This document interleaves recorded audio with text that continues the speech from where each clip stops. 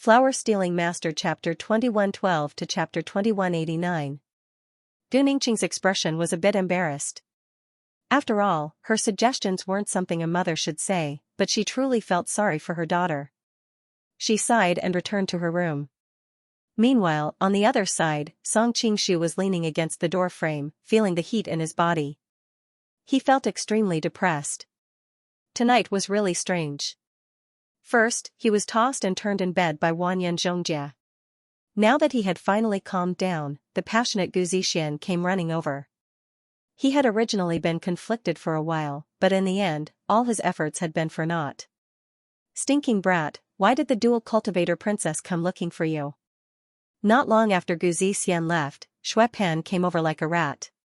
Presumably, he was also curious, so he had been waiting nearby all this time. Song Qingshu rolled his eyes at him. Would you believe me if I told you that she came to offer herself as a pillow? This Xue Pan was really something. He clearly had a good family background and a dignified appearance, but his temperament was too dull and vulgar. He was truly a disgrace to his hedonistic son. Pa, the princess is as pure as ice and as clean as jade, noble and aloof.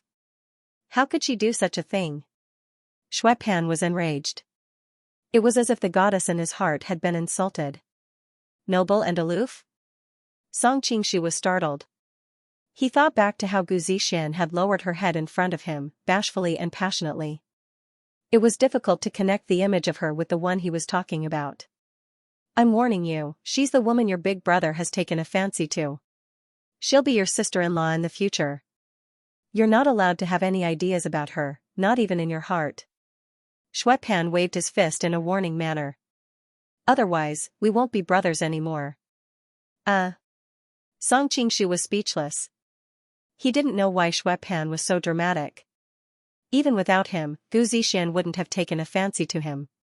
Xue Pan suddenly realized a problem. Compared to a noble and peerless beauty like the dual cultivator princess, what were brothers? At the very least, he wouldn't have taken it seriously. His threat didn't seem to have any effect. After a moment's thought, he added, if you really have any ideas, I'll tell my sister that you can forget about becoming my brother-in-law. The more he spoke, the more pleased he became. He had finally found a way to threaten Xue Pan. What did you say? Right at this moment, an angry shout came from behind him. Xue Pan's body stiffened and he turned around to see Xue Baochai glaring at him with a flushed face. Instead of being shocked, Xue Pan was overjoyed. He ran to his sister's side and said, Baochai, you have to discipline him. He clearly has you, but he still flirts with other women. Shut up. Xue Baochai really couldn't stand this idiot brother. I have nothing to do with him. Nothing to do with it? Xue Pan pursed his lips and looked at the two of them as if he was looking at an adulterous couple. Hurry up and go back to sleep.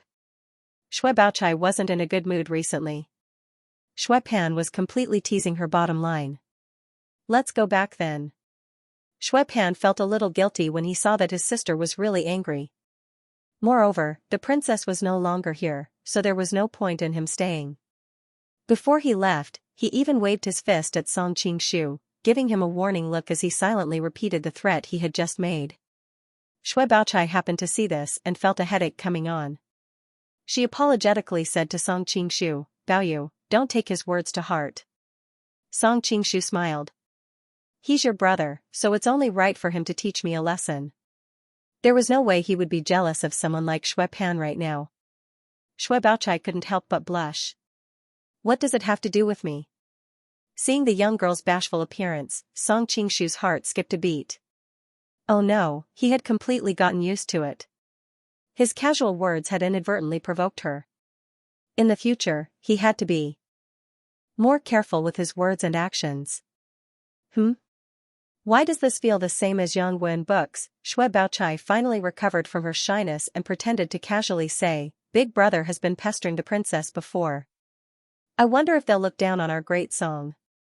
Song Qingshu knew that she wanted to change the topic to the cultivation residence. He couldn't help but chuckle. It's normal for young people to fall in love. Don't be too harsh on brother Xue. Xue Baochai blinked and stared at him. What about you? Do you also fall in love with that mysterious and beautiful princess? She's engaged to the young city lord of Peerless City. Don't think too much about it. Song Qingshu indirectly reminded her not to worry.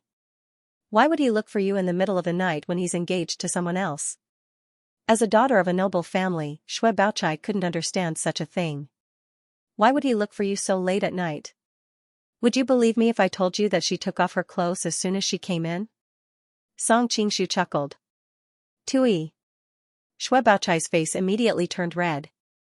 Baoyu, have you been influenced by my big brother? How can you say such nonsense? The princess was extremely mysterious, but everyone knew that she was extremely conservative. When faced with many men who tried to strike up a conversation, she was a complete ice beauty. She didn't even show her face casually. How could she go to the house of a man she had just met in the middle of the night to take off her clothes? Shui Pan, who had returned to his room, couldn't help but sneeze loudly. How strange. Why am I sneezing so much tonight? Who's talking about me? Could it be the princess? Thinking of this, he laughed foolishly. At this moment, Song Qingshu was also very helpless. Everyone believed lies, but no one believed the truth. What kind of world was this? Alright, since you don't want to talk about it, I won't ask why she came to look for you. Shui Baochai snorted. But you still have to be careful. There's no such thing as a free lunch in the sky. She must have an ulterior motive for getting close to you. Song Qingshu spread his hands. I'm just a hedonistic son of a rich family. Now that my family's power has declined, what's there for her to plot against me? Shui Baochai tilted her head slightly and looked him up and down. I feel that you've changed after coming back. Is that so? Song Qingshu's heart skipped a beat, but his expression didn't change. How have I changed? Your temperament has become more mature and indifferent than before. Shui Baochai's face reddened as she spoke. I'm not talking to you anymore. Rest early. She left without looking back. Song Qingshu was completely confused. Even with his rich experience, he couldn't help but sigh. A girl's heart was truly the hardest thing to fathom in this world. She's already gone. Why are you still looking at her so reluctantly? At this moment, a clear voice sounded from behind him. Song Qingshu turned around and saw a yellow-robed beauty bathed in the moonlight. She was exceptionally lovely. What day is it today? Why are people coming one after another? Song Qingshu couldn't help but smile bitterly.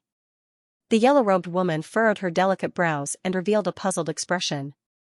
Actually, I don't understand either. You're just a foppish hedonistic son of a rich family. Why do so many women run to you and look at you differently? Didn't you come to see me as well? Song Qingshu looked at her calmly. Don't try to take advantage of me verbally. I don't care about you as much as your sister Bao. The yellow-robed woman snorted.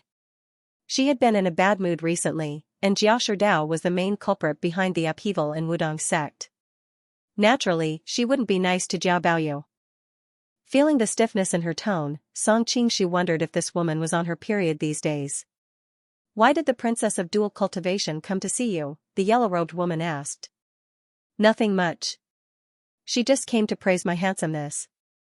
Song Qingshu couldn't tell everyone that Gu Zixian came to his room to take off her clothes. What if someone really believed it? Who knew how much it would hurt her if she heard about it? Speak human language. The yellow-robed woman interrupted his boasting. He just wanted to ask me about the customs of the Central Plains. Song Qingshu casually made up a plausible reason. The yellow-robed woman nodded and murmured to herself, what does she want? She looked up and noticed that he was looking at her. She couldn't help but snort and say, all right. Be careful. Lust is like a knife above your head. Don't tell him all your secrets when you're mesmerized by his beauty. Then she turned around and left. At the same time, she thought it was strange that Jia Baoyu's eyes were so similar to that person's. Bah, how is that possible? I must be thinking too much. Song Qingshu let out a long sigh. The faint fragrance of the girl still lingered in the air, but in the blink of an eye, he was the only one left. As expected, 3 monks had no water to drink. Are you going to sleep tonight or not? A cold voice mixed with a bit of impatience sounded. Song Qingshu knew it was Zhongyu and Dianhong. He couldn't help but laugh. What, you can't sleep either? Zhong Yu and Dian Hong's face darkened. So many people came looking for you, I wouldn't dare to be careless. Although he was secretly protecting the other party, it didn't mean that he didn't sleep for 24 hours a day. Most of the time, he would only pay close attention to the slightest movement on the other side. However, after one left, another would come. There was no end to it. He didn't even have the chance to take a nap. Song Qingshu cursed inwardly. Gu Zixian attacked me just now and you didn't show up. But he could understand. After all, the two of them closed the door. Normal people would think something beautiful would happen next. He was far away and Gu Zixian was instantly subdued, so he didn't know there would be a fight in the room. Can't you just pull a random girl into the room and sleep? Zhong Yu and Dian Hong looked puzzled. Song Qingshu was speechless. An assassin's brain was really direct. Don't worry, no one else will come tonight. Rather than face Zhong Yu and Dian Hong's zombie face, it was better to go back to the room and sleep. Seeing the tightly closed door, Zhong Yu and Dian Hong nodded and disappeared into the darkness again. The next morning, the Southern Song and Jin envoys packed up and continued on their way to Xingqing Prefecture. Because of Wanyan Zhongji's permission, Galdan's group also went with them. Xue Pan and the other noblemen were overjoyed and ran to the dual cultivator residence to ask about their well-being. But as expected, Gu Zixian continued to ignore them. She would only occasionally look at Song Qingshu with affection. Xue Pan and the others just happened to see it and thought it was for him. Thus, they became even more motivated. Of course, not all noblemen were as masochistic as Xue Pan. These people were all proud and arrogant. Even after being humiliated by Gu Zixian, they couldn't lower their pride and act like dogs. Fortunately, there were many women in the dual cultivator residence. Apart from the grandma who had a slightly heavy taste, the other maids were all pretty girls.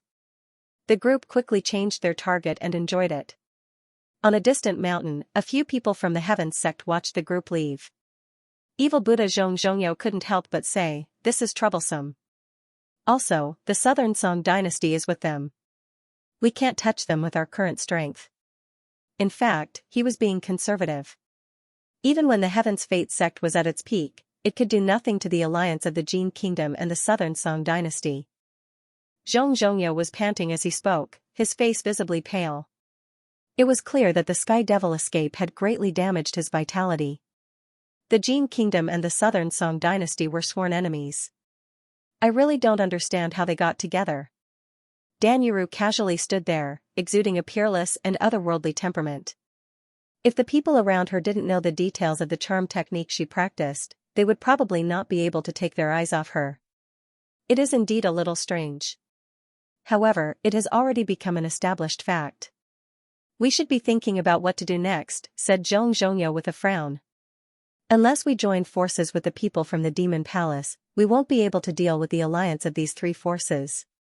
As Dan Yuru spoke, she glanced at Ling Yan who was standing at the side. As if he had received the favor of the person he liked, Ling Yan puffed out his chest and began to explain, the people from the Demon Palace are dealing with the remnants of Horazm. I'm afraid they won't be able to come here. The experts from the Heaven's Fate sect exchanged glances with each other. They thought to themselves that the leader was indeed charming. Ling Yan had actually revealed such important information directly. Wasn't Horazm destroyed? Dan Yuru couldn't help but ask. Ling Yan replied, the country of Horazm was indeed destroyed. Back then, King Mokomo passed the throne to his son Zalandan. This Zalandan was a ruthless character. He borrowed troops from the Abbasid dynasty in the west and even defeated the Mongolian army once. The Great Khan spent a lot of effort to destroy him. However, he escaped with his life and ran to the Indian region to obtain the support of the Mughal Empire. Because of the dense rainforest and hot weather in India, the Mongolian cavalry was unable to completely destroy him. Dan Yuru couldn't help but praise, this boy is really tenacious. When he saw the lover of his dreams praising another man, Ling Yan couldn't help but say, it's a pity that he was blinded by lust. He actually dared to leave his headquarters and come all the way to Western Xia to participate in the betrothal contest. Isn't this just seeking his own death? With the people from the Demon Palace, this boy will definitely die this time. There's no point in talking about the Demon Palace. Not to mention the fact that we belong to different factions, it's impossible for us to ask them for help. Even if they really came, they might not be able to take down Galdan and the others right now. Besides, there's still a mysterious elite hiding in the dark. Zhong Zhongyou couldn't bear to hear people praise the Demon Palace. It should be known that the Heaven's Fate sect belonged to the Inweed faction. They were not on good terms with the Demon Face sect, which belonged to the Demon Palace. Moreover, he had a grudge with the Demon Master Peng Ban in the past. If my master came, that mysterious elite would definitely die. Leng Yan's tone sounded as if he was saying something extremely certain. His eyes were filled with respect. It's useless even if Peng Ban came. His martial arts are only on par with mine. Zhong Zhongyou sneered. Over the years, my master's martial arts have improved by leaps and bounds. Leng Yan was indignant and instinctively argued. All right. Dan Yuru quickly came out to smooth things over. Since we can't deal with Galdan now, let's go back and ask His Royal Highness for instructions. We'll wait for his next orders. However, this time, we've lost many people and gained nothing. I'm afraid we'll be scolded by His Royal Highness. The group of people looked dejected. It should be known that they had come out with all their strength and were determined to win. That was why they had made a guarantee in front of Brother Ali Buj. In the end, this was the result. Being scolded was a small matter. If His Royal Highness looked down on the Heaven's Fate sect and started abandoning them to give resources to their competitors, that would be the biggest problem. Dozens of miles away, a group of people were fleeing in the desert with disheveled expressions. After much difficulty, they finally found an oasis. The group of people collapsed by the river and started drinking water. After catching their breaths, one of them stood up and looked around. Even though he was short, he was extremely muscular. Furthermore, he had a fierce aura. He was obviously the leader of this group. Seeing that there were no pursuers in the distance, he could not help but look at the graceful woman beside him with emotion. Military advisor is really clever. With a plan, we've managed to shake off the people from the Devil Palace. The woman he called military advisor was incomparably beautiful. It could be said that her eyebrows were like the mountains in spring and her eyes were like autumn waters. It was a pity that her jade-like face lacked color and was slightly pale. However, there was another kind of sickly beauty that formed an unusual charm. We've only shaken off our pursuers temporarily. They'll catch up to us soon. The woman coughed a few times.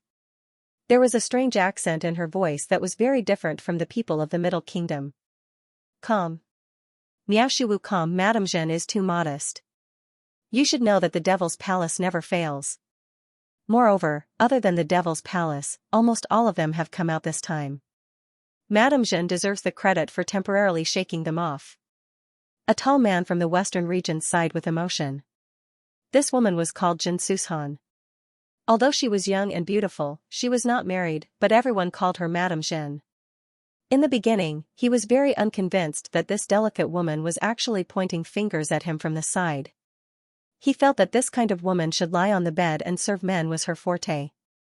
In the end, after experiencing this dangerous situation and witnessing her ingenious calculations, he was truly convinced. On the side, another lean man with a slightly red beard also chimed in. Madame Zhen smiled slightly. If General Yan and General Zhuo weren't good at stealth tracking, I wouldn't have been able to shake off the people from the Devil's Palace even if I had thousands of ideas. The two men, one tall and the other thin, were called Yan Muliang and Zhui Yuan. They were generals in the army of Khorasan. Your Majesty, I really don't understand. We are doing well in India.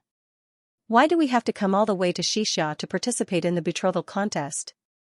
Isn't it obvious that the Mongolians will hunt us down?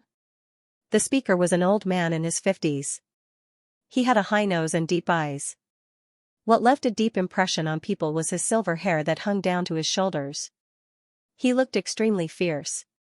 There was a strange purple-red circle around the edge of his deep eyes. It made people think that his kung fu must be extremely evil. He was the #1 expert in Khorasan. People called him the purple-eyed devil monarch, Huajiao. He was quite famous in the outer regions. He was considered the most likely candidate to challenge the position of Nian Liandan and the other two grandmasters. The short but abnormally valiant man was the last prince of Khorasan, Zarandin. He replied in a deep voice, "If I hide in the Indian rainforest, no matter how powerful the Mongolian cavalry is, they can't reach me. But I can't forget the hatred between my country and my family. How many cities in Khorasan have been massacred by the Mongolians? How many wives and daughters have been robbed by the Mongolians? My father also died in the hands of the Mongolians. How can I drag out an ignoble existence?" After catching his breath and calming himself down, he continued, "The Mughal dynasty in India is lucky enough to take us in. It's impossible for them to send troops to help us fight against the Mongols. The Persian countries have been destroyed one by one, and even the terrifying Persian Ming dynasty has been destroyed. Now, the remaining countries are struggling at death's door. There's no way they can help us fight against the Mongols. Only the eastern countries are strong enough to fight against the Mongols. It's just that the east is vast and mysterious. We can't go there one by one. It just so happens that the higher-ups of the various countries will send representatives to participate in the marriage selection of Xianxia. So, this is a rare opportunity. If we can unite the eastern countries, then there will be hope for the great cause of fighting against the Mongols." When Zarandin said this, his eyes glowed. It was obvious that this was something he had been pursuing. Madame Jeanne also nodded and said, "I agree with the king's approach. Instead of staying in India and waiting for death, it's better to take the risk and fight for a chance. I'm sure everyone wants to successfully restore their country and not die of old age in a hot and miasma place, right?" "That's right. Instead of dragging out an ignoble existence, it's better to take the risk and fight for a chance." The rest of the people were also moved. They all shouted excitedly. As for whether they really thought so in their hearts, it was hard to say. As if he saw everyone's dismay, Zarandin said, "Don't worry. Now that the envoys of the various countries are rushing to Xianxia, the Mongols will naturally have scruples. If we can meet the envoys of some eastern country on the way, the Mongols will most likely retreat.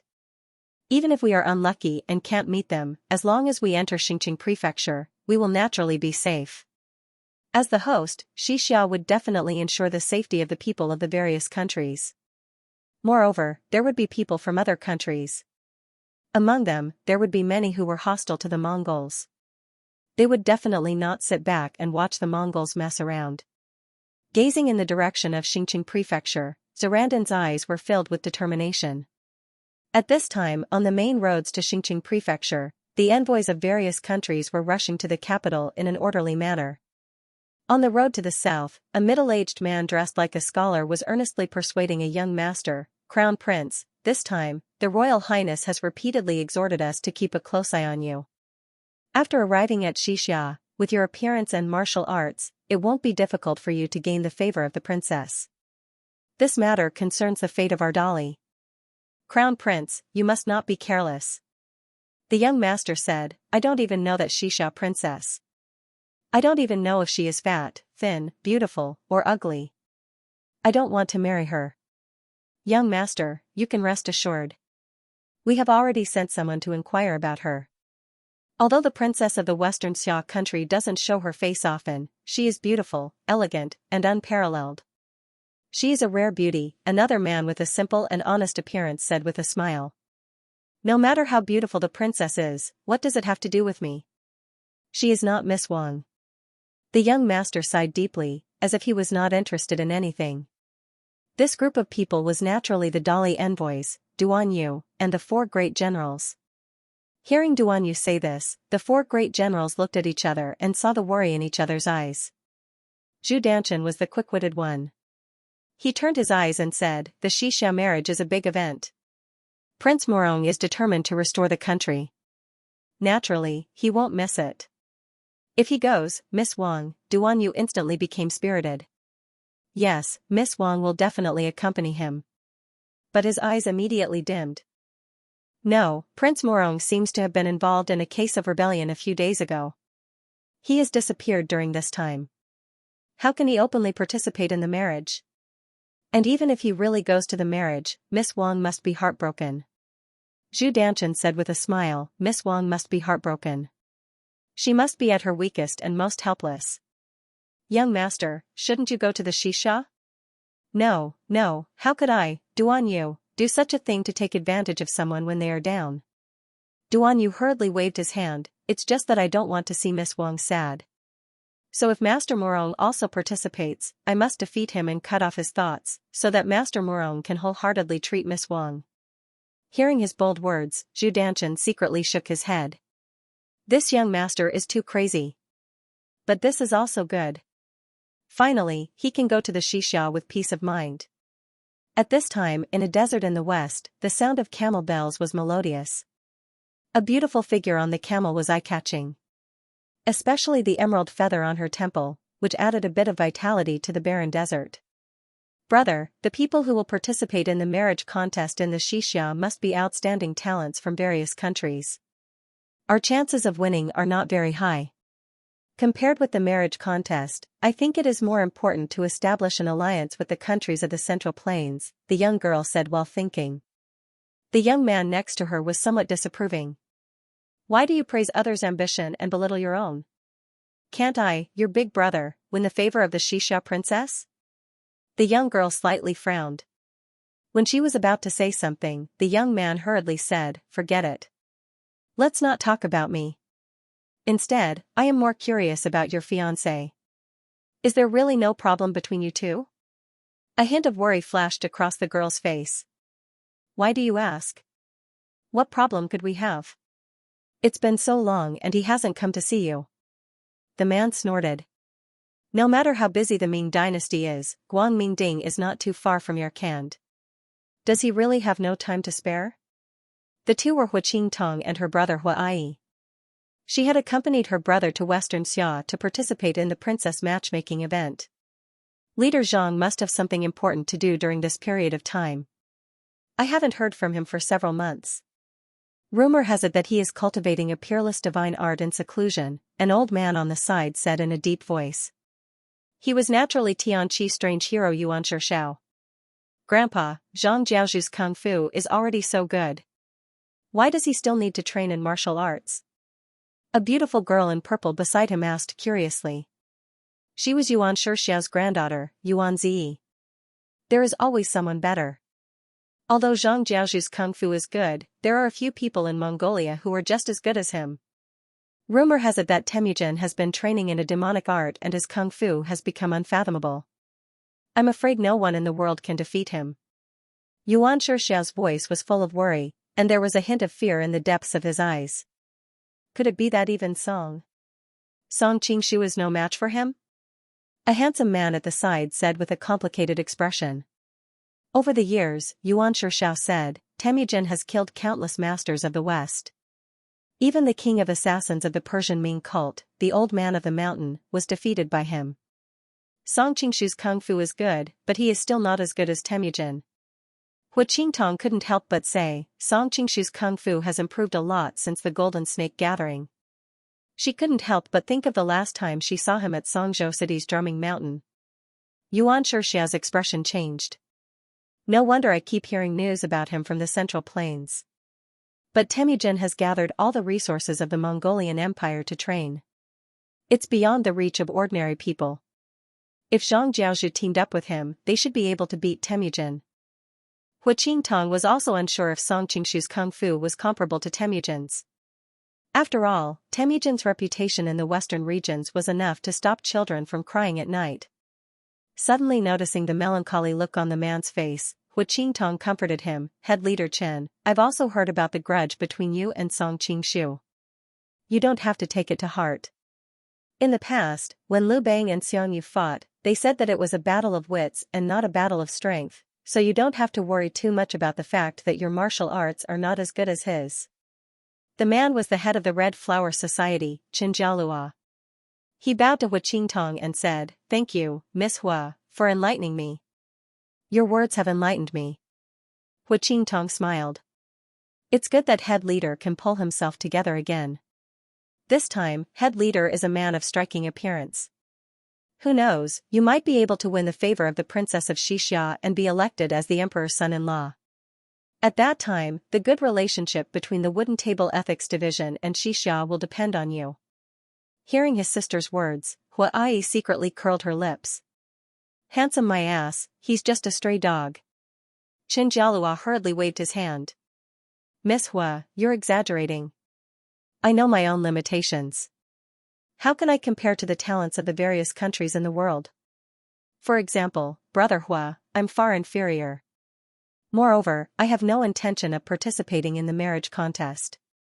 As he said this, a beautiful figure appeared in his mind. What princess of Xianxia? How can she compare to your sister? Hearing Qin Jialua admit his inferiority, Hua Ai's expression softened a little. Head leader, you're too modest. Hua Qingtong said with a smile. However, she sighed inwardly. Qin Jialua was a modest gentleman. Unfortunately, the setbacks in the past few years had caused him to lose the drive of a young man. At this time, at the border of Qinghai and Xianxia, a group of people raised their heads and looked at the city not far away. This group of people was dressed differently from the people of Xianxia and even more differently from the people of the Central Plains. Zampu, we have been at war with the Western Xia all these years. But this time, we have come to participate in the Western Xia's marriage contest. Isn't it a little inappropriate? A man who looked like a monk from the Tantric sect asked as he looked at a handsome and extraordinary man beside him. This time, Zhongzhan is participating in the betrothal contest, and he's far away from our headquarters. This is an extremely rare opportunity, so how can I not give him a present? The handsome man sneered coldly as his eyes were filled with hatred. It turned out that he was the leader of the Tubo people in Qinghai. Tubo was no longer as prosperous as it was in the Tang dynasty. In the past few hundred years, it could be said to be extremely weak and fragmented. Decades ago, the Tubo Zanpudama of the previous generation passed away. Yongdan, who was adopted by the first concubine, and O Song, who was born to the young concubine, began to fight for the position of Zanpu. The ministers were also divided into two factions. In the end, Yongdan won and occupied Lhasa. O Song led his subordinates and settled down in Qinghai. In the end, he died with regret. Zan Siluo was O Song's descendant. Zan Siluo could be said to have surpassed his master. In recent years, he had unified the tribes near Qingtang and Hehuang and formed a powerful regime. Because it bordered Xianxia, the two sides could not avoid all kinds of conflicts. Li Yuanhao had sent troops to attack Zan Siluo, but they were defeated several times by Zan Siluo. Therefore, the two sides could be said to be quite hostile. The greater the ability, the greater the ambition. Zan Siluo was not satisfied with just being the leader of the Tubo people in Qinghai. He wanted to be the king of the whole Tubo. Therefore, the current Tubo Zan was a target that he had to get rid of. Prince Zhongzhan, as the descendant of Yongdan and the future heir of the Lhasa royal lineage, could be said to be his natural enemy. Don't worry, state preceptor. In front of all the countries in the world, Xianxia will not dare to do anything to us, Zan Siluo smiled contemptuously. Moreover, Xianxia has been in frequent internal strife during this time. They will not have the spare power to deal with us. The tantric monk on the side was the state preceptor under Zan Siluo, Li Lizuan. He was proficient in Buddhism and had high martial arts skills. In recent years, Li Lizuan was able to build such a huge foundation for Zan Siluo. Compared to Xianxia, I am worried that Zhongzhan will not be so easy to deal with, Li Lizuan said worriedly. Zhongzhan is naturally a good-for-nothing, but the great will-wisdom King Jiumaji who escorted him here is not easy to deal with. Although it is a little embarrassing, I have to admit that in terms of martial arts talent, Jiumaji is above me. Zan Siluo chuckled. Sometimes, killing does not necessarily require a knife. What do you mean by that? Li Lizuan was curious. I heard that Princess Jincheng is accompanying Zhongzhan this time. I heard that Princess Jincheng is a rare beauty. She is Zhongzhan's mother in name, but they are about the same age. An old man with a young wife, and my son is still young and vigorous, hee. Si Baoyuo's eyes flashed, as if he already had a card up his sleeve. Apex at this time, on the official road in the northeast of Xianxia, a small motorcade was also moving in the direction of Xingqing Prefecture. The shape of the carriage was very strange. It was shorter than the carriages commonly seen in the Central Plains and appeared more compact. The largest flag of the motorcade was written Goryeo.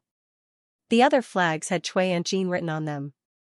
The commander of the city checked the customs documents and waved his hand to let them go.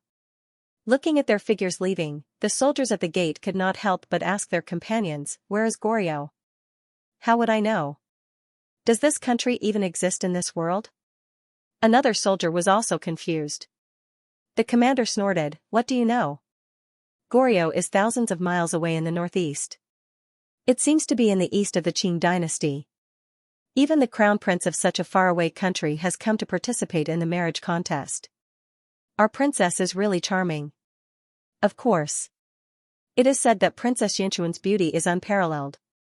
It is normal for the princes of other countries to admire her. Unfortunately, I don't have the luck to see the princess's real face.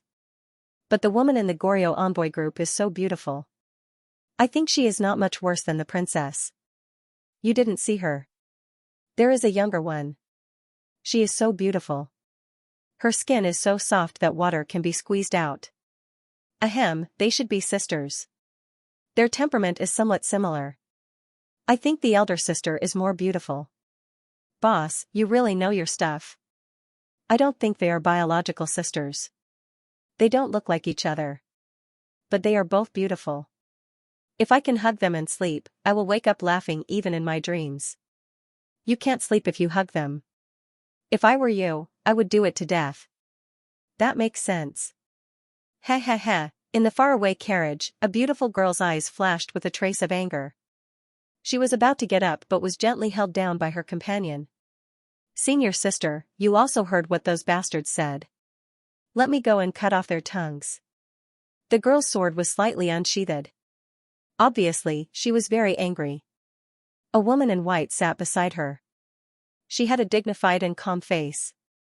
Her delicate nose separated a pair of charming eyes that seemed to be able to see into the depths of people's souls. "This is the territory of Xianxia after all. We are guests from afar. If we kill the soldiers, it will be difficult to clean up." "But..." The girl beside him was still somewhat indignant. "These are just the incompetent fantasies of some low-level soldiers. Who do you think you are?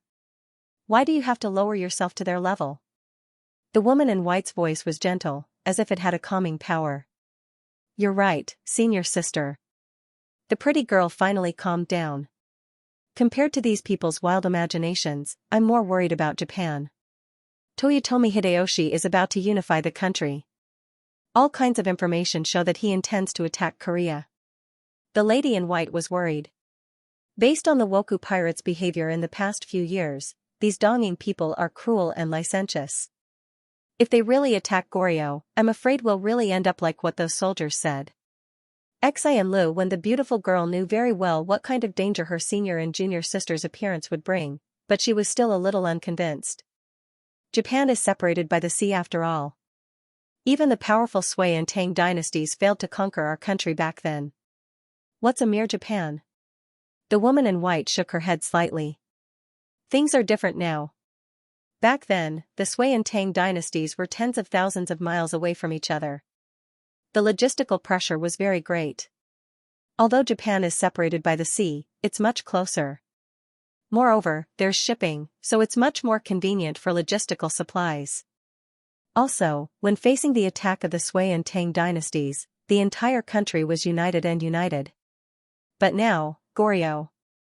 I've always been confused. The powerful Chui family controls the court, and His Majesty can only be his puppet. All the knowledgeable people in the country are indignant. Master is obviously unparalleled in martial arts. Why didn't he kill that B***starred Chuiyu with his sword and let His Majesty take real power? The pretty girl looked eager to try. It was as if she would go and assassinate a powerful official to rid the emperor of evil if her master asked her to.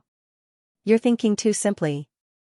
There are many things in this world that can't be solved by martial arts alone, the woman in white explained. For the past 100 years, several generations of the Chui family have controlled the court. Everyone in the country is their confidant. Their power is deeply rooted. How can it be solved by killing Chuiyu? When the Chui family group counterattacks, we may be able to protect ourselves with martial arts, but how can the people of the royal family survive? But do we just let the Chui family cover the sky with one hand and do nothing? The beautiful girl was obviously not satisfied with this answer. Master hasn't given up all these years. Otherwise, why did the Chui family not dare to usurp the throne even though they control the court? The woman in white's eyes revealed an expression of admiration. It's because of Master's strength that the Chui family has scruples and doesn't dare to cross the line. Both sides have a tacit understanding to maintain the current balance. Master is magnanimous, but I don't have such a good temper. The beautiful girl tightened her grip on the sword in her hand. The people with the surname Chui are not good people. His father is a domineering and powerful minister, and his son, Chui Shi, is a B***** who bullies men and women. When I heard of his deeds in the capital, I thought it was exaggerated. But after this period of contact, he comes to pester us all day. He's worse than him. Hearing Chui Shi's name, the girl in white could not help but frown. She looked at the carriage behind from the window, and a trace of disdain flashed in her eyes. Chui Shi is indeed an annoying playboy, but we have to think positively. If everyone in the Chui family group is like this, then it won't be long before the Chui family is doomed to fail.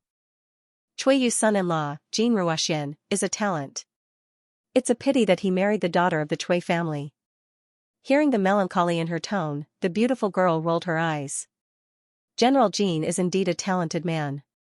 What's rare is that he's upright. Many girls in the country like him. It's no wonder that you like him. The woman in white blushed. What nonsense are you talking about? How can I like him? I just feel that it's even more difficult to bring down the Chui family group with such a person. The beautiful girl said with a smile, I heard that General Jin and his wife don't get along well. This time, he came to Xianxia with us. Isn't this a good opportunity? It's lonely to travel thousands of miles away. With your charm, I think you can snatch him over if you show a little kindness. Bah, what are you talking about? The woman in white widened her almond-shaped eyes. Don't be angry, senior sister. I'm just thinking about the country. Senior sister, just sacrifice yourself. What's more, General Jin is a talented man. You won't suffer a loss. The beautiful girl had a mischievous look on her face, and her eyes curved into crescent moons. Then why don't you go and sacrifice yourself? You said that he's a good man. Why don't you go by yourself? The two girls soon got into a quarrel. I don't want to. My lover must be the kind of great hero who is handsome and unrestrained. Moreover, he's capable of stabilizing the country with his literary skills and stabilizing the country with his martial skills. Although General Jin is good, he's still not as good as I've imagined. Little girl, you only know how to daydream. How can there be such a man in this world? Humph, maybe we'll meet him in the Central Plains this time.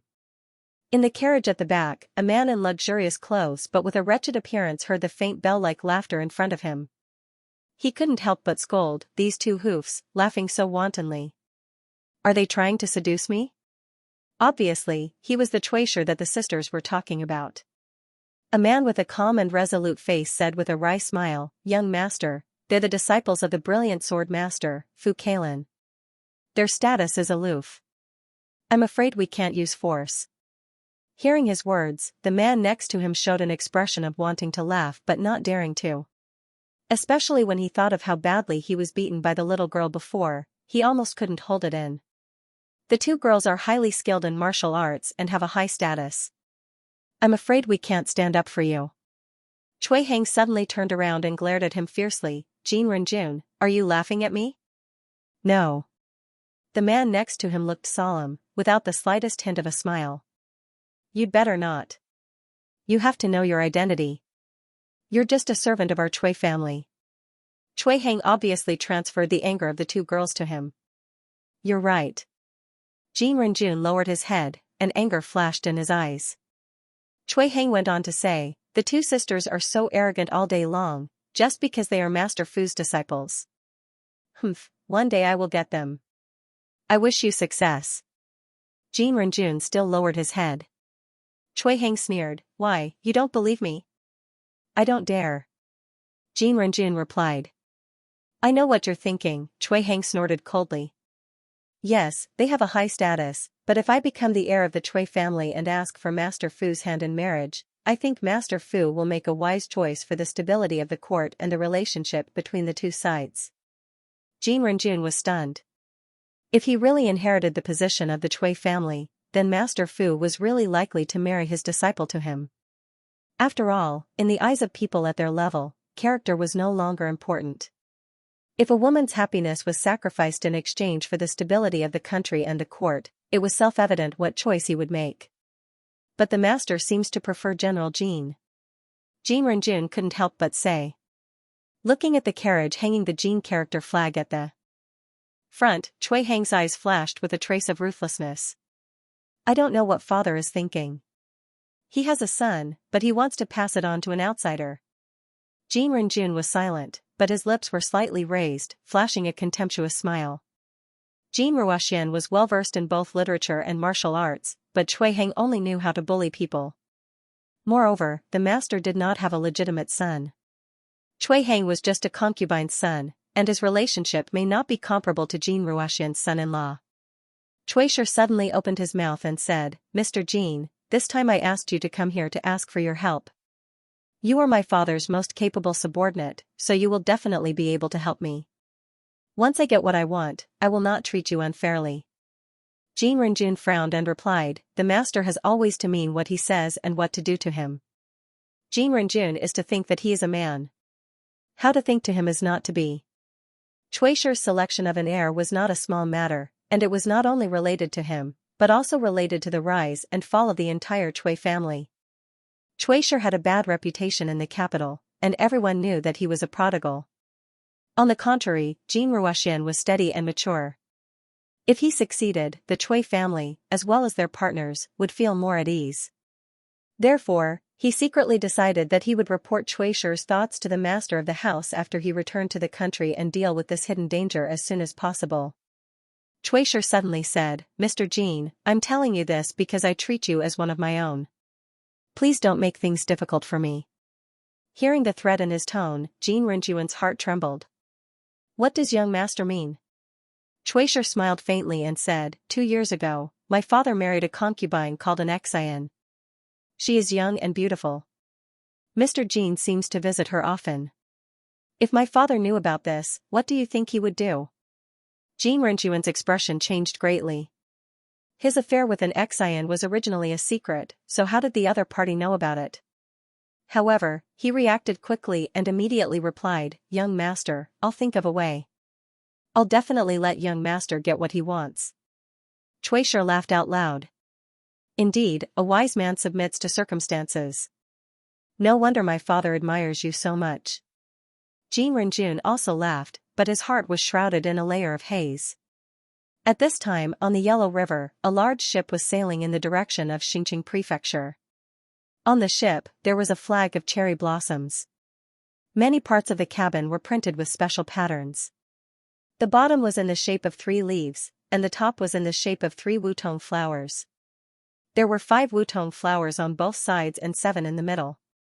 If the people from Korea saw it, they would definitely recognize that it was the family pattern of Toyota Hideyoshi. A man wearing samurai armor stood in the middle. The samurai armor was very powerful, but unfortunately, the man was short and did not display the aura he should have. At this moment, he looked at the fertile land along the river, and greed flashed in his eyes. There have long been rumors that China is incomparably fertile, and I thought that it was an exaggeration. Now that I've seen it, even the barren Northwest has such fertile land. I'm really envious. A Japanese man dressed as a swordsman answered, young master, this is the famous Hatao Plain of the Yellow River. Of all the evils in the Yellow River, only this is rich. Not all places in the Northwest are as fertile as here.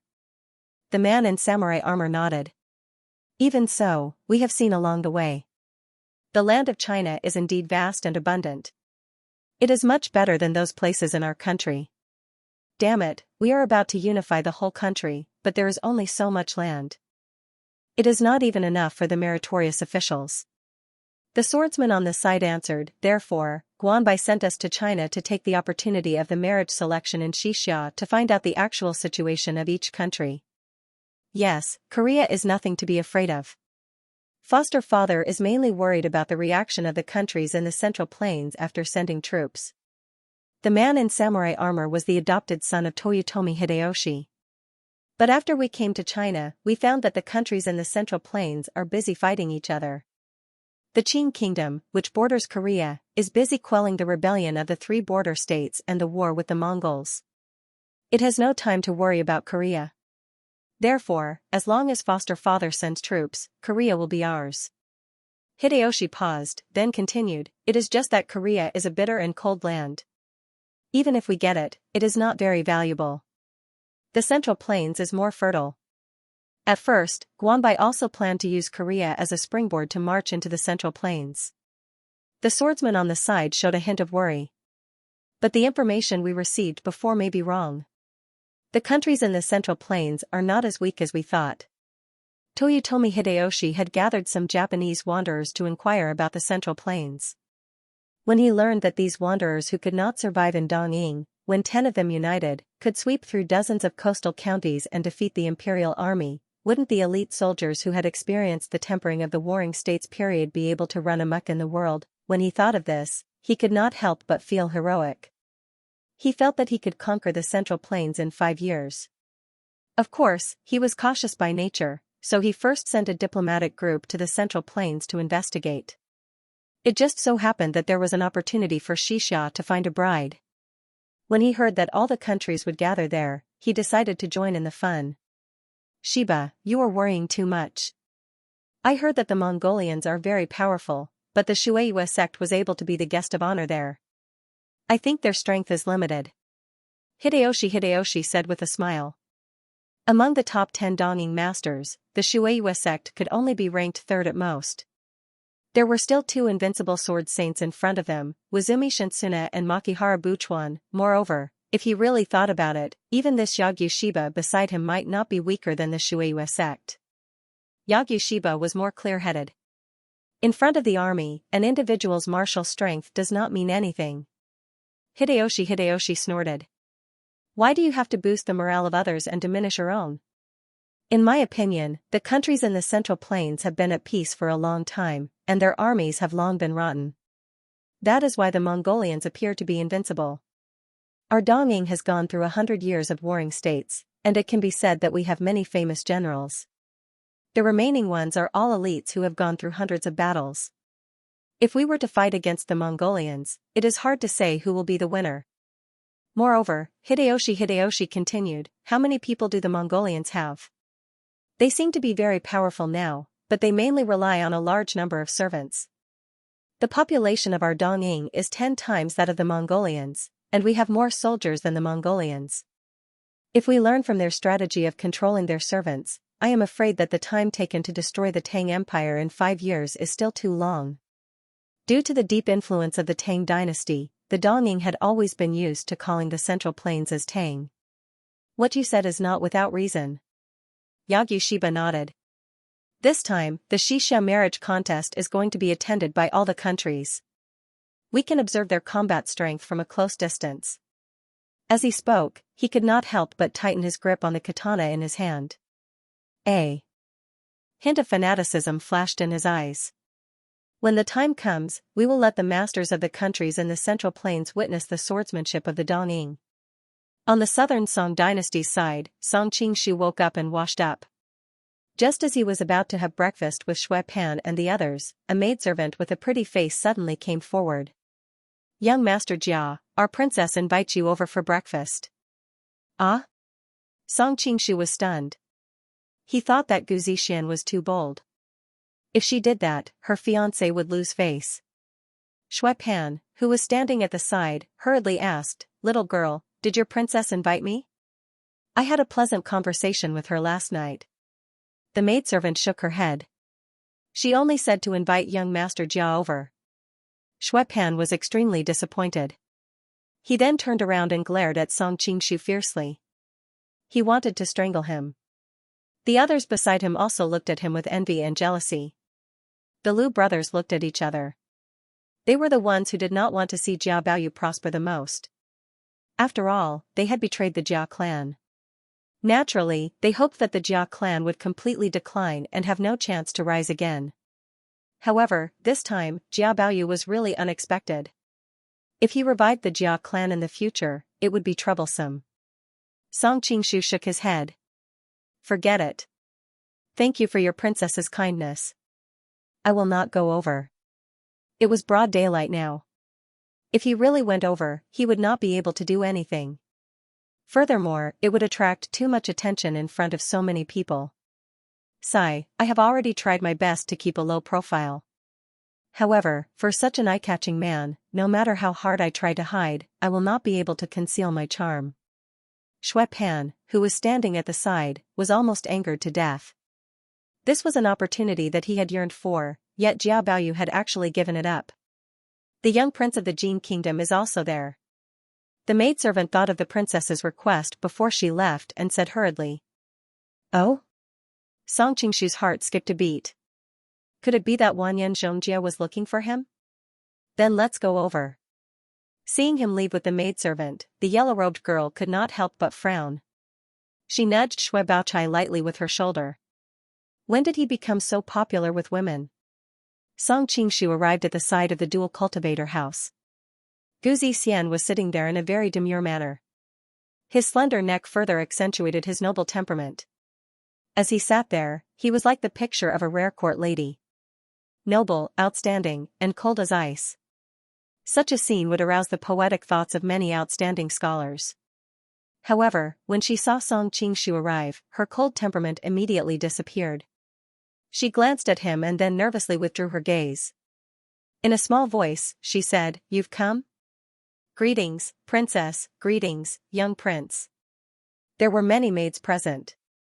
Song Qingshu didn't want to reveal his relationship with the princess.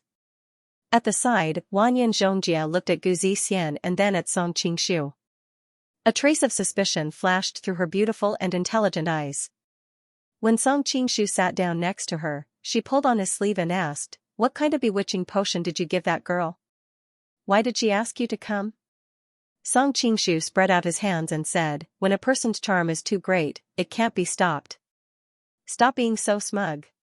Seeing that he wasn't speaking the truth, Wanyan Zhongjia turned his head and asked Gu Zixian, "Princess, why did you insist on calling someone else over? Could it be that you're dissatisfied with me?" "Young prince, you misunderstand." Gu Zixian hurriedly explained, "I wanted to teach you the love of a toppling cities, but the love of a toppling cities must be practiced by two people. I saw that young prince and young prince have a good relationship, so I felt that he was the most suitable candidate." "Is that so?" Wanyan Zhongjia didn't quite believe it. However, when she thought about how she could practice martial arts with Song Qingshu, she suddenly felt that this wasn't too bad. She didn't pursue the matter any further. Song Qingshu, who was at the side, finally understood.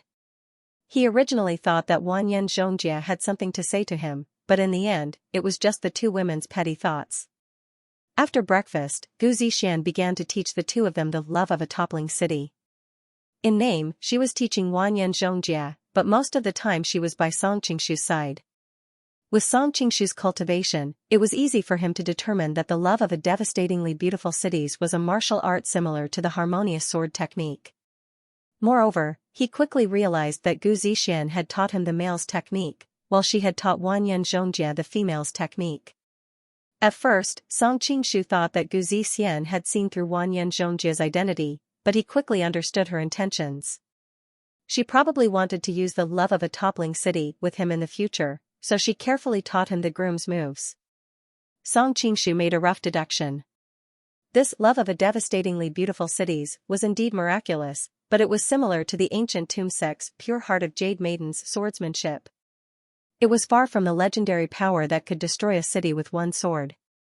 After seeing all this clearly, Song Qingshu's interest in practicing was not as high. However, he later realized that he had to hide his identity in the Western Xia, and the real experts were likely to discover some clues from his martial arts. It was just right for him to learn a brand new martial art to deal with them. Thinking like this, Song Qingshu became spirited again. Not to mention that when Gu Zixian taught him martial arts, he often needed to hold hands and demonstrate it. Rubbing ears and temples, feeling the young and vigorous body of a young girl, as well as that elegant and pleasant fragrance, was indeed a matter that made people feel relaxed and happy. "I don't want to learn anymore, I don't want to learn anymore." Wanyan Zhongjia angrily threw away the sword in his hand. The more he watched, the more he felt that Gu Zixian was deliberately looking for an opportunity to get close to Song Qingshu. The two of them weren't learning martial arts, they were completely flirting. Wanyan Zhongjia felt like an outsider standing here. What's wrong with the little prince? Gu Zixian, who was originally in high spirits, couldn't help but look at him with a puzzled expression. Nothing, I just don't want to learn anymore. Wanyan Zhongjia curled his lips. He thought to himself, what a vixen. She's really good at seducing men. As soon as she arrived, she charmed the Southern Song dynasty's young masters. Now, even Brother Song seems to have fallen for her. Thinking of this, he couldn't help but feel regret. If he had known earlier, he wouldn't have agreed to take in Galdan and the people from the double cultivation house.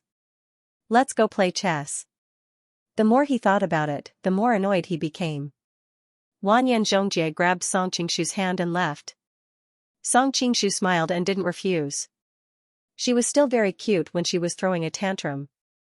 Watching the two of them leave hand in hand, Gu Zixian's eyes flashed with worry. Could it be that benefactor likes men more? But when she thought about the changes in his body last night, she couldn't help but blush. At least benefactor still had feelings for women. After they came out, Wanyan Zhongjie couldn't help but ask, I heard that the double cultivation princess ran into your room last night? Song Qingshu was startled. How did you know? This wasn't a good thing. After all, it would damage Gu Zixian's reputation. What did she do in your room? Wanyan Zhongjie looked at him nervously. 51 Song Qingshu seemed to have guessed what she was thinking. He couldn't help but laugh. Don't worry, nothing happened. Although something did happen in the beginning, Gu Ningqing ran over and took away his daughter. Speaking of which, he wasn't lying. Wanyan Zhongjie bit her lip. She seemed to be in disbelief and hurt. Brother Song, last night she took the initiative, but you were indifferent. In the end, you turned around and fooled around with another woman. As she spoke, tears welled up in her eyes. She turned around and ran away. Hey! Song Qingshu was about to chase after her when a figure suddenly appeared in front of him and blocked his way. Seeing the gloomy Du Gaming looking at him with an unfriendly gaze, Song Qingshu was startled. What's the matter, young city lord? Stinking brat, I'm warning you. Stay away from my fiancé. Du Gaming grabbed his collar. Otherwise, don't blame me for being impolite. Song Qingshu calmly said, young city lord, you've misunderstood. The relationship between me and the princess is as clean as ice and as clean as jade. Moreover, even if you don't believe me, you should believe in your princess. Pretty boy, you're really eloquent. No wonder you're so good at pleasing women. I'll cut off your tongue and see if you can still speak so glibly. As soon as he finished speaking, Du Gaming unsheathed his sword and stabbed it towards his mouth. Song Qingshu frowned slightly. At this moment, a gust of wind came from the side, and a crisp clang was heard. Du Gaming could no longer hold the sword in his hand, and hurriedly retreated to the side. Looking back, he saw a yellow-robed woman looking at him with a frown. When he saw the yellow ribbon in her hand, he was even more shocked. She could actually use such a soft object to cause the web between his thumb and forefinger to split open. What kind of skill was this? Knowing that the opponent's martial arts were far above his, Du Gaming didn't want to stay and embarrass himself. Before picking up his sword and leaving, he glared at Song Qingshu fiercely. Bah, pretty boy only knows how to hide behind a woman's back. What kind of man are you? Song Qingshu smiled nonchalantly. When he saw the yellow-robed woman walking over, he cupped his hands and thanked her. Thank you for your help, Mississippi, you're a man. Don't you feel ashamed after hearing what he said? The yellow-robed woman saw his calm expression and couldn't help but feel a little puzzled. Song Qingshu was stunned. He only said those words out of envy and jealousy. You should know that living off a woman and being a pretty boy is also a skill. I can't wait to be proud of it. Why should I feel ashamed? Sure enough, you have a glib tongue. The yellow-robed woman snorted. She felt even more unhappy. You don't have to thank me. I just don't like to see foreigners bullying our own people. When she finished speaking, she turned around and left. It was as if talking to him would dirty her mouth. A trace of a smile appeared at the corner of Song Qingshu's mouth. Sometimes, it was quite interesting to use a different person's identity to observe another person's other side. After that, the Jin, Song, and Zungar diplomatic missions continued on their way. After a few days, they finally reached Xinqing Prefecture. An official from Western Xia came to apologize. Because there were too many diplomatic missions recently, the people from the Ministry of Rights were so busy that they had to wait for a while. The group could only go to a nearby inn to rest. Song Qingshu didn't mind, but Xue Pan and the others were indignant. What are these Western Xia people trying to do? Are they deliberately leaving me here? Lu Sherdao looked at him with disdain. Western Xia has been at war with the Great Song since its founding. Isn't their current attitude expected? Xue Pan pointed at Wanyan Zhongjie.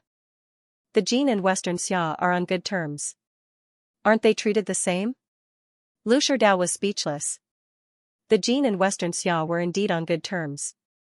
Wanyan Zhongjie said indifferently, only weaklings like you care so much about other people's opinions. We don't have to worry about Western Xia neglecting us. I think they're really busy. We just have to wait. It looks like a playboy is molesting a commoner girl. What's wrong with your eyes? That girl's attire doesn't look like a commoner girl at all. They should also be envoys from other countries, right? The city is full of people from other countries these days. So they are nobles from other countries. These playboys are not good people. Let them fight each other. Song Qingshu couldn't help laughing when he heard the people of Xixia whispering to each other. No matter where they were, the mentality of hating the rich existed. Molesting a commoner girl? How can I miss such an interesting thing? Xue Pan and the others were instantly interested when they heard this. It should be known that they were so bored during this period of journey. How could a group of playboys like them let go of such a lively event? Xue Baochai didn't even stop them. This group of people was a bully in linen. They also wanted to see how their counterparts in a foreign country operated. Xue Pan put his arm around Song Qingshu's shoulder and dragged him over.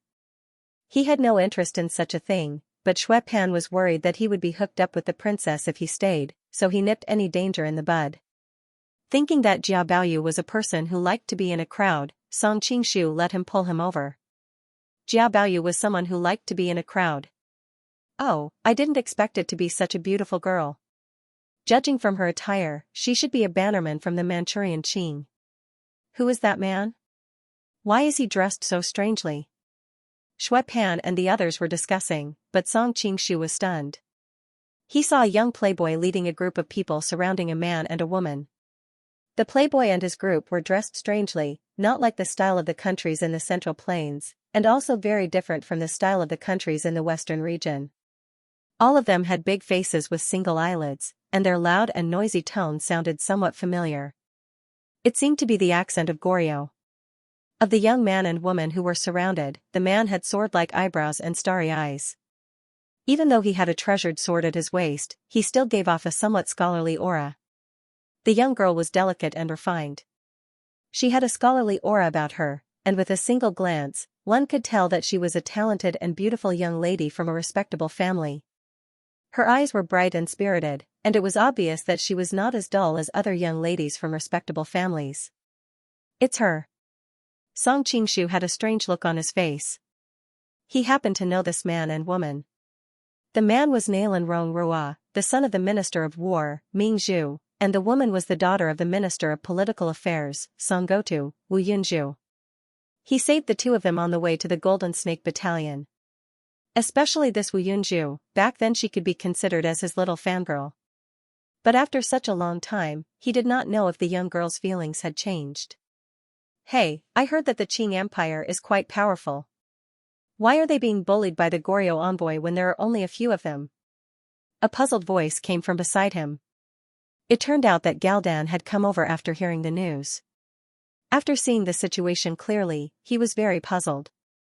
It was obvious that Nailan Rongrua subordinates were few. Compared to the Goryeo envoy, they seemed a little weak. It is indeed a little strange. Xue Baochai was worried about Xue Pan and the others. She also came over to take a look and expressed the same doubt. Only Song Qingshu could roughly guess the whole story. It seemed that Dongfeng Muxua knew that the marriage contest of Xixia was a trap set up by herself. These participating disciples were only here to go through the motions. Naturally, she would not pay much attention to it. Raindrop Study House because when Song Qingshu and Dongfang Mushui came to power, they had to support their own trusted aides. Ming Zhu and Song Gotu, who were old ministers of the Kangxi Emperor, would definitely be alienated. However, they could not act too hastily. So, they conveniently sent Ming Zhu's son to participate in the contest to show their so-called favor.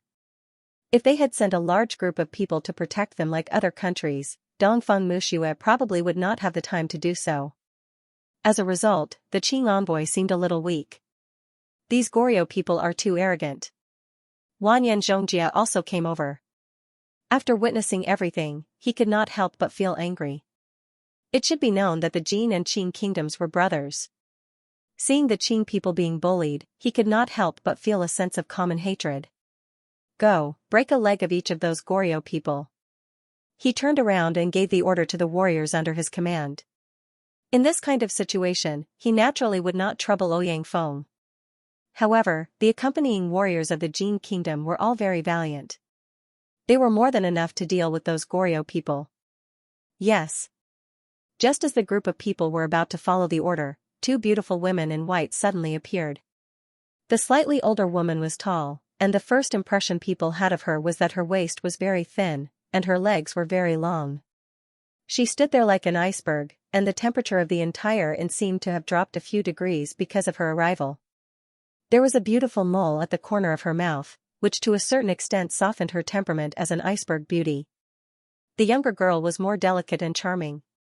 She was not as aloof as her elder sister. However, her quick-witted eyes occasionally revealed a hint of slyness, indicating that she was not as harmless as her appearance suggested. Chuishi, stop fooling around. Go back quickly. The two beauties in white were naturally the sisters Fu Junyi and Fu Junyu of the Goryeo envoy. Humph, can't I have some fun? The young man with single eyelids said discontentedly. There were two stunning beauties in his envoy, but he could not touch them. He had been itching for a long time. When he came to Xingqing Prefecture, he came out to flirt. Coincidentally, he met Dark Cloud Pearl and was immediately attracted by her appearance and temperament. The Crown Prince wants you to go back. Fu Junyu snorted. The Crown Prince? Chuishi sneered. When did the royal family have the ability to interfere with the Chui family's affairs? Shut up. At this time, there was a loud shout. A tall general in military uniform walked in. He grabbed the back of Chuishi's collar and lifted him up. The subordinates beside Chuishi saw the appearance of the person. They all looked at each other and did not stop him. Brother-in-law. Chuishi said with some guilt. Don't embarrass yourself abroad. The general snorted and threw him to the ground. He then apologetically said to Fu Junyi and Fu Junyi, this boy was confused for a moment. I hope the two ladies can forgive him. Don't tell the Crown Prince what he said just now. Fu Junyi nodded. Fortunately, General Jin arrived in time. General Jin smiled. He then turned around and apologized to Nalan Rong Rua and Dark Cloud Pearl. I am General Jin Ruashin of Goryeo. I apologize on behalf of my brother-in-law. Nalan Rong Rua nodded. The other party's attitude was very good. Even if Chuishi was stopped, it was not convenient for him to say anything. After Jin Ruashin apologized, he was about to leave with Chuishi and the others. In the corner of the inn, a neutral voice suddenly sounded. The Goryeo people are so spineless. A pair of boys and girls from the Qing kingdom scared so many Goryeo people. No wonder even the king is willing to be a puppet for so many years. He can really endure what ordinary people can't. Who's talking nonsense? Jin Ruashin suddenly turned his head and stared sharply at the direction where the voice came from. Song Qingshu and the others also looked in that direction. After seeing the situation there clearly, they couldn't help but have a strange expression on their faces. The Japanese are here too, it was no wonder that he could recognize them at a glance. It was because their clothing was too obvious. It was as if a lawn mower had been pushed from their foreheads to the back of their heads. Their entire heads were bald except for a strand of hair in the middle that was tied into a bun. There was still hair in the other two temples, and their hairstyles were as weird as one could imagine. In addition, there was a small mustache in the middle of the group. If he still couldn't recognize their origins, he would really be blind. What? Am I not speaking the truth? The man sitting in the center of the group of Japanese sneered. Although their intonation was a little strange, they were still using Chinese. Hiroyuki Hideyoshi is victorious. Jin Ruoxian obviously recognized the other party's identity. I didn't expect that Toyosi Hideyoshi would only send you, his adopted son, to participate in the competition. Song Qingshu wasn't familiar with the name Hiroyuki Hideyoshi, but he had heard of the famous Toyosi Hideyoshi. Thinking that he had actually participated in the competition with such a formidable character in history, he couldn't help but sigh. Didn't Chuiyu only send you, his son-in-law? He couldn't have sent that good for nothing, right? Hiroyuki Hideyoshi said as he looked at Chuishi with disdain. Who are you calling good for nothing? Chuishi couldn't help but be furious. His trusted family warrior wanted to show his face in front of his master. Seeing that his master was angry, he directly pounced on Hiroyuki Hideyoshi and raised his hand to give him a slap. Humph. A cold voice rang out. Be careful. Fu Jingyi's expression changed slightly as he hurriedly warned. Unfortunately, it was already too late. The crowd only saw a flash of cold light. Before they could see anyone make a move, the Goryeo warrior had already been split into two. Ah, murder, murder. The surrounding group of people who were originally watching the show didn't dare to stay after seeing such an exaggerated and bloody scene. They all screamed and ran out. You haven't paid the bill yet. The owner of the inn tried to stop the guests, but everyone was running out. Who could he stop? These goddamn foreigners. The boss wanted to cry but no tears came out.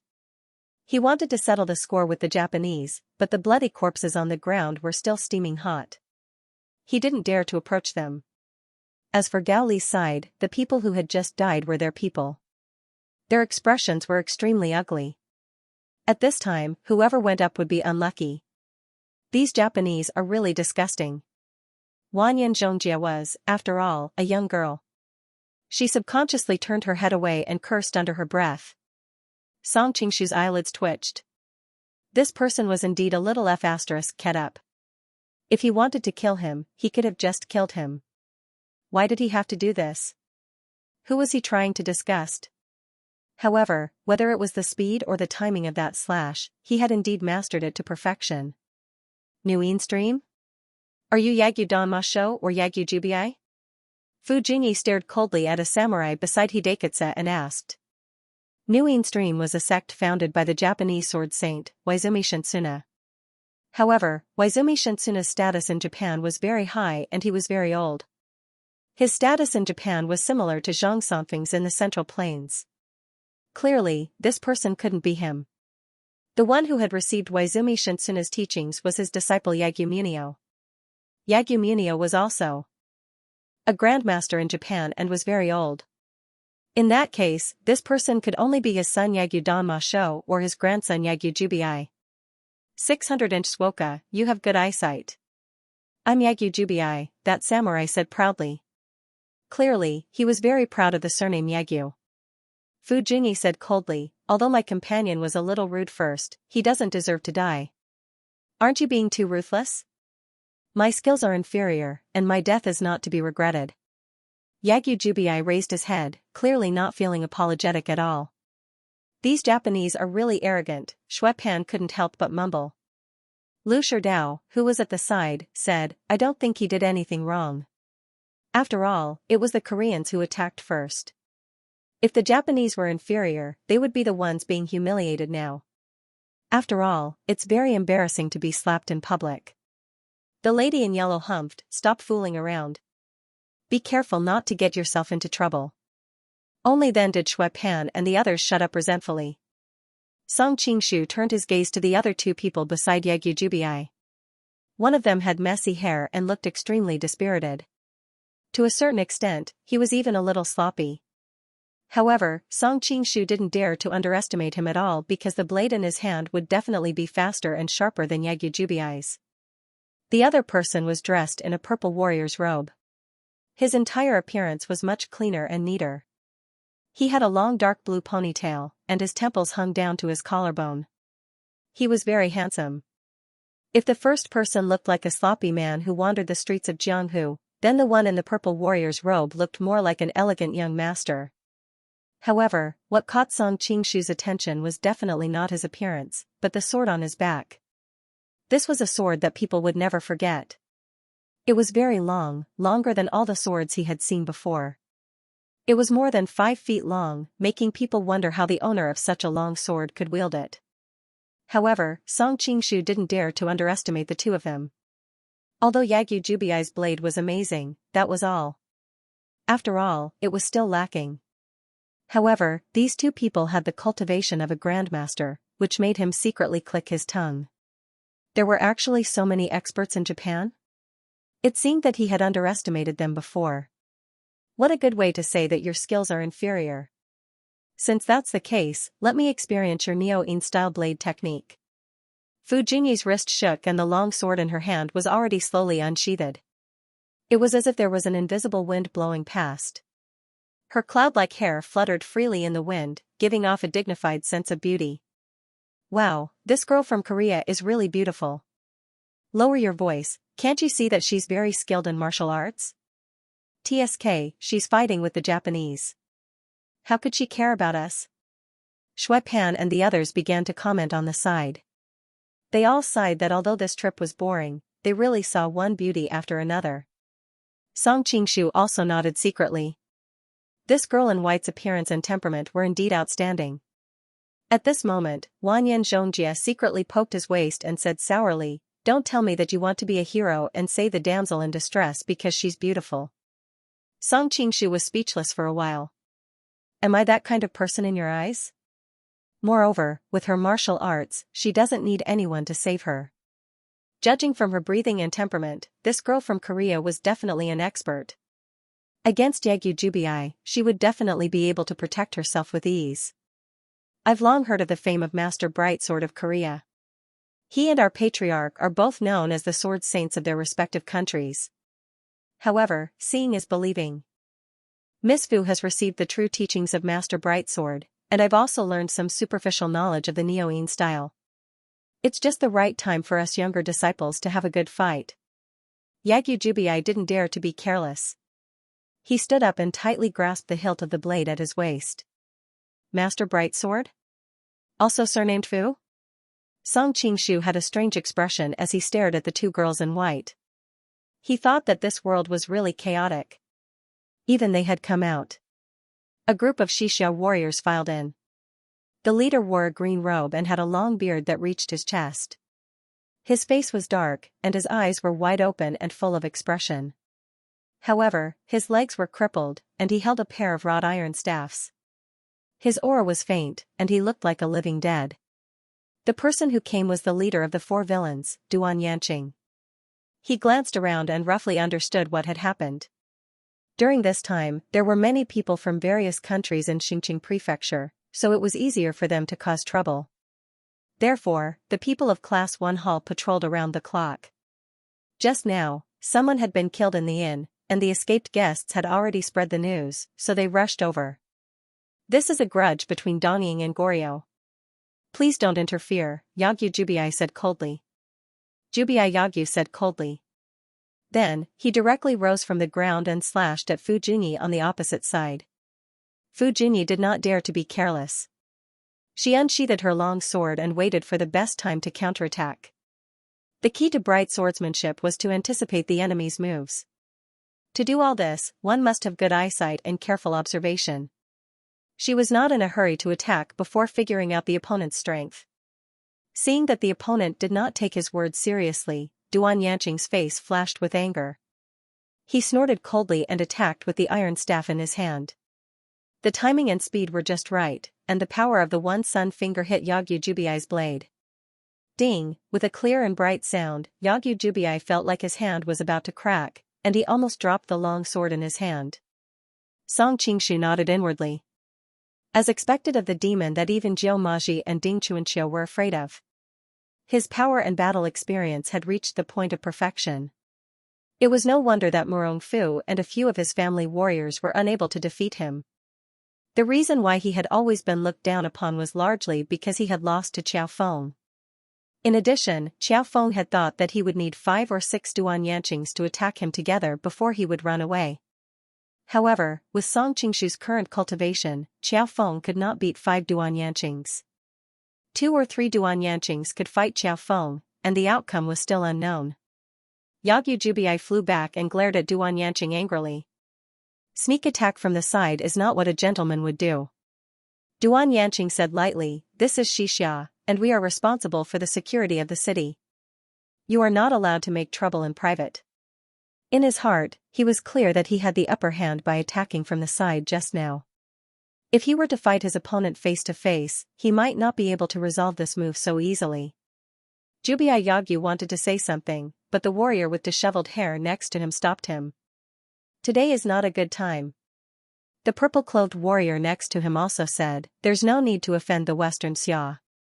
Seeing that the two of them had spoken, Jubai Yagyu nodded and didn't say anything. Even Yuchai Hidekatsu, who had always been arrogant, didn't have any objections. Song Qingshu was even more curious. Just who were the other two people? How could they have such high prestige? Seeing that the Japanese had settled down, Duanyanqing started to send people to clean up the mess in the inn. At the same time, he got people to lead the various countries' envoys away from this place. Are we going to let it go just like that? On Goryo's side, Chuisher had a look of resentment on his face. It wasn't a big deal for one of his subordinates to die, but he was the one who was humiliated and slapped in the face just now. If he left just like that, where would he put his face? This is the Western Xia's territory after all. The crown prince still has to look for a bride. Jin Ruoxian secretly tugged at his sleeve and reminded him in a low voice. Fu Junyi glanced at the Japanese and said, "There are still 2 unfathomable experts on the Japanese side. If we really fight, we might be at a disadvantage." At this moment, she had also sensed that the two of them were extraordinary. Electronic Book Workshop. Seeing that everyone had said so, no matter how unhappy Chuisher was, he could only leave while cursing. However, Fu Junyi didn't leave immediately. Instead, she walked straight to the Southern Song group, causing Xue Pan and the others to call out in excitement. "May I ask if you are the envoys from the Song country?" Fu Junyi directly looked at the yellow-robed woman and Xue Baochai. Among this group of people, whether it was Wanyan Xianxia or Galdan, their attire was different from that of the Han people, so it was easy to distinguish them. Among this group of Han people, the yellow-robed woman and Xue Baochai's temperament was especially outstanding. At a glance, it was obvious that they were the leaders. As for Xue Pan, who was fawning over them, she directly ignored him. The yellow-robed woman and Xue Baochai looked at each other and saw the doubt in each other's eyes. "May I know what this young lady wants?" Fu Junyi's pair of beautiful eyes swept over the group. Seeing that there was no one that could surprise her, she could not help but reveal a slightly disappointed expression. However, she still asked, "I would like to ask if the Prince of Qi from your country has come with us?" Not to mention the Southern Song group, even the group of people from the Jin country were stunned. They never expected that this beautiful woman from Goryeo would actually ask about Song Qingshu the moment she opened her mouth. Wanyan Xianxia secretly pulled on Song Qingshu's sleeve, his small face full of shock. "You even have a lover in the distant Goryeo? Could it be that you really can take a woman's chastity from 1,000 miles away, as the rumors say?"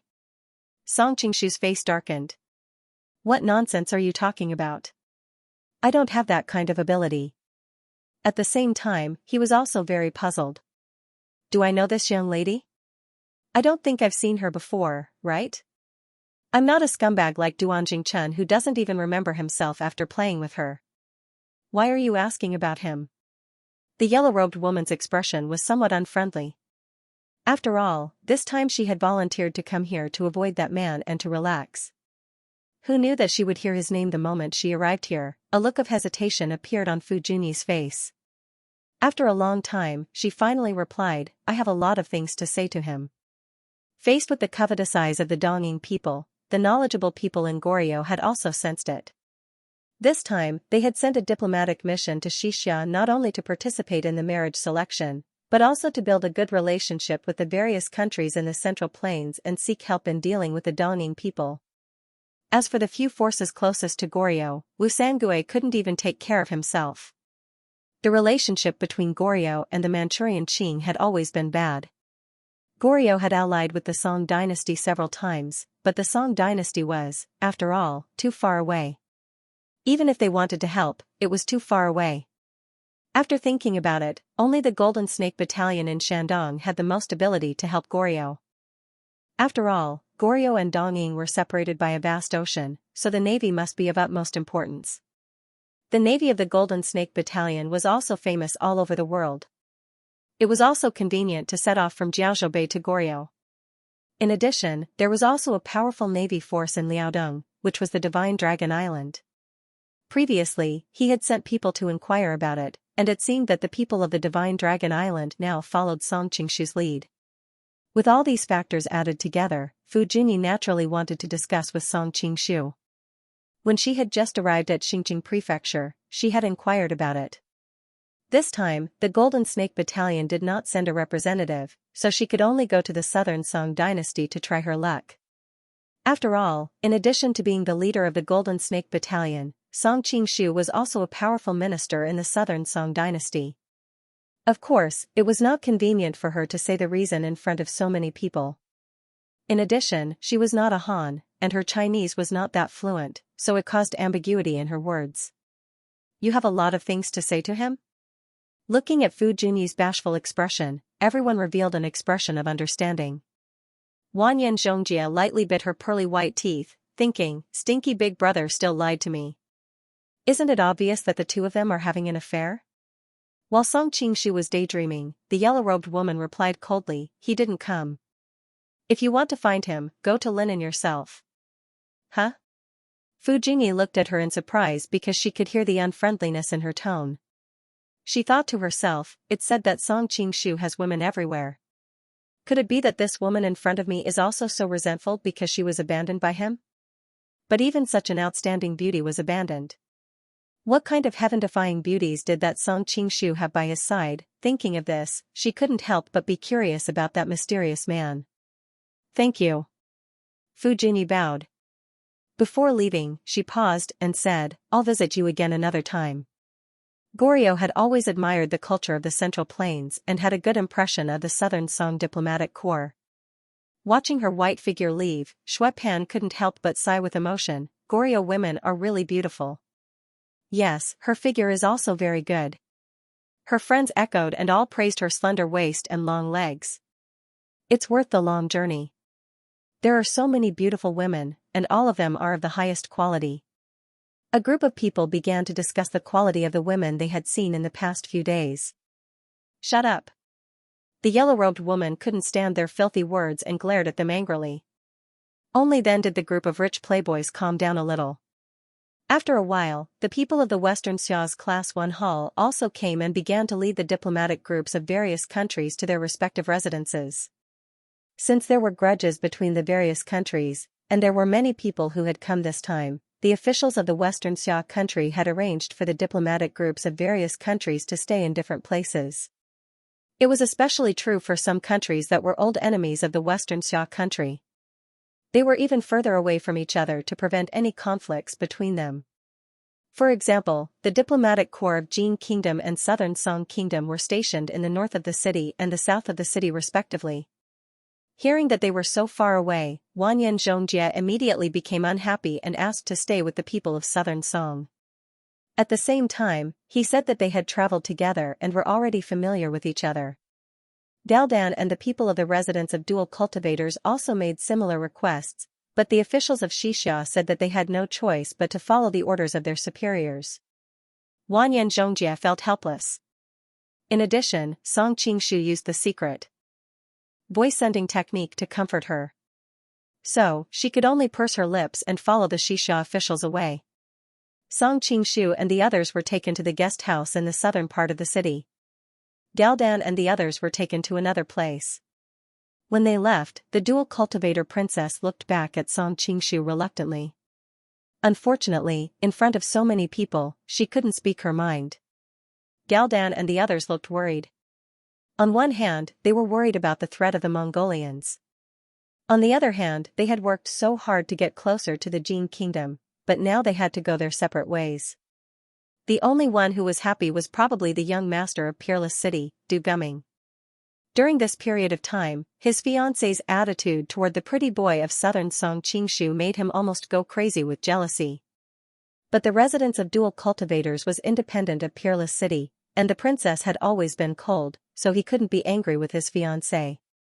He could only transfer all his resentment to Song Qingshu. Now that he saw his fiancée and the pretty boy separated, how could he not be happy? Song Qingshu left and went to a corner of the inn.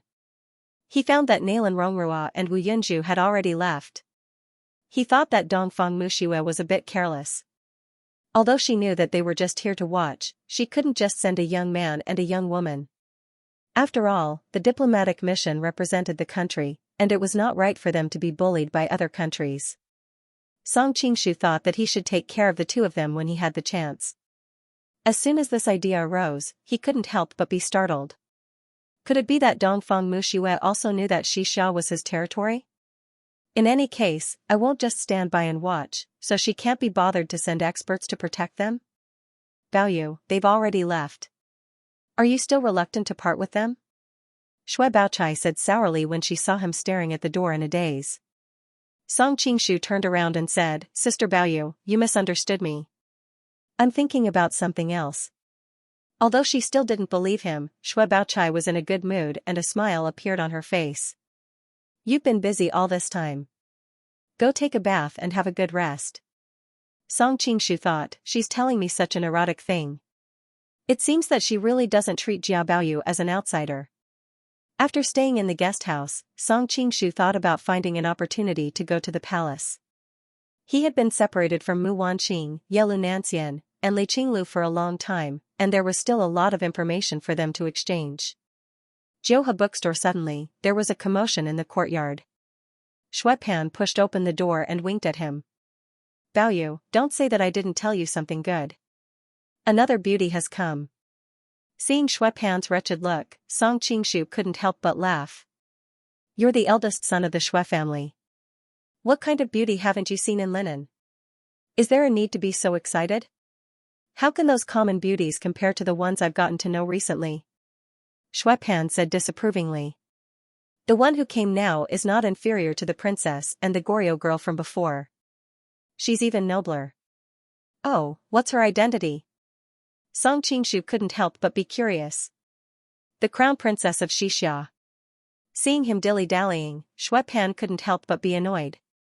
Don't waste my time if you're not going to see her. I'll go, why not? Hearing that it was Yelu Nanxian, Song Qingshu immediately stood up. At the same time, he was curious why she had suddenly come here. Shui Pan put his arm around his shoulder. That's my good brother. To be honest, I feel that you've become a different person. You used to be more proactive than me. Song Qingshu's heart trembled, but he didn't show it on his face. It's not like you don't know that something happened to my family. Naturally, I can't act as recklessly as before. That's true, but you don't have to think too much about it. You should be happy when you come out to have fun. Not to mention. Shui Pan couldn't help but ridicule him. The east is not bright, but the west is bright. Although something happened to your family, I can see that your luck with women is even better than before. This time, all the beauties you've met have thrown themselves at you. It's not that exaggerated. Song Qingshu scolded with a smile. By this time, they had already arrived at the courtyard. Shui Baochai and the yellow-clothed girl were receiving the other party in the main hall. Lu Sherdao and the other young masters were stretching their necks to look inside. I've heard that this crown princess is unparalleled in beauty. Seeing her today, she's indeed a heavenly beauty. That's true. Otherwise, why would a great lord like Li Yuanhao be unable to control himself when he saw her? He even dared to risk universal condemnation and snatched his daughter-in-law to be his wife, causing great chaos in Xianxia.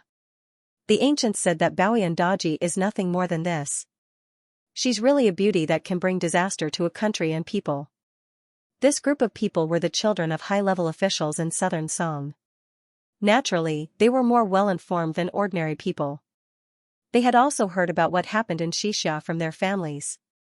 Her long legs are so pure and beautiful. If I were Li Yuanhao, I wouldn't be able to control myself either. Do you think Li Yuanhao slept with her? I don't think so. It seems that a rebellion broke out on the day of the wedding. Not necessarily. Maybe the boat has already entered the alley. If something really happened, the Xianxia people wouldn't continue to let her appear as the crown princess. That's true. But the successor is the younger brother of the former crown prince. Her identity as the crown princess is a bit awkward. I think the new emperor will not let go of such a beautiful widow.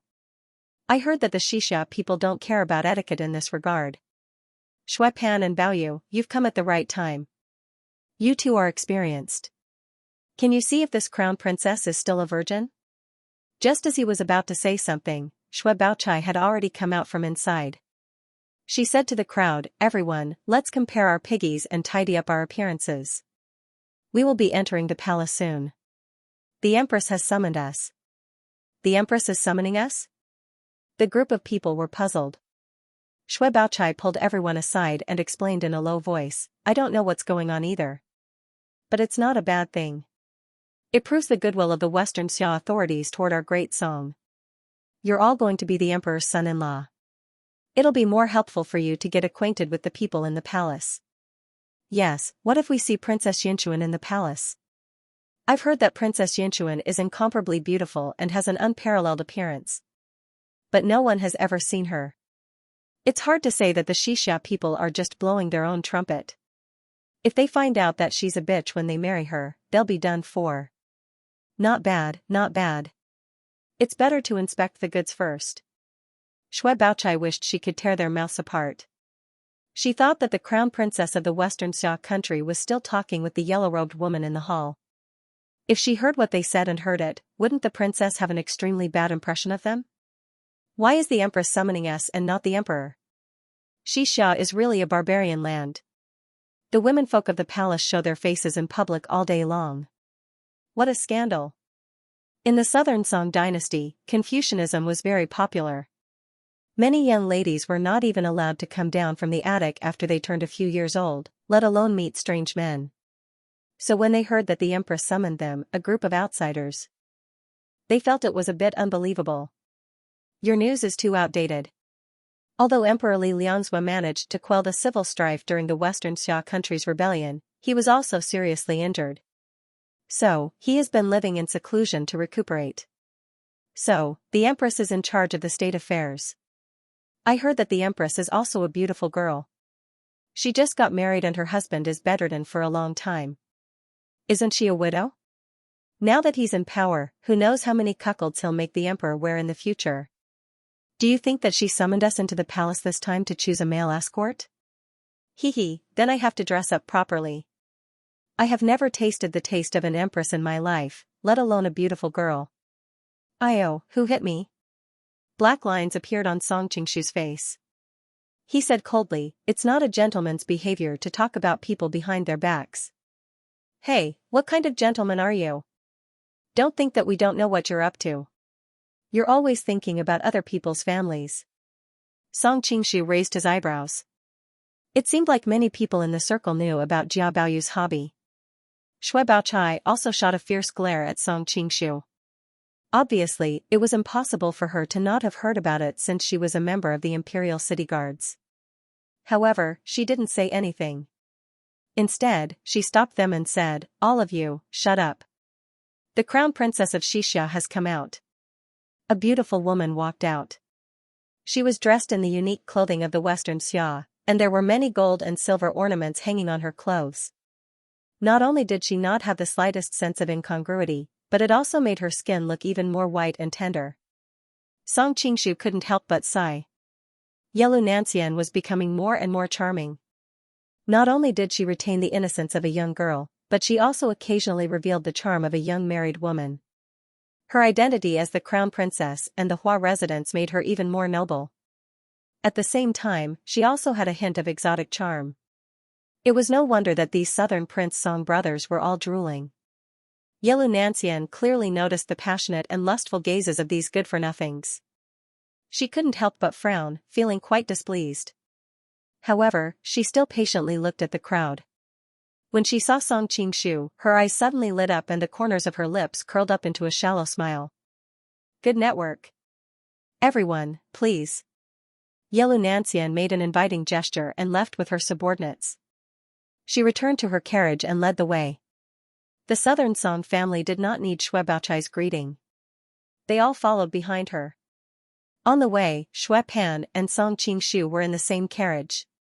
Xue Pan bumped his shoulder and winked. "What do you think of the crown princess?"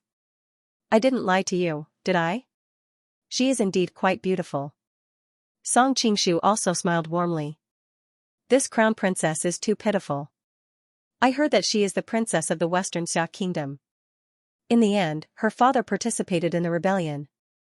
In order to protect the family, she had no choice but to marry the crown prince of the Western Xia kingdom. Halfway through, she was snatched away by Li Yuanhao. In the end, the Western Xia kingdom was plunged into chaos." "Eh?" Song Qingshu looked at him in surprise. He didn't expect Xue Pan to be a soulmate. Yelu Nancian's fate was indeed a bit too bitter. But why did these words sound so strange coming from Xue Pan's mouth? As expected, Xue Pan's true nature was revealed in the next second. "This pitiful woman is waiting for me to save her from the abyss of suffering. I've decided. I don't want any princess in the Western Xia kingdom's marriage selection. I will go and comfort this crown princess." Song Qingshu was speechless. "Weren't you determined to get the dual cultivation princess? Why did you change your target so quickly?" Xue Pan laughed. "How can you ask such a stupid question? Who said I gave up on the dual cultivation princess? What kind of man are you if you don't love? Get lost." Song Qingshu was not interested in discussing his woman with him. He closed his eyes and began to think about his next move. At this time, in another carriage, Xue Baochai asked the yellow-robed woman, "Big Sister Yang, what is the Western Xia's intention? Could it be that you have some kind of relationship with the Western Xia Empress?" The yellow-robed woman shook her head, also puzzled. "No, I don't know either. Could it be that the Western Xia is planning to ally with our great Song and choose one of us as the emperor's son-in-law? Have they decided to first look at their appearance and character?" "I don't think so." Xue Baochai shook her head. She had been in the Imperial City Department for many years and had many dealings with the Class 1 Hall. The Western Xia Empire has been at war with our great Song ever since it was founded. Although our relationship has eased in recent years, it has never reached the point of an alliance. If they really want to ally with us, they should choose the Jin Empire. The relationship between the Western Xia Empire and the Jin Empire has always been good. Even Liao is fine. After all, he is the crown princess. However, Liao is like a sun setting in the west, so the Western Xia Empire will bet on them. The yellow-robed woman looked distressed. "This is also the thing that puzzles me the most. Apart from Mongolia, the Jin Empire is the most likely choice for the Western Xia Empire. But why did the Jin Empire only send a young princess dressed as a man? Will the Western Xia Empire really dare to choose her as the emperor's son-in-law? Do they think that the people of other countries are blind? I don't understand either. I keep feeling that there is a big conspiracy behind this." Xue Baochai lifted the curtain and looked at the crown princess's support. "We can only take one step at a time." While the two women were worried, the LV brothers in the other carriage looked excited. LV Shirxing said, "Big brother, our chance is here. The Empress of the Western Xia Empire was born in the Qin family. The Qin family left the Southern Song dynasty and sought refuge with the Western Xia Empire. We have a natural connection with them." LV Sherdao nodded and said, "Yes, the Qin family was badly purged in the previous turmoil of the Western Xia Empire. Now their power is greatly damaged. The Empress has just come to the court and is in urgent need of external help. This is our chance. God is really helping us." LV Shirxing suddenly said with an ambiguous expression, "What's more perfect is that the Empress is still very young and beautiful, while the Emperor is sick and won't live for long. In the future, she is likely to follow the story of Empress Wu. Can't we take this opportunity to be Zhang Yizhi and Zhang Changzong?" Zhang Yizhi and Zhang Changzong were Wu Zetian's male favorites. They were favored by Wu Zetian and could be said to have great power. The Southern Song group had their own thoughts and soon arrived at the Western Xia Imperial Palace. With Yelu Nancian leading the way, the palace guards let them through and brought them to a side hall. They were told to wait there for a while and that the Empress would summon them when she was done. After settling them down, Yelu Nancian bid farewell to the group and left. Throughout the whole process, her behavior was flawless. She was noble and elegant, showing off her royal demeanor. Shui Pan, the Lu brothers, and the others couldn't stop swallowing their saliva. Even the yellow-robed woman sighed, I didn't expect there to be such an outstanding person in the wilderness of Western Xia.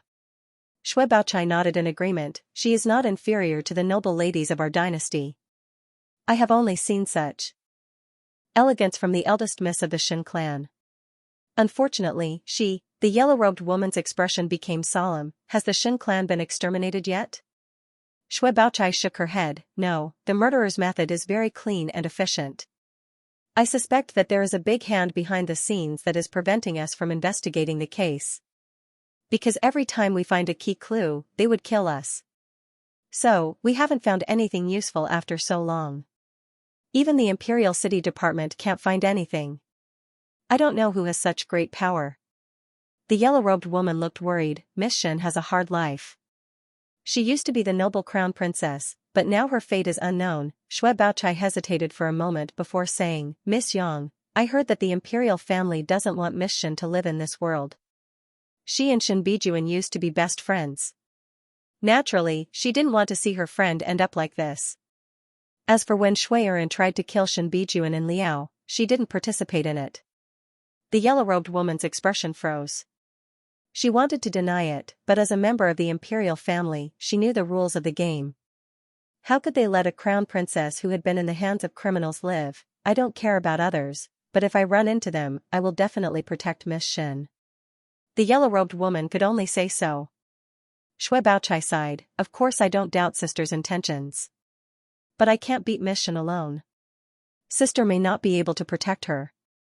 The yellow-robed woman bit her lips and knew that what she said was the truth.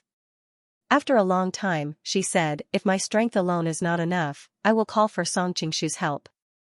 People like him will definitely not sit by and watch Miss Shin be killed. Humph, how could that kind of womanizer, dissolute man just watch as an outstanding beauty perishes in front of his eyes? Originally she did not want to mention that person, but she knew clearly in her heart that if there was one person in the southern Song dynasty who could protect the young lady of the Shin family, it would only be him. Shui Baochai's eyes lit up. The Prince of Qi is indeed a good candidate. When I return, I will definitely pay him a visit and beg for his help. Not far away, Song Qingshu heard their conversation and sighed inwardly.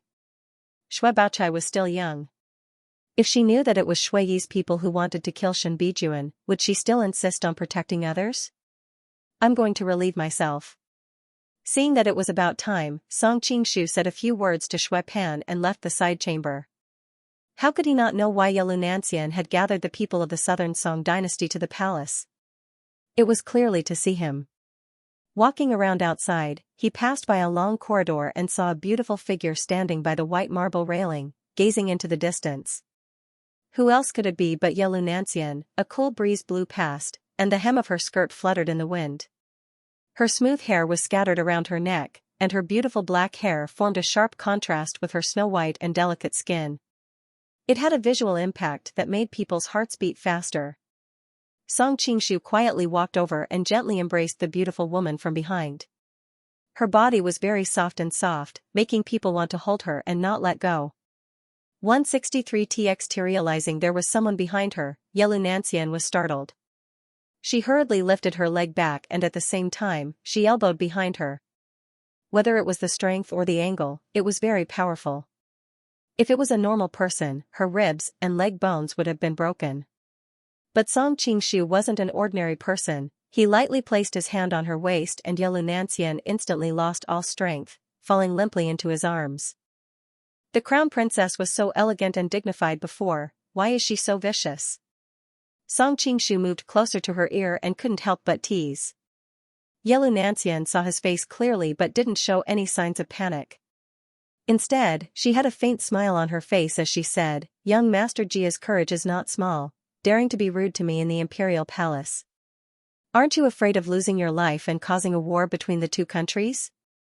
Song Qingshu looked around, there is no one here. Clearly, the crown princess purposely dismissed her subordinates and waited here. At most, it was consensual, how could this be called rude? Xianxia turned around, stood on her tiptoes and kissed him on the lips. Song Qingshu was stunned for a moment, but he still enjoyed the beauty's sweet kiss and felt her soft and delicate lips. After a long time, their lips parted. Yellow Nanshan's eyes were misty and her face was red. Brother Song, I've missed you so much. Song Qingshu returned to his normal voice, you can even recognize me like this? In order to ensure that the news wouldn't be leaked, he only told them that he would be coming with the Southern Song envoys. He didn't say that he would be coming as Jia Baoyu. Yellow Nanshan's eyes twinkled as she gently caressed his cheek, feeling the familiar texture of the mask.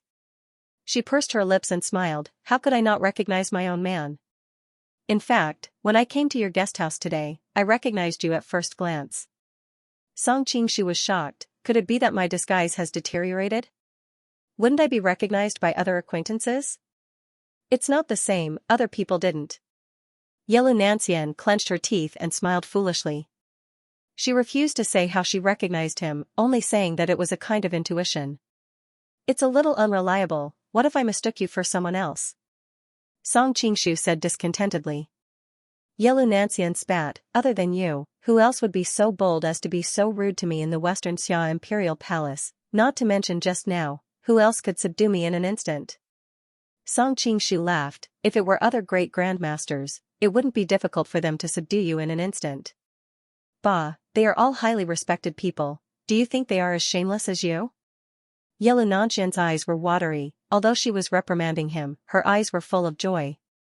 The two cuddled for a while. Song Qingshu couldn't help but ask, why did you summon the Southern Song envoys to the palace?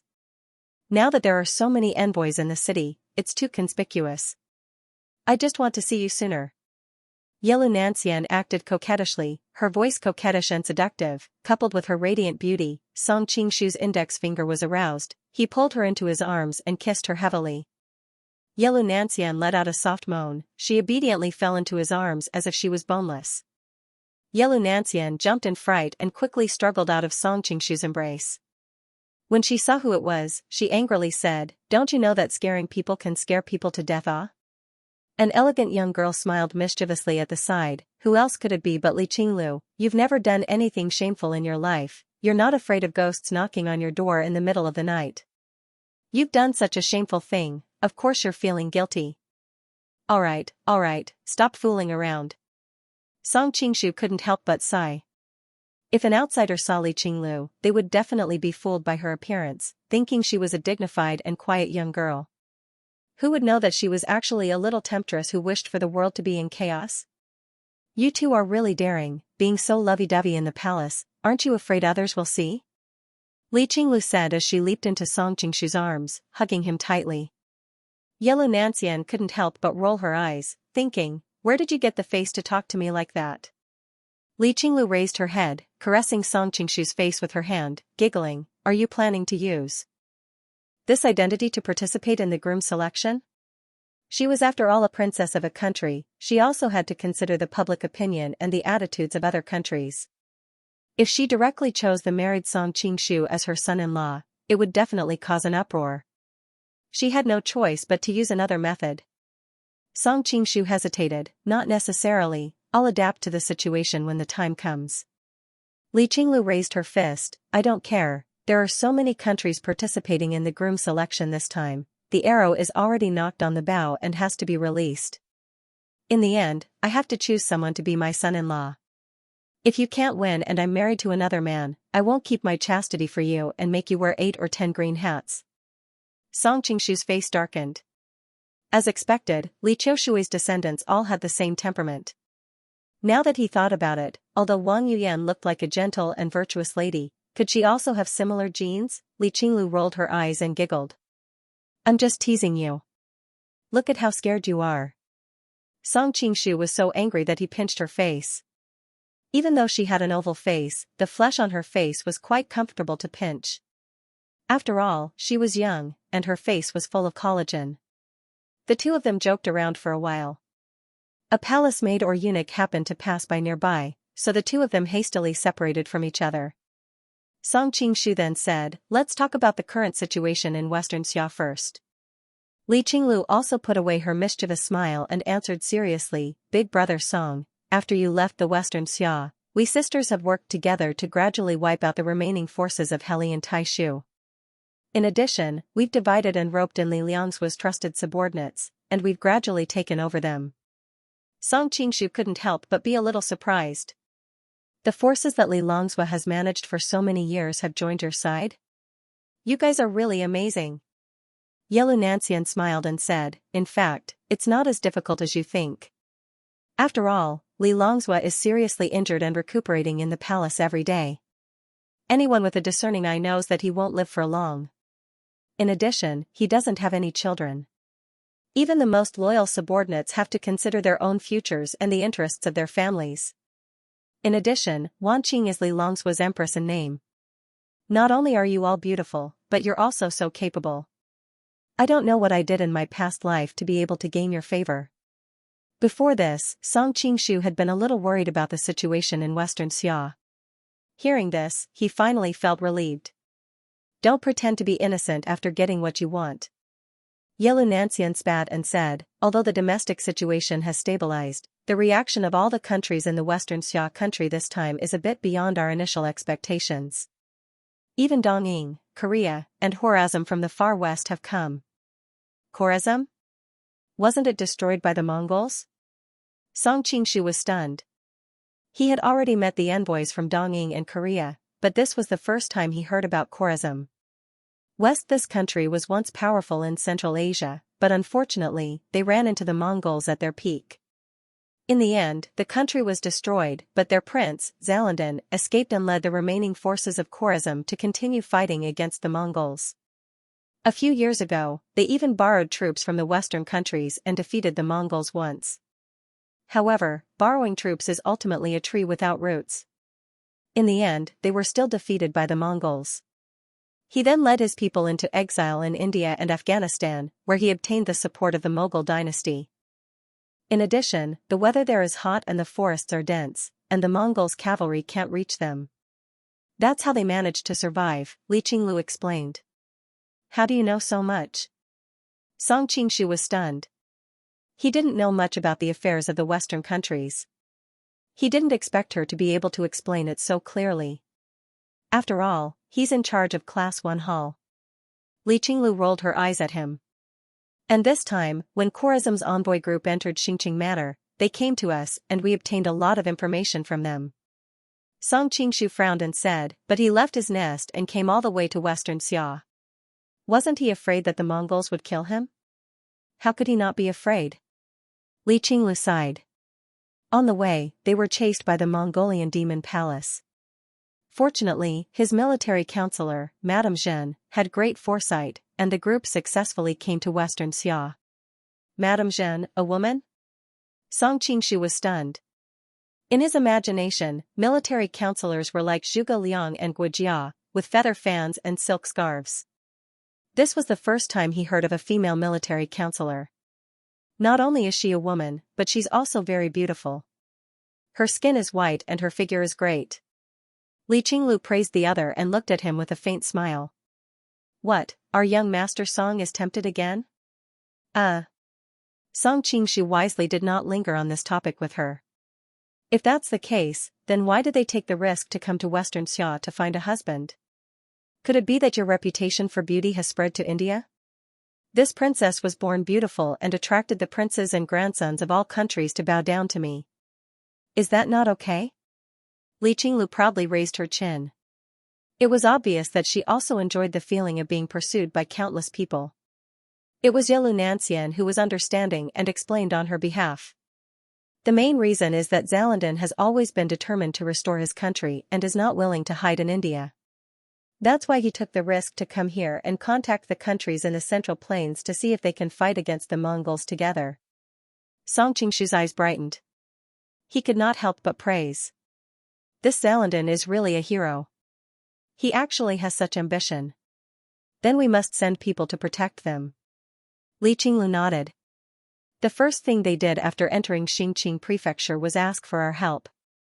That's why I've already sent warriors from Class 1 Hall to protect them. I think the Mongols won't dare to be too presumptuous in our territory. That's hard to say. Song Qingshu was not as optimistic as him. Right, has the Mongolian ambassador arrived yet? They've arrived. It's the 5th prince, Su Liaowu. the Mongols are indeed powerful. The warriors under them are all elite and strong. Now, the Mongols have built the embassy into an iron bucket. Our people have no way of finding out what's going on inside. Li Qinglu answered.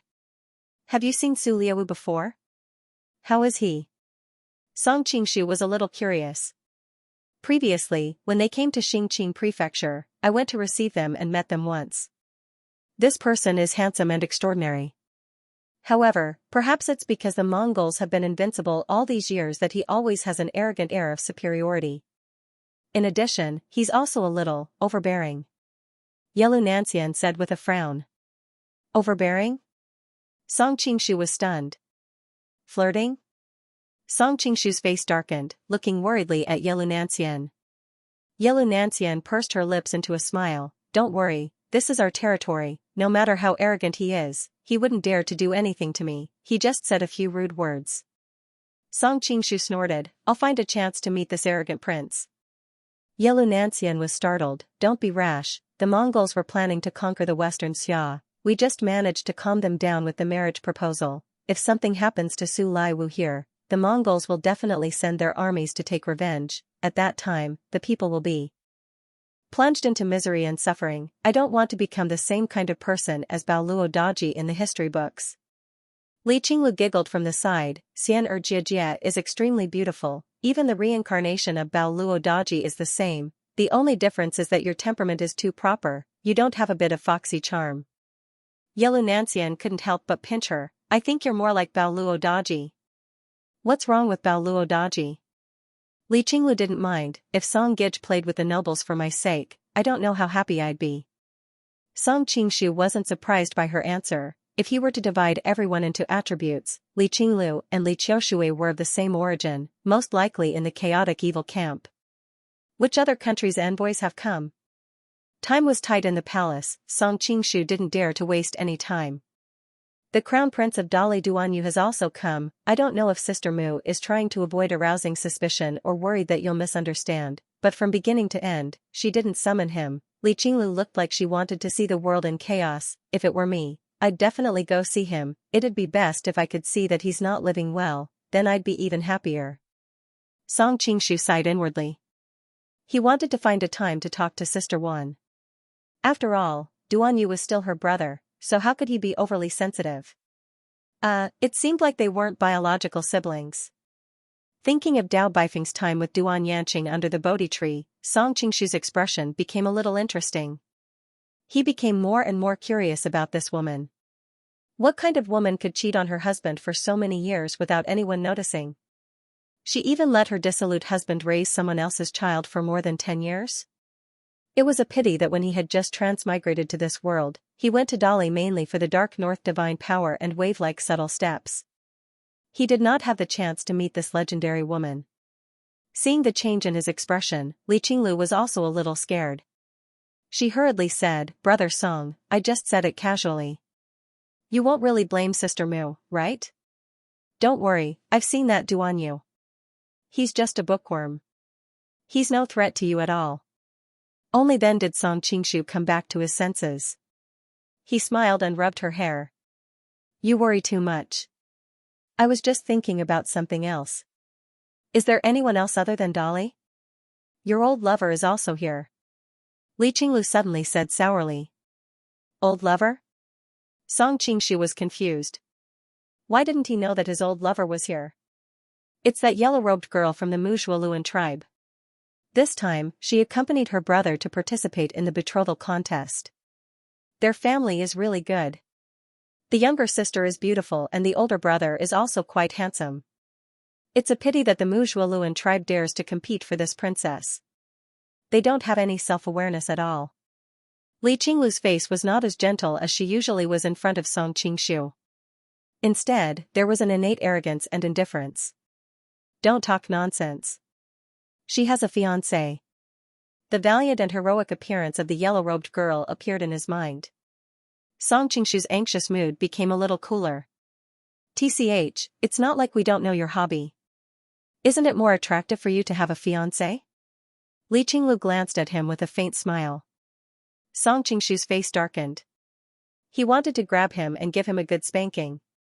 But in front of Yelu Nancian, it wasn't so convenient. Variety literature, alright, don't joke around. Yelu Nancian saw his embarrassment and couldn't help but smile. The Red Flower Society's leader Chen Jialua came with the Muzhualuan tribe. I heard that he had a grudge with Brother Song? Song Qingshu nodded. Beside him, Li Qinglu snorted. There's a path to heaven, but he doesn't take it. Instead, he barges into hell. This time, I'll find a chance to send someone to kill him to prevent future trouble. Song Qingshu was shocked. Don't be ridiculous.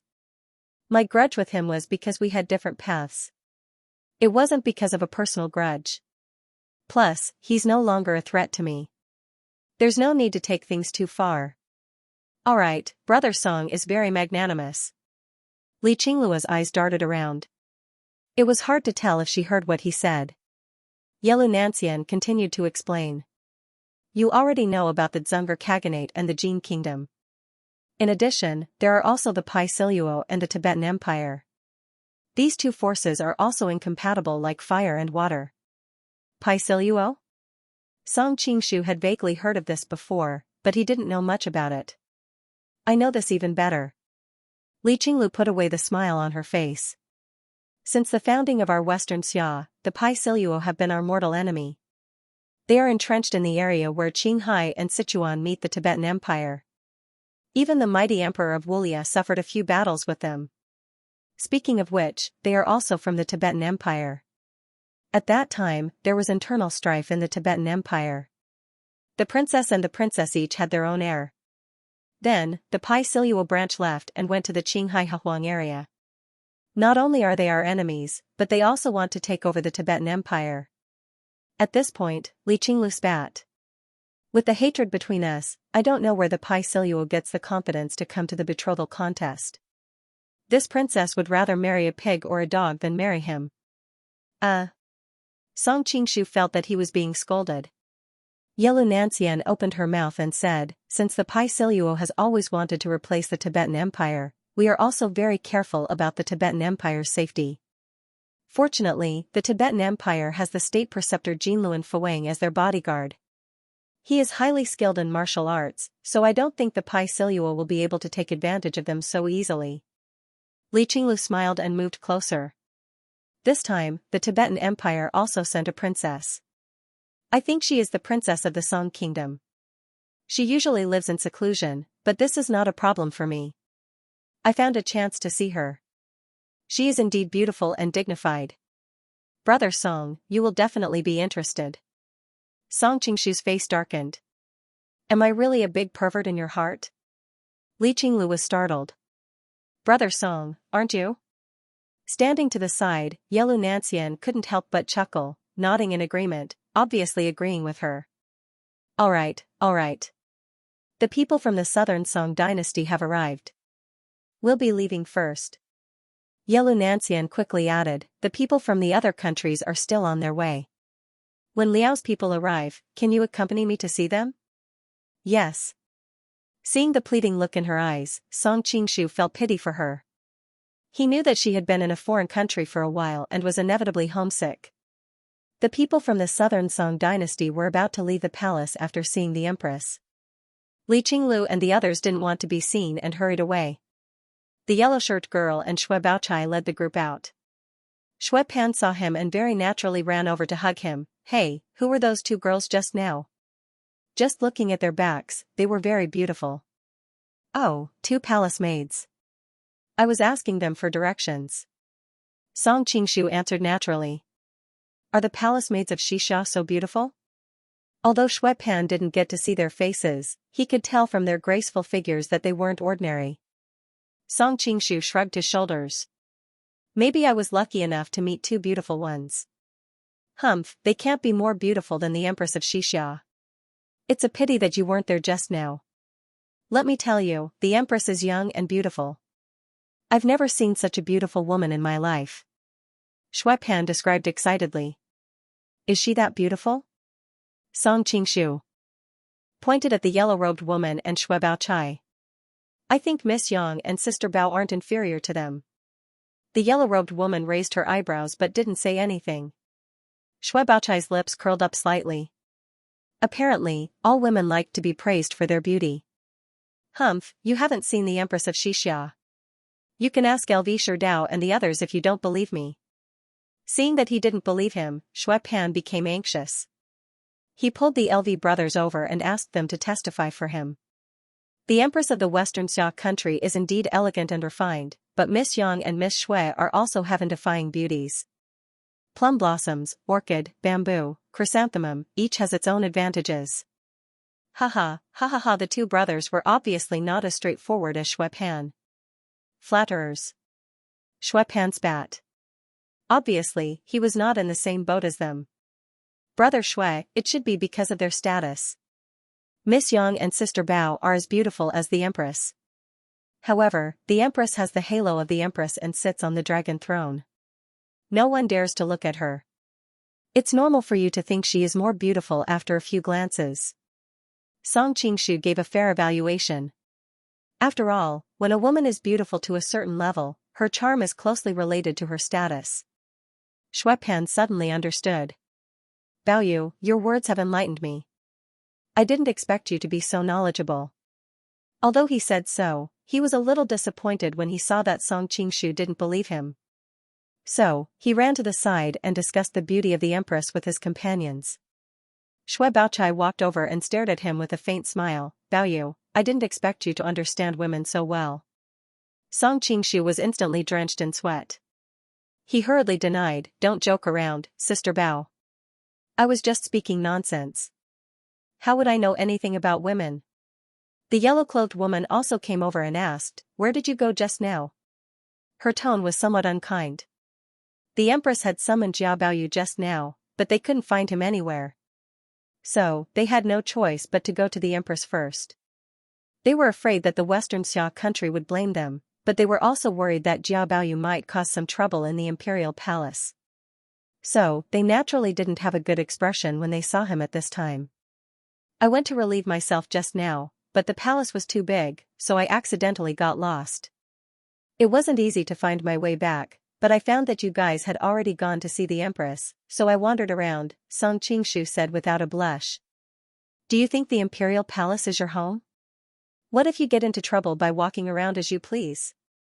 The yellow-clothed woman originally hated the Jia family, so she naturally didn't like Jia Baoyu. Now, seeing his mischievous appearance, she couldn't help but think of a familiar person, and her expression became more and more unpleasant. But I didn't get into trouble, did I? Song Qingshu thought to himself, is she on her period recently? Why is she so angry? The yellow-clothed woman raised her eyebrows, but thinking that this was the Western Xia country's imperial palace, she finally suppressed her anger. Were those two really palace maids just now? Yes. Song Qingshu nodded. Nonsense, do you think we haven't been to the imperial palace? How can there be palace maids wearing such gorgeous and expensive dresses? The yellow-clothed woman sneered. Song Qingshu replied with a straight face, you went to the imperial palace of the great Song dynasty. You've never been to the imperial palace of the Western Xia dynasty. The rules here are different from ours. Maybe they're imperial palace maids with a relatively high status? The yellow-clothed woman was stunned for a moment, and found that she couldn't find a reason to refute.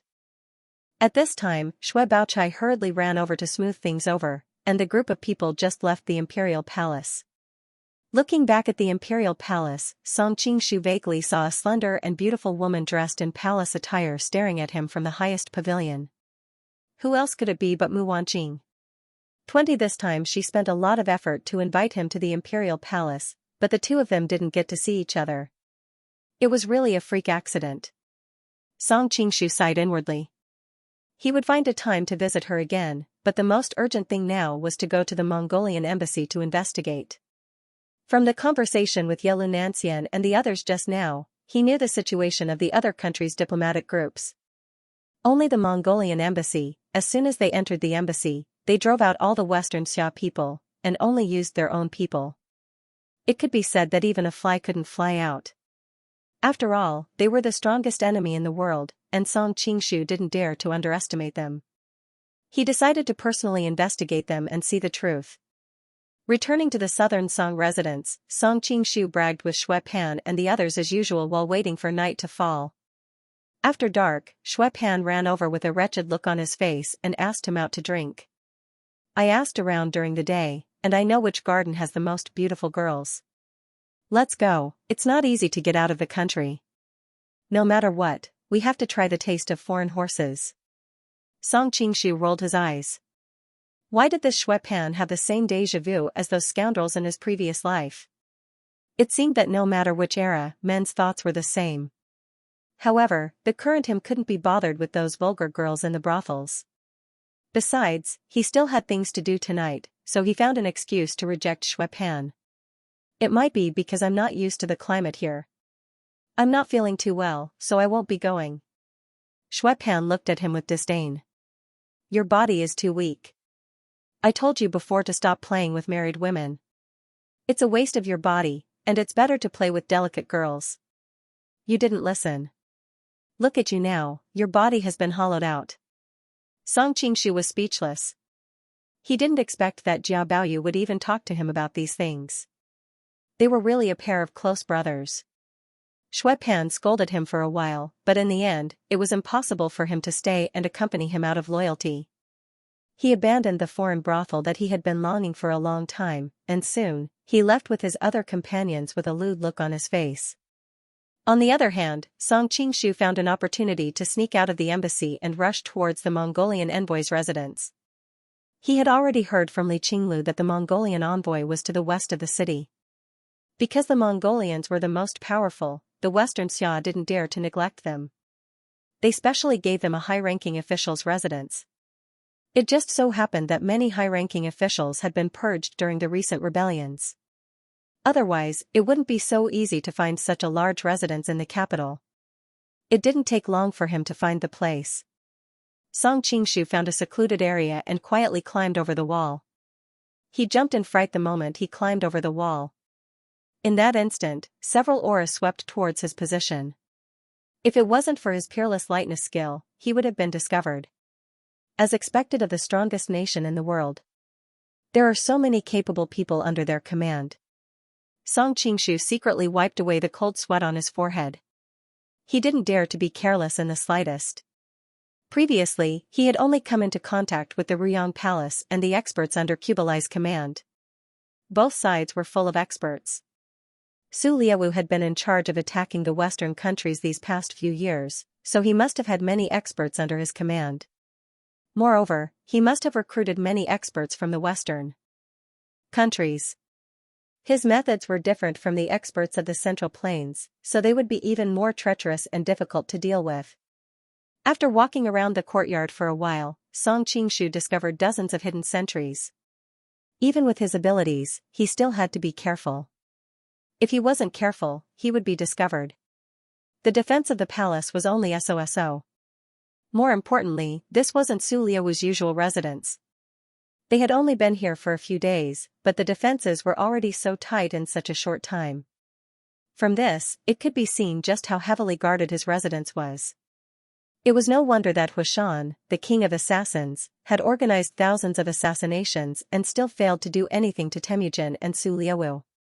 The greatest result was that Su Liawu was seriously injured, which caused the marriage contest to be postponed until now, and also brought disaster to the Persian Ming dynasty. The reason why Huashan was called the king of assassins was based on his decades of taking the lives of the princes and dukes of the Western countries. He didn't even need to make a second move. But Temujin and Huashan had failed more than 1,000 times.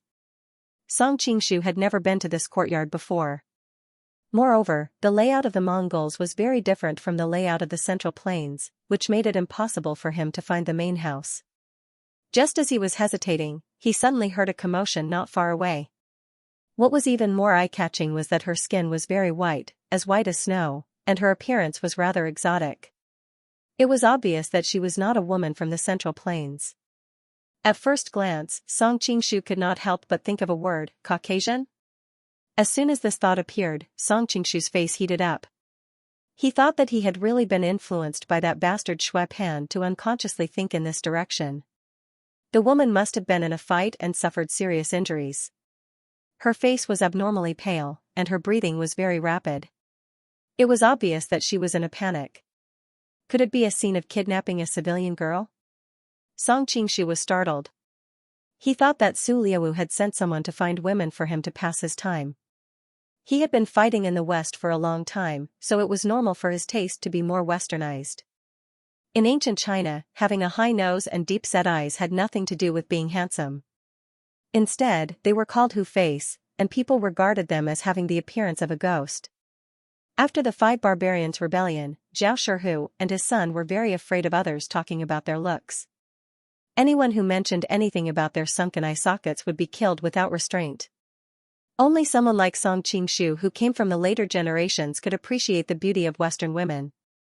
Most people in this world couldn't. So when he saw this Hu woman being brought in, his first reaction was to think that it was Su Liaowu's orders. Just as he was worrying about not being able to find his way, Song Qingshu saw the situation and quietly followed her. Because the woman was brought in, there was quite a commotion in the garden. No one noticed him, who was taking advantage of the situation to sneak in. The woman was brought to a heavily guarded house. Song Qingshu's heart skipped a beat, and he hurriedly hid behind a pile of fake mountains. The door to the house was quickly opened, and a loud laugh came from inside. Yi Yu, you are indeed the little devil master. Just as you expected, Madame Zhen has personally come to our residence to spy on us.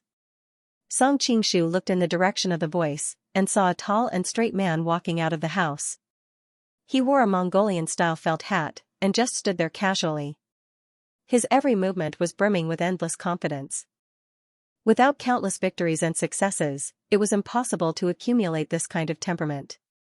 Presumably, he was Su Liaowu, who had destroyed the Persian Ming dynasty and made countless Western countries tremble in fear. Song Qingshu had long heard of this prince's great name. He couldn't help but take a few more glances at him. He discovered that he was indeed a dragon among men. At this level, appearance was secondary, aura was more important. There was a man standing beside Su Liaowu. He was elegant to the extreme, and his skin was even smoother and more tender than a young girl's. However, he was rather tall, and his shoulders were broad. His elegance exuded a domineering aura, giving off the feeling that he was well-versed in both the pen and the sword. This should be the little devil master Fang Yeyu that they'd been talking about. Song Qingshu quickly confirmed his identity.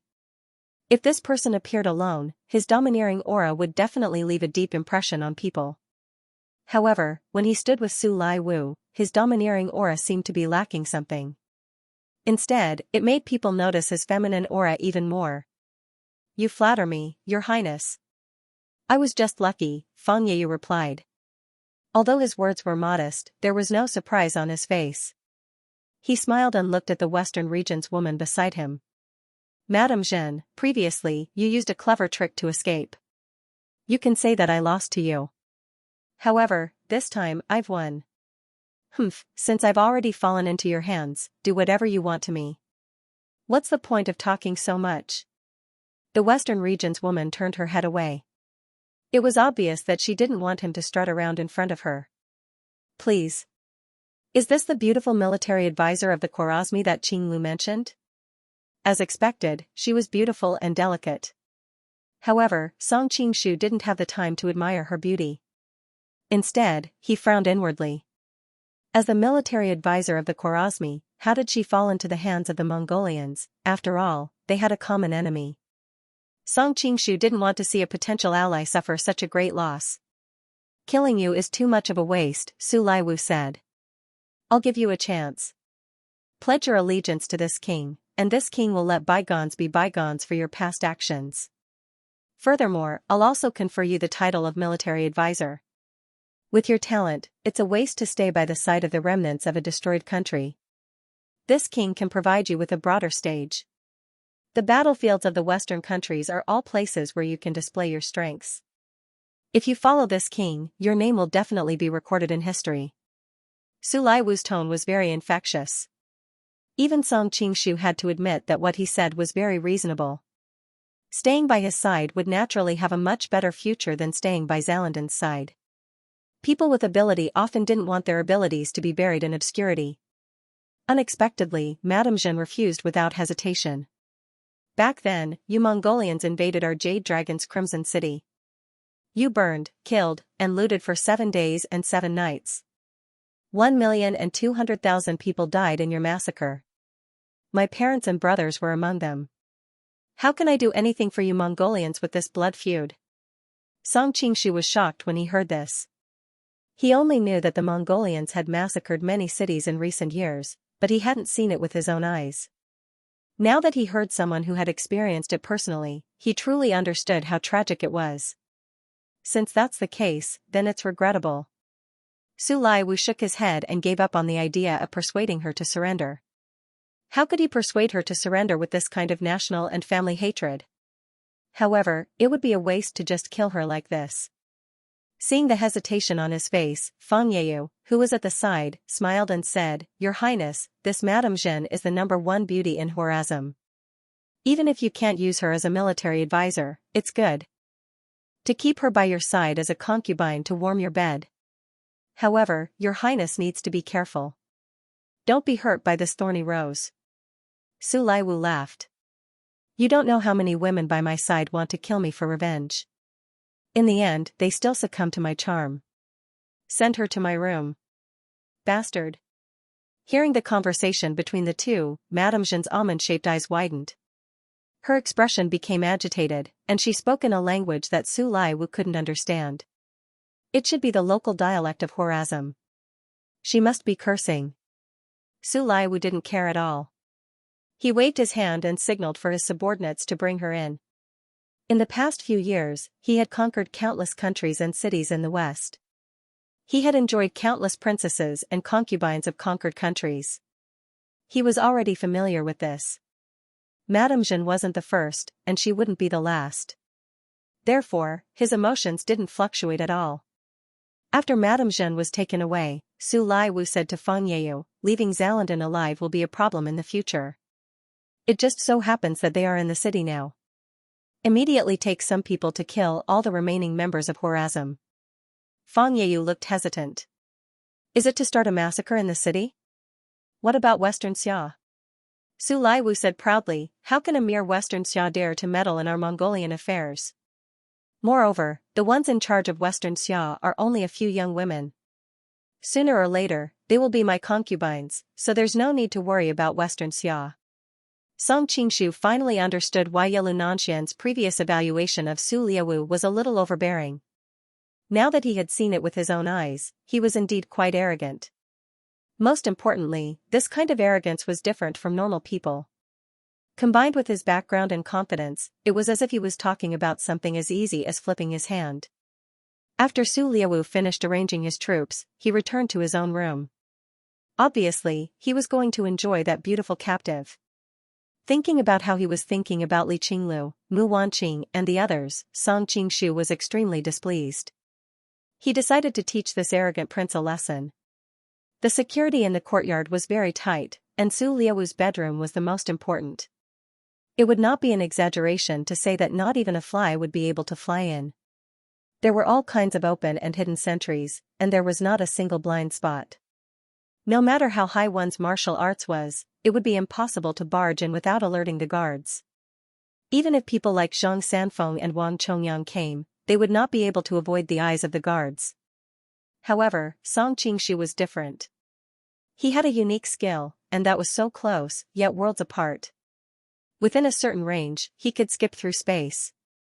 Even so, Song Qingshu still carefully chose a relatively weak angle to avoid the ripples in the air from being detected by peak experts. His figure gradually faded into nothingness. In the next moment, Song Qingshu had already appeared in the room. He hurriedly checked his surroundings, and only after confirming that there were no guards in the room did he let out a sigh of relief. Thinking about it, unless he was a pervert, how could he arrange for someone to spy on him while he was sleeping? From his words just now, he would often have deep and friendly interactions with those beautiful princesses and concubines he had captured. How could he leave someone to spy on him? Madame Zhen, you've made this prince suffer a lot these past few years. Finally, you've fallen into this prince's hands.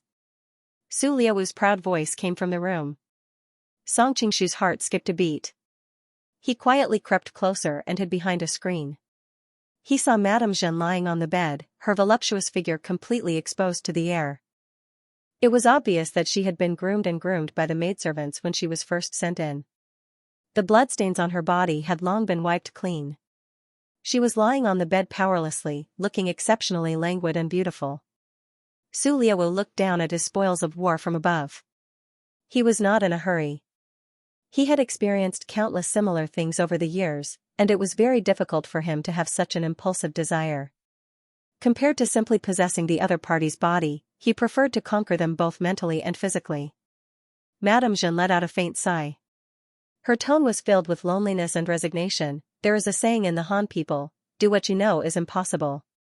I knew this day would come sooner or later, but I didn't expect it to come so soon. Su Liaowu couldn't help but exclaim in admiration, Madame is indeed a heroine among women. Forget about women, not many men can compare to this kind of calm bearing. Many thanks for Wang Ye's praise. Madame Jeanne forced a smile and blinked her large eyes at him. Is Wang Ye preparing to sleep with me? Su Liaowu asked in response, if you were me, would you sleep with me? Madame Jeanne grimaced, I would most likely sleep with you. Su Liaowu sat down on the side of the bed. His fingers slid across the delicate skin of her face. You really are worthy of being the #1 beauty of Carisi. Of all the concubines this king has had over the years, not many can compare to you. Being touched by the man's finger, Madame Jeanne's body trembled and a faint blush appeared on her face. Wang Yi, help me loosen my hands and feet, let me serve you well. Serve me? Su Liaowu said with a smile that was not a smile, does Madame think that Ben Wang is an idiot? I know what Wang Yi is worried about, Madame Jeanne explained, I am already heavily injured and cannot use any inner strength in my body. The reason I want to untie the ropes is because I don't have much longer to live. In my life, I have never been approached by a man. Since this is the first time, it will also be the last time in my life. Let me open my mind and body and have a taste of the things between a man and a woman. That way, I won't have lived in vain. Su Liaowu laughed. Even though I don't really believe you, your words have successfully convinced Ben Wang. Fine, I will untie you.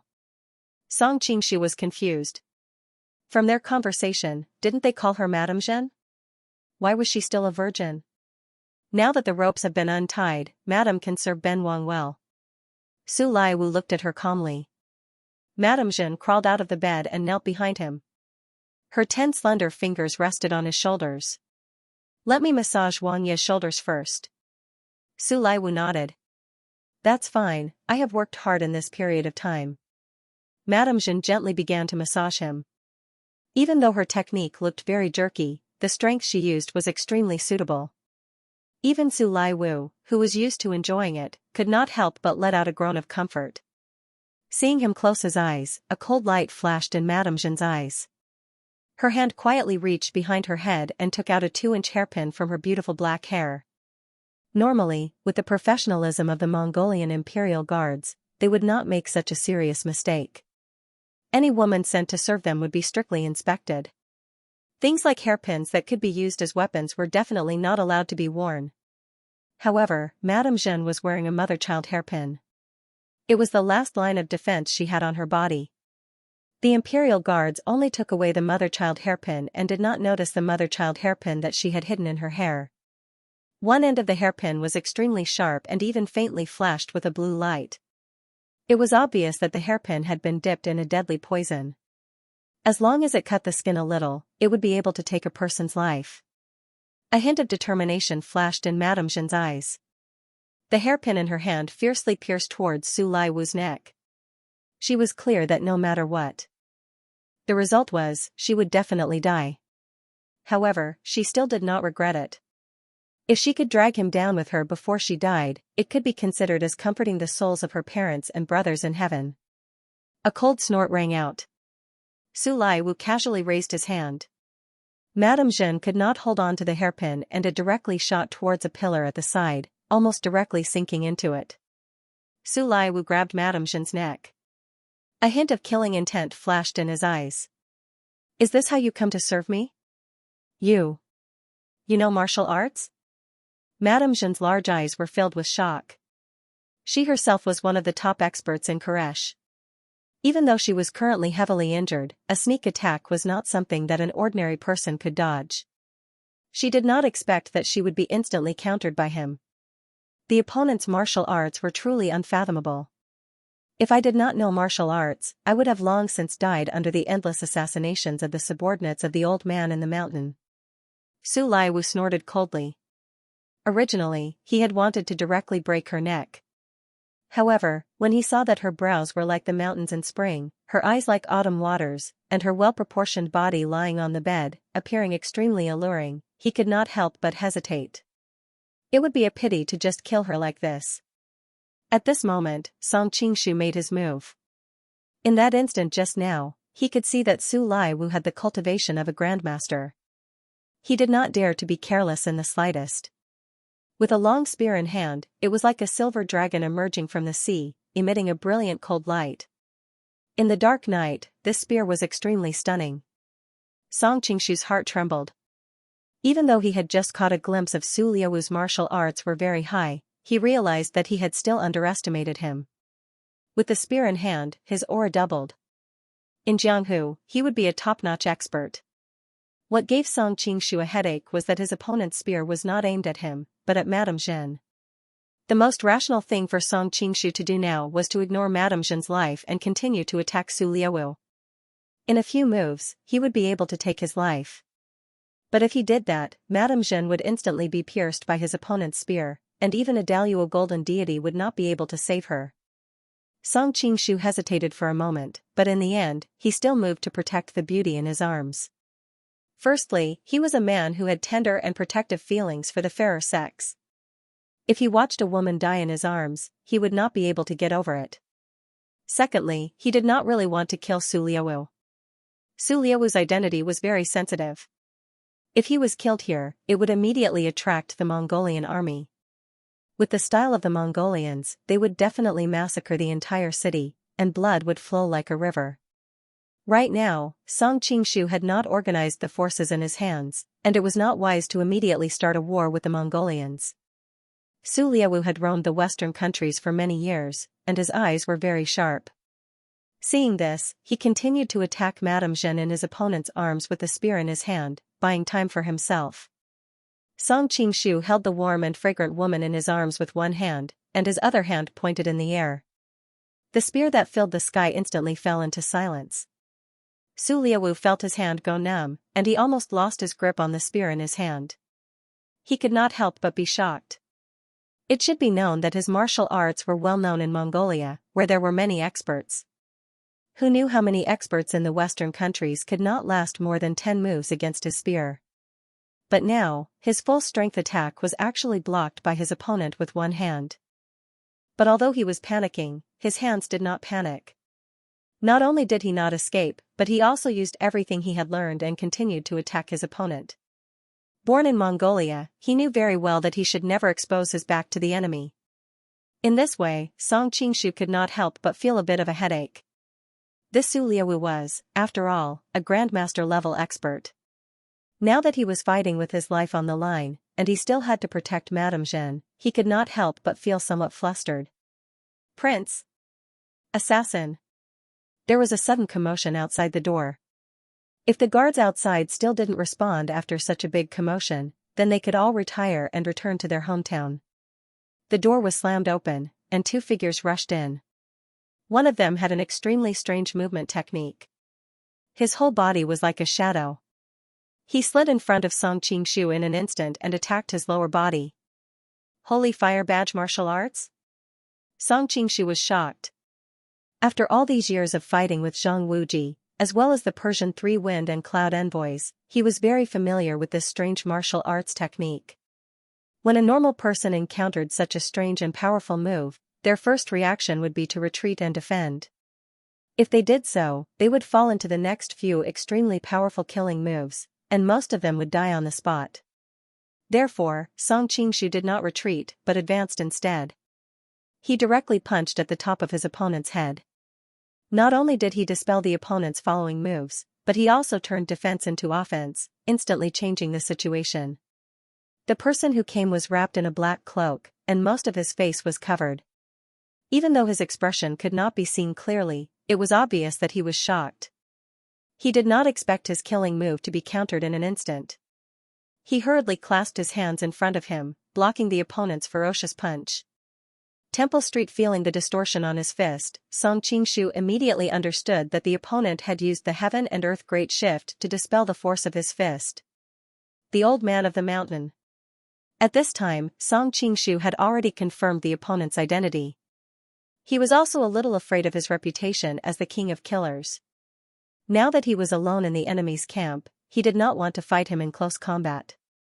For decades, the old man of the mountain had made a big name for himself in the West, making everyone tremble with fear. God knew how many secret killing skills he had. The level of one's martial arts was never directly related to one's ability to kill. Although the old man in the mountain's martial arts were strong, Song Qingshu was not too worried. Instead, he was very wary of the old man's proficiency in assassination. The old man of the mountain seemed to be afraid of his martial arts as well. He did not fight to the death as soon as he arrived. The two of them separated as soon as they touched, and very tacitly stopped fighting at the same time. However, Song Qingshu did not dare to be careless. At this time, a long and sharp saber was unsheathed. The bright light of the saber instantly dimmed the candlelight in the room. The saber was like the bright moon in the well, and also like the cool breeze in the mountains. It was quiet and gentle, but behind it was full of the aura of destruction. Song Qingshu's heart trembled, and he did not dare to be careless. He grabbed a candlestick at the side and threw it over. It seemed like a casual throw, but the timing and strength were just right. Before the aura of the old man of the mountain saber reached its peak, it detonated the aura in advance.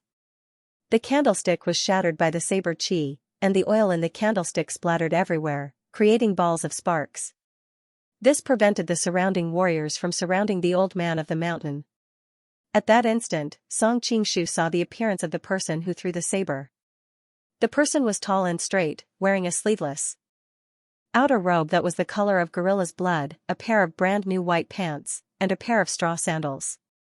His thick snow-white hair draped over his broad shoulders, and his eyes shone like lightning. There was no expression on his face that was as sinister as an eagle's. The saber in his hand was flat and narrow, and both the blade and hilt were longer than the blade of Middle-earth by half. A Japanese? Seeing that more and more Mongolian experts were rushing over after hearing the news, Song Qingshu did not want to be surrounded. He made a prompt decision, and while everyone's eyes were dazzled by the light from the fire, he soared into the sky, breaking through the roof and escaping. Don't let them get away. Su Liaowu was flustered and exasperated. Madame Zhen was the brains of Horazm. If it wasn't for her existence, the Mongolians would have long since wiped out Horazm. Based on the evaluation of her by the Mongolians' upper echelons, her value alone was equivalent to a Mongolian army of 10,000. However, compared to her, Su Liaowu was more wary of that mysterious man. To think that the mysterious man could break through the tight security and silently appear in his sleeping quarters. This was too hair-raising. The higher a person's status was, the more they would care about their own life. Right now, it was as if there was a sharp sword hanging over their heads at any moment. Who could endure this kind of fear? However, just as he finished speaking, a lump of black stuff whizzed over. Be careful. The Japanese warriors at the side hurriedly warned. Su Liaowu was an expert himself, and he hurriedly picked up the long spear in his hand and stabbed over. He had already seen clearly that it was a piece of tile, and it should have been thrown over by that person when he broke through the roof. However, under his long spear, it would immediately turn into dust. However, the tile suddenly paused in the air, and then abruptly accelerated. This delay allowed it to dodge his long spear, and it directly slapped onto his face. Your Highness! The group of people turned pale with fright and hurriedly ran over to help him up. According to the Great Khan's military methods, if anything happened to Su Liaowu, none of them would be able to live. Why are you helping me up? Go after him. Su Liaowu pushed the crowd away in a flustered and exasperated manner. He felt his face burning and couldn't see clearly with one eye. However, he didn't have the time to care about that right now. He only wanted to tear that mysterious assassin into pieces. When the guards saw this, they all had strange expressions and almost laughed out loud. It turned out that Su Liaowu's usually handsome face now had a large red mark. The bridge of his nose seemed to have been broken as well. His face was bleeding profusely and his left eye was swollen like a bun, as if he had been punched by someone. Where was the slightest bit of his usual handsomeness and might? Instead, it looked very comical. However, these people didn't dare to laugh out loud. Suliesu was currently in a fit of anger.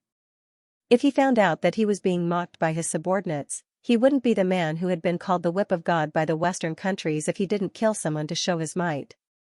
He was feeling uncomfortable holding it in. When they heard his order, the group of people hurriedly chased after him, afraid that the smiles on their faces would be seen. However, with Song Qingshu's peerless qigong, he had long since drifted far away. How could these people catch up to him? I only gave him a brick. Isn't that too easy for him? Song Qingshu was currently thinking to himself. He had deliberately shot out that brick before he left. Suliesu had openly teased Xianxia before, so he had to teach him a lesson. The wound on his face was obviously caused by someone. The Mongolians cared so much about their reputation. Suliesu probably wouldn't have the face to come out and be arrogant for the time being. Thank you for saving my life, Your Highness. Madame Zhen leaned against the tree for a while and finally caught her breath. She looked curiously at the man in front of her.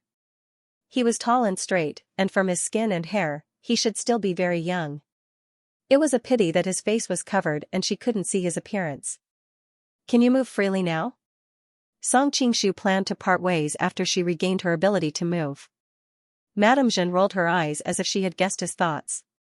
She put her hand to her forehead and said, I was drugged by the Mongolians and was heavily injured. I don't have any strength left. Song Qingshu sneered, when you ambushed Suliesu just now, I didn't see you at all. When Madame Zhen realized that her trick had been seen through, her face turned slightly red, but she quickly regained her composure. Since you snuck into Suliesu's palace in the middle of the night, it is clear that you are also Mongolia's enemy. The enemy of my enemy is my friend, so we should cooperate with each other. Cooperate? Song Qingshu chuckled. I don't see why I need to cooperate with you. Madame Zhen replied in a neither servile nor overbearing manner, when it comes to martial arts, of course I am far inferior to benefactor. But there are many things in this world that cannot be solved by martial arts alone. Are you implying that you are very smart? Song Qingshu looked at her with interest. The woman in front of him was tall and slender. Because she had just been sent to Suliesu's bed, she was wearing a thin dress. A large part of her skin was faintly visible. Under the moonlight, it was even whiter than snow. Such a woman would first think that she was a stunner in bed, especially with her impressive breasts. It was hard to associate her with the word smart.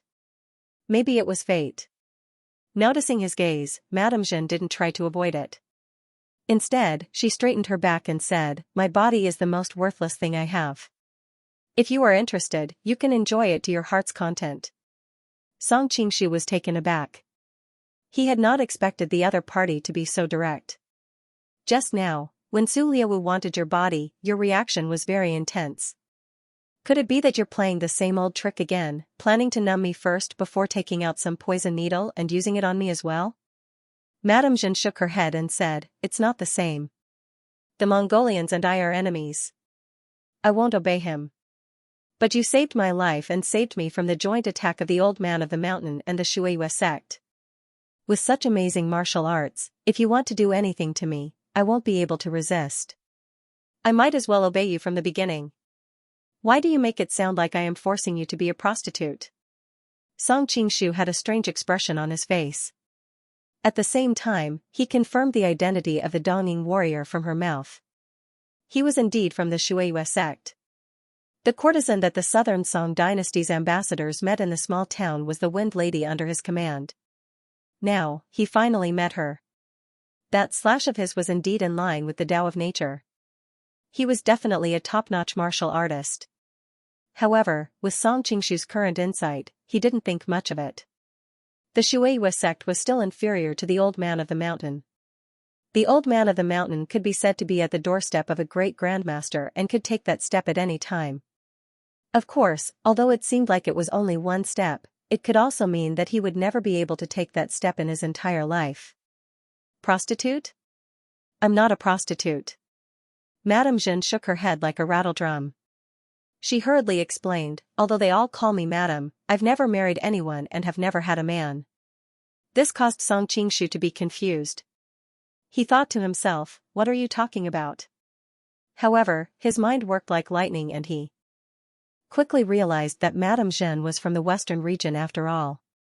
She wasn't very familiar with Mandarin and didn't know what it meant to force a girl to become a prostitute.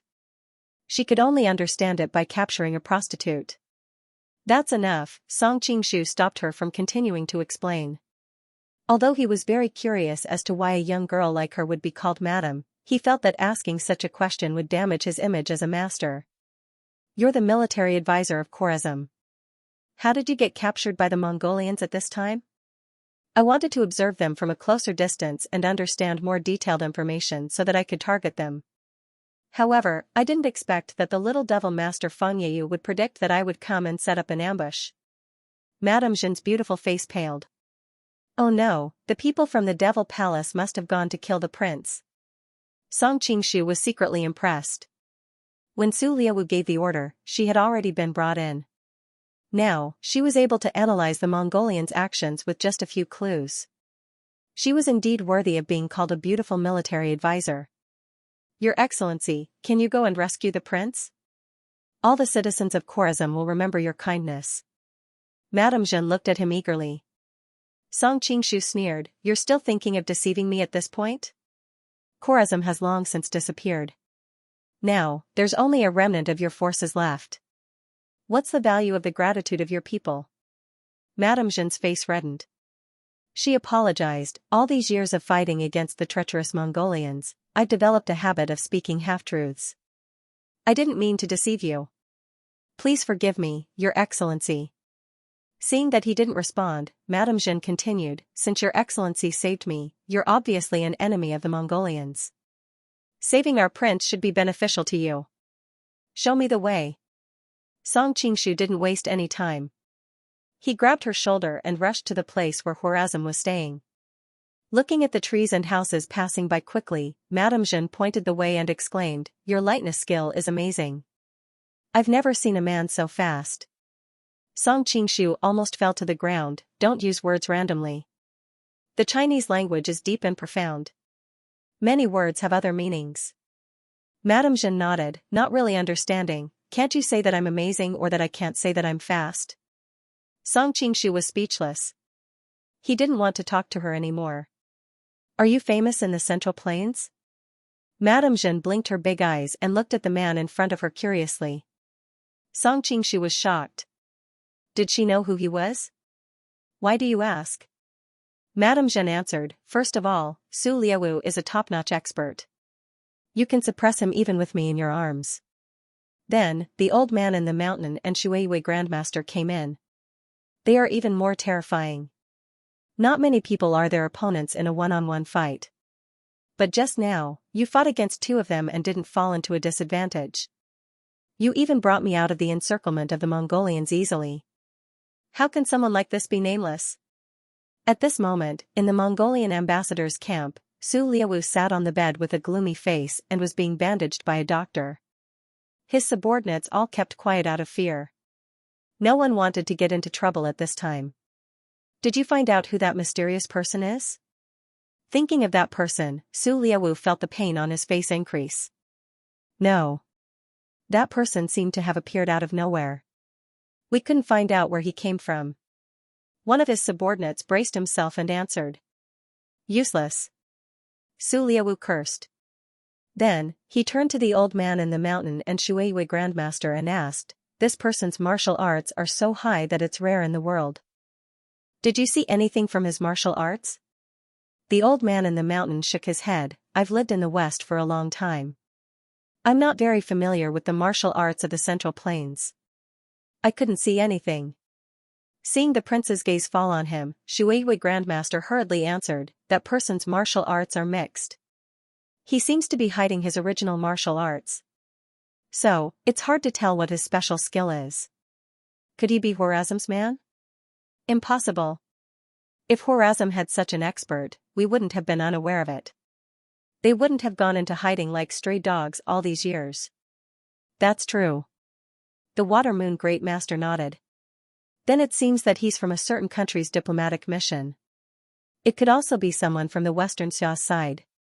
Su Liawu's expression was gloomy. In the past, Lian Dan brought a group of experts and was sent to the Western Xia side. Originally, they thought that they would succeed, but in the end, they died in an unknown manner. Hearing him mention this matter, Shuiyi Great Master's expression changed. They were both under the Mongolian banner, and he had seen Yan Liandan before. He was also extremely wary of the other's martial arts. If they were to fight to the death, he did not have the confidence to win. Of course, he was also confident that he would not lose. But Yan Liandan, with her level of martial arts, had died here without a sound. If it was him, it was likely that he would not be much better off. On the side, the old man in the mountain remained silent, and no change in his expression could be seen. Investigate, we must find a way to find out this person's identity, otherwise this king will not be able to eat or sleep in peace. Su Liawu's tone was filled with anger and fear. After all, with an assassin who could enter and leave his bedroom at will, no one would be able to sleep well.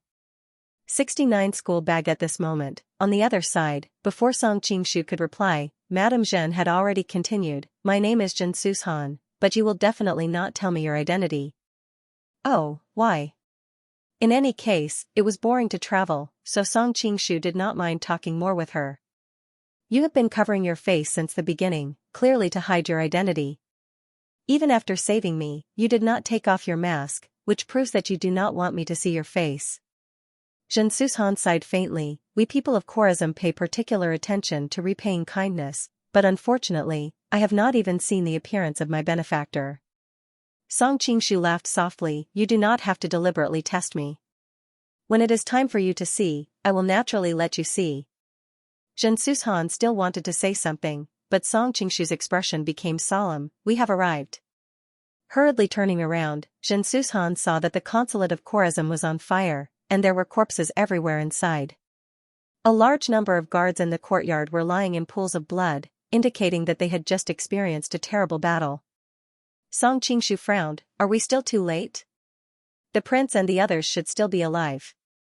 Jin Sushan checked the courtyard. "They should have run in this direction."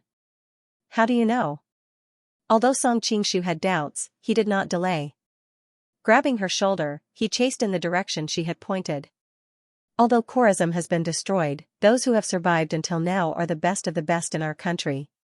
Just now, the old man in the mountain and the water moon sect did not come, so it is not that the prince and the others do not have the power to fight." Jin Sushan quickly answered while thinking, "Among our companions, there are two generals, Yan Muliang and Shui Yuanyuan. They are good at tracking and hiding, and just now, they deliberately left a secret signal in that direction that only I can understand. They should be worried that I will not be able to find them when I come back." When she said this, her eyes turned red, and her voice was a little choked, "But they do not know that I have fallen into the hands of the Mongolians. If it was not for my benefactor, I am afraid that I would have. Is that person in front of you Yan Muliang or Shui Yuanyuan?" Song Qingshu pointed at the corpse of a man who was lying about 100 feet away. The man was dressed in an exotic style and was not dressed like a Mongolian, so he could only be one of Khorazm's men. "It is Shui Yuanyuan." Jin Sushan cried out in surprise and quickly ran over to save the man. Unfortunately, the man was bleeding from all 7 orifices, and his eyes were wide open. There was no sign of life. His leg was cut off, and the chest and the back of his head are fatal. A person can attack in 2 directions at the same time. It seems that the person is quite skilled in martial arts. Song Qingshu could not help but be a little surprised. Jin Sushan bit her lips, and her eyes were red. "It is not a person. It should be the 2 devils of Meng." "The 2 devils of Meng?" Song Qingshu clearly did not know as much about the experts of the Mongolian side as he did. The 2 devils of Meng are a pair of twin brothers, and they are most proficient in joint attacks. They are one of the 8 bodyguards of Temujin. When Khorazm fought against the Mongolians won every battle, and Temujin was a little arrogant and careless. I used his mentality to set a trap and surrounded Temujin's troops. Countless experts surrounded and attacked them, but in the end, Temujin was still able to escape under the protection of his 8 bodyguards. After that, Temujin did not give us another chance, and Khorazm was also destroyed in one battle. Jinsushan's face was gloomy, and her voice was full of sorrow. You were actually able to trick Temujin? No wonder the Mongolians thought so highly of you. Song Qingshu could not help but look at her in a new light. Jinsushan did not look proud of herself. According to you people from the Central Plains, even a wise man will make a mistake. I was just lucky that Temujin miscalculated. Jinsushan explained, at that time, his kung fu had not reached a high level. Later, there was a rumor that he had practiced some kind of demonic kung fu, but I don't know if it's true or not. The main reason is that our country was destroyed, and we no longer have a chance to get close to Temujin. The only person who knows the truth is the Elder of the Mountain. After all, they organized thousands of assassinations, so they should know if Temujin really has unfathomable kung fu as the rumors say. Song Qingshu's expression changed. It seemed that he had to find a chance to ask the Elder of the Mountain. But now that he had defected to the Mongols, would it be counterproductive to contact him rashly? Or would it be better to contact Zhang Wuji when the time came and have a relationship with him? The two continued forward. Suddenly, Jinsushan exclaimed and ran forward. Handsome man and beautiful woman. Song Qingshu looked over and saw a man and a woman lying crookedly in the grass at the side. The man looked like a gorilla, with thick hair all over his body. He was indeed very rough. The woman was much more beautiful, but she could only be called beautiful. Of course, when compared to the gorilla-like man, she looked even more beautiful. But at this time, the two were not breathing. Obviously, they had died here. Their bodies are still warm. They must have died not long ago. Let's hurry and catch up. Maybe we can save your prince. Song Qingshu took her hand and continued on their way. With Madame Zhen's intelligence, how could she not see this? However, seeing was one thing, and feelings were another. When Khorazm was destroyed, they, a group of loyal warriors, had escorted Prince Zalandan to escape. They had been fighting against the Mongols for so many years, and the conditions were extremely difficult and dangerous. Their companions had either died or disappeared. Now, only a few of them were left. They could be considered to be relying on each other for survival.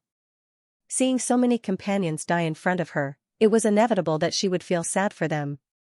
Song Qingshu sped up. Not long after, he heard the sound of weapons clashing not far away. Looking in the direction of the sound, he vaguely saw an abandoned temple with a large fire. He was not in a hurry to show himself, but quietly approached to check the situation. Zalandan, there is a road to heaven, but you don't take it. There is no door to hell, but you barge in. You don't want to stay in India, but you come to Xianxia with delusions of marrying the princess. Aren't you seeking death? A group of Mongolian warriors was clustered around an extremely refined and elegant man. He was sizing up the few people who were surrounded in the corner of the dilapidated temple with a mocking expression on his face. He was the little devil master, Fang Yeyu, whom he had met in the inn earlier. Prince? Jinsushan was about to rush over when she saw the faces of those people, but she was stopped by Song Qingshu. Wait. Song Qingshu did not expect Zalandan to be so short. However, his eyes were filled with arrogance, and he had a unique aura. Therefore, even though the people beside him were much taller and more heroic than him, he was still the most eye-catching one. Indeed, one could not judge a book by its cover. Jinsushan gritted her teeth, but she didn't do anything in the end. She knew that she was heavily injured, and rushing out would be useless. She could only place her hopes on the man beside her, so she didn't dare to disobey him. Bah, you Mongolians are cruel and heartless. Now, you are openly killing the envoys of other countries in Xianxia.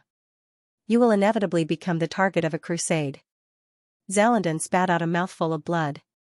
Although he had already expected the risks of coming here, he still felt that he was at the end of the road when it really came to this moment. Crusade? Fang Yeyu had a proud expression. Our great Mongolian Empire has destroyed countless countries, and our Xianxia army is invincible in the world. Which country is blind enough to dare to crusade against us? A handsome middle-aged man with a head full of white hair next to him smiled and echoed, that's right. Isn't the marriage contest held by Xianxia to curry favor with our Mongolian Empire? Don't look at the envoys from so many countries. They are all here to accompany us. Princess Xianxia has long been our prince's concubine. The surrounding people roared with laughter, and the pride on their faces was clear in their words. He didn't use the word princess, but concubine. It seemed that in their hearts, they didn't think that the princess of a small country at the border of Xianxia was very noble and worthy of the title of princess. It should be known that Su Liu had destroyed countless countries in the West over the years. The concubines and princesses of many countries and city-states were just as bedmates and playthings. In their hearts, the princess was really worthless. Song Qingshu frowned slightly. Who is this white-haired man? Zhen Sushan was smart and immediately sensed the dissatisfaction in his tone. She was secretly happy, but she still replied respectfully, he is the guardian of the Devil's Palace, white-haired Lu Xiaoji.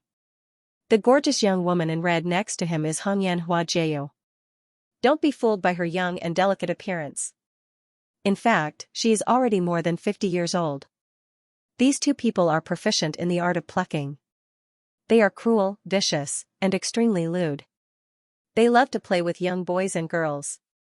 Both of them are highly skilled in martial arts and are backed by Mongolia. She's actually an old witch. Song Qingshu was shocked. The woman was dressed in red and had a flirtatious appearance. Even with his picky eyes, he had to admit that she was somewhat good-looking, but he didn't expect her to have such a past. But on second thought, he felt that it was too strange. It wasn't like he hadn't seen Heavenly Mountain Maiden and Li Qiushui before. In terms of age, they could be her mother, but she looked even younger than her. She's actually a female perverted thief who practices the art of plucking. Song Qingshu felt disgusted. He wasn't so desperate that he would be interested in such a woman. At this moment, the young woman in red giggled. I thought Zalandin was a hero, but in the end, he could only rely on his tongue. Sigh, I wanted to capture you and ask the prince to give me a reward to play with, but now I've instantly lost interest. Bah, witch. Zalandin and the others flushed and cursed. White-haired Lu Xiaoji looked at her with some dissatisfaction. Zalandin is so short, and you're actually interested? Zhen Sushan explained on behalf of Song Qingshu in a low voice, white-haired Lu Xiaoji and Hua Jieyu are a couple. Their husband and wife? Song Qingshu suddenly widened his eyes. Didn't you just say that they often go out to pluck young men and women? Zhen Sushan's face turned red for the first time. She replied, they do their own things, and don't care about these things like ordinary couples. Song Qingshu stared at her and sighed after a long time. The noble circle is really messy. Hua Jieyu giggled. They're short, but that's not necessarily small. What's more, Zalandin has led the rest of the army to fight against the Mongolians for many years. He can be considered an ambitious person. What's wrong with having a taste? Lu Xiaoji turned her head and snorted, ignoring him. In the distance, Song Qingshu was dumbfounded. This woman was really too tough, but her husband actually let her do as she pleased. Was he a cuckold? Zhen Sushan secretly spat. Shameless. In the group of wretched laughter, Fang Yiyu finally spoke, Huazhaio, Yan Muliang, now that Zalandin is at the end of his rope, why are you still following him? Are you going to die together? Zhen Sushan quickly explained, the one on the prince's left with silver hair and purplish red eyes is my martial uncle, nicknamed Purple-Eyed Devil Huazhaio. He is the #1 expert in Khorism. The one on the right is Yan Muliang, who is good at tracking and concealment. On the way to Xianxia, we relied on him to erase our traces and escape from the Mongolians. This bastard. Zhen Sushan trembled with anger. However, the man beside her did not say anything, so she did not dare to expose herself. Yan Muliang still had a glimmer of hope. How is that possible? Madame Zhen is smart. How could she be caught so easily? Hua Jiyu said with a smile, she is smart, but our lord and the little devil are not bad either. They knew that she would come to spy on us, so they set up an ambush and caught her. Otherwise, why would we chase after you and eliminate you? Zhen Sushan looked ashamed and muttered to herself, it's all my fault. If I did not take the risk, everyone would not be so defenseless. Song Qingshu comforted her. Don't feel guilty. This has nothing to do with you. According to what you said before, even a wise man will make a mistake. The gap between your absolute strength and the Mongolians is too big. They can make countless mistakes, but you can't make a mistake once. This is decided by the power of both sides. It has nothing to do with personal ability. Zhen Sushan's expression became better. Thank you. Hearing this news, Zalandan finally gave up. He sighed and said to Hua Xiao and Yan Muliang beside him, "Thank you for your company all these years. Now that it has finally come to an end, you guys should surrender. With your martial arts and abilities, I'm sure you can display your strengths in Mongolia." Then, he stared at Jia Yu of Tongzuan Mountain who was dying by his feet. "It's a pity that you are fatally injured and can no longer join the Mongolians. You can only die with me." Jia Yu was a towering man, but now he was crying. "It's my honor to die protecting the prince." Song Qingshu pushed Zhen Sushan. "It's time for you to go out." Looking at the situation, if they were a little later, they would have lost their courage. If Hua Xiao and Yan Muliang really surrendered, then it would be useless to save them. By then, there would be internal cracks in Khorasan, and this potential ally would have no value. Zhen Sushan was a smart woman. She didn't ask her what she should do when she went out alone. Instead, she walked out calmly with her head held high. Under the illumination of the surrounding torches, her figure became more and more attractive. Song Qingshu nodded secretly. Although this woman had big breasts, she was not brainless. "Who are you?" The people of the Demon Master Palace immediately noticed something strange. Fang Yeyu and the others quickly turned around. When they saw Zhen Sushan's appearance, they couldn't help but be stunned. They couldn't understand why she would appear here. Zalandan and the others were instantly overjoyed. Yan Muliang laughed loudly, "I knew it. How could someone as witty as Madame be captured by the Mongolians?" Zhen Sushan's face was a little hot, but she still walked over as if nothing had happened. "Why are you here?" Fang Yeyu had too many doubts in his heart and finally couldn't hold it in any longer. "Where else would I be?" Zhen Sushan said with a smile. "You should be in our prince's bed." On the side, the white-haired Lu Xiaoji greedily looked up and down at her full and enchanting curves. She thought that this woman was really a beauty, but it was a pity that she was now His Highness woman. In the future, when he was tired of playing with her, he would ask him to give her to him. 678-inch. Do you think I'm so easy to catch? The reason why I was caught was because I let you catch me on purpose. Zhen Sushan deliberately mystified them. "Humph, bluffing. Your actions caused your flower prince's people to suffer heavy casualties. Is this also within your expectations?" Fang Yeyu sneered. Zhen Sushan secretly sighed. As expected of the little demon master, he always wanted to drive a wedge between them. However, she already had a plan in mind. She said unhurriedly, "Compared to the goal that can be achieved, this little sacrifice is nothing." "What goal?" Fang Yeyu's expression changed.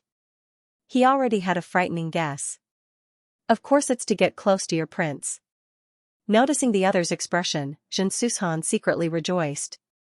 After so many years of fighting and scheming, she already knew the other's suspicious personality. "As expected, the moment I was caught, your lecherous prince couldn't wait to have me serve him in bed. That way, I would have the opportunity to be alone with him. In that situation, no matter how many experts he has under him, they wouldn't be able to watch from the sidelines. It would be easy for me to take his life. It's a pity that the whip of God, who terrified all the Western countries, died so easily at the hands of a little girl like me." Hearing that Su Liawu had died, the Mongolian warriors all looked at each other in shock and whispered to each other. Hiding in the dark, Song Qingshu was secretly impressed, thinking that this Madame Zhen was indeed a talented person. I immediately pushed her out. In just a few steps, she had already thought of this plan, causing the previously high morale of the Mongolians to be in a state of panic. Nonsense! How could Fang Yeyu not notice that the hearts of his subordinates were wavering? He hurriedly shouted angrily, "Not to mention the fact that you were already seriously injured when you were caught, those handmaidens would definitely search you when they sent you in. Even if you were in your best condition and carried a weapon, you still wouldn't be a match for Prince. With Prince's martial arts, how could you take advantage of him?" Hearing his words, the group of Mongolian warriors gradually calmed down. In their hearts, Su Liawu was like a god of war. Furthermore, he was also a martial arts expert. Back then, the Persian Ming dynasty had sent out all their forces and organized a large-scale assassination, but they still hadn't been able to take his life. Although he had been seriously injured, he had still taken the lives of dozens of top assassins. How could such a person be killed by a woman? Xianxia pursed her lips and smiled. Little magic master, have you forgotten why I entered Su Liawu's bedroom? Fang Yeyu's expression changed. Serve him in bed? That's right. Su Liawu was arrogant about his martial arts and only wanted to conquer his spoils of war. I made my move when he was at his happiest and proudest. Which man would be able to guard against me at that time? As Xianxia spoke, she glanced worriedly in the direction of Song Qingshu. She had just noticed his disdain for Hua Jieyu and hoped that he wouldn't think that she and Hua Jieyu were the same type of people. Fang Yeyu's heart skipped a beat. If what she said was true, there was indeed a possibility of success. But would Prince Yu really be so careless? If you don't believe me, take a look in Su Liawu's direction and see if there's a raging fire there. If Su Liawu dies, you, as his bodyguards, will not be able to escape the blame. According to Temujin's personality, you will definitely be buried with him. I advise you to find a way to survive as soon as possible. Just now, Fang Yeyu and his group had been in high spirits trying to persuade Xianxia, Xia, and Ao.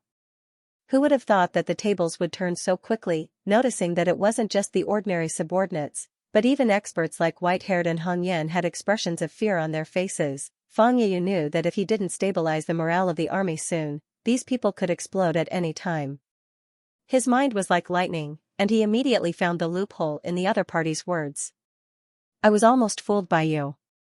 Even if you really succeeded by luck, there are so many experts in the residence. There's no way you could have escaped. How powerful?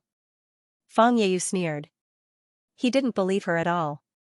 He had also participated in the operation to capture her outside the hostel. Although Madame Zhen's martial arts were good, her strength was limited. What do you think about being able to leave safely from the joint attack of the Old Man of the Mountain and the Shuiyue sect? Madame Zhen stood with her hands behind her back. She really had the demeanor of a master, but her face was a little hot. She thought, he won't blame me, right? You're playing tricks. Fang Yeyu snorted coldly. With a wave of his hand, 5 Mongolian warriors quickly surrounded her in the middle and attacked her. Zalanden, Huajiao, and the others hurriedly warned, be careful. Jinan and Xiaoshu died under the siege of these 5 people. Unfortunately, they were seriously injured and couldn't help her at all. Madame Zhen's heart skipped a beat. She had been fighting against the Mongolians for a long time. How could she not recognize these 5 people? They were the 5 evils of metal, wood, water, fire, and earth of the 10 great evil gods of the Devil Master Palace. Although they weren't as powerful as the first 2 of the 10 great evil gods, they were still first-class masters. Even if she wasn't injured, she could only avoid the 5 people's joint attack. Now that she was injured, she would probably be killed within 3 moves.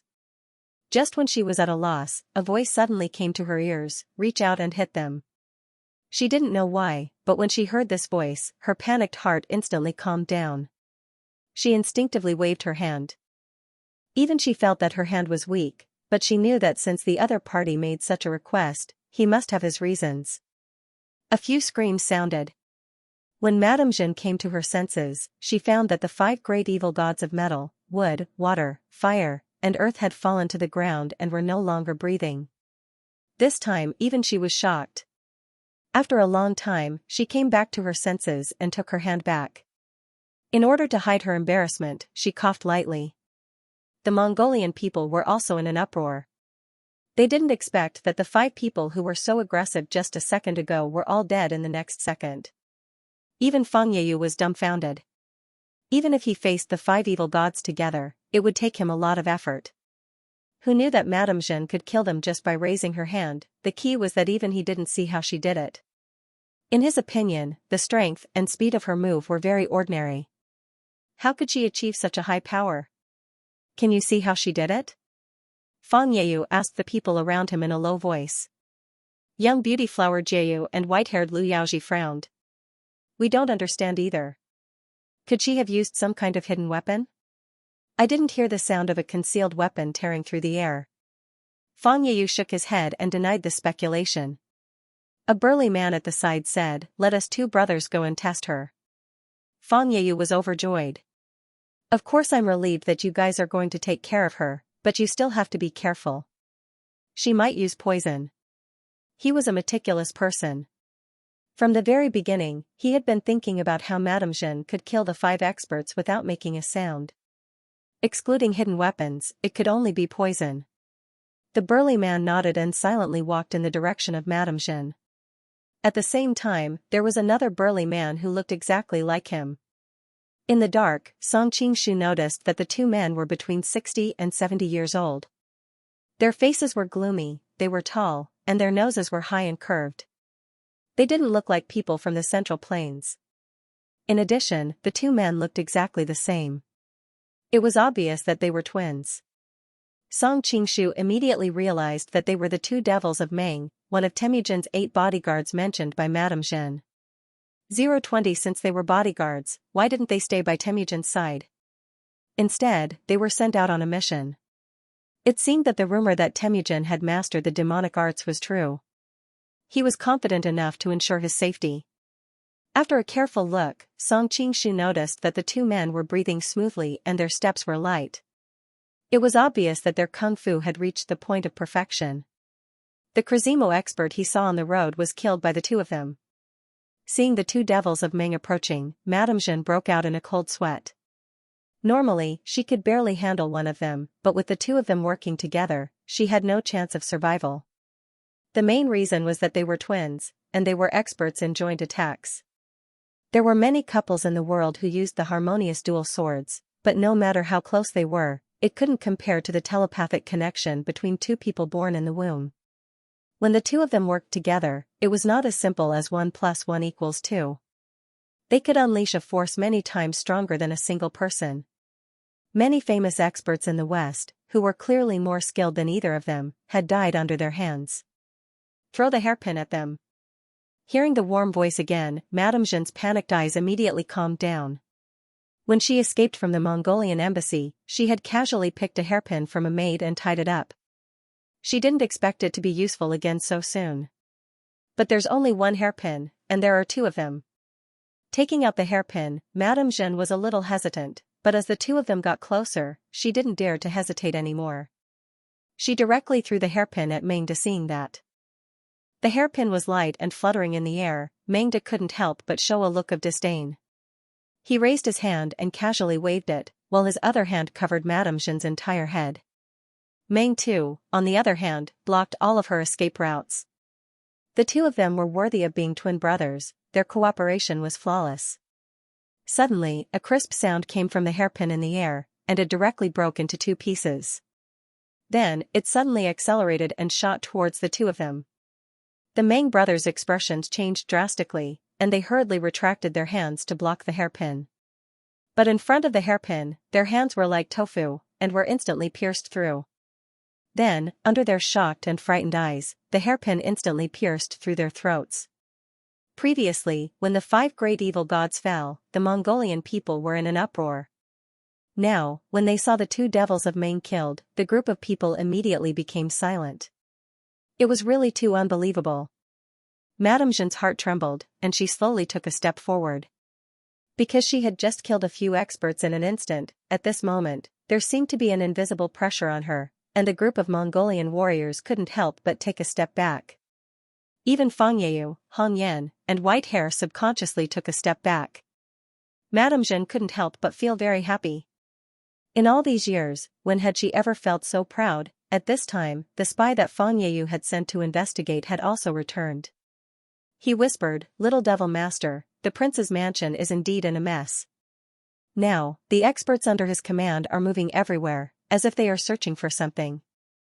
In such a short time, it was impossible for him to rush back to ask, so he could only find a high place to observe and report the situation of the Mongolian embassy. Fang Yeyu's expression changed several times. It was really as Madame Zhen had described. Could it be that the prince really, thinking of this, he didn't dare to delay any longer, and hurriedly waved his hand, "Retreat." The other Mongolian warriors all felt as if they had been pardoned, and quickly followed him, disappearing without a trace. Song Qingshu hesitated for a moment, and didn't continue to make a move. The Mongolians had a large number of people, and it wouldn't be so easy to kill them all. Also, looking at the time, the main force that Su Liawu sent would arrive soon. The most important thing now was to take the people of Khwarezmi away first. Seeing the Mongolians leave in fear, Zalanden and the others surrounded Madame Jeanne in surprise and joy. Madame has such skills, and we actually didn't know. Madame Jeanne's prestige in Khwarezm had been extremely high these years. To some extent, she could be said to be the second in command. However, she had made the decision without asking Zalanden, mainly because the other party's strength was unfathomable. She knew that once the prince knew, he would not have any objections. Zalanden and the others were stunned.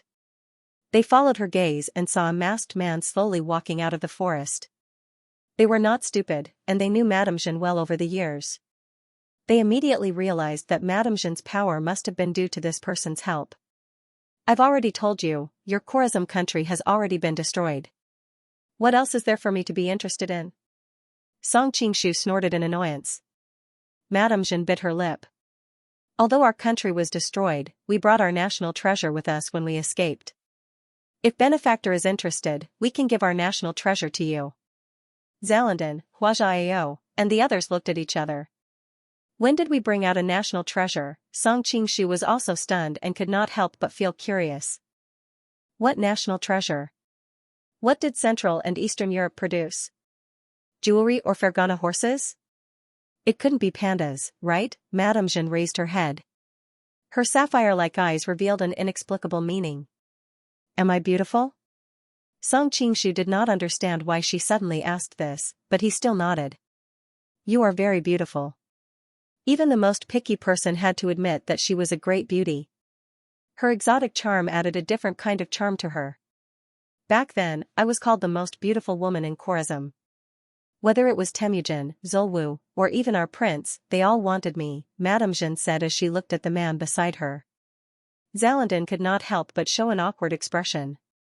In addition, I am also good at commanding troops and giving advice. I have thwarted the Mongolian plots several times over the years. I wonder if I am worthy of the title of national treasure. Song Qingshu could not help but laugh. He did not expect her to beat around the bush for so long just to sell herself. It seemed that Western women were indeed more unrestrained. Madam, of course. Pausing for a moment, Song Qingshu's gaze fell on the curves of her body. Her breasts were perky, her waist was slender, her hips were perky, and her legs were long. He couldn't help but sigh from the bottom of his heart. And every part of your body is a treasure. Hearing his praise, Mrs. Jeanne's eyes lit up. Thank you. Zalanden, Yen Muliang, and the others were dumbfounded. How could the military advisor, who had always been unfathomable and incomparably cold and arrogant, sell his beauty like this today? He had never seen this side of her. However, Zalanden was very rational. He guessed that she was using a honey trap, so he didn't say anything despite his doubts. Alright, there's no need to flatter me. Let's leave this place first. The Mongolians will soon realize that they've been tricked and come running back. Song Qingshu noticed the strange gazes from the people beside him.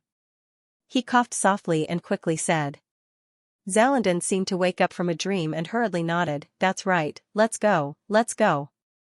The previous battle was too tragic, and he didn't want to go through it again. Mount Tongzuan Jiayu was already on the verge of death. Seeing this, he struggled and said, Prince, leave quickly. Don't worry about me. I can't save him in this situation, so I don't want to drag you down. Zalanden frowned and ran over to carry him on his back. You risked your life to save me before, how can I abandon you now? Don't talk, let's leave this place first.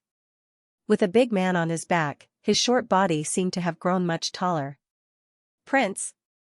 Xianxia's tower-like man couldn't help but choke. 0 Book How Song Qingshu threw a 9 revolutions bear snake pill over. Don't worry, he won't die. Xianxia only had external injuries and had lost a lot of blood. With the 9 revolutions bear snake pill, he was able to hang on to his last breath and find a doctor to treat and nurse him back to health. Zalanden was instantly overjoyed. Thank you. Seeing that his expression didn't seem to be fake, Song Qingshu secretly admired him. No wonder Zalandan's country was destroyed like a stray dog, yet so many people were willing to follow him. His charisma was worthy of the loyalty of his subordinates. Madame Jeanne took the opportunity to tell him about how he saved her. Throughout the process, she looked at Song Qingshu from time to time, her eyes seemingly glowing. Song Qingshu felt a little unnatural from her words. In her description, he was like a god descending to the mortal world, more legendary and magical than he actually was.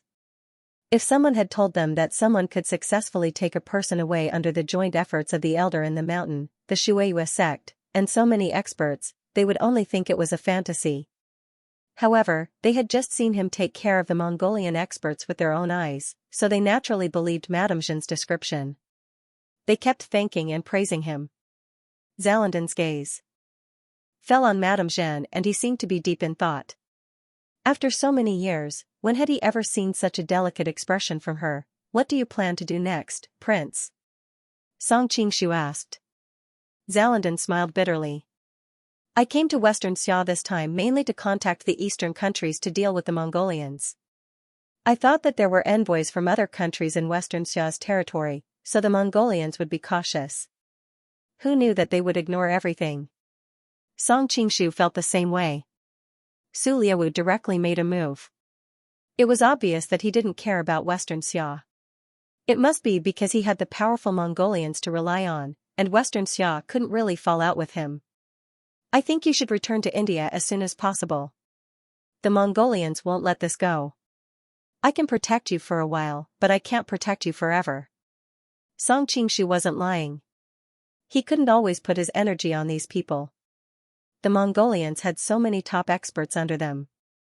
They could be killed if there was a gap. Zalandan said seriously, Hero, we are already very grateful for saving us once. How would we dare to keep troubling you? However, we came here to form an alliance. We carry the hopes of our people. If we go back like this, my subordinates won't see any hope. I'm afraid no one will be able to hold on. In order to win the hearts of the people, there had to be immediate benefits or enough hope. If there was nothing, those subordinates who had followed Zalandan for thousands of miles and lived a difficult life would probably completely lose control. Song Qingshu also understood this. He thought for a moment and said, I'll take you to see a few people first.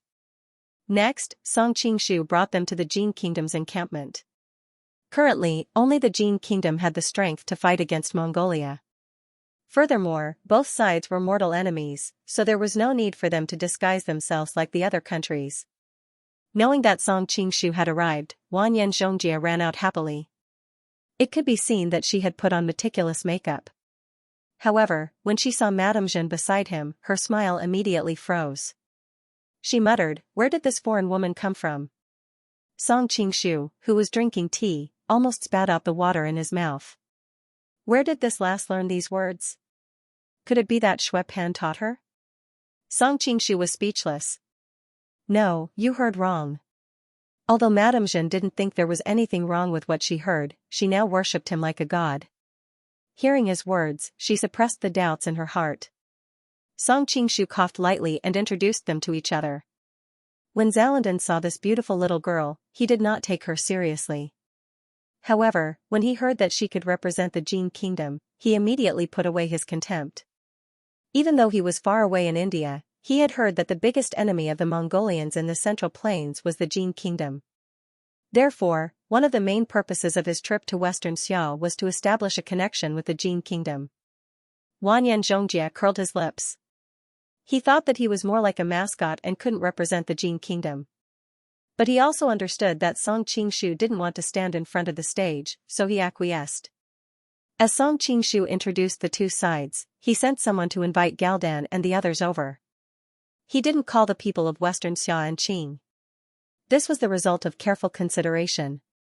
Western Xia and Mongolia were too close, and they could be threatened by the Mongolian army at any time. For the time being, it was not suitable to break off relations with the Mongolians. He also didn't want to expose his relationship with the Manchurian Qing. Zalandan was overjoyed to hear this.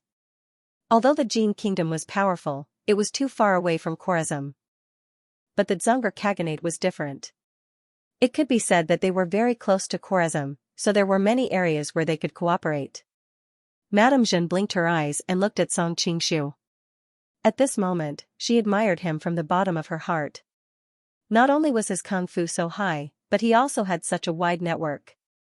He could easily summon the higher-ups of the Jin Kingdom and Dzungar Khaganate. But on second thought, with his kung fu and ability, it would be strange if he couldn't do this. Noticing the look in her eyes, Wanyan Zhongjia suddenly felt a sense of crisis. She hurriedly inserted herself between the two and blocked her eyes. "How did you get together?" Madame Jeanne immediately sensed her hostility. She was a quick-witted person and immediately understood the reason. She thought that a person like her benefactor would definitely attract the most outstanding women in the world. When she realized this, she did not feel any jealousy in her heart. On the contrary, she felt that it was only natural. Since Quarazimo still needed the help of the Jin Kingdom, she didn't argue with Wanyan Zhongjia. Instead, she smiled faintly and silently retreated to the side. Wanyan Zhongjia stared blankly for a moment. Now that the other party was acting like this, she felt a bit embarrassed and felt that she had gone too far. Song Qingshu didn't notice that the thoughts of the two women had already changed 1,000 times at this moment. Instead, he roughly recounted what had just happened. Wanyan Zhongjia couldn't help but slap the table and stand up when he heard that the Mongolians had mobilized all their experts to attack Khwarazm's embassy. These Mongolians are too arrogant. It's because the Mongolian army can run amok in the world and destroy countless countries. That gave them confidence, Song Qingshu reminded. You can't be careless in your defense here. The Mongolians might attack you too. Don't worry, I brought the elites of the loyal army with me. Besides, Mr. Ouyang is also here. If the Mongolians come, they'll all die. Wanyan Zhongjia snorted. Song Qingshu nodded to himself. Having Ouyang Feng here was indeed a relief.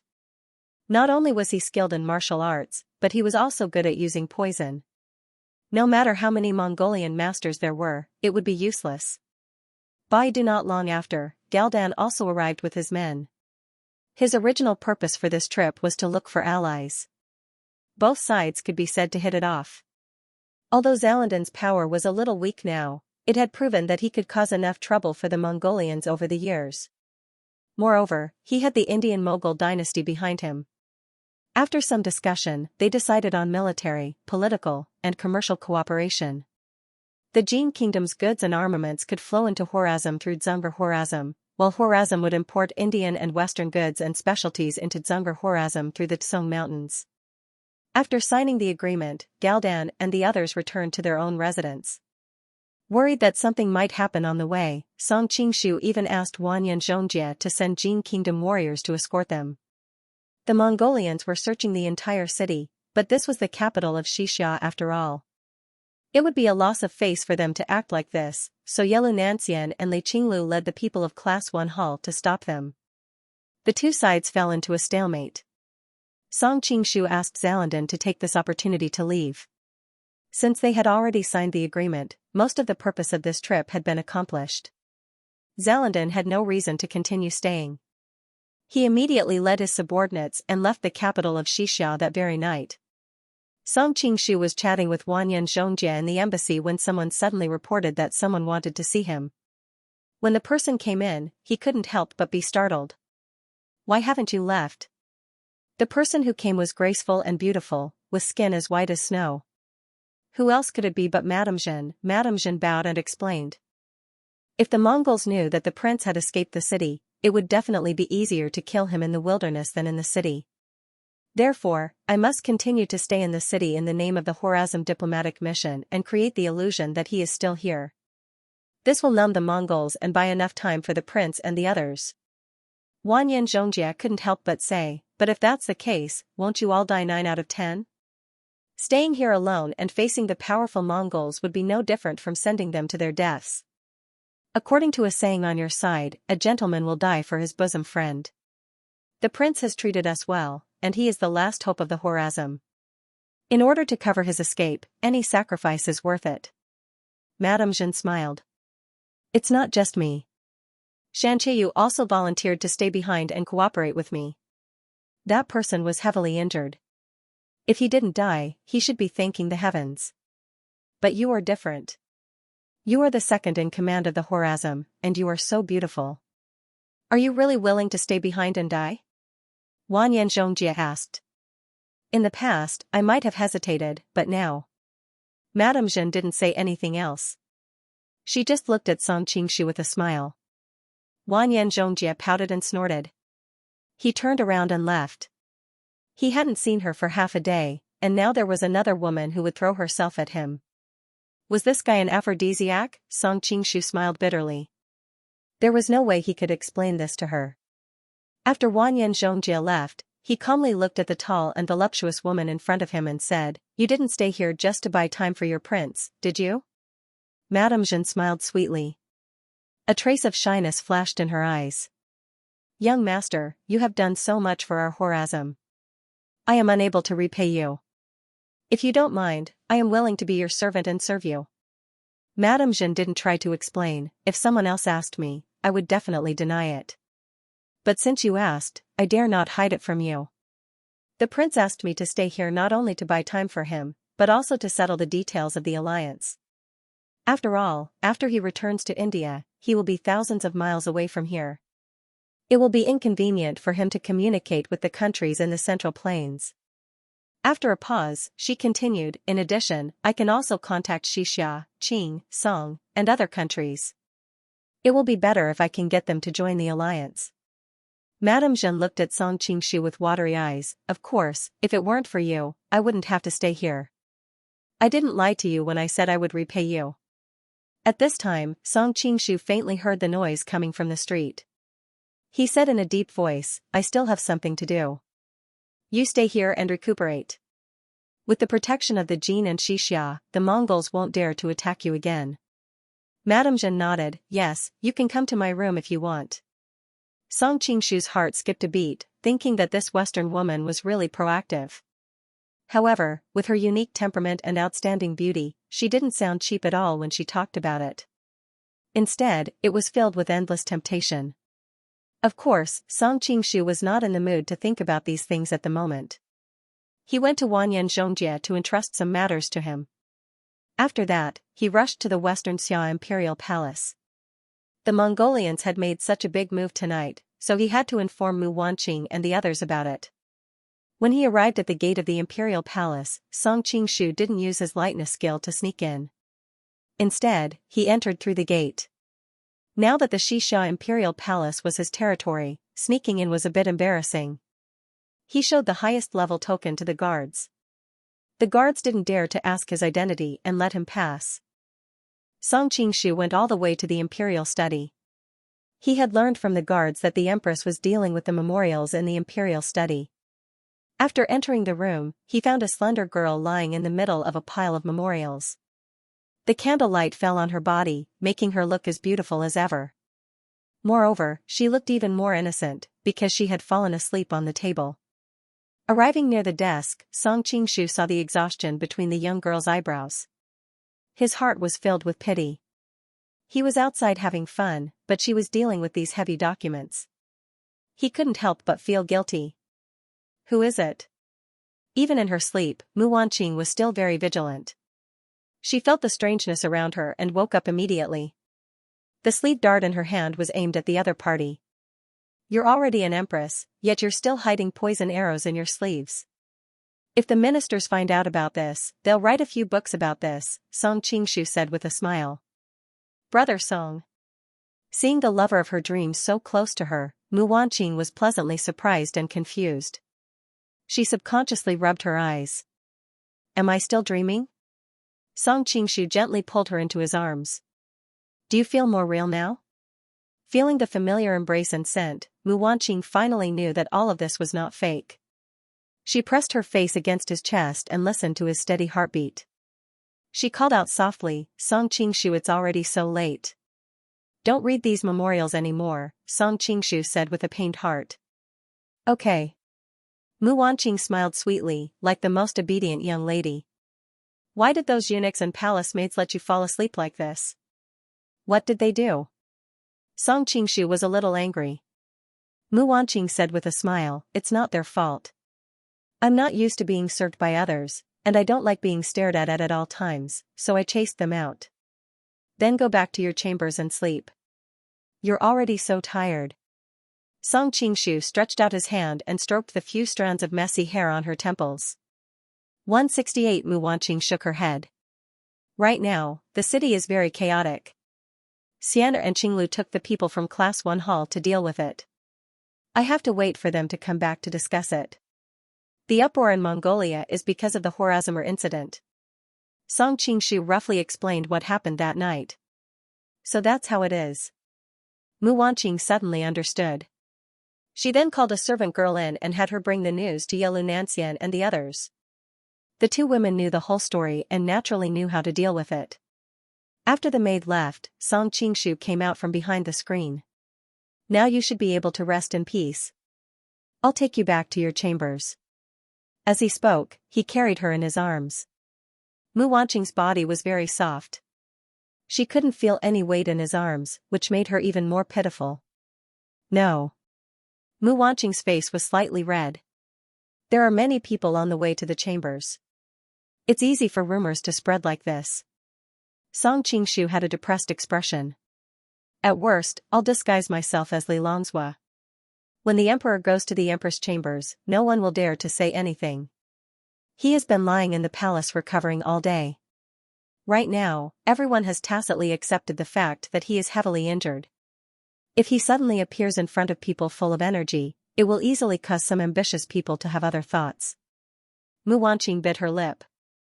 Also, when the emperor goes to the empress room, the greeting room, and the living quarters, there will be official records. I feel it's strange, and I don't like that feeling. So it's like that. Song Qingshu knew that what she said was somewhat reasonable.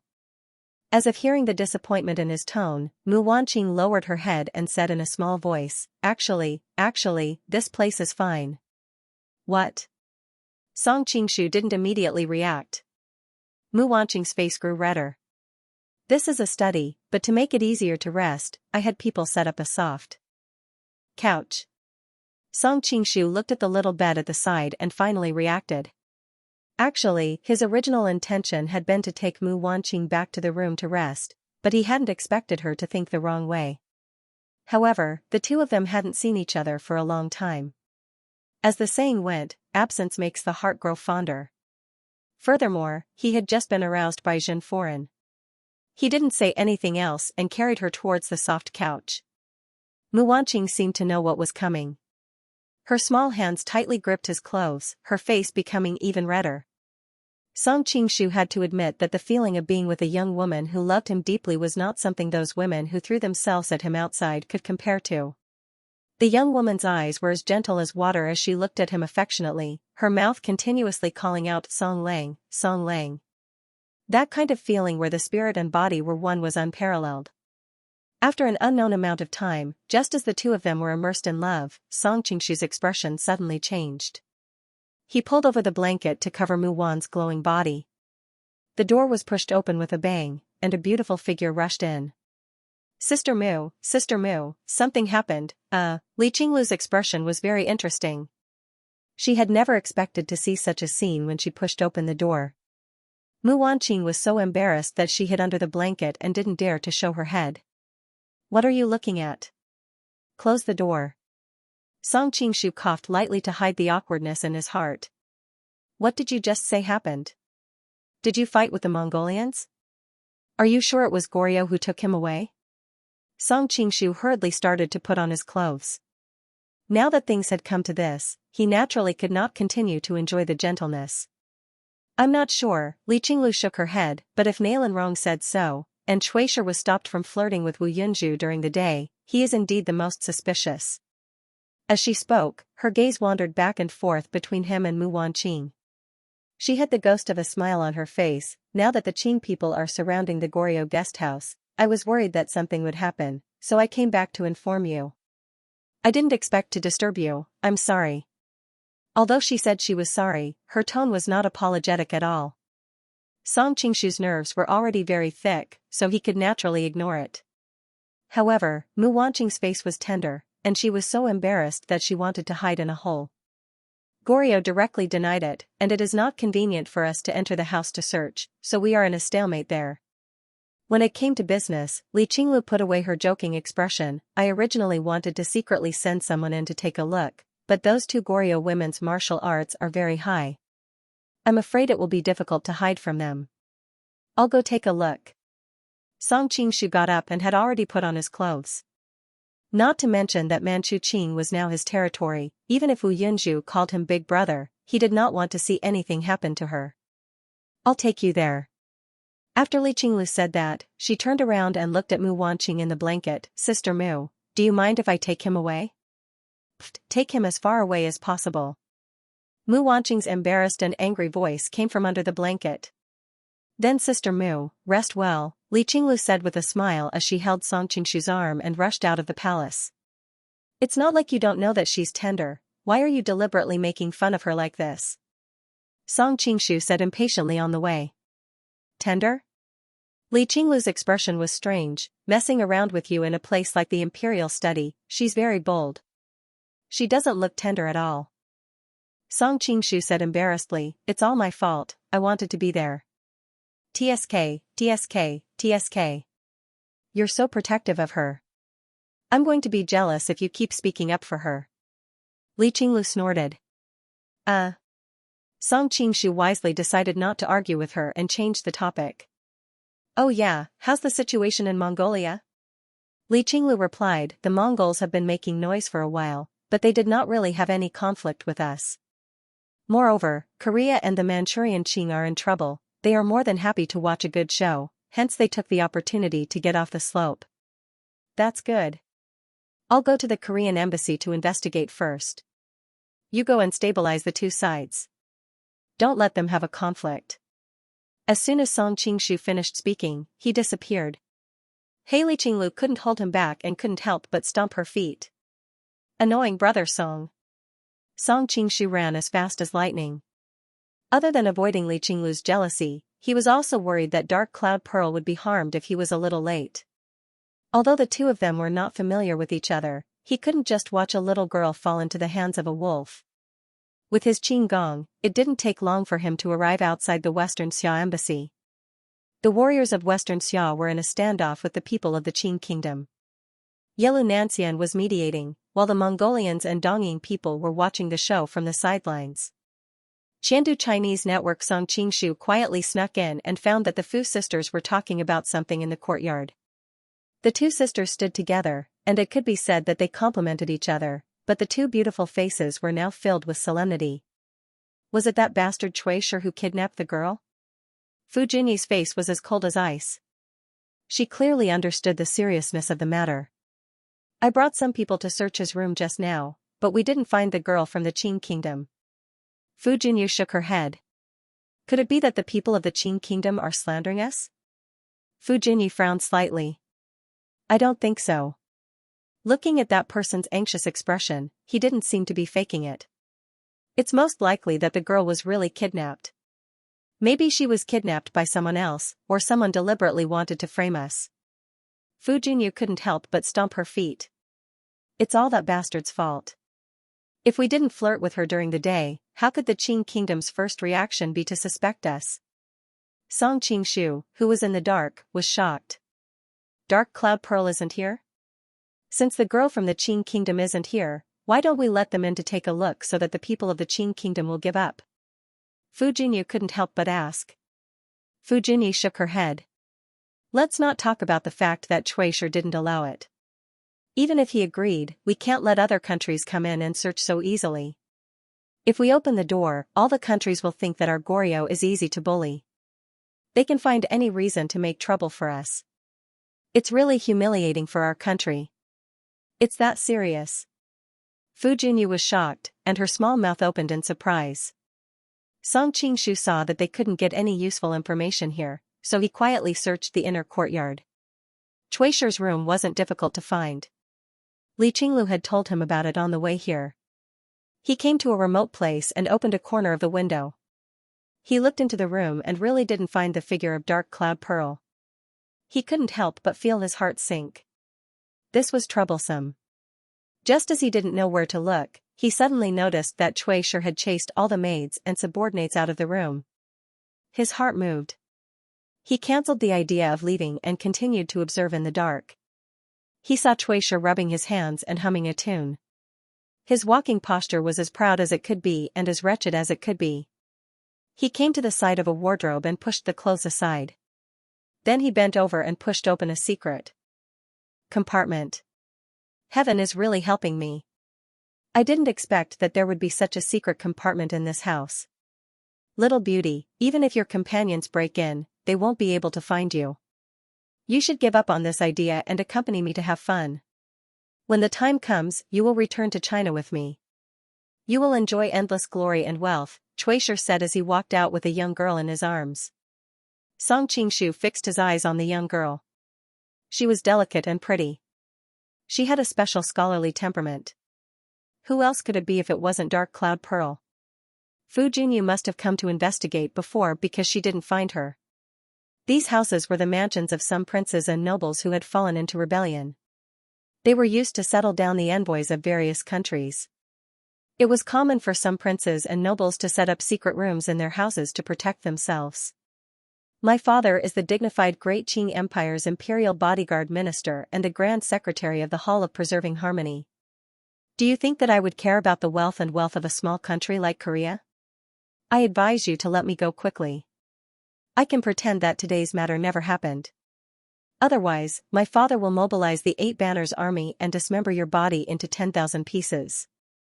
Dark Cloud Pearl was really too quiet. Even if she was saying threatening words, they came out of her mouth in a soft voice like a kitten. It was really difficult to have a deterrent effect. Being the son of a concubine for a long time had caused him to be discriminated against in all aspects of his life.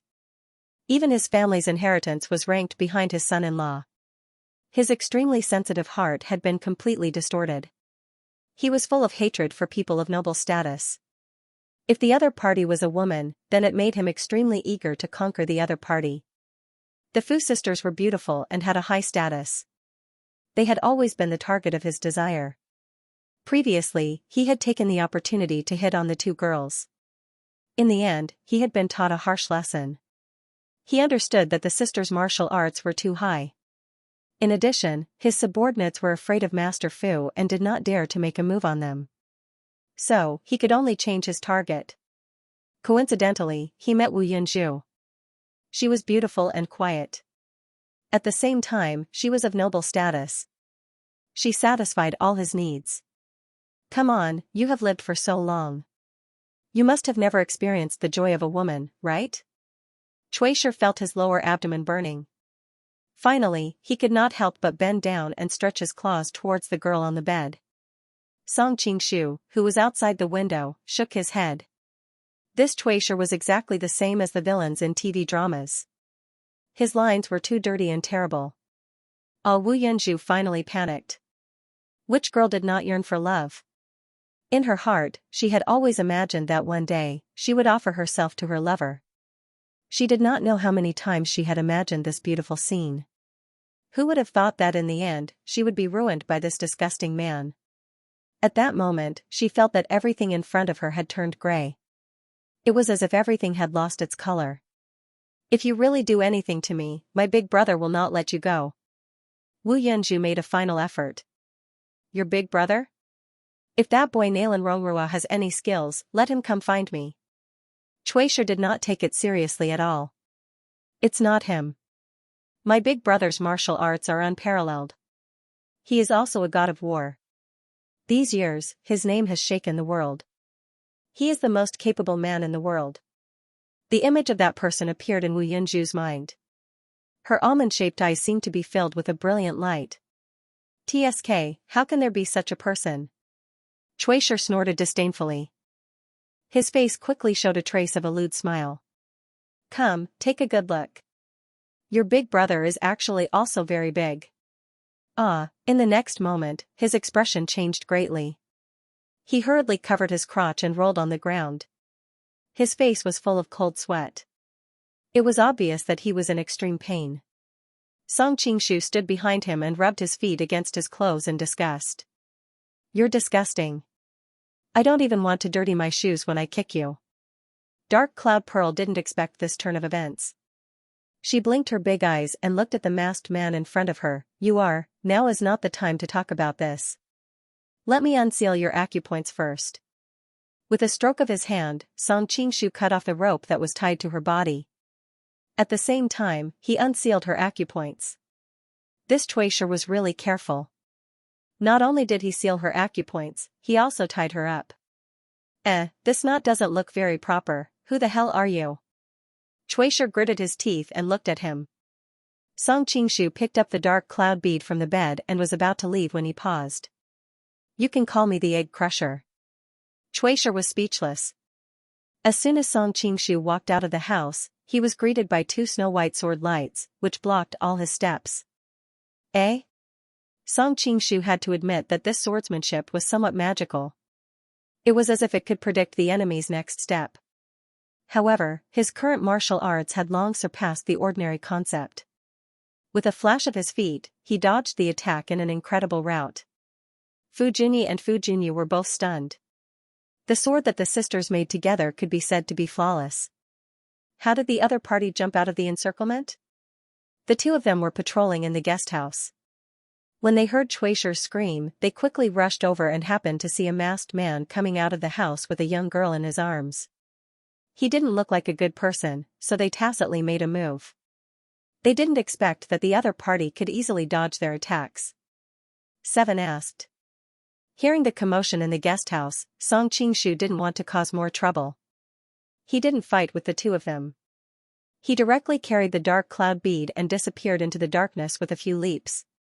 Fu Junyi hurriedly said to her sister, "You go and see how Chuisher is. I will go after him." After saying that, she used her qing gong and chased after him in the darkness. Her qing gong had always been brilliant. This time, she was as swift as a feather. Many of the Korean warriors cheered in unison. Fu Junyi hurriedly came to Chuisher's house. When she entered the door, she saw that his clothes were messy. She frowned and turned around. "How are you? Don't worry about me. Go after that bastard. I want to tear him into pieces." Chuisher's face was incomparably ferocious. A man's pride made him unwilling to let Fu Junyi see him in such a miserable state. Fu Junyi snorted. She was originally too lazy to care about him. Moreover, she was more worried about her sister's safety. When she heard that, she also chased after him. Song Qingshu naturally noticed the tail behind him. He was also a little surprised at Fu Junyi's qinggong. She was actually able to follow him for so long. Of course, one reason was because he was carrying a person. The second reason was that he didn't want to reveal his strength. It should be known that many people knew of his current reputation. They also knew that his qinggong was unparalleled. If it was too obvious, it would be easy for people to guess. Therefore, he could only rely on the terrain to get rid of the other party. "Big brother, is that you?" The dark cloud bead in his arms raised her head and looked at the man in front of her. Her pair of beautiful eyes were full of stars. Song Qingshu was stunned. "You can recognize me even when I'm wearing a mask," as if she had guessed what he was thinking. Dark Cloud Bead said with some excitement and nostalgia, "When we first met, you also wore a mask to save me. At that time I was also hugged by you like this. I remember this feeling and your aura." At this point, her small face was already flushed. Feeling the young girl's naivety and cuteness, Song Qingshu also smiled knowingly. He took off his mask. "Can you help me keep this a secret? It's not convenient for others to know my current identity." Dark Cloud Bead nodded continuously. Her eyes seemed to be shining. "I definitely won't reveal your identity. I won't tell anyone who asks." Feeling the determination in her voice, Song Qingshu couldn't help but smile. Even though it was a little irrational, he was still willing to believe that she wouldn't betray him. "When you go back, remember to increase the security. Next time, you might not be so lucky. I can't just happen to save you every time," Song Qingshu said. Dark Cloud Bead smiled sweetly and looked at him foolishly. "But every time I'm in danger, it's always so coincidental that it's Big Brother who saves me. Does this count as fate?" Song Qingshu thought about it and also felt a little happy. It's indeed a coincidence. Dark Cloud Bead lightly bit her lips. Her eyelashes trembled slightly, as if she was having an intense mental struggle. With Song Qingshu's cultivation, he immediately noticed the abnormality in her body. He couldn't help but lower his head and ask, "What's wrong? Are you hurt somewhere?" The other party didn't say anything. What responded to him was a soft and sweet young girl's lips. Song Qingshu's eyes immediately widened. He never would have thought that things would actually unfold like this. Dark Cloud Bead had never been like a young miss of the 8 banners. Instead, she was more like a young lady from a scholarly Han family. She was talented and beautiful. At the same time, she was quiet, shy, and delicate. Why would she suddenly make such a bold move? Even though his brain was a little off, his body instinctively made his hand move. Dark Cloud Bead's body trembled, but she didn't show any signs of opposition. Song Qingshu and Mu Wanqing had been stuck together like glue in the palace, but he had been interrupted midway. At this moment, he was suppressing an evil fire in his heart. The girl taking the initiative to kiss him was like a spark splashing into a barrel of oil, instantly igniting everything. With a tap of his toes, he took Wu Yunju and flew to the top of a nearby tree. The branches and leaves were dense here, so even if someone passed by, it would be difficult to discover the two of them above their heads. The girl's soft body and unique youthful aura were all intoxicating. Song Qingshu's actions also became more and more aggressive. Big brother Wu Yunju was an inexperienced girl after all. She couldn't help but feel instinctively afraid when things came to this. However, when she thought that the other was the man she had yearned for day and night, it was hard for her to refuse. Song Qingshu was awakened by her call. He helped her tidy up her messy dress apologetically. "I'm sorry. I couldn't hold back my impulse just now." Wu Yunju's tender fingers pressed against his lips. "You don't have to say sorry. Actually, hearing you say that, I'm very, very happy." "Happy?" Song Qingshu couldn't help but be stunned. A trace of embarrassment flashed across Wu Yunju's face. "Because Big Brother had an impulse towards me." Song Qingshu didn't know whether to laugh or cry. The thoughts of young girls nowadays were really hard to fathom. Actually.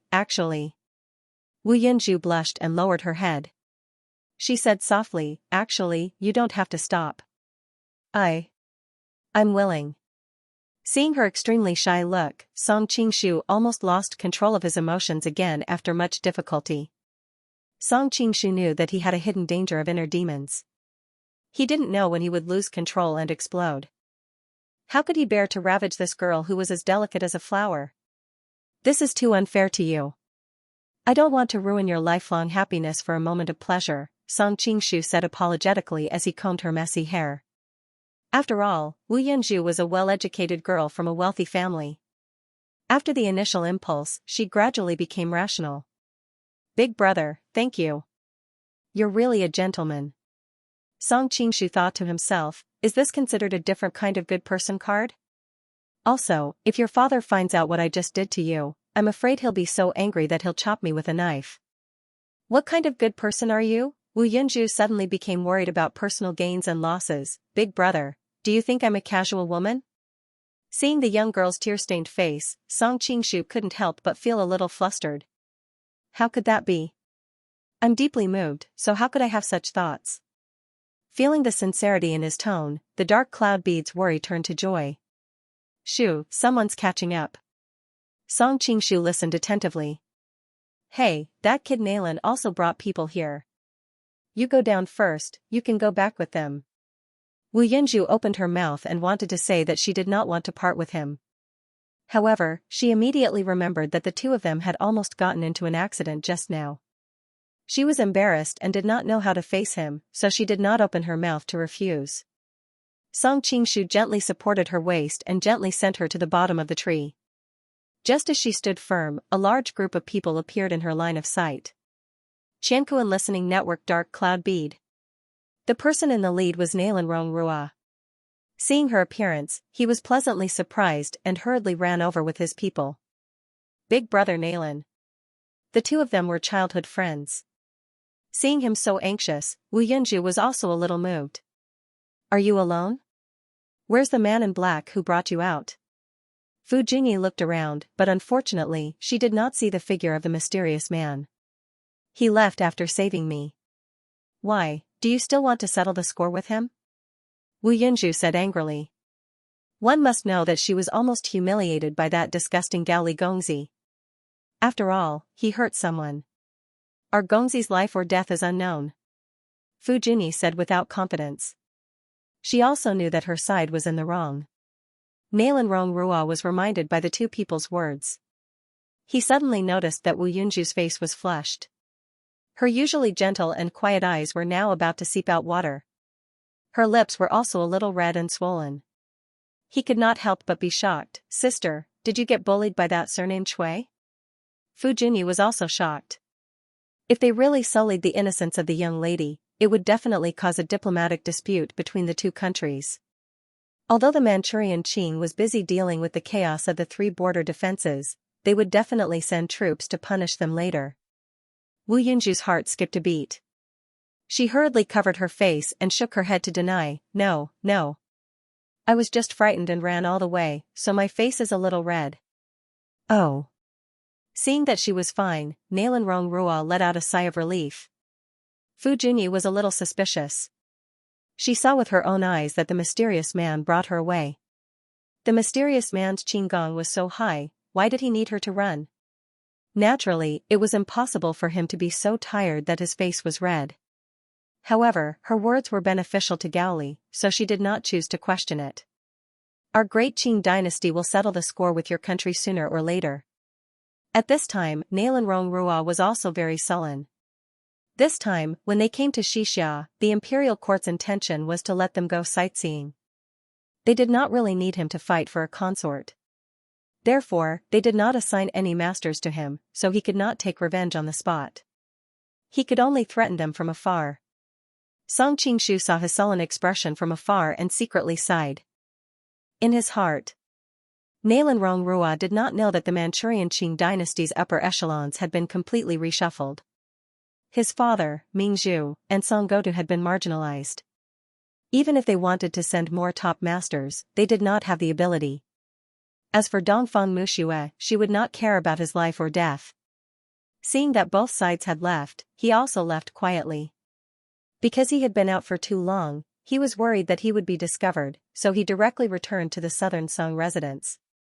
After tossing and turning for most of the night, he was also a little tired, so he directly fell asleep.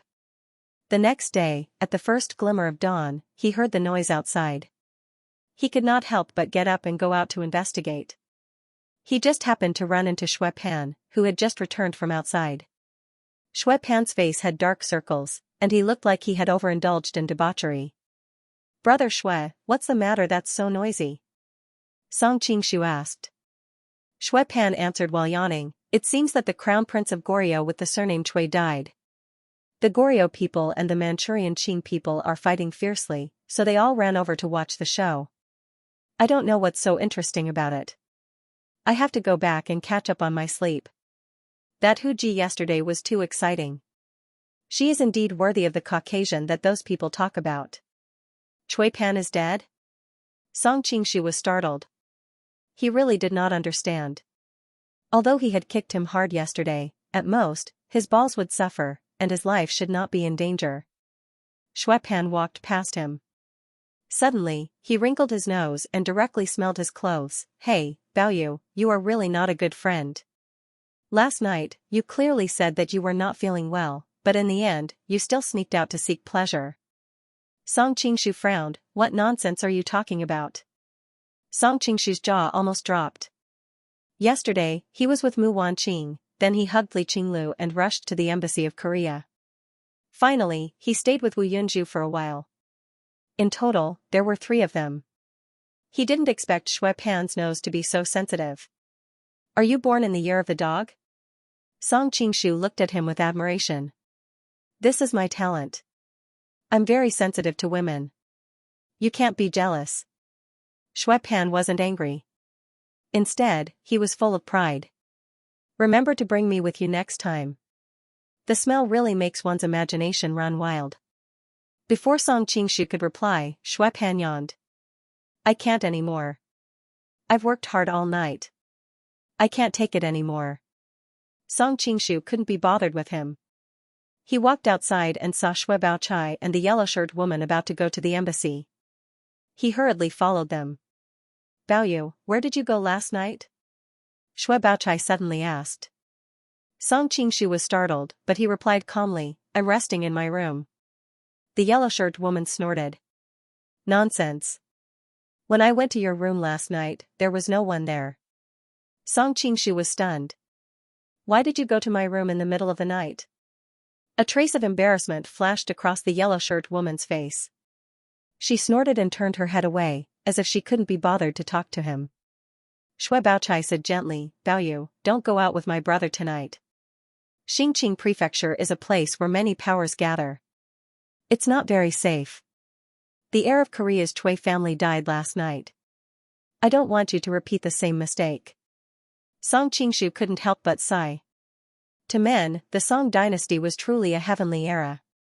If it was in the past, it would be good if they didn't flip the roof off if they found out that their other half was loitering in a brothel. They wouldn't be as gentle as Shui Baochai. Furthermore, she wasn't advising him about the brothel, but worried about his life. In the Song dynasty, scholars invited each other to a brothel. It was as normal as having a meal in the future. Shui Baochai grew up in such an environment and didn't think it was a problem. Song Qingshu didn't explain. Shui Pan had enough blame on him. He didn't care about one more. He cleared his throat and asked, Are you sure that heir is dead? Everyone in the diplomatic corps must know about this. Shui Baochai looked at him curiously. This morning, Prince Chui was found hanged in his room. Has the murderer been found? Qingshu didn't believe it. Shui Baochai replied, The Xianxia people said that his death is related to the dark cloud pearl of the Qing kingdom. We don't know the specifics, so we're going to take a look now. Song Qingshu frowned.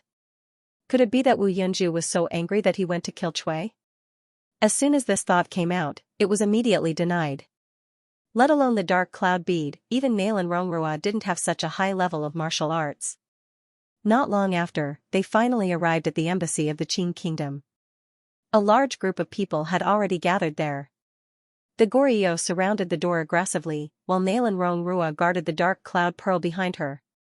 Both sides were arguing about something. Song Qingshu glanced around and discovered that other than them, envoys from other countries had also arrived. The Mongolian side was led by Fang Yeu, who wore a faint smile on his face. It was obvious that he was happy to see the two countries clash. He did not hear Su Liuwu's voice. His face was probably injured, and it was not convenient for him to show his face. Rabbit flight on the side of the Jin kingdom, Wanyan Xianxia took the lead. His expression was solemn, and it was clear that he did not want to see his brotherly country fall into such trouble. There was no sign of Galdan and the others nearby. They should have been frightened by the Mongolian surprise attack and were now guarding their gates to prevent others from taking advantage of them. Duan Yu from the Dali kingdom was watching the show with his 4 bodyguards, but his expression was very listless. It was obvious that his mind was filled with the fairy sister, Miss Wang, and he was not interested in anything else. In contrast, Prince Zongzan of the Tubo kingdom was much more active. He said to Jiumaji, State Preceptor, this girl from the Qing kingdom looks pretty good. If you can't marry the Xianxia princess this time, you should go to the Qing kingdom to propose marriage. Jiumaji nodded. She is the beloved daughter of the Grand Council Songgotu. The benefits of marrying her are no less than that of the Xianxia princess. He had been a guest in the Manchurian imperial court for a period of time, so he was quite familiar with the structure of the Qing kingdom.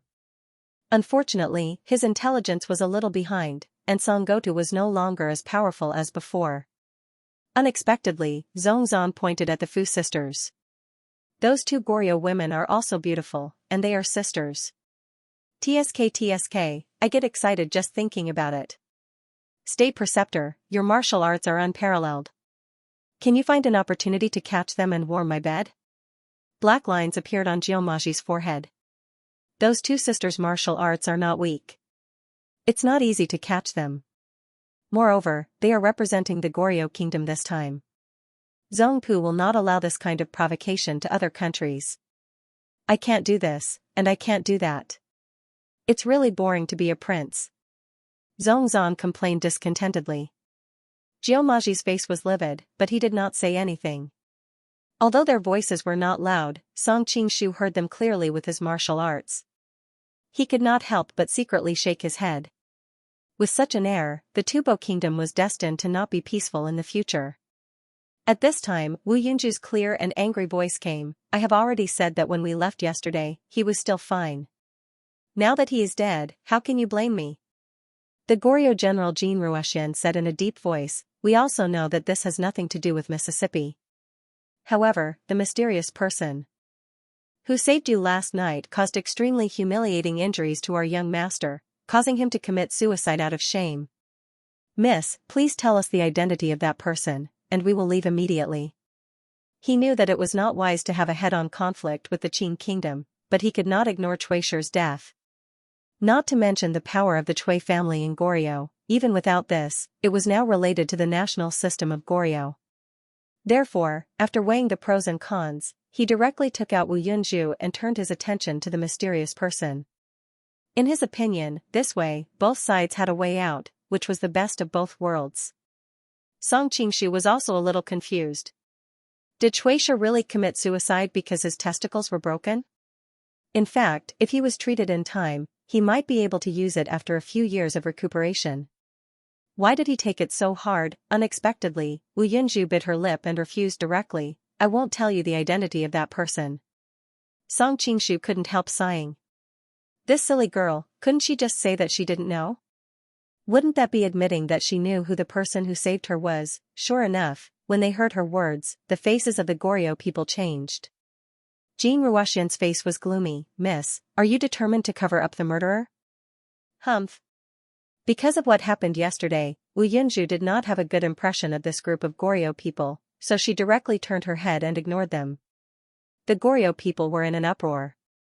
Jin Renjun, a servant of the Cui family, said angrily, our young master still raised his head when he died. Obviously, he was unwilling to die in peace. As a servant, I should fulfill his wish. Since you don't want to tell me, then I will fight with you. As soon as his voice fell, he rushed to Wu Yunju with his men. Nalan Rongrua drew out her sword and called her men to meet them. The noisy crowd suddenly quieted down because of this abrupt voice, and people started to look for the source of the voice. Shui Baochai hurriedly pulled Song Qingshu's sleeve and said, Baoyu, don't talk nonsense. This has nothing to do with us. Song Qingshu smiled bitterly. From the perspective of the southern Song dynasty, they were happy to see the conflict between the Qing dynasty and Korea. How could they get involved at this sensitive time? However, it was not Jia Baoyu. No matter what, they had to get involved in this matter. When the Fu sisters heard that, their hearts skipped a beat and they looked back expectantly. But when they saw that it was Jia Baoyu from the southern Song dynasty, they couldn't help but look disappointed. This time they came to the Central Plains in detail, and they naturally knew what kind of playboy Jia Baoyu was. Fu Jinyu frowned and didn't say anything, but Fu Jinyu didn't have such a good temper. Brat, what nonsense are you talking about? Hearing what she said, Shui Baochai couldn't help frowning. This Korea was really a barbaric place, and all the women were so fierce. Song Qingshu walked out unhurriedly, looked at Jin Renjun, and said, Brother, didn't you just say that your young master died in an extremely miserable manner, as if he died with a remaining grievance? Jin Renjun wiped his tears and said, Our young master was killed by a villain and suffered extremely humiliating injuries. He committed suicide with hatred, so he naturally died with his eyes wide open. Song Qingshu secretly despised him and thought that if you want to cry, you should be more professional. After wiping his tears for a long time, he didn't see any tears at all. These are just your guesses. The fact is that your young master hung himself with his head facing back. What does this mean? Jin Renjun said disapprovingly. This is the most important point, because if a person hangs himself to death, because the huge weight of the body broke his neck, his whole head is looking down, like this. Song Qingshu explained while gesturing, there is only one possibility for the head to be facing up. That is, someone first strangled his neck from behind, and then pretended to hang himself. As soon as he said this, the people of the various countries' envoys were in an uproar. The people of Korea even looked at each other, especially the Fu sisters, whose eyes were full of seriousness. That's just what you said. It's also possible that young Master Cui regretted hanging himself and kept struggling, which eventually led to his death. Among the Mongolians, Fang Yeyu suddenly spoke. His analysis was immediately echoed by many people. Many people from other countries also felt that it was too arbitrary to judge him based on this. You're all pampered princes, so it's normal that you don't know this kind of common sense. It's actually very simple to verify whether I'm lying or not. You can find some experienced coroner and ask him. Song Qingshu couldn't help but sigh. Those crime-solving TV dramas from his previous life were quite useful. Thank you, young Justice Bao, Detective Conan, D. Renjia. Prince Songzan of Tubo snorted, you speak as if you are not a young master of an aristocratic family. Song Qingshu's heart skipped a beat. He had already noticed the suspicious gazes of Shui Baochai and the yellow-robed woman. He hurriedly explained, that's because I've met an expert in this field by chance and heard about similar cases from him. Oh, who is that person? The yellow-robed woman asked. I think his name is Song Ci. Song Qingshu answered with a little diffidence. Song Ci was probably from this era, but he was not sure about his specific date of birth. Even if he was sure, he could not guarantee that such a person still existed in this world. The yellow-robed woman directly looked at Shui Baochai to seek her opinion. She was from the Imperial City Department, so she should have a record of all the famous people in the world. Shui Baochai nodded, there is indeed such a person. Song Ci was the prison enforcer of Hunan at that time. He was a leading figure in this field. When he heard her say this, Song Qingshu secretly sighed in relief. He did not expect that such a person really existed in this era. Shui Baochai cast him a profound glance from afar and called a subordinate, send someone to Hunan to verify this matter with Song Ci. See if he knows Jiao Baoyu. Yes. The spy from the Imperial City Department left without batting an eyelid. He's right. The best coroner in Western Xia also made the same judgment. A clear voice rang out.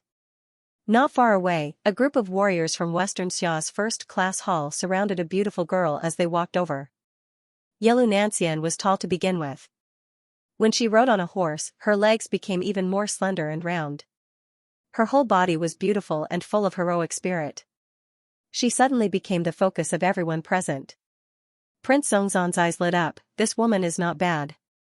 Can the state preceptor bring her to me tonight?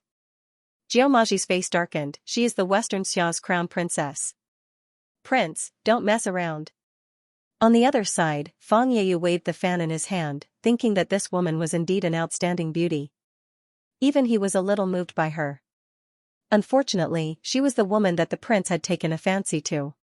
Sigh, on the Japanese side, Hideyoshi looked greedily at her alluring curves.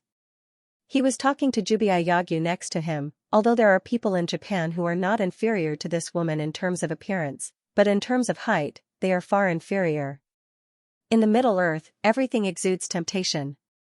Yelu Nanxian was already used to being the focus of the crowd.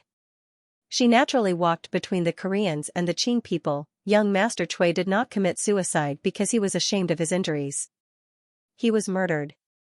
When the dark cloud Pearl left last night, young Master Chui was still alive. Obviously, someone sneaked in and killed him. Jin Renjun was still stubborn. It is also possible that the mysterious person who saved the dark cloud Pearl came back and killed him. If that person wanted to kill him, he should have killed him when he saved the dark cloud Pearl. Why did he have to go back and do something unnecessary? Yelu Nanxian obviously knew who that mysterious person was. She immediately retorted, you have been making excuses, are you the real murderer? Seeing that General Jin and the Fu sisters were looking at him, Jin Renjun also panicked, don't slander me.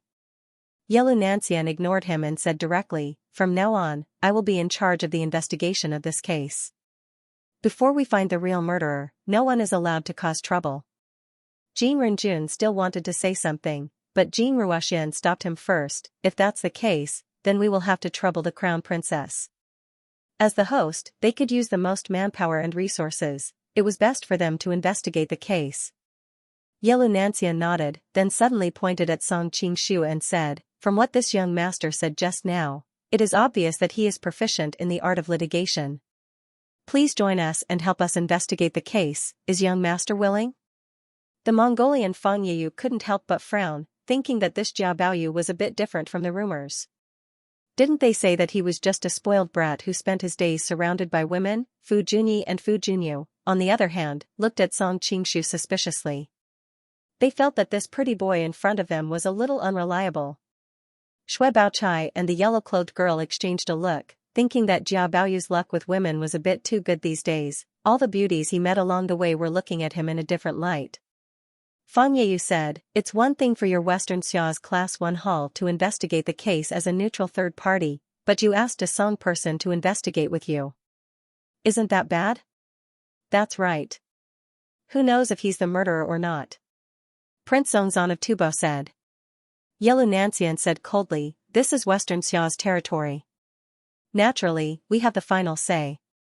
As long as Goryeo has no objections, there's no need for anyone else to interrupt." She looked at Goryeo's people. Jin Ruoxian and the Fu sisters gathered together and discussed in a low voice. Jin Renjun was only a retainer of the Chui family and had no right to enter the decision-making circle. "Ladies, what do you think? Great Song and Goryeo have always been on good terms. Logically, they have no motive to harm Chui Shi. I think there's no problem. I feel that there's a big conspiracy against Goryeo. It's good to investigate it. But according to our intelligence, that Jia Baoyu is only a playboy. Does he really have the ability to investigate it? I've heard of that Song Ci. It seems that his record of redress has also spread to Goryeo. He is indeed an expert in this field." They discussed for a while and Jin Ruoxian said, "We have no objections. We trust the Crown Princess' judgment." Fang Yeyu, who was not far away, snorted coldly, "Stubborn. Let's see what you can find." Then he flicked his sleeves and left. The people from other countries saw that there was nothing to see, so they also left. "Thank you, Crown Princess, for helping us out." Nail and Rongrua also thanked Yelu Nancian with the dark cloud pearl. After exchanging greetings, they went straight back to their rooms and closed the door. They didn't talk to Goryeo anymore. Obviously, they had been disgusted by them for the past 2 days. Fu Junyi looked worried. Not only did they gain nothing from this trip to the Central Plains, but they also lost Chui Shi and offended their neighbor, the Manchurian Qing. How was she going to face her master and the court officials when she returned? Yelu Nancian looked at Song Qingshu and asked, "What should we do next?" Hearing this, everyone was shocked. They had thought Yelu Nancian was just casually adding Jia Baoyu to the investigation team. Why did it sound like Jia Baoyu was the leader of the investigation team? Song Qingshu's scalp went numb. "Even if you want to make me proud, this is not the time. It will easily arouse unnecessary suspicion." He hurriedly coughed to cover up the awkwardness in his heart. "Let's go take a look at the scene first." Yelu Nancian looked at the people from Goryeo and saw them nodding their heads in agreement. With a wave of her hand, she called for a group of people to hurry over to the galley guest house. The yellow-robed woman moved closer to Xue Baochai and gently touched her shoulder. She whispered, "Your childhood sweetheart hasn't been hiding her abilities all these years, has she?" Xue Baochai was also confused. "I don't know either." "Let's go take a look?" The yellow-robed woman grew curious. "Okay." The doubts in Xue Baochai's heart grew stronger. A group of people quickly arrived at Chui Shi's room in the Korean embassy. Naturally, Chui Shi could not still be hanging on the beam. Now, he had been placed in a coffin and was waiting to be transported back to Korea. The starting point, Fu Junyi explained from the side, "You said it was a homicide, but the problem is that we checked the room before. The door and windows were tightly shut, and there were no signs of external force opening the door. That's why we think young Master Choi committed suicide, because he couldn't bear the humiliation." "Murder in a secret room?" Song Qingshu's heart skipped a beat. This kind of thing was common in movies and dramas, but it was the first time he saw it in this world. After all, there were all kinds of mysterious martial arts here. There was no need to do anything unnecessary. He could just kill the person and leave without anyone finding anything. However, noticing the suspicious gazes of the Goryeo people, Song Qingshu decided to dispel their doubts first, to avoid any more trouble later. It's not difficult to build a secret room. There are many martial arts in the martial arts world that allow for telekinesis, such as the dragon capturing skill, the crane controlling skill, and so on. After killing the person, build the scene, walk out of the room, and lock the door from the outside. Song Qingshu was clear that with his martial arts, it would be a piece of cake to do this. The yellow-robed woman quietly asked Shui Baochai, how did he know so much about the martial arts of the martial arts world? Shui Baochai shook her head, her eyes became more and more confused. Yellow Nanxian's eyes lit up. There is someone in the Xingqing prefecture who is an expert in the crane controlling skill, and that is the Tufan imperial advisor, Jiao Maji. She originally knew that Xiao Feng was also an expert in the dragon capturing skill, but as they were both from Liao, she naturally didn't want to put any suspicion on him, not to mention that Xiao Feng didn't come this time. Fu Junyu immediately denied this speculation, impossible. When the Dark Cloud Pearl was rescued, we immediately sent people to guard the house. Unless Jiao Maji's martial arts had reached the level of a grandmaster, there was no way he could hide from the eyes of so many guards. Song Qingshu fell into deep thought. Jiao Maji indeed had no motive, and he couldn't do it either. If he wanted to enter the house and kill Cui Shi under the watchful eyes of so many guards, he was afraid that only a great grandmaster could do it. Moreover, great grandmasters had their own specialties. Not all great grandmasters could do all this. But no one would think that it was a grandmaster who did it, because a mere Cui Shi didn't have the qualifications to trouble a grandmaster. There are actually other ways to do all this without relying on force. Song Qingshu recalled the various methods he had seen in his previous life. For example, the door might not really be locked, and the first person to push the door deliberately pretended to be unable to open it. Impossible. Fu Junyu directly denied. At that time, my sister and I came to investigate together, and we pushed the door together, unless you think that the two of us colluded. Song Qingshu glanced at them and smiled slightly. I'm only providing a possibility, I'm not suspecting you. There are many other possibilities. For example, these doors and windows were actually tampered with, so that they look undamaged, but in reality, the nails and chisels inside have been sawed off, and the whole thing could be pushed down with force. Jin Ruoxian frowned, and signaled his subordinates to immediately check. Song Qingshu continued, or the murderer didn't leave the room at all, but hid behind the door, waiting for you to come in, then mixed into your group and left without anyone knowing. How is that possible? The murderer can mix into our group without being discovered. Does he think that we are all blind? Jin Renjun, the henchman of the Cui family, sneered. Song Qingshu's expression became solemn. Then what if the murderer is someone from within your diplomatic mission? The clothes, appearance, and so on would not be out of place, and in addition, after you entered the door, you would definitely be shocked by Cui Shi's strange death, and your attention would be attracted, not paying attention to your own people behind the door. As soon as these words came out, the expressions of the people of Goryeo changed, and Jin Ruoxian also said with an unfriendly expression, you mean that the murderer is someone from within our diplomatic mission? Song Qingshu nodded, I can't rule out this possibility. Next, they began to check the alibis of everyone in the guesthouse last night, and found that other than the guards who often moved in groups, there were only a few people without alibis, the Crown Prince of Goryeo, General Jin Ruoxian, henchman Jin Renjun, and the Fu sisters. The yellow-dressed woman whispered to Shui Baochai, this guy doesn't seem to be such an idiot, he actually has some temperament when handling the case. Song Qingshu's heart skipped a beat, but he still answered calmly, Sister Bao, what's wrong with you? You are not Baoyu. Shui Baochai stared into his eyes. Song Qingshu immediately understood that he had indeed shown too many abnormalities during this time. What he did today was like the straw that broke the camel's back, but he already had a countermeasure. He let out a long sigh and said, Sister Bao, people will eventually change. I have been a captive for so long, and now my family has suffered great changes. Do you think I can still be the same as before? Shui Baochai bit her thin lips and said, but you suddenly began to investigate the case. The change is too big. Song Qingshu looked gloomy and said, Sister Bao, do you think the imperial court will still allow the Jia family to participate in the official career after the great changes in our family? If we can be a talent who specializes in investigating cases like Song Ci, the imperial court will not be worried, and we can protect ourselves. Shui Baochai could not help but gently hold his hand and said, Baoyu, no matter what happens to your family, I will not change. Song Qingshu could not help but sigh when he saw the blush on the young girl's cheeks. He could even faintly see the fine hairs on her cheeks. The shyness and worry between her brows made him think that a young girl's youthful aura was something that women rarely had. But Unexpectedly, Shui Baochai suddenly grasped his wrist and stared into his eyes. I have already sent someone to Xianxia to verify your relationship.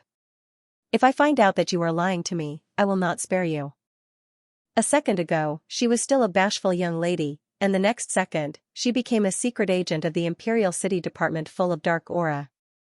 Song Qingshu was stunned. Why would I lie to you? Just go and investigate. Song Qingshu looked relaxed, but he secretly complained. It seemed that he could not hide it for long. Sensing that there was no change in his pulse, Shui Baochai was relieved. She hurriedly let go of his hand and said bashfully, Baoyu, don't blame me for being cautious. I think you don't want someone to pretend to be you and take advantage of me. Of course. Song Qingshu felt a headache coming on. He thought that a woman's sixth sense was too terrifying. It was hard to hide it from a woman, and even harder to hide it from a woman who already had a lover. Ahem, what are you two doing? The yellow-robed woman walked over and looked at the two suspiciously. Shui Baochai blushed and hurriedly distanced herself from Song Qingshu. Nothing. The yellow-robed woman looked at her as if she was deceiving herself and said, I'm going back to the hostel. What about you? Although the son of a powerful minister died here, in her opinion, it was just a person from a small country at the border who died. The suspects were the Qing kingdom or the Koreans, so naturally, she was not interested in these details. Wait, I'll go with you. Shui Baochai hurriedly chased after him. At the same time, she was a little annoyed at herself for being so impulsive and saying those things to him. I hope you won't disappoint me. Shui Baochai looked back at him, and her eyes became a little deep. Following that, Song Qingshu and Yelu Nanxian continued to question the Goryeo people, but they still didn't get any results. Helpless, they could only leave for the time being. On the way, Yelu Nanxian asked, Do you have any leads? Song Qingshu shook his head. Everyone is a suspect, but there's no concrete evidence. Why don't we just ignore it? We've already cleared the suspicion of the Qing kingdom, the rest is Goryeo's own business. Goryeo is just a small border country, they won't be able to cause any trouble. Yelu Nanxian suggested. Xian'er, after staying here for a while, you've also become two-faced. Song Qingshu couldn't help but tease her. Then, with a serious expression, he said, It's not that we can't do this, but I keep feeling that there's a big conspiracy behind this. If we don't solve it soon, I'm afraid we'll be in danger in the end. With your level of cultivation, if you have this feeling, then it's possible. Then we really can't just ignore it. As a martial artist, Yelu Nanxian understood this feeling very well. But what should we do next? Song Qingshu stopped walking. Just now, they were gathered together, we couldn't get any leads even if we wanted to. When they split up, we'll take them down one by one. Then who should we start with? Yelu Nanxian asked curiously. The Fu sisters. Song Qingshu answered. Are you sure it's not because they're pretty? Yelu Nanxian looked at him suspiciously. Song Qingshu was speechless. Looks like his reputation had been made, it would be hard to clear it in a short time. It's just because they're the least likely culprits. Is that so? Yelu Nanxian had a faint smile on her face, purposely dragging her words. Song Qingshu's face heated up. Under her teasing gaze, he quickly ran away. When he was near the Goryeo embassy, he saw the beautiful figure of a woman in white standing by the river, looking into the distance. If it wasn't Fu Junyi, who could it be? She doesn't have single eyelids, is she really from Goryeo? Song Qingshu couldn't help but complain as he recalled the Korean dramas he watched in his past life. Who? Fu Junyi suddenly turned around. Her beautiful eyes were as sharp as a sword that was about to be unsheathed. It's me, it's me. Song Qingshu shrugged, indicating that he didn't mean any harm. Fu Junyi looked away and continued to stare into the distance. Miss, what are you thinking about? Looking at the side of her face, it was as if a brush had been drawn in one go. She was indeed a rare beauty. Song Qingshu couldn't help but feel a little better. But the reply he got was two cold words. It's none of your business. Ice Beauty, Song Qingshu wasn't surprised.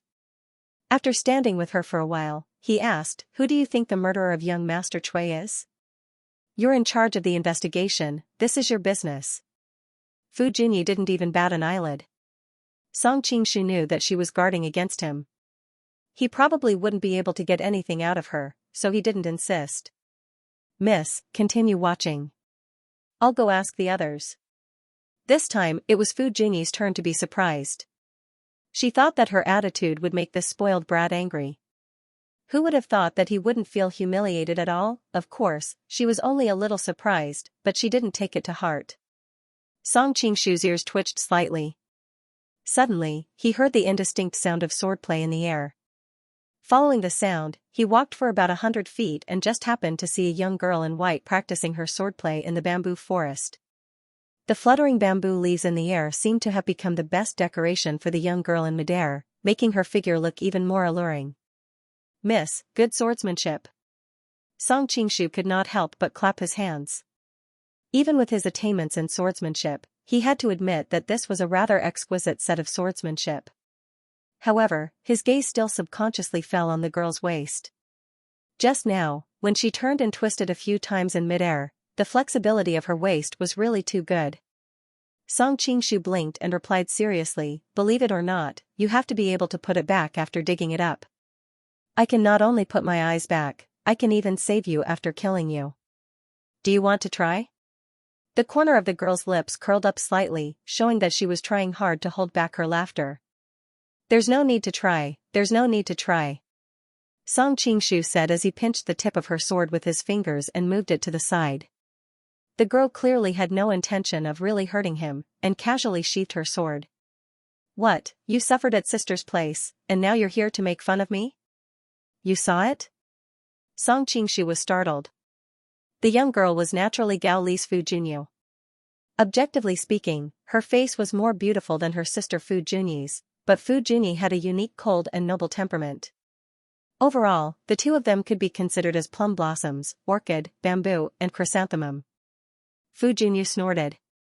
I saw you sneakily coming from sister's place from afar. Song Qingshu was really depressed. Was his current temperament really that bad? It must be because Jiao Baoyu looked too feminine, giving people this kind of feeling. Yes, that must be it. You don't have to waste your time, I have nothing to say here. Fu Junyi turned around and left, her silhouette delicate and charming. Hearing that her tone was not as unapproachable as Fu Junyi's, Song Qingshu hurriedly chased after her. Don't go, big sister. Do a good deed and help me. As long as you can help me, I'm willing to do anything. The mysterious murder of Cui sure made him feel that there was some conspiracy behind it. If he did not find the murderer soon, he felt that it would be disadvantageous to him, so he could not care so much. As for this flattering look and the loss of moral integrity, it all belonged to Jiao Baoyu anyway. What did it have to do with him? Big sister? Fu Junyi's jade-like face turned slightly red. You are really shameless. You are obviously older than me. Song Qingshu replied with a smile, as the saying goes, those who reach first come first. Miss, your swordsmanship is so good, it is only right for me to address you respectfully. Fu Junyi snorted, but it was obvious that she enjoyed this new form of address. Are you really willing to do anything? Of course. Song Qingshu patted his chest and promised. But in his heart, he thought to himself, anyway, it won't be long before you guys go back to Korea. At that time, you guys can just deny it, and it will be Jiao Baoyu who loses face. Alright, I want that. Fu Junyi's slender finger pointed towards the sky. It had been drizzling a while ago, and now that the sun had risen, a rainbow was faintly discernible in the sky. Song Qingshu looked troubled. Little missy, aren't you making things difficult for me on purpose? Why don't we change it to something else? Whatever you say, it's fine if you can't do it. Fu Junyi's eyes were filled with mischief.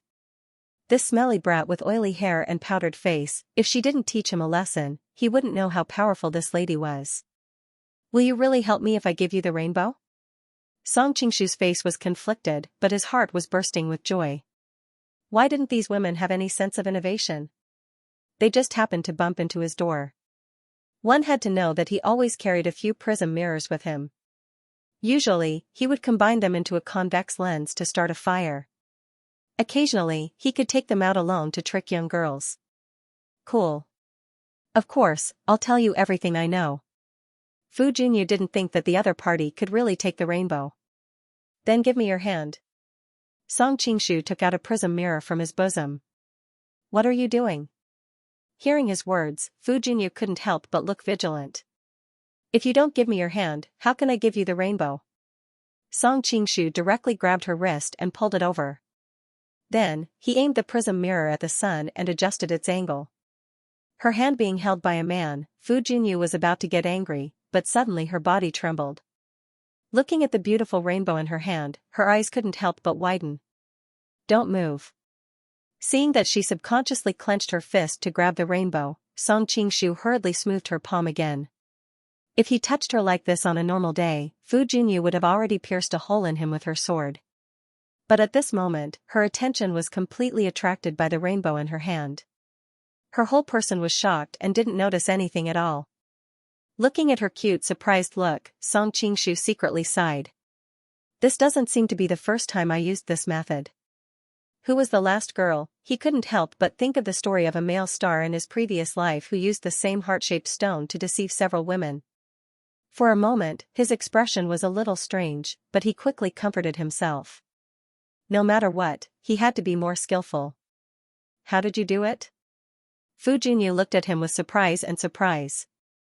At this moment, the image of Song Qingshu in her eyes was very different.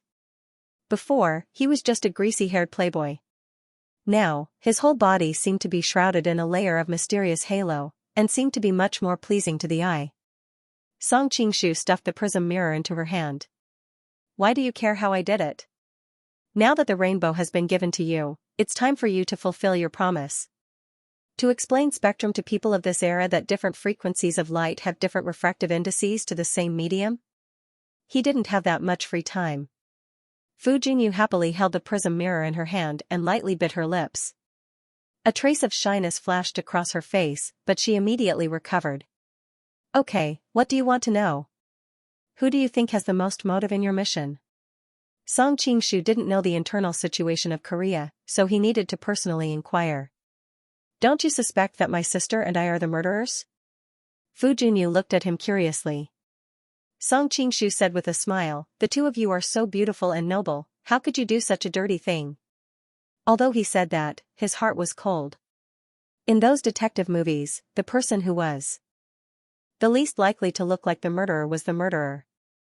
He couldn't make this mistake. Although I know that you are flattering me, I am quite happy to hear it.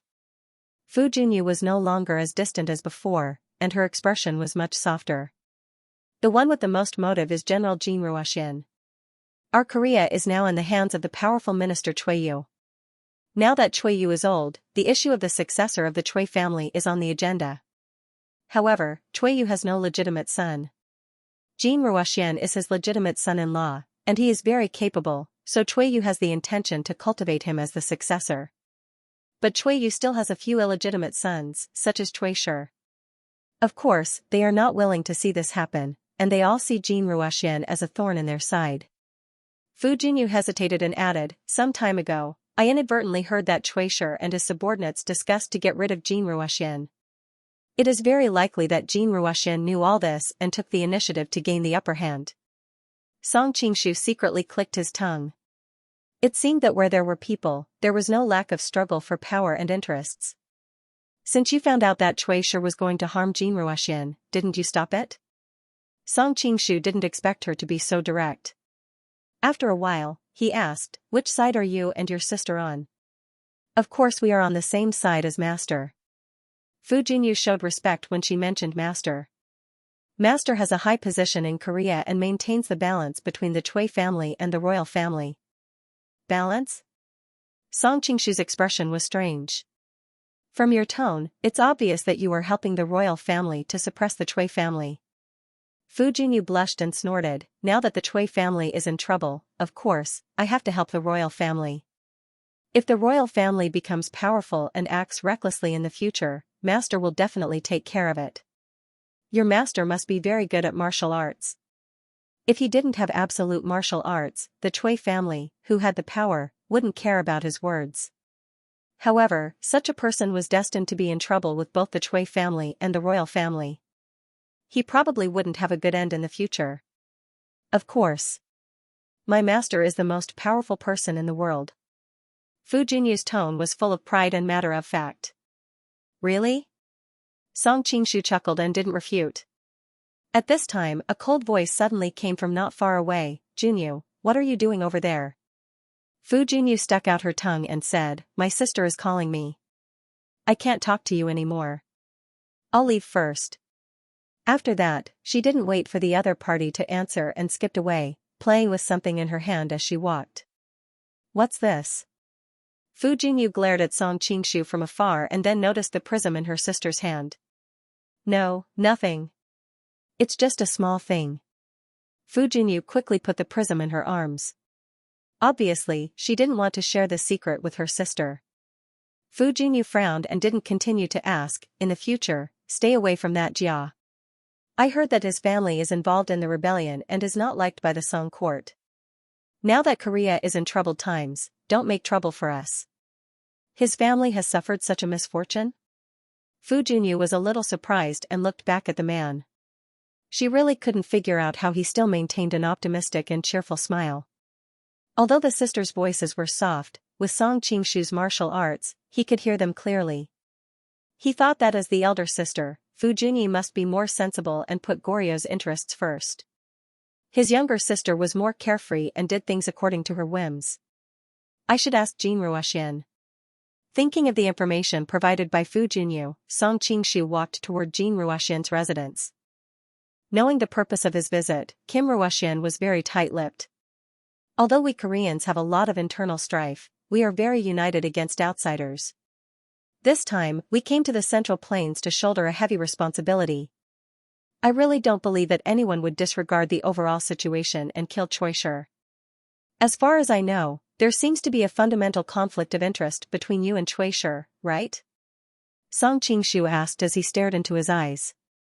Jin Ruoxian's expression did not change at all. As he boiled the tea, he sighed with emotion. The tea of the Central Plains is indeed more fragrant than that of our place. Song Qingshu was not in a hurry. He knew that Song Qingshu had more to say. Think twice. Sure enough, Jin Ruoxian poured him a cup of tea and continued, you must be referring to the inheritance of the Chui family. Song Qingshu nodded slightly. I have indeed heard some rumors about this. Jin Ruoxian said lightly, that's just the wishful thinking of others. Of course, maybe Chui Shi does see me as a thorn in his side, but I have never regarded him as an enemy. Why? Song Qingshu asked curiously. Judging from Jin Ruoxian's demeanor, he did not seem to be lying. You are from the Song dynasty, so you don't understand the situation of our Goryeo imperial court. Now the Chui family seems to be in power, but according to the words of you people from the Central Plains, there are countless dangers lurking in the dark. I think Mr. Jia knows this best. Jin Ruoxian gave him a meaningful look. Song Qingshu was stunned and immediately reacted. Indeed, our Jia family used to be somewhat similar to your Chui family, but unfortunately, these are all fleeting clouds. If not, I would not say so much to you, Mr. Jia. Jin Ruoxian sighed. People only know that the military and political power come from the Chui family, but they don't realize how many people are lurking in the dark, waiting for the Chui family to make mistakes, and then killing them with one blow. If father-in-law is in the prime of his life, these are naturally not enough. But now he is old and frail, and everyone knows that he will not live for many years. So, all the forces have started to think. Jin Ruoxian seemed to think of some families, and his tone was a little playful. After a while, he continued, father-in-law is a sensible man. In this case, only a person with real ability and prestige can continue to stabilize the glory of the Chui family. If the Chui family is handed over to Chui Shi, who only knows how to bully men and take women, in less than 3 years, all the forces will inevitably attack together, and the Chui family will be doomed. Compared with the glory and safety of the whole family, what is the faint father-son relationship with the son of a concubine? What does Mr. Jia think? Jin Ruoxian took a sip of tea and looked quietly at Song Qingshu. Song Qingshu nodded and understood what he meant. Just like Sun Ce during the Three Kingdoms period, he did not pass the throne to his younger son, but to his younger brother, and Huan Wen did not choose a son before he died, but passed the throne to his younger brother, who was more capable. In the end, it was to protect the whole family. I understand what General means. In this case, as long as General does not do anything, the inheritance of the Chui family will naturally be yours. On the contrary, if you really kill Chui Shi, and Chui Yu finds out, you will lose the inheritance. Jin Ruoxian looked at him with some surprise. Mr. Jia's performance surprised me. It is not the same as the rumors. It seems that the rumors are indeed not trustworthy. For the sake that Mr. Jia is my bosom friend, I will give Mr. Jia a piece of news. Jin Ruoxian looked out of the window, as if immersed in memories. On the way to the Central Plains, Chui Shi lusted after the Fu sisters. He actually drugged them and wanted to get intimate with them. As a result, he was found out by the sisters and was severely beaten by them. If we had not appeared in time, I am afraid that his life would be in danger. At that time, Fu Jinyu said that she would kill him sooner or later. Song Qingshu was suddenly dumbfounded. What the hell? After going around in a circle, he came back to the original point. Fu Jinyu thought that Jin Ruoxian was the murderer, and Jin Ruoxian also implied that the sisters had the most motive. The circle of nobles was really messy. After bidding farewell to Jin Ruoxian, Song Qingshu did not expect that this would be the last time they would see each other. When he came to the Goryeo embassy the next day, he suddenly heard a scream. This scream was so shrill that it alarmed everyone in the embassy. At this time, Song Qingshu was wearing Jia Baoyu's face and did not dare to show his qinggong. He could only quickly run in the direction of the sound. Looking from afar, he saw the Fu sisters and a group of people surrounding Jin Ruoxian's room. The one in front was Jin Renjun, who was hurriedly knocking on the door. General, what happened? Looking at the horrible corpse on the beam, Song Qingshu couldn't help but complain in his heart, what the f***ck, I ran into a serial murder case. Thinking of what Jin Ruoxian had said to him before, Song Qingshu couldn't help but look at the Fu sisters. Were they really the murderer? But the sisters were frowning now, and there was no flaw in their expressions. The people of Korea hurriedly wanted to put Jin Ruoxian down, but they were stopped by Song Qingshu. Everyone, don't destroy the scene, let me do it. Although there were no trace experts in this world to examine, he didn't want to see a mess of footprints at the murder scene. Jin Renjun said angrily, aren't you investigating the case? You haven't found the murderer for a long time, but someone died. What kind of case are you investigating? Song Qingshu frowned slightly. The truth was in front of him, and he really couldn't refute it. He didn't expect Fu Junyi to help him, this can't be blamed on him. The more murders there are, the more likely the murderer is to make a mistake, and we are one step closer to the murderer. Jin Renjun snorted coldly, if the murderer continues, what's the use of him finding out when all of us are dead? Fu Junyi was unhappy, why do you have to find a reason to refute everything I say? Are you the murderer deliberately making it difficult for him to investigate the case? Jin Renjun's face changed, second Miss Fu. Some things can't be said casually. Song Qingshu was surprised. Second Miss Fu, judging from her tone, she should have a younger sister? The Fu sisters' genes were really good. That Master Fu chose 3 such beautiful disciples. Could he be a pervert? Alright, Junyu, Jin Renjun is also worried about everyone's safety. Fu Junyi came out to smooth things over. If she knew that Song Qingshu was criticizing her master at this time, she might have gone berserk on the spot. Mr. Jia, please put down General Jin's body. Song Qingshu nodded and found a stool. While putting down Kim Ruoxian's body, he carefully observed the surroundings. There was no trace of fighting, so it should be an instant death. As a great general of Korea, Kim Ruoxian's martial arts were also passable, but he was killed before he could resist at all. Was the murderer's martial arts really that high? At this time, Fu Junyi watched him easily put Jin Ruoxian down, and her eyes couldn't help but be a little suspicious. This playboy is so strong. After removing the body, Song Qingshu started to inspect the room again. Last time, the secret room was inspected by a group of Korean soldiers. Now, he felt that all of them looked like murderers, and he could not trust them. It would be safer to inspect it himself. After a round of inspection, he found that all the doors and windows in the room were in good condition, and there were no traps or anything of the sort. He even spread out his chi to check the surroundings of the house to make sure that there were no secret rooms or secret passages that could hide people. The only thing that was damaged was the door bolt. It was broken in the middle. It was probably caused by Jean Renjun rushing over and knocking into it. While he was inspecting the room, Yelu Nanxian had already rushed over with the people of Class 1 Hall. Song Qingshu had just gone over to talk to her about the situation here when the Crown Prince of Korea also came over. Ever since he came to Western Xia, the Crown Prince of Korea usually lived in seclusion and rarely showed himself. His skin was much paler than normal people, and his whole temperament was a little weak, lacking a bit of masculinity. But at this time, he was angry and began to criticize Yelu Nanxian and the others. What is wrong with you people of Western Xia? Our people are dying here one after another, but you can't find anything? Yelu Nanxian frowned slightly and replied coldly, Crown Prince, we respect you as a guest, and many of your people have died recently. It's inevitable that we are in a bad mood, so we won't argue with you. No one wants this to happen, but if Crown Prince insists on being so aggressive, it will affect the diplomatic relations between our two countries. Goryeo used to be a vassal state of the Liao Kingdom. Even the current Xianxia Kingdom was far stronger than Goryeo in terms of national strength. Since when did Goryeo have the right to interfere in their own territory? Song Qingshu secretly gave her a thumbs up. This was the bearing of a celestial state. He thought back to the young Justice Bao that he had watched before. The group of Koreans were so arrogant that they were completely unreasonable. They would threaten the great Song Empire at the drop of a hat, and they would bring their cavalry to trample on the Song Empire's territory. The officials of the Song Empire were all submissive and flattering. What a joke. Since when did a small country like Korea have that kind of ability? Hearing her tough attitude, the Crown Prince of Korea was momentarily stunned and didn't know what to say for a long time. Fortunately, at this time, people from other countries heard the news and came to watch the show, dissolving his embarrassment. Tisk, TSK, people are dying one after another.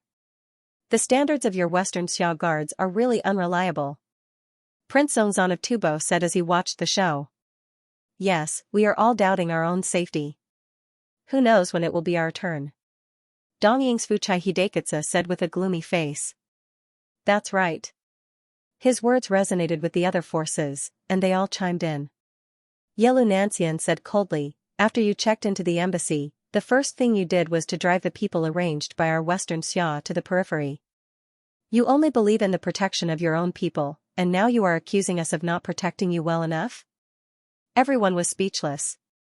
They knew that what she said was the truth. Prince Zongzan was still the best at pestering people. Then why did nothing happen to us before, but only after we came to Western Xia? This can only mean that the security here in Western Xia is not good. Yes. The group of people seemed to have found a new target, and started to criticize Western Xia again. Yelu Nanxian was furious, but she only had one mouth. How could she win against so many people? Don't argue with an idiot. Song Qingshu comforted her through the secret voice-sending technique. The evil fire in her heart was burning, but when she heard her lover's words, she couldn't help but laugh, and all the fire was gone. Yelu Nanxian was born with a face as beautiful as a painting. On top of that, she was tall and slender, exuding a noble and outstanding temperament. Her smile was like the first melting of ice and snow, the blossoming of 100 flowers, stunning all the men around her. How could they still remember to pick a fight with the Western Xia, feeling everyone's burning gaze? Yelu Nanxian blushed. She knew she had lost her composure just now, and quickly put away her smile. Everyone, don't worry, we will find the murderer as soon as possible and give you an explanation. The Mongolian people who had been silent all this time finally spoke. Obviously, the wound on Su Liuwu's face hadn't healed yet. He still sent Fang Yeyu out. It's not that we don't trust the crown princess, but according to our investigation, this young Master Jia is only a playboy in linen, a playboy who mingles with women. Does he really have the ability to investigate? Song Qingshu furrowed his brows. This gigolo is actually trying to bring trouble to me. Yelu Nanxian was also secretly worried. She couldn't say too much on his behalf in front of so many people. Fu Junyu suddenly said, I believe he has the ability to find out. As soon as she said this, everyone looked at her. Even Fu Junyi looked at her sister in surprise. She had always hated playboys, why did she come out to support them this time? Yelu Nanxian rolled her eyes at Song Qingshu, and said through the secret voice-sending technique, I didn't expect you to hook up with another girl so soon. Song Qingshu could only smile bitterly. It seemed like he would have to carry a few prism mirrors with him in the future. Yes, we're here to marry the princess, not to watch you investigate a case. Prince Songzan also started to make a fuss. Jiao couldn't stop him in time. He thought that the other tantric sects were trying to invade Tibet through Mongolia, so the relationship between Tibet and Mongolia was very tense. However, the prince was like a yes-man to the Mongolians, which was really a headache. That's right, only a few unimportant people died in Goryeo. Is it right to make so many of us wait? Yusai Hidekatsu said coldly with both hands holding his sword. It doesn't matter? Fu Junyi furrowed her brows. Maybe they're big shots in Goryeo, but for countries like ours, they're nothing. At least your crown prince is still alive. Yusai Hidekatsu obviously didn't take Goryeo seriously. Bastard. Fu Junyi wasn't as patient as her senior sister. She was furious and unsheathed her sword. Her figure flashed, and in the next second, she was already 3 feet away from him. At this time, the samurai next to Yusai Hidekatsu took a step forward. The people around only saw a blur, and in the next moment, Fu Junyi had already retreated several feet. Her expression was very ugly, because her hand was empty, and her sword had been taken away. The Japanese samurai was the Yagyu Jubai whom they had met at the inn before. His fingers gently stroked the long sword in his hand and he said with a cold smile, the legendary bright sword technique is nothing more than this. Song Qingshu secretly sighed. He had seen Fu Junyu's sword dance before and knew that with her sword technique, she wouldn't be defeated in one move. In the end, it was still because she was too young and impatient. The bright sword technique was about planning before acting, and anticipating the enemy's moves first. Fu Junyu had been provoked by the other party's words and attacked blindly, allowing the other party to take advantage of her weakness. Of course, the Japanese's ability to catch the blade with his bare hands was quite good. Fu Junyu wanted to rush over again, but she was stopped by her sister. You're not in a good state of mind right now. Fu Junyu frowned, but she knew that she was right. Fu Junyu looked at Yagyu Jubai and said, I heard that the Shurnin school has 3 great techniques, Killing Blade, Sword of the Living, and Bladeless Take. Today, I've seen Bladeless Take, and it's indeed extraordinary. Yagyu Jubai laughed. You still have some eyes. Before he could finish his words, he saw a white shadow flash in front of him. He hurriedly retreated and looked down at the clothes that had been cut a few inches on his chest. His expression was extremely ugly. Fu Junyu returned to his original position and returned the saber back to Fu Junyu. The martial arts of the Nuin style are only SOSO. Song Qingshu nodded secretly. In fact, just like how Fu Junyu didn't seem to be so different from Yagyu Jubai, Fu Junyu's martial arts weren't obviously better. It was all because of the right tactics and the perfect timing that they had achieved this unexpected disparity. Being given a taste of his own medicine, Yagyu Jubai's face turned red. He pressed his hand on the hilt of his sword and was ready to rush out to avenge his shame. At this time, Yelu Nanxian came forward to stop both sides. That's enough, everyone, there's no need to hurt the harmony because of this. The marriage selection will be officially held in 3 days, and the list of matches will be announced in the next 2 days. Everyone, please calm down. They had discussed this matter with Song Qingshu before. With so many people from different countries gathered in Xianxia, it was like a barrel of gunpowder that could explode at any time. They had to solve this matter as soon as possible. That's for the best. Hearing this answer, Fang Yeyu nodded with satisfaction. He was no longer interested in the rest of the matter and directly left with a group of Mongolian warriors. Prince Songzan also left with a smile. My princess wife, I'm coming to marry you right away. Hearing this, the others were speechless and secretly scolded him for being a fool.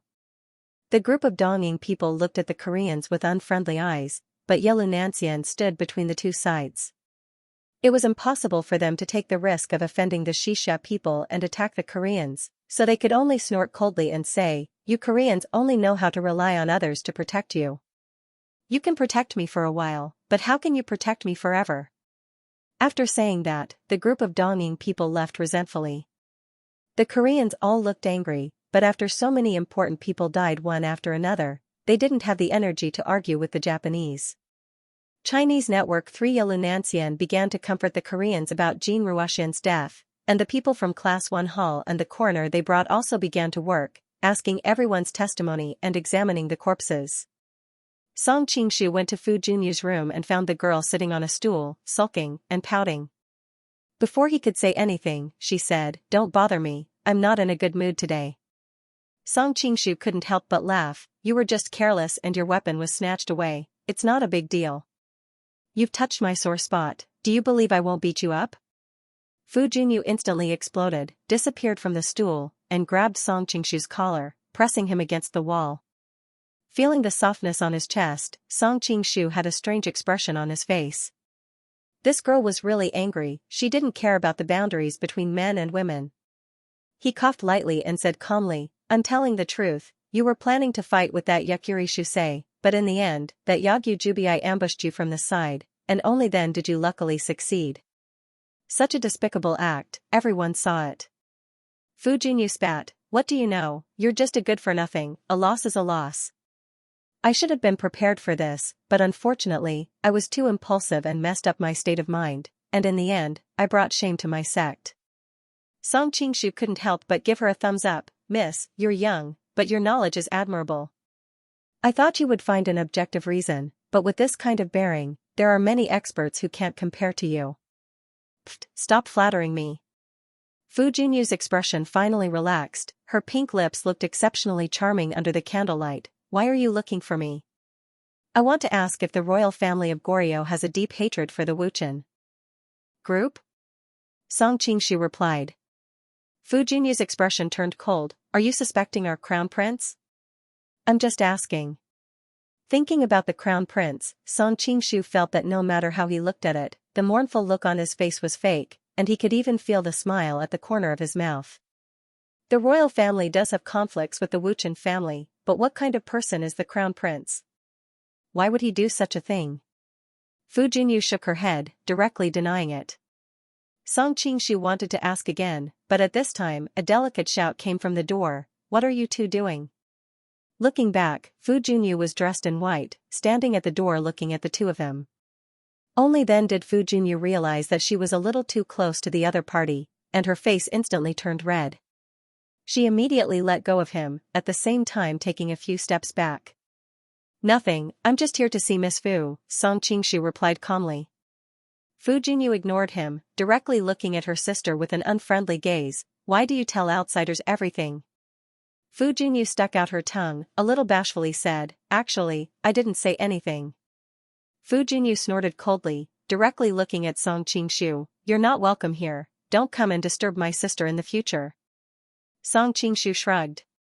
Since the other party had asked him to leave, he wouldn't force her to stay, so he walked to the room of the Crown Prince of Goryeo.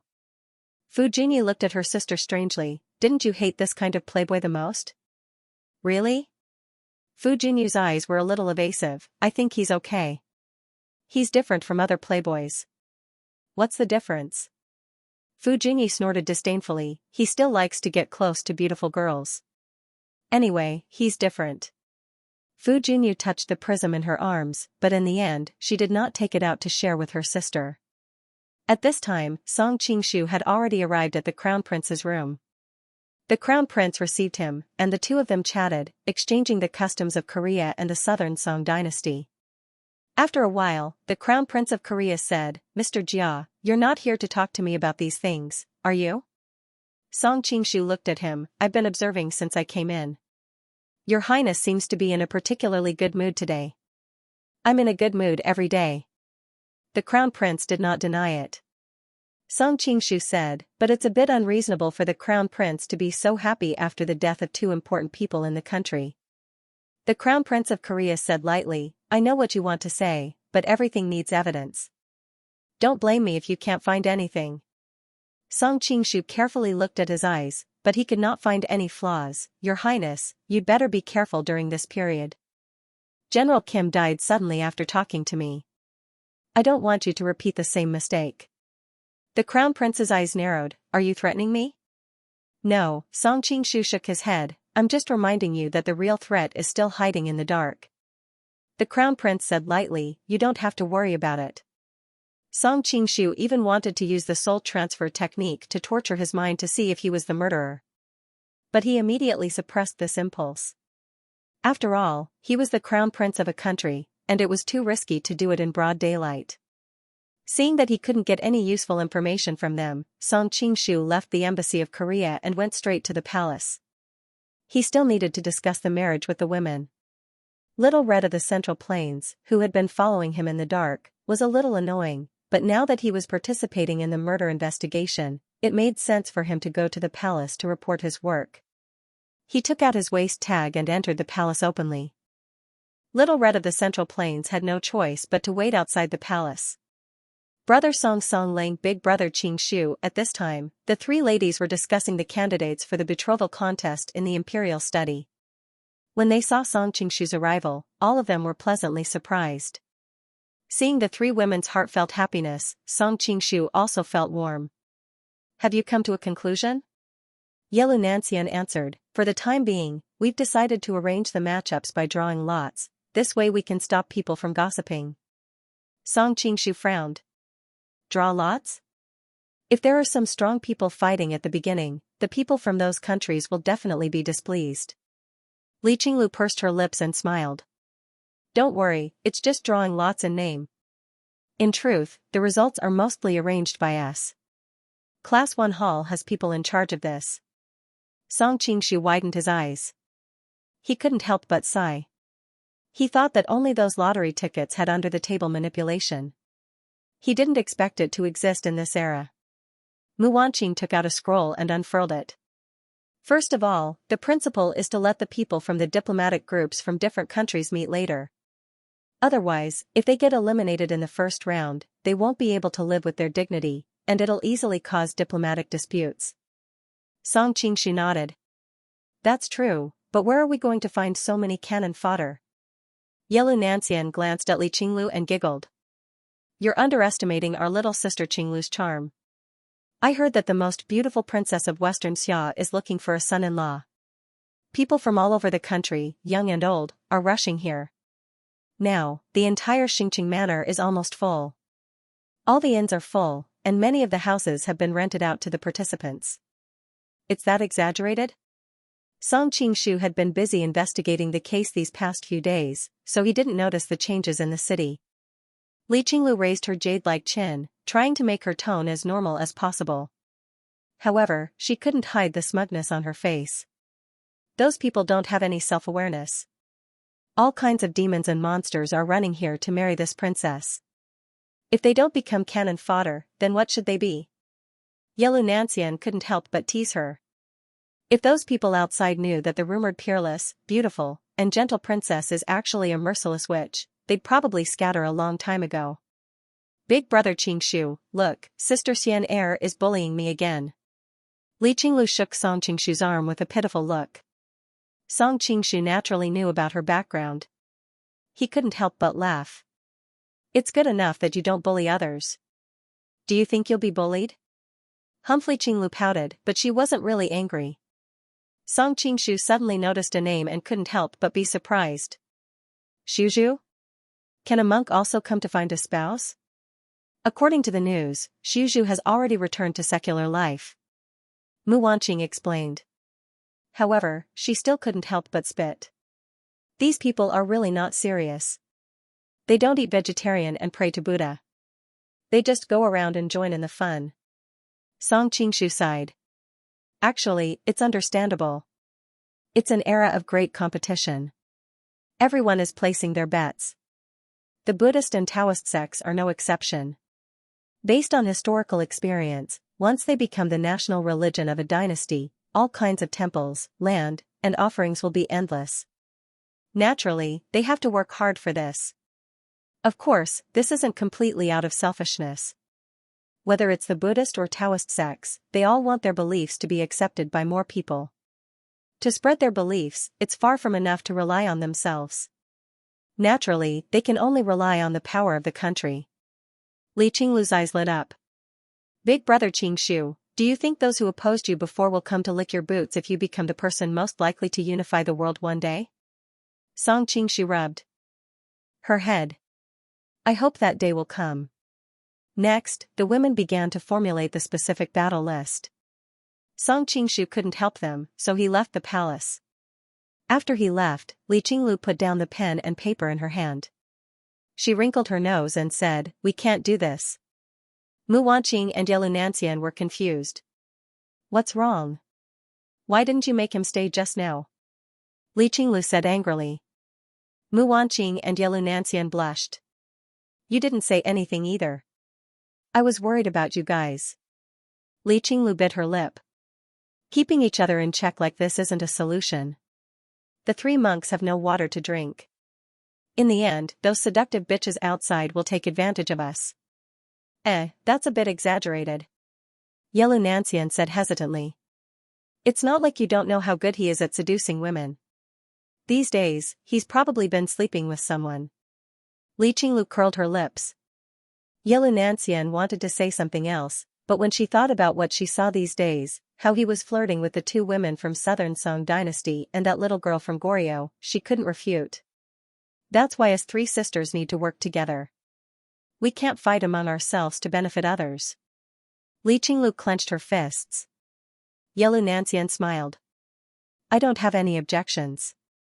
Mu Wanqing blushed. In the end, she replied in a small voice, I don't either. At this time, on the street, Song Qingshu couldn't help but sneeze. Who's talking about me behind my back? He heard that the world's heroes were gathering in the city, so he came to take a look. Sure enough, it was lively. The voice was very cold, and there was a trace of uncontrollable anger in it. Song Qingshu felt that it was somewhat familiar, and he walked towards the voice.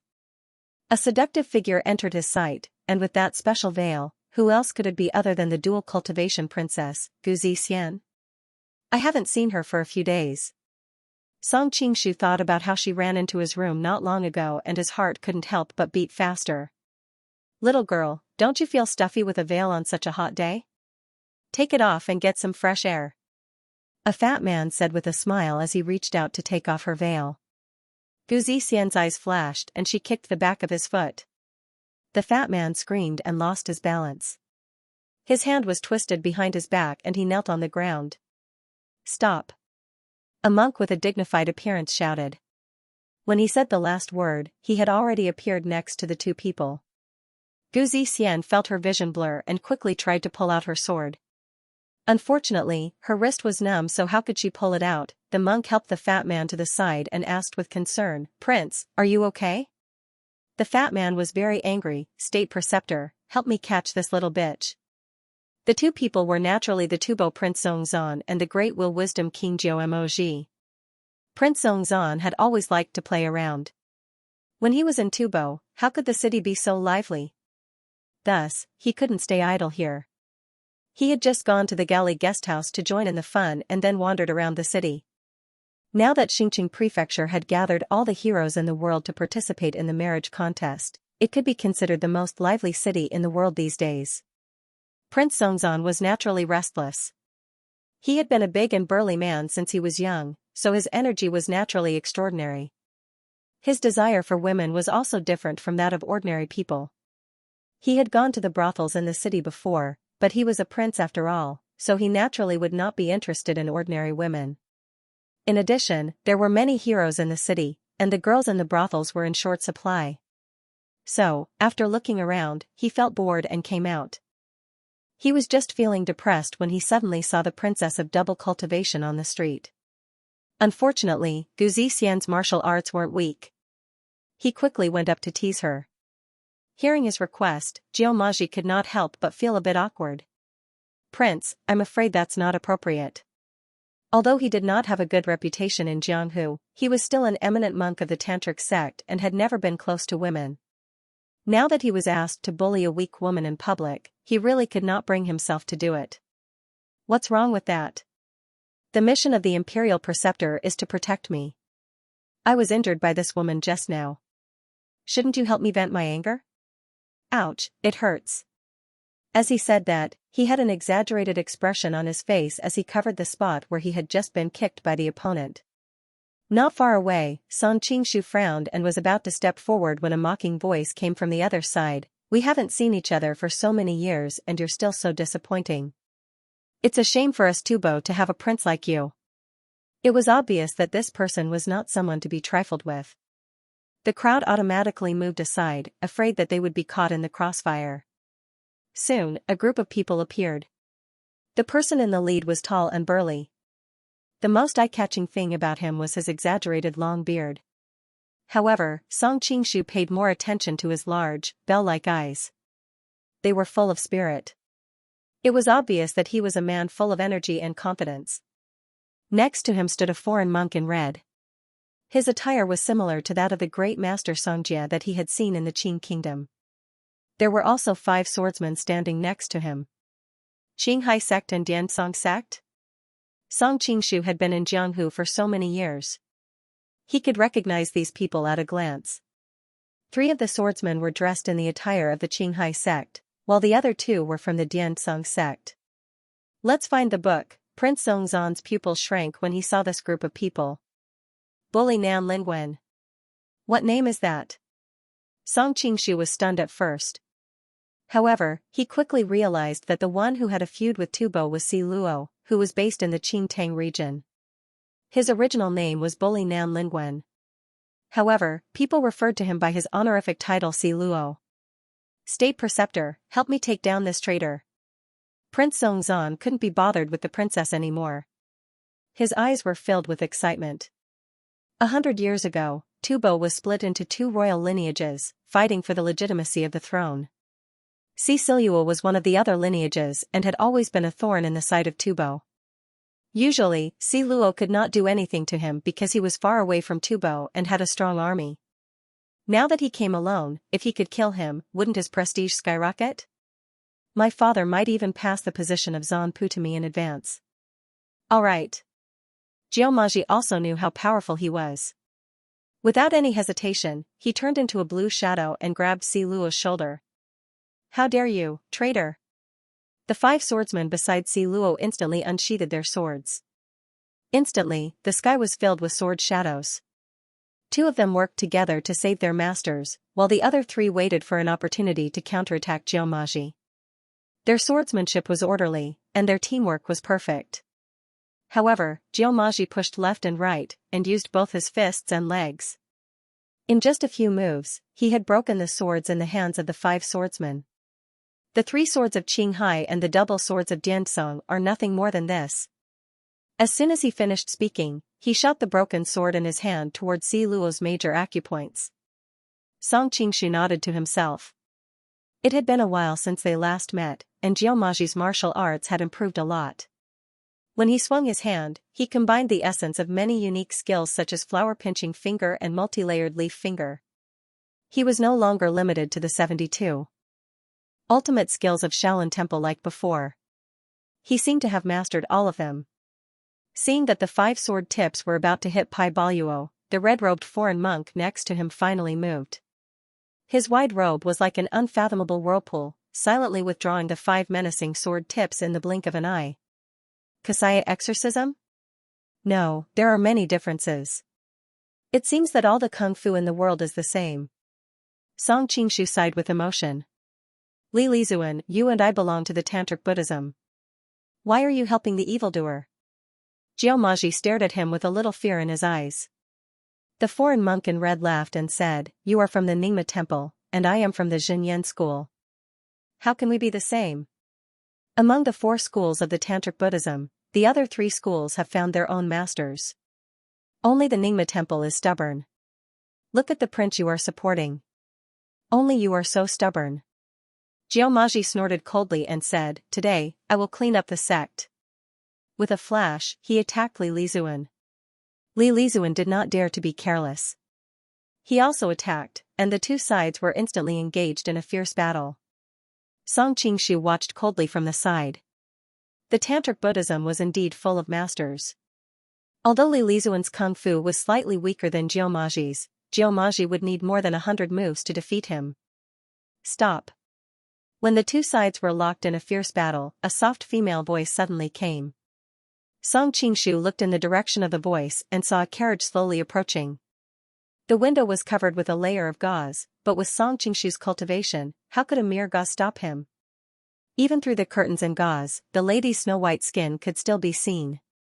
Song Qingshu thought that Tubo was famous for its strong ultraviolet rays, yet she could still be so fair. She must have lived in seclusion and rarely went out. Her words were gentle and had a dignified and demure temperament that made people want to protect her. Princess. Seeing her arrival, both parties stopped fighting. Jiamaji and Prince Zongzan bowed. On the other side, Ceciluo also smiled and cupped his hands. Greetings, Princess. Even though Ceciluo was younger than him, according to seniority, Ceciluo was his elder. There was no need to be impolite and scold him over such a small matter. Princess Jincheng made a sound of agreement and continued, even though both sides have differing ideologies, this is ultimately an internal matter of Tubo. Now that the heroes of the world have gathered in Xingqing Manor, do you want the world to laugh at us, Tubo? Ceciluo secretly curled his lips, thinking that it was a woman's opinion. However, Jiamaji was highly skilled in martial arts, so he could use this as an excuse. You are right, Princess. Prince Zongzan wanted to say something but was pulled back by Jiamaji, who whispered a few words in his ear. He knew that Ceciluo was protected by Li Lizuan and the experts from Qinghai and Diansong, so it would be difficult to kill him. It is rare for Princess to have a chance to leave Tibet. After the betrothal contest, you can visit Qingtang City on the way. Ceciluo said maliciously. He did not expect Princess to become more and more beautiful, so he was reluctant to carry out his plan. However, this thought only flashed past his mind. As an ambitious and ruthless person of his generation, he naturally wouldn't let beauty ruin his important matters. Princess Jincheng smiled. When there is a chance in the future, Zanpu and I will come to Qingtang City to patrol. At that time, Prince will not avoid us. She knew that Ceciluo's words implied that she would be captured and sent to Qingtang City, so she said that Zanpu would lead the army to recover Qingtang City in the future. Ceciluo laughed awkwardly. Princess is indeed smart, but Zanpu is old and may not have the energy and ability. His pronunciation was very strange, especially on the last two words. His tone made it difficult for people not to connect it to something. As expected, Princess Jincheng's face turned cold. She no longer paid him any attention. She laughed loudly and swaggered away with her people. Prince Zongzan and Jiamaji looked at the Western Xia warriors who had rushed over after hearing the news. In the end, they didn't continue to make trouble, but the resentment in their eyes could still be clearly seen. Is that young Master Jia from the Great Song? Song Qingshu was idling at the side when he suddenly heard Princess Jincheng's voice coming from the carriage. Hearing his words, the dual cultivator Princess Gu Zixian turned around in surprise. When she saw that it was him, her eyes lit up. Greetings, Princess Jincheng. Song Qingshu had no choice but to walk to the side of the carriage and salute the princess. The etiquette in the southern Song dynasty was strict. Since the princess had spoken, how could he not respond as Jia Baoyu? The carriage fell into a period of silence. After a long time, a soft sigh was heard. I haven't heard such a title in a long time. This princess smells so good. Song Qingshu secretly clicked his tongue and stood in front of the carriage. He faintly smelled a delicate fragrance. It was different from the fragrance commonly seen in the Central Plains, but it was not as strong and direct as the fragrance of foreign lands. It was a very special fragrance that people would never forget after smelling it. Young Master Jia has been in the limelight recently. You have been recognized by the first-class hall of the Western Xia and were invited to help investigate the case of the Goryeo ambassador's murder. It can be said that you have raised the prestige of the Great Song dynasty.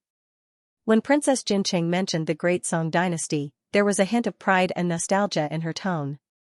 Reading House Princess, you flatter me. Song Qingshu thought of the last time he met her in Tubo. She was also very concerned about the southern Song dynasty. It seemed that she was married to another country and missed her hometown. How is everything in the Great Song dynasty? Princess Jincheng suddenly asked. Song Qingshu was stunned. How could he answer such a question? If it was in the dead of night, he would not be against talking to this beautiful princess. However, this was obviously not possible. It was obvious from the vigilant eyes of Prince Zongzan and Jiamaji. It is not convenient to talk about many things here. Now that the Great Song dynasty's ambassador group is also in the city, why don't you go there and ask? Song Qingshu paused and said, in addition, there is a relative of the princess in the ambassador group. I think the princess should be very willing to see her. Really? Princess Jincheng was a little moved. After thinking for a moment, she said, I wonder if young master can bring me there? Song Qingshu was stunned. He thought to himself, are you relying on me? She should not have heard of Jia Baoyu's past reputation. Otherwise, she would not have asked me to lead the way. Of course. If Song Qingshu refused and the news spread to the southern Song dynasty, there would be a lot of trouble. Princess Jincheng nodded and said to Prince Zongzan and Jiumaji, nation advisor, Zongzan, you two go back first. I will go visit my relatives in my hometown. Zongzan said hurriedly, let us go with you. Princess Jincheng immediately refused, we are all women. It is not convenient for you to go. Hearing what she said, Zongzan couldn't continue to move forward. However, Jiumaji, who was on the side, thought it through. Recently, the city has not been peaceful. 2 important people died in Goryeo. If Princess encounters danger, Princess Jincheng smiled and said, don't worry. I have guards with me. Moreover, the city is very lively now. The people from Xixia's Class 1 hall are patrolling everywhere. Would someone really dare to commit murder on the street? After all, she was the princess. Since she had made up her mind, Jiumaji could not say anything more. He could only command the tantric disciples to follow and protect her. Young master, please get in the carriage. A gentle invitation came from the carriage. If they were still in the southern Song dynasty, Princess Jincheng would definitely not be in the same carriage with a man. Even if the Tubo people were more open, she had never done this. However, she felt close to people from her homeland today. In addition, Jia Baoyu looked like a teenager. She only treated him as a junior and did not think much of it. Song Qingshu was startled. He had never expected that she would invite him like this. However, as a man, it was not difficult for him to accept being in the same room with a beauty, let alone a beauty of such a noble status. Young master, can I go with you? Gu Zixian ran over and said. Who is this lady? Princess Jincheng looked at the girl beside the carriage in surprise. Even though she was wearing a veil, she could still feel her amazing beauty. She is Princess Gu Zixian of the Dual Cultivation House of Wushuang City. She is my friend. Song Qingshu hesitated. I see. Come on in. Princess Jincheng was an experienced person. How could she not see the affection in Gu Zixian's eyes? She thought that the two of them had fallen in love. She could not help but feel happy to see a man from her homeland with such a beautiful woman. She thought that the talents of the Song dynasty were indeed popular. Young master? Gu Zixian was worried that she would offend him by making a decision on her own. She looked at Song Qingshu carefully. Song Qingshu smiled and said, since Princess Jincheng has no objections, Lady Gu can come with us. Then, he extended his hand and helped her into the carriage. Jiumaji comforted him, don't worry, Prince. I think the princess only treats him as a nephew. Moreover, there is another woman with him. I think nothing will happen. What is the background of that veiled woman? Prince Ming, please help me find out. Prince Zongzan could not help but swallow his saliva as the elegant and beautiful figure of the woman appeared in his mind. Jiumaji frowned, Prince, we are here for the marriage. Don't lose sight of the bigger picture because of a small gain. If the Xixia people hear about this, it will be disadvantageous to you. Hearing his harsh tone, Zongzan had no choice but to reluctantly snort and say, well, I'll go look for this beautiful chick after I marry the princess of Xixia. Anyway, it seems that she knows that man surnamed Jia. The monk can run, but the temple can't.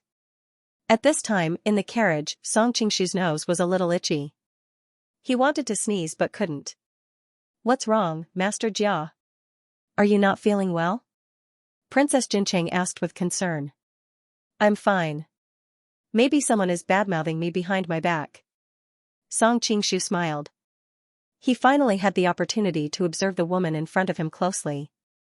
She had snow-white skin, a jade-like nose, and soft oval face, which matched her temperament very well. She was indeed a dignified and gentle woman.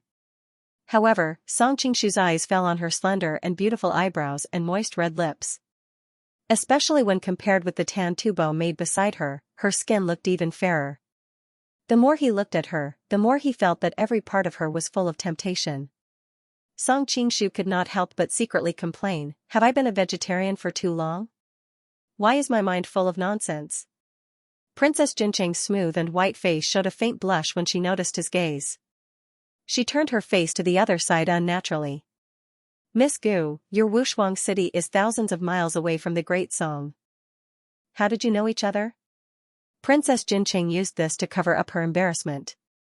Gu Zixian's lips curled up as if she had thought of something wonderful. "It's like this. We were attacked by the Mongolians. Fortunately, we met." She told the story of being attacked and being rescued by the Great Song's diplomatic mission.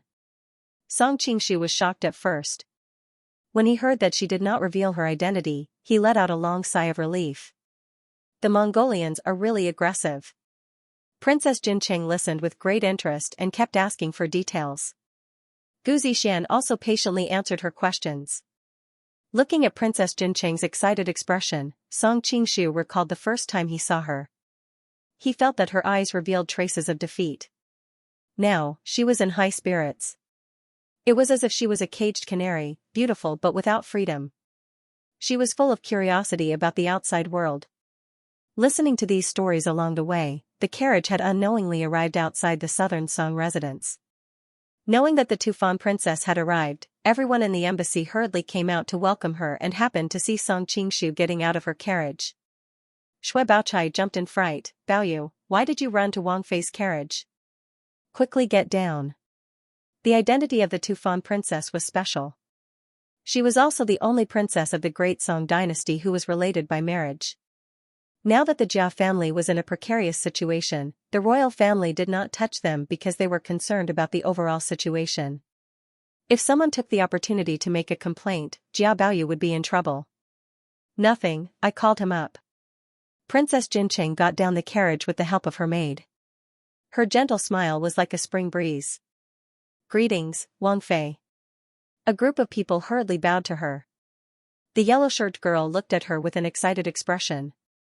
"No need to be so courteous. Everyone can just call me princess.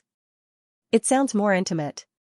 Seeing an old friend from her hometown, Princess Jincheng naturally did not want to address her as a foreigner.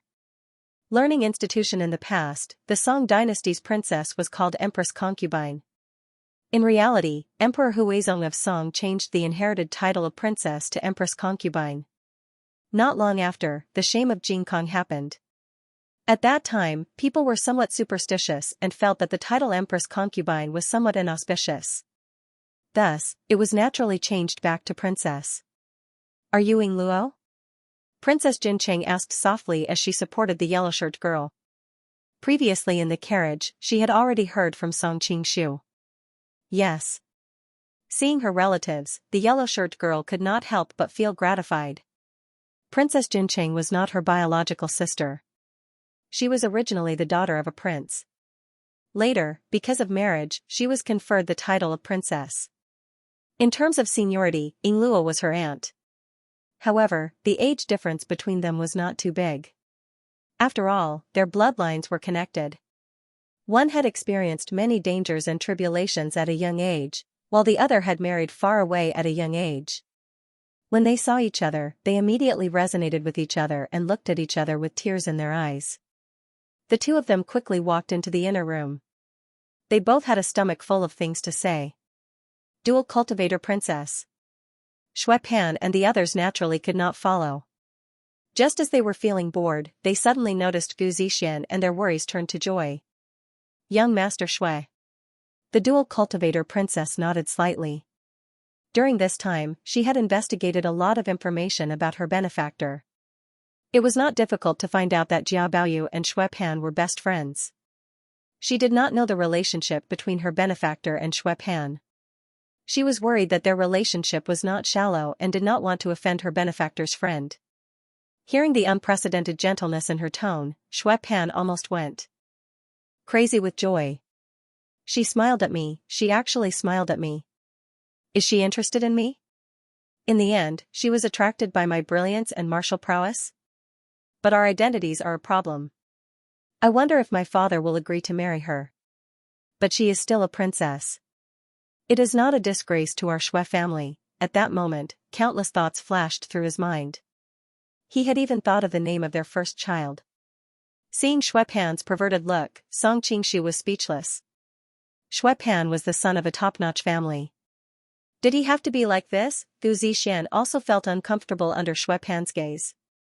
She subconsciously hid behind Song Qingshu. Shui Pan wiped the saliva from the corner of his mouth and asked enthusiastically, "Princess, what business do you have here?" Gu Zixian pointed at Song Qingshu and said, "I came to find him."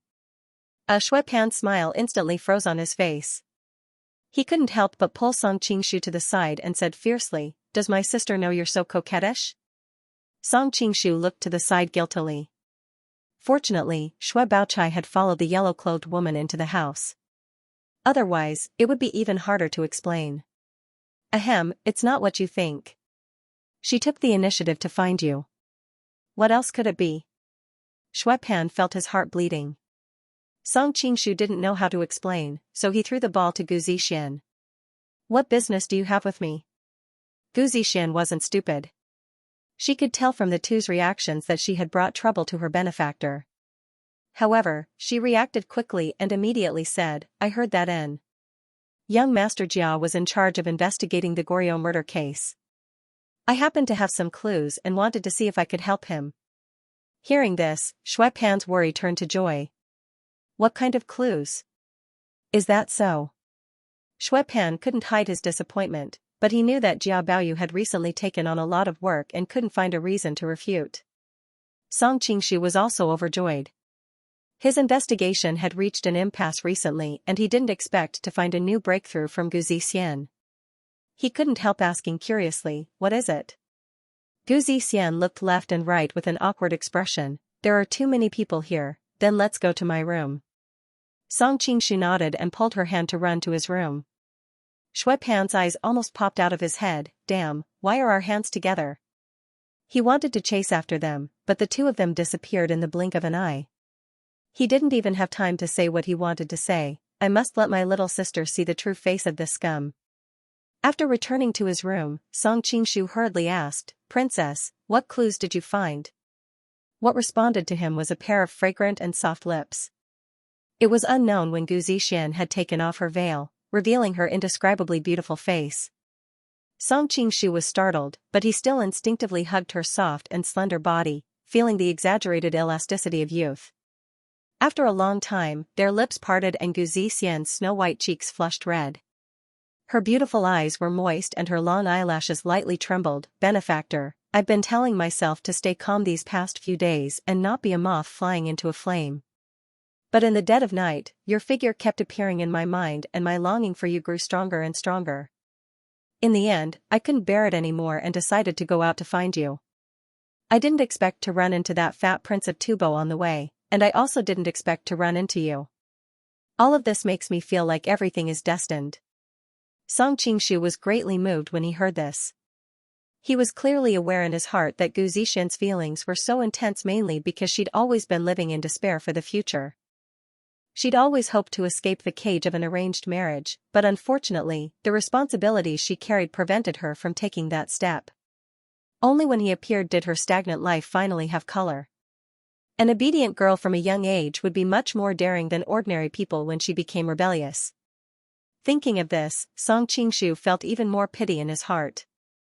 He gently stroked her soft hair and took the initiative to kiss her. Sensing his actions, Gu Zixian was wild with joy. That night, she had taken the initiative to look for him, but the other party's reaction wasn't as enthusiastic as she had imagined, making her a bit worried. Now that the other party had finally taken the initiative, she could finally put down the apprehension in her heart, and her whole body was filled with a sweet feeling. "Can you take off your mask? This is a bit strange." Gu Zixian's body went limp, but she still tried her best to stop him. "All right." Song Qingshu's reply was concise and to the point. Right now, he didn't have the time to say anything else. Oh, the two young bodies were passionately entangled together. One was deeply in love, while the other was hot-blooded. Both of them wished they could rub the other into their bodies. Soon, their clothes fluttered down like butterflies, revealing the beautiful scenery of youth. Guzi's immortal flower branch trembled, and she couldn't help but cry out. Dong dong dong dong dong dong. At this moment, there was an urgent knock on the door. The two people in the room couldn't help but pause and subconsciously look in the direction of the door. Princess, are you all right? Shui Pan's anxious voice sounded. Xian was both embarrassed and angry. She lowered her voice and whispered in Song Qingshu's ear, "This friend of yours is really..." Song Qingshu gently brushed her sweat-dampened hair. "Who told you to be so beautiful? Which man wouldn't be moved by you?" Hearing him praise her, Xian's heart was filled with sweetness, but it was quickly replaced by shame. "But I don't like him. If he wasn't your friend, I wouldn't be so nice to him."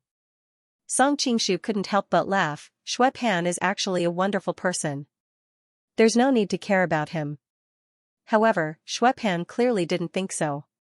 Seeing that there was no response, the knocking on the door became even more urgent. "Princess, princess? Baoyu, are you bullying the princess?" Song Qingshu's expression was strange. He stared at the delicate beauty below him, thinking that this was a kind of bullying. Suppressing her embarrassment, Xian said to the outside, "Thank you for your concern, young Master Shui. I'm fine." That's good, that's good." Shui Pan laughed. "I'll wait for you outside. If Baoyu dares to bully you, just call out and I'll help you teach him a lesson. There's really no need. Young Master Shui, you can go do your own things." Xian's eyes widened. They were in the room. How could he do it outside? It's fine, it's fine. I'm quite free anyways, so it's fine to wait." Shui Pan hurriedly replied. Xian was on the verge of tears. She looked at her lover. Why is he like this? Just ignore him. Song Qingshu smiled and continued to bury his head. Xian gritted her teeth and grabbed the bedding tightly. Her entire body was extremely nervous. After an unknown amount of time, Shui Baochai came back from Princess Jincheng's place and found her brother in a daze. She couldn't help but ask curiously, "Eh? Why aren't you going in?" "The dual cultivator princess and Baoyu are discussing something inside. It's not convenient for me to go in." Shui Pan answered. With Shui Baochai's intelligence, she immediately reacted, "It's probably because the princess doesn't want to see you. Big brother, she clearly has no interest in you. Don't waste your energy on her." "Who said so? She's always incomparably cold to others. She only smiles when she's with me." Shui Pan blinked as the image of her sweet smile appeared in his mind. For a moment, he couldn't control himself. Shui Baochai curled her lips. "She smiles even more when she's with Baoyu." Shui Pan's smile gradually froze as if he had been shot by an arrow. Why aren't they coming out after chatting for so long? Shui Baochai revealed a suspicious expression. She wasn't like her brother who would obediently wait because of a goddess's words. She couldn't help but feel a little sour when she thought of Jia Baoyu and a beautiful girl in the same room. Just as she was about to knock on the door, it was already opened from the inside. Jia Baoyu and the dual cultivator princess walked out. Shui Baochai frowned slightly.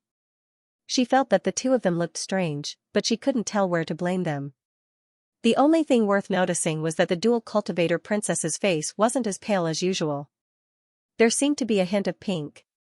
Song Qingshu coughed and rushed to speak first. "The princess brought me crucial information that will be very helpful in solving the case. I'll send her back now." Shui Baochai wanted to ask something, but seeing how mysterious the two were, she guessed that they weren't willing to reveal anything. She also didn't care about Goryeo matters, so she didn't pursue the matter. Xian immediately blushed and hurriedly explained, "I accidentally twisted my ankle just now. I'm fine. I'll bring some medicine to the princess later." Shui Pan glared at Song Qingshu. "How did you take care of Baoyu? The princess was injured because of you." Song Qingshu opened his mouth, wanting to persuade him to give up. However, he didn't say anything in the end. There was no way to explain something like this. Xian's face was as red as an apple. She pursed her lips tightly and didn't say anything.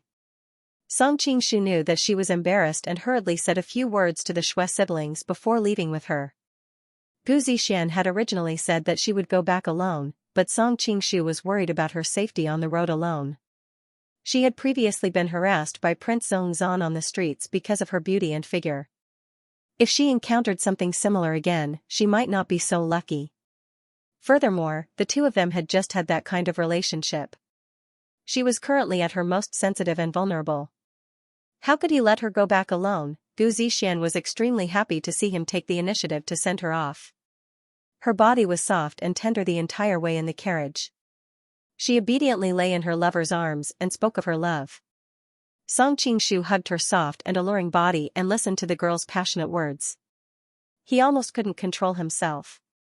In order to avoid being discovered by the Shui siblings, he ended it too hastily. He didn't have the time to enjoy himself to his heart's content. Unfortunately, they were on the streets. Although the other party most likely wouldn't reject him, it was hard to guarantee that the girl wouldn't think of him as a plaything. Song Qingshu didn't want to hurt the delicate heart of a young girl, so he suppressed the desire in his heart. However, just hugging her delicate body and smelling the faint fragrance on her body was already a very pleasant thing. Unknowingly, they returned to the Zungar embassy. They bumped into the young city lord of Peerless City, Du Gaming, who was returning from the streets. Seeing his fiancée with another young man, his face darkened. "What have you been doing?" Gu Zixian was originally immersed in the sweetness and tenderness of her lover, but when she suddenly saw him, she couldn't help but feel nauseous. "What does what I do have to do with you? Why do you care?" Song Qingshu witnessed with his own eyes how she changed from an obedient little woman to a frosty appearance in just a second. He couldn't help but secretly click his tongue. At the same time, thinking that she was only so gentle to him, he couldn't help but feel proud and complacent. "You are my fiancé, why can't I care?" Du Gaming was also annoyed. Gu Zixian revealed a look of disgust. "What fiancé? We haven't even officially set up an engagement." Du Gaming snorted coldly. "It doesn't matter if you're willing or not, the successor of the House of Dual Cultivators has to marry into our peerless city. Sooner or later, you'll be mine." With that, he stormed off angrily. Gu Zixian bit her lips and thought back to what he had said. Thinking about her destined future, she couldn't help but feel sad, and her eyes immediately turned red. Seeing that she was on the verge of tears, Song Qingshu could guess what she was thinking. He comforted her gently, "Don't worry. With me around, a mere peerless city can't dictate your fate." Gu Zixian shook her head. "This is different. I have the responsibility of the House of Dual Cultivators on my shoulders. Some things are destined to be done by me." Song Qingshu frowned slightly. Just as he was about to say something, the wife of the House of Dual Cultivators rushed out after hearing the news. She had red lips, perky breasts, plump buttocks, and a graceful figure that most girls couldn't reach. "What just happened?" "Nothing much, it's just that annoying Du Gaming came to pester me again." Gu Zixian curled her lips. The wife of the House of Dual Cultivators frowned. "Our House of Dual Cultivators and Peerless City have been friends for generations, don't be too disrespectful." She still wanted to say something, but she suddenly noticed the faint blush on her daughter's face and the inadvertent flirtatious expression on her face. She couldn't help but change her expression. She hurriedly pulled her daughter into the house and said, "Come with me." After walking a few steps, she turned around and looked at Song Qingshu. She hesitated for a moment. "Young master, come in as well." Song Qingshu guessed that she must have noticed something. However, the current him naturally wasn't as unconfident as the youths in his previous life. He calmly followed her in. After entering the inner room, the wife of the House of Dual Cultivators chased all the servants out, leaving only the three of them. "Have you lost your virginity?" The wife of the House of Dual Cultivators stared at her daughter with a burning gaze. Gu Zixian's face turned slightly red. She glanced at her lover. "Mother, why are you asking me such an embarrassing question in front of others? Don't change the subject. Do you have it or not?" The lady's expression was a little solemn. Gu Zixian bit her lips tightly, her hands unconsciously rubbing a corner of her clothes. After a long time, she finally responded with a soft voice. The madam wanted to scold her, but the moment she opened her mouth, it turned into a long sigh. "What a sin, what a sin. Didn't I tell you before that even if you don't like Du Gaming, you can always find your true love after marriage? But now that you've lost your virginity, how can you hide it?" I'm afraid the friendship between Peerless City and the dual cultivator's residents for 100 years will turn into enemies. Song Qingshu, who was at the side, was confused as he listened. How could a mother educate her daughter like this? It seemed that the people of the western region were indeed different from the people of the Central Plains in terms of moral values. Gu Zixian's body trembled. She clearly knew the consequences of this matter, but she didn't know how to deal with it. Song Qingshu coughed lightly. Actually, you don't have to worry too much about Peerless City's reaction. The madam stopped him from continuing. Young master, you've misunderstood. We aren't afraid of Peerless City. Even if young master doesn't interfere, the dual cultivator's residence's strength alone is enough to contend with Peerless City. The main reason we are doing this is because the ancestors of the dual cultivator's residence owe Peerless City a huge favor. We need to repay this favor to comfort the spirits of our ancestors in heaven. Hearing the madam mention the ancestors, Song Qingshu really didn't know how to persuade her.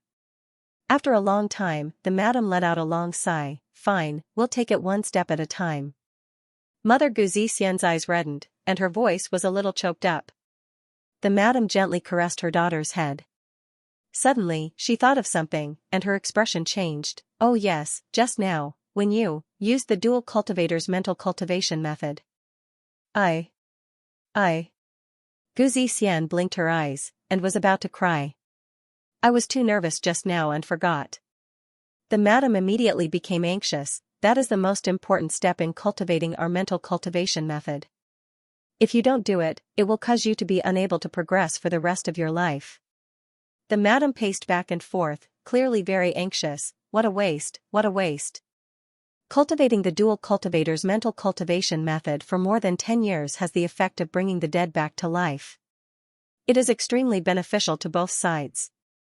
No, while there is still time, you should cultivate again and see how much of the effect can be restored. Before her daughter left, she was still a virgin, but when she came back, she changed. She naturally knew that this had just happened. Gu Zixian's snow-white face was now as red as a persimmon. Mother, what are you saying? Even though Song Qingshu was used to seeing things, he still felt that the madam's suggestion was a bit outrageous. The madam's oval face was also slightly red. It was clear that she also felt that saying this was a bit shameful. I know it's not appropriate to say these things, but it's really important. Xianxia, the young master doesn't know, but you should know how important it is. Gu Zixian had cultivated the dual cultivation technique since she was young, so she was naturally clear about it. She was extremely vexed over why she had forgotten. She stealthily glanced at Song Qingshu, her expression incredibly bashful. Her previous initiative seemed to have used up all of her courage, and now she couldn't even say any words of invitation. As a considerate man, how could Song Qingshu make things difficult for a woman? He nodded. The princess is as beautiful as a goddess, so this is something I can't ask for more. Gu Zixian turned her head and the corners of her lips rose slightly. There was a mixture of shyness and joy at her lover's praise.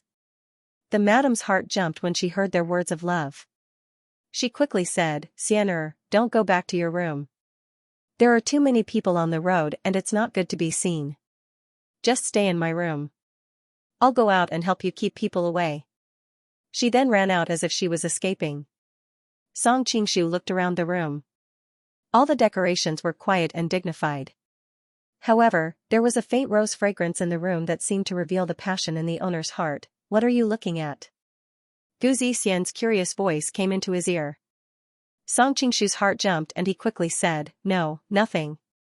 Looking at her fair and rosy skin that was as tender and beautiful as a fresh flower, he was already a little restless on the way here. How could he hold himself back now? He grabbed her legs and carried her horizontally. Gu Zixian let out a soft moan and buried her head in his chest. Why is this bed so soft? Song Qingshu was suddenly very curious. This bed was much softer than normal. Gu Zixian grunted and replied in a small voice, My mother's skin is very sensitive and is very afraid of hard things, so the bed is much softer than normal. This physique is quite special. Song Qingshu smelled the special fragrance on the bed and couldn't help but let his imagination run wild. Big brother Song Gu Zixian's soft snort pulled him back to reality. Song Qingshu's face turned red. He wondered what kind of nonsense he was thinking about. Brother Song, pay attention to the circulation of my true qi. Don't resist. Gu Zixian endured her shyness and said. Song Qingshu nodded. He was actually an expert in this field, so he naturally knew the principles behind it. Gu Zixian shyly smiled. She opened her snow-white arms and tightly hugged her lover. After a while, the wife came back from patrolling the area. She was about to ask her daughter when she suddenly heard the sound coming from inside. She couldn't help but blush. This girl really doesn't know how to be quiet. What if someone else hears? She originally wanted to leave, but she was worried that someone would come over and hear and leak the secret. She could only suppress her heartbeat and guard the door not far away. At first, she was thinking about whether her daughter remembered the circulation method at the critical moment. On the other hand, she was worried about whether her current remedy would be effective. But later, as she heard the intermittent sounds of the situation inside the room, her heart was already in chaos. She had lived alone for more than 10 years and had always lived a pure life. But after all, she was at the peak of a woman. In the dead of night, she would also feel cold and lonely. However, those thoughts would often be driven out of her mind by reason. First, literature. But now that the sound coming from the room was so moving, the wife couldn't help but think of the strange attraction she felt when she approached Song Qingshu. Once this thought appeared, she could no longer control her thoughts. Why would I think of these things? The wife touched her face with her hand and felt that it was burning. After some time, when Song Qingshu came out of the room, he happened to see the wife sitting in a pavilion not far away. Hello, madam. Song Qingshu felt a little strange. He had just slept with someone's daughter. How should he greet her? The wife didn't stand up. Her legs under the stone table were slightly trembling. Why are you alone? Where's Xianxia? Song Qingshu was a little embarrassed. She's a little tired. She's resting inside. Oh. The wife finally reacted. No one would be able to hold on for so long. The two of them stared at each other, and the atmosphere suddenly became a little awkward. Just now, how was it? The wife finally returned to the question she was most concerned about. Song Qingshu was stunned.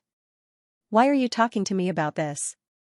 He thought it was a custom in the Western region, so he could only answer, your daughter has a refined appearance and a delicate body. Well, I naturally feel that she's perfect. The wife blinked. At first, she was still confused. Later, she finally understood what he was talking about. Her face instantly turned red. Who asked you about that? I'm asking about the effect of the dual cultivation method. Ah? Song Qingshu was instantly embarrassed, and hurriedly replied, your manners mental cultivation method is indeed unique, and it has produced very good results. Even my own cultivation has become much purer. As for the princess, her cultivation should have improved even more. The dual cultivation method was indeed of the same origin as the Joyzen method. When used together, it had an effect of twice the result with half the effort. The feeling of the spirit and the body becoming one was even more enjoyable. From his point of view, if he could recover from the serious injury he had just suffered, the dual cultivation method was indeed extraordinary. I'll take my leave first. I'll come back to see you later.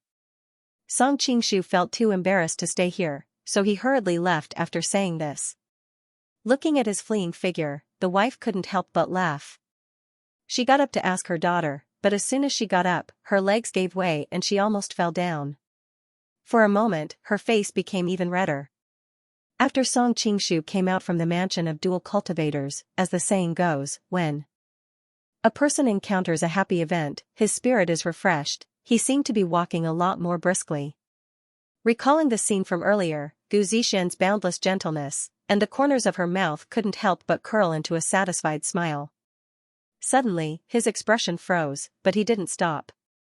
Instead, he deliberately walked to a nearby alley. When he walked to a shadowy place, a bright long knife appeared out of thin air and slashed at his neck. Song Qingshu reached out and caught the long saber with 2 fingers. The masked man in the dark was shocked. He hurriedly threw something that looked like a smoke bomb and disappeared in an instant. Given Song Qingshu's cultivation, no one would be able to disappear so quickly in front of him. Unless, he hadn't disappeared at all. He stretched out his hand and grabbed toward a mottled wall at the side. The marks of time could be seen on the wall, and there was even a lot of moss. It was as if this small alley had been here for several decades. At this moment, the wall suddenly moved. It was as if a section of the wall had grown legs out of thin air and was running away with all its might. However, how could he outrun the hand behind him? With an agonizing cry, the hand pressed down on his shoulder. In that instant, he lost all his strength. Looking at the masked man who was paralyzed on the ground, Song Qingshu was no stranger to this kind of attire. He had seen it many times in movies back then. Ninja? Song Qingshu didn't understand why a Japanese ninja would come to assassinate him. He had thought that it would be someone like Dugaming who was so jealous that he would send someone. You know martial arts, and it's at such a high level? The ninja's tone was filled with astonishment. I never said that I don't know martial arts. Song Qingshu spread out his hands. You're blaming me now? Thankfully, he had shaken off the Central Plains red dot earlier. Otherwise, it wouldn't be convenient for him to expose himself now. However, this guy really wasn't good at protecting people. If the real Jia Baoyu was here, it would be dangerous. How did you see through my earth evasion technique? The ninja's face was filled with disbelief. You guys call this thing earth evasion? Song Qingshu fiddled with the camouflage cloth on the ninja's body. He couldn't tell the material of the cloth, but objectively speaking, the disguise was indeed very similar. If it wasn't for the fact that his cultivation was no longer limited to his eyes and he could rely on his aura to identify people, he might really have been fooled. Baka, our Japanese ninja's 5 elements evasion technique is the best in the world. You're not allowed to humiliate us, the ninja said angrily. Song Qingshu directly gave him a slap. Baka your head. I'm a Taya butterfly. However, the ninja didn't get angry. Instead, he was elated. You're also a Japanese? Song Qingshu ignored him and directly asked, why are you here to assassinate me? Who sent you? At this moment, the ninja finally understood. How could the other party be a Japanese? Song Qingshu saw the determination on his face and knew that he probably wouldn't say anything. He didn't want to waste time and directly used the soul transfer technique to ask the same question. The ninja's face was full of struggle and confusion. He stuttered, Princess. Goryeo murder case. Key clue. Song Qingshu frowned and was about to ask again when he noticed that black blood was flowing out of the other's mouth. He must have bitten through the poison in his teeth and coincidentally encountered Song Qingshu's soul transfer art. That was why he was struggling at death's door. I was too careless. Song Qingshu was a little annoyed. These were the necessary skills of a ninja. He should have been prepared in advance. However, he was still able to glean enough information from his words. The reason why the ninja came to assassinate him was because the dual cultivator princess had told him that she had a crucial clue. Could it be that the murder case in Goryeo was related to the Japanese? Song Qingshu suddenly realized that the direction of his investigation was limited. He had only investigated who had the most motive in Goryeo. But now that he thought about it, didn't the Japanese also have a huge motive? They made use of the death of an important figure of the Wuchen group to provoke suspicion among the various forces in Goryeo and cause internal strife. This way, it would be easier for the Japanese to invade in the future. However, the so-called crucial evidence was just an excuse that Gu Zixian came to find him. The Japanese had hidden so well, but in the end, they were exposed by a joke. Yao Yao Literature Network. Speaking of which, life is really unpredictable. Thinking of all this, Song Qingshu didn't know whether to laugh or cry. He had investigated for half a day and found nothing, but in the end, he actually found a clue like this. It seemed that he was still too far away from being Di Renjia, Baoqing Tian, Conan, etc. However, he might be able to open up a new line of investigation, a lucky detective. Nothing could beat good luck. Song Qingshu's expression suddenly changed. Wait, since they came to assassinate me, how could they let go of Gu Zixian who provided the clue? Thinking of this, he hurriedly rushed back. Madame Dual Cultivator was having a private conversation with her daughter. He didn't know what they were talking about, but the two of them were blushing. Madame Dual Cultivator was very surprised by his return. Gu Zixian was surprised and couldn't help but feel happy. The two of them had just had the most intimate relationship, and she couldn't wait to be together with him all the time. After Song Qingshu explained the purpose of his visit, Madame Dual Cultivator replied, "There are no assassins here. I think we have strengthened the patrols during this period, so it's not easy for them to make a move." Song Qingshu nodded. After being attacked by the Heavenly Sect, Galdan, Peerless City, and Dual Cultivator Mansion didn't dare to take it lightly. In addition, after the incident in Goryeo, the Western Xia country also sent more people to protect the envoys of various countries. Therefore, it was very difficult for the Japanese ninjas to sneak in. Most of them would choose to make a move when they were outside. Thinking of this, he hurriedly told Gu Zixian again and again not to sneak out to look for him. It was too dangerous. "But, I miss you." Gu Zixian's voice had a hint of coquettishness. Madame Dual Cultivator Mansion was very surprised. Her daughter had been cold and arrogant since she was a child. When had she ever shown such a feminine side? "I will come to look for you." Song Qingshu comforted her. Although Gu Zixian's martial arts weren't weak, the Japanese ninjas were very good at unorthodox martial arts. They were especially proficient in the art of assassination. He didn't want her to take risks. Moreover, the sweet and gentle nature of the girl was also very attractive to him. Madame Dual Cultivator Mansion had a strange expression on her face. She thought, "My daughter is going to get married in the future, and you are going too far by stealing my daughter in front of me." However, when she thought of his unfathomable martial arts and the fact that he had helped Dual Cultivator Mansion, she didn't say anything in the end. After coming out of the Dual Cultivator Mansion, Song Qingshu wanted to go to the Japanese side to investigate. However, he hesitated for a moment and decided to look for the Fu sisters first. His identity was a little sensitive, and it would be more convenient for them to come forward to resolve this matter. After arriving at the Korean embassy, Song Qingshu hesitated for a moment and decided to look for Fu Junyu first. This lass had a good relationship with him, unlike her elder sister who was like an iceberg all day long. When she saw him, it was as if she was looking at a thief. "What are you here for?" Fu Junyu just happened to turn a corner and walked out. When she saw him, she couldn't help but frown. "Can't I take a look around?" Song Qingshu's lips twitched. He wondered if this woman had been abandoned by a tall, rich, and handsome man in the past. Otherwise, why would she have such a huge grudge? "If you are here to look for my younger sister, I advise you to stop your wishful thinking." "What kind of character is my younger sister? How would she fall for a profligate son like you?" Fu Junyi said calmly. Song Qingshu was so angry that he laughed. "Miss, where do you get your confidence from?" "What? Don't tell me you are not here to look for my younger sister." Fu Junyi held her sword and stared at him with a sneer. Seeing her cold and arrogant look, Song Qingshu was a little angry. He rolled his eyes and said with a smile, "Compared to your younger sister, I like you more as an elder sister. This time, I specially came to look for you." Fu Junyi didn't expect this answer.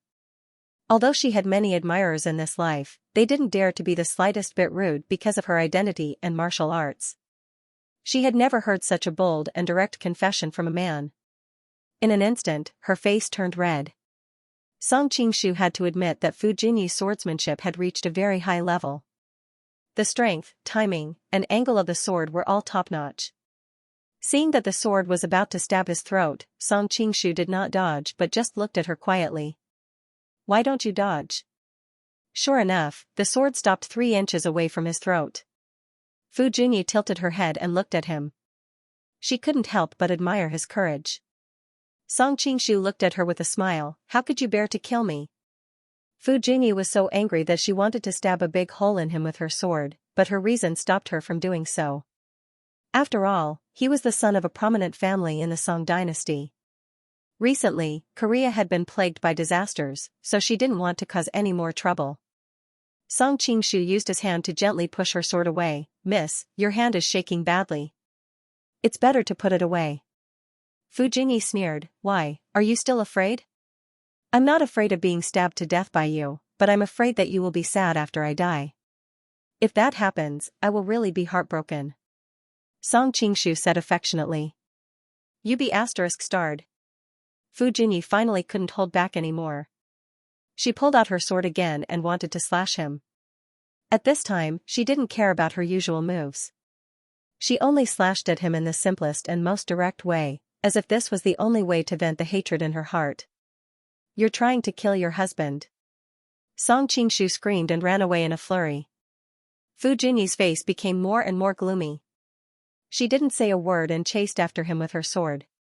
However, for some reason, when she thought she was going to hit him several times, he either slipped or jumped to the side and avoided her attack. She didn't suspect anything and just thought that he was lucky. It was really difficult to see any traces of martial arts from his movements. Soon, a strange scene appeared in the Goryeo embassy. The usually cold Miss Fu actually lost her composure and chased after a young man. Everyone couldn't help but guess what happened. Could it be that Miss Fu was abandoned by that Jia guy? How is that possible? Miss Fu is like an immortal. How could she fall for that playboy? But that pretty boy has a good body. That's true. Since ancient times, it's always been whores who love money and girls who love beauty. Fu Junyi's face darkened as she listened to the discussion around her. She understood that she had lost her composure, but she couldn't suppress the anger in her heart even if she wanted to stop. I should be able to cut him down within 2 moves. This thought had appeared in Fu Junyi's mind countless times, but it always turned out contrary to her wishes, causing her to feel even more agitated. "Big sister, what are you guys doing?" Fu Junyi finally heard the commotion and rushed out. Seeing her sister chasing after Jia Baoyu, she hurriedly jumped out and stood between the two of them. "Don't stop me, I must chop this bastard to death today." Fu Junyi gritted his teeth as he looked at the man. Of course, Fu Junyi wouldn't give way. She blocked her sister's attack and glared at Song Qingshu. "How on earth did you provoke my sister?" Song Qingshu looked innocent. "It's nothing. She didn't let me come to you, but I insisted, so she came to cut me down." Fu Junyi didn't expect there to be such a shameless person in the world. "Is that what you said just now?" Song Qingshu looked at her blankly. "What else did I say?" "You said." Fu Junyi paused as soon as she opened her mouth. She couldn't say the words that the other party had said to tease her. 678 Song Qingshu took the opportunity to laugh. "Junyu, your sister actually has a sharp tongue but a soft heart. Although she wants to kill me on the surface, she has always been merciful. Otherwise, I wouldn't be alive to see you." Fu Junyu couldn't help but laugh. "Of course, my sister is so skilled in martial arts. If she really wanted to kill you, you wouldn't be able to escape." Fu Junyi's face suddenly turned red, and she didn't know how to explain for a moment. Fu Junyi took the opportunity to glare at the crowd not far away. "Stop looking, or I'll beat you up." Those people knew this little devil's way of doing things. She even dared to beat up the son of the Chui family, let alone them. Therefore, they were all so scared that they scattered. Song Qingshu noticed that Fu Junyi had discreetly bypassed his sister and approached them. For his own safety, he hurriedly said, "Ladies, I'm here to inform you that there's some progress in the murder case." "Really? Who's the murderer?" Fu Junyi hurriedly asked. Fu Junyi, who was beside her, silently inserted the long sword that she had drawn out a few feet back into the sheath. "We can't be sure yet, but it's very likely that it's someone from Dongying." Song Qingshu roughly told them about how Gu Zixian came to look for him and how she encountered an assassination attempt. "You're quite popular with women. Even the famous and arrogant princess of Duo Cultivation took the initiative to look for you." Although Fu Junyi was smiling, there was a dangerous glint in her eyes. "When I was on my way to Western Xia, I happened to run into them being chased by people from the Heaven's Mandate sect. Our envoy group helped them, so they must be very grateful." Song Qingshu evaded the main point and dwelled on the trivial. Fu Junyi was concerned about another question. "Dongying warriors are proficient in the art of assassination. How did you escape?" She had some doubts about why she couldn't hit him earlier. Song Qingshu replied calmly, "Because my family is worried about my safety, so they have arranged for experts to protect me in secret." The Central Plains was a little red, so he took the blame. "Protect you in secret?" Fu Junyi wasn't surprised that a big family would protect their successor like this. She looked around and asked, "Then why didn't he come out when I was chasing you?" "Because he knew that you couldn't bear to kill me." Song Qingshu smiled. You. Fu Jingyu tightened her grip on the long sword in her hand. Fu Jingyu couldn't help but look at Song Qingshu and said, "You brat, you're constantly testing the boundaries of death." Ahem, let's go to the Dongying guest house to confirm it. Song Qingshu decided to guide their attention back to the main topic. Yes, we do need to confirm it. Fu Junyi nodded. What Jia Baoyu said earlier could only prove that the Dongying guest house was suspicious, but it couldn't confirm that the murderer was really from there. Soon, the two sisters brought Song Qingshu to the vicinity of the Japanese guest house. Looking at the high walls, Song Qingshu thought to himself, should I let my older sister carry me in, or should I let my younger sister carry me in? I didn't expect that hiding my martial arts would have such benefits.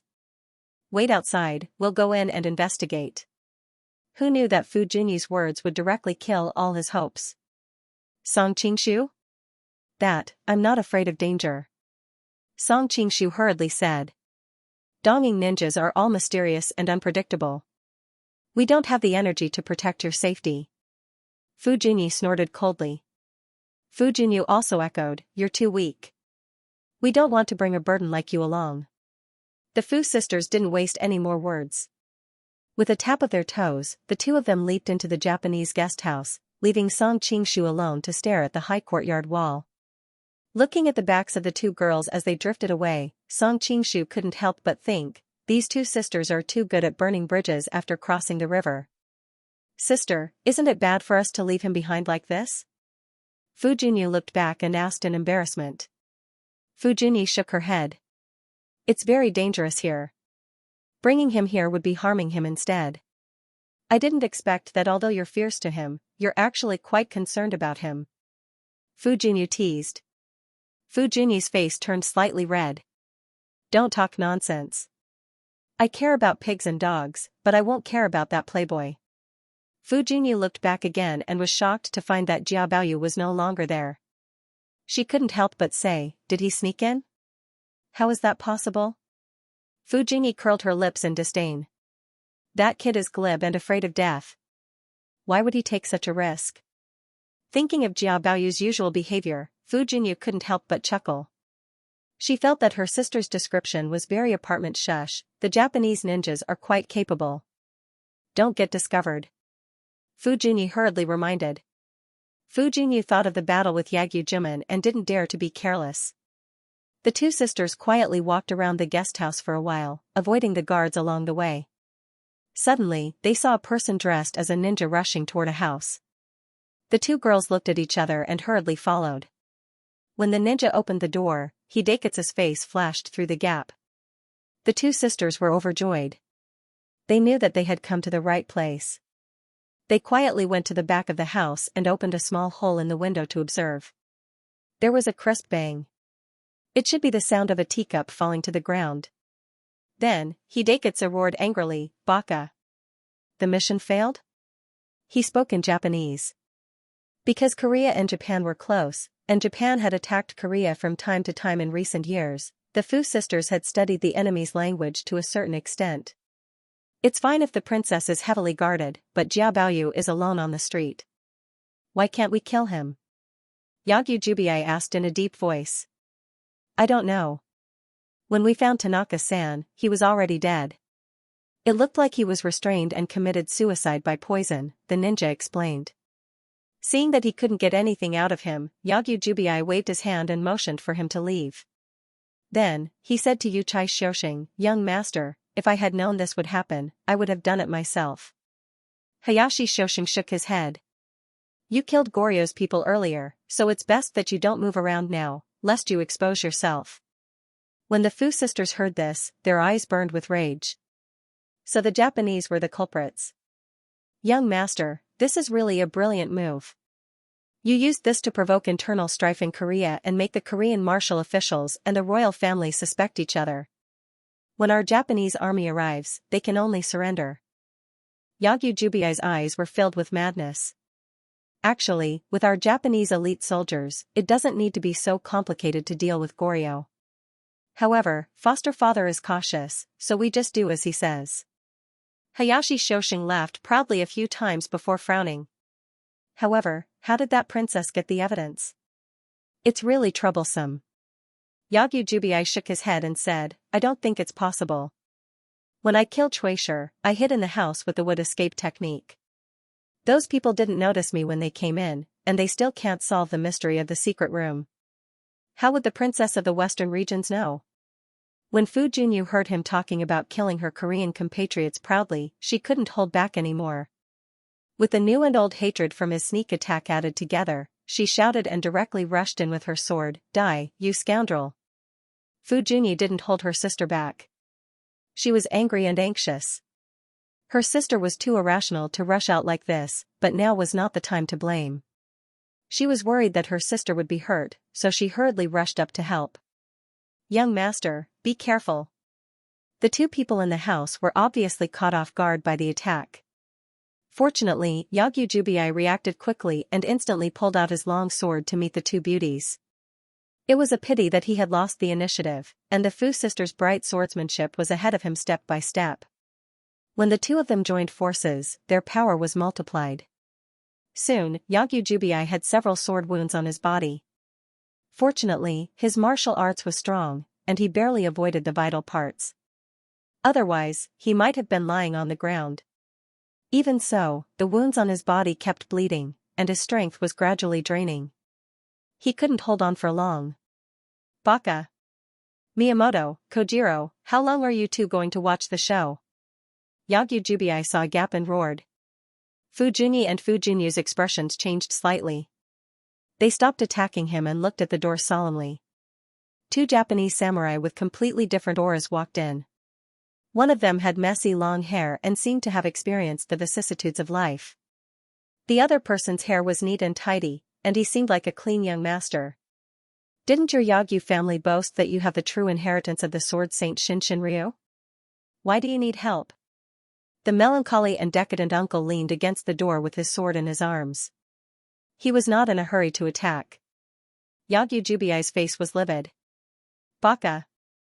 Miyamoto Musashi, I know you are not convinced that my grandmaster has been conferred the title of Sword Saint.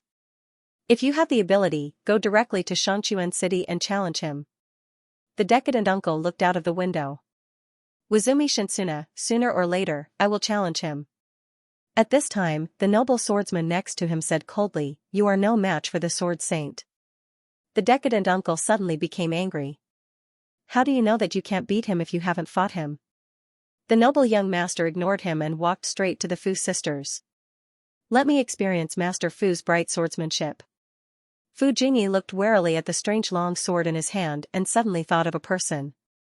Purple clothes, shoulder-length hair, and a 5-foot-long sword. Are you Sasaki Kojiro, who shocked Japan with the unique skill of Return of the Swallow? Hearing the words Return of the Swallow, the decadent uncle, who had been cynical, focused his eyes. He wanted to take this opportunity to watch his opponent's unique skill. Unexpectedly, the noble young master replied, Yes, I am Kojiro, but I don't need to use Return of the Swallow to deal with you. The decadent uncle almost choked. He snorted and closed his eyes again. Fu Junyi looked at him. Then this should be Miyamoto Musashi, who is as famous as Kojiro. Little girl, you know a lot. Don't worry, I won't join forces with Kojiro. Just attack him, the decadent uncle said with a smile. Sasaki Kojiro snorted coldly. The long sword in his hand had already been unsheathed. He turned into a purple shadow and attacked the Fu sisters. He knew what Miyamoto Musashi was up to, so he decided to end the battle quickly so that he wouldn't expose too many of his trump cards in front of him. So fast. Fu Junyi was shocked. She pushed her sister away and raised her sword to meet him. Ah! Fu Junyi screamed. A button on her ribs had been cut open, and blood soon dyed her clothes red. Seeing that her sister was in danger, Fu Junyi couldn't care less and directly drew her sword to fight. The two sisters' martial arts came from the same source, so there was no hindrance when they cooperated. They finally stabilized the situation. Sasaki Kojiro's movements were strange and his swordsmanship was fierce, but the two sisters could still defend themselves, so he couldn't do anything to them. Miyamoto, hurry up and go help. Hidekatsu frowned. Yagyu Jubi was seriously injured, so he didn't dare to send him up again. If he accidentally died here, it would be over. As for the other ninjas, the difference in martial arts was too great, so they would only add to the chaos. Hearing his words, Miyamoto Musashi didn't move. This goes against the samurai spirit. Moreover, I think Kojiro won't be willing to let me help to deal with two women. He wanted to take this opportunity to see what the famous Yanken was all about. There was a saying in Japan that no one had ever seen Kojiro's Yanken. Those who had seen it were all dead. Sasaki Kojiro naturally knew what Miyamoto Musashi was thinking.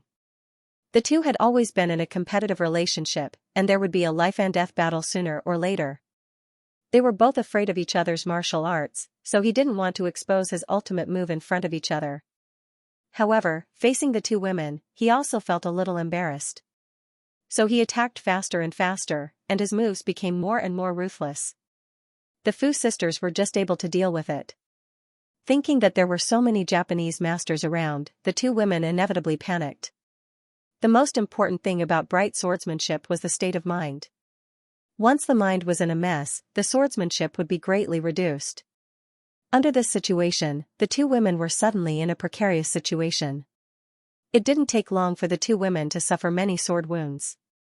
Junyu, I'll hold these people back later. Take the opportunity to leave. Fu Junyu knew that if they continued to delay, both of them would die here. Thinking of the licentious and cruel Japanese, even she couldn't help but turn pale. No, I'll cover you. Fu Junyu bit her lips tightly. She didn't say anything stupid like leaving together. In the current situation, there was a chance of survival if one of them was sacrificed to cover the other. If both of them left, neither of them would be able to leave. Your martial arts aren't enough to hold these people back. When the time comes, no one will be able to leave. Furthermore, you're still young.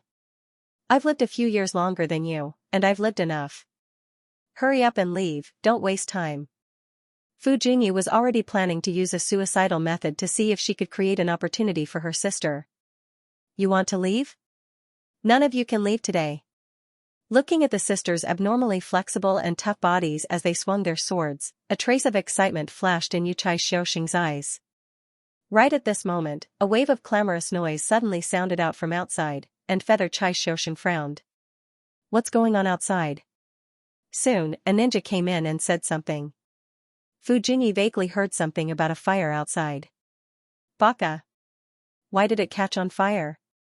Feather Chai Xiaoxing was infuriated. Currently, there were so many countries' residences in the city, yet nothing had happened to them. If it was only their territories that had been burned to the ground, then all of them would truly lose too much face. After that, he said to Miyamoto Musashi, who was watching the show, go and see if there's anything going on. He wouldn't help if he stayed here. Instead, he would make Sasaki Kojiro's hands and feet tied. It was better to send him away. Miyamoto Musashi was helpless. He casually saluted and followed the genin to check the fire. Jubiai Yagyu was also helped out for treatment. Seeing that both of them had left, Sasaki Kojiro's eyes narrowed. He no longer had any scruples and instantly made his ultimate move. Yen return.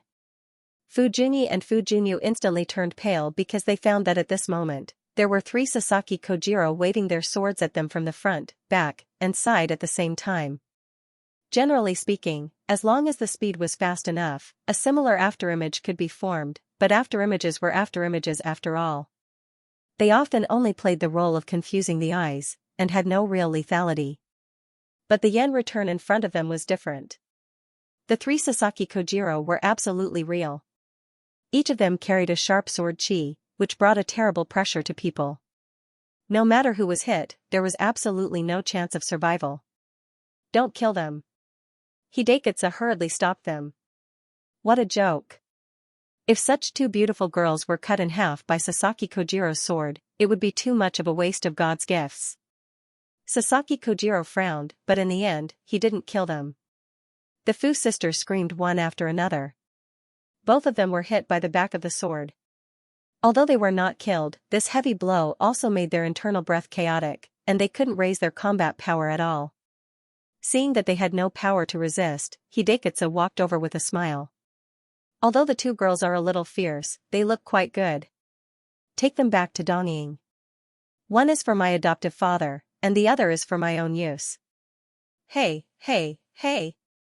Hearing his words, the two sisters were so angry that they wanted to take their swords to end their lives. But now their chi was chaotic, so they couldn't do it. Seeing that the two of them had no power to resist, Hidekatsu felt like there was a ball of fire in his lower abdomen. He couldn't help but reach out to touch the two girls' faces. Looking at their fair and tender skin, it must be very comfortable to touch. Just as he was about to touch the other's face, the wall beside him was suddenly smashed open, and a burning firewood cart quickly crashed in. Hidekatsu cried out in surprise and hurriedly retreated. Sasaki Kojiro took out his sword and cut all the scattered stones. Just as he was about to rush over, the burning firewood cart was suddenly overturned, and countless fireballs filled the sky. As the saying goes, water and fire are merciless. Even with Sasaki Kojiro's martial arts, he had no choice but to avoid the sharp edge. He kept using his sword to deflect the fireballs in front of him, and at the same time, he had to protect Hidekatsu. When the dust settled, he found that the two girls were no longer in the room. The cooked duck had flown away. Thinking about how the two enchanting beauties had escaped, Hidekatsu's heart was bleeding. Quickly chase after them. Sasaki Kojiro nodded and ordered the other samurai to protect the young master's safety. He turned into a purple shadow and chased out of the hole. But it was a mess outside, and they were nowhere to be seen. At this moment, in a remote woodshed in Japan's guest house, Song Qingshu looked at the two pale sisters and shook his head. You guys didn't bring me along when I asked you to come in. Now you're getting what you deserve, right? Fu Junyu said weakly, thank you. When she said this, the wound on her body was aggravated, and she was in so much pain that she immediately broke out in cold sweat. Fu Junyu looked around and said worriedly, why are you still in the Japanese territory? Why don't you run out quickly?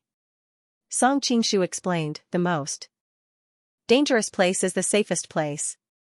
If I run out with you too, I won't be able to run fast. It won't be long before the Japanese masters catch up with us. It's better to hide here. Hearing his words, Fu Junyi looked at him in surprise. She didn't expect the playboy in her heart to have such insight. Junyu, he's right. Staying here is the best way. Fu Junyu frowned slightly. But the Dongying people will find us sooner or later. Jia, sneak out and inform the people in the Korea guest house to send someone to pick us up. Song Qingshu shook his head. You and your sister are the best fighters in Korea. Even you are finished. What can the rest of the people do? Unless you go to Xianxia to seek justice, but Dongying can completely deny this. You have no evidence, and Xianxia is unlikely to offend the stronger Dongying for the sake of the weaker Korea. Fu Junyu looked upset. It's all my fault. If I hadn't rushed out impulsively just now, I wouldn't be so passive now. Fu Junyi hurriedly comforted her, you don't have to blame yourself. No one expected that the Dongying people's martial arts were so high. Sasaki Kojiro was so powerful, and there was still Miyamoto Musashi who hadn't made a move. Thinking of this, she felt a little desperate. In the whole Korea, perhaps only her master could deal with them, but there were two more powerful swordmasters in Dongying. If one day the Dongying army really came to the east, how could they resist? In fact, compared with asking for help, the most urgent thing is your injuries. If you don't deal with it, I'm afraid. Song Qingshu looked at their blood-stained clothes and couldn't help sighing that Sasaki Kojiro really didn't know how to show mercy to the fairer sex. He used such a cruel move on the two girls. These injuries won't kill us. Fu Junyi struggled to say, and the cold sweat on her forehead was already pouring down. Although I don't know martial arts, I have heard that you masters can seal acupoints to stop bleeding. Why do you let the blood flow like this? Song Qingshu asked curiously. Fu Junyi turned her face away and ignored him. Fu Junyu explained, we have just been hit by Sasaki Kojiro's yen attack. Now our internal breath is chaotic. I'm afraid we can't use genuine chi for a few hours. How can we seal acupoints to stop bleeding? Song Qingshu raised his eyebrows and showed a playful smile. In that case, let me seal acupoints to stop bleeding. Fu Junyi frowned. You know how? I don't know, but you can teach me. Song Qingshu rubbed his hands together, looking like he was asking for a beating. Anyway, I see that you're just pointing here and there. Fu Junyi snorted and turned her head to the side again. It was obvious that she could not be bothered with him. Fu Junyi, on the other hand, explained patiently, it's not the same. You need vital energy on your finger to block the blood vessels. That's hard to say. As the saying goes, different paths lead to the same destination. What if I'm a man and my strength is greater than yours? What if it really works? It's not true. It. Dao lead to the same. What I'd say. By me. You, Jun, how is that possible? Fu Junyi sneered. Since you're already like this, I might as well give it a shot, Song Qingshu said with a smile. Maybe I'm talented and can learn it in a short time. Who are you calling a dead horse? Fu Junyi was instantly annoyed. Song Qingshu couldn't help but sigh. Women's way of thinking was a little strange. At this time, she actually cared about these issues. Since you guys are unwilling, then take off your clothes and bandage your wounds. It should be the same. What did you say? Fu Junyi was instantly enraged, and the bleeding from his wound increased. Even Fu Junyi, who was at the side, stared at him strangely. Don't you know that I used to hang out with the famous Xianxia? I know the structure of the human body very well. It's not difficult to bandage wounds, Song Qingshu patted his chest and said. He thought that Xiangxi's tiger skin was really useful.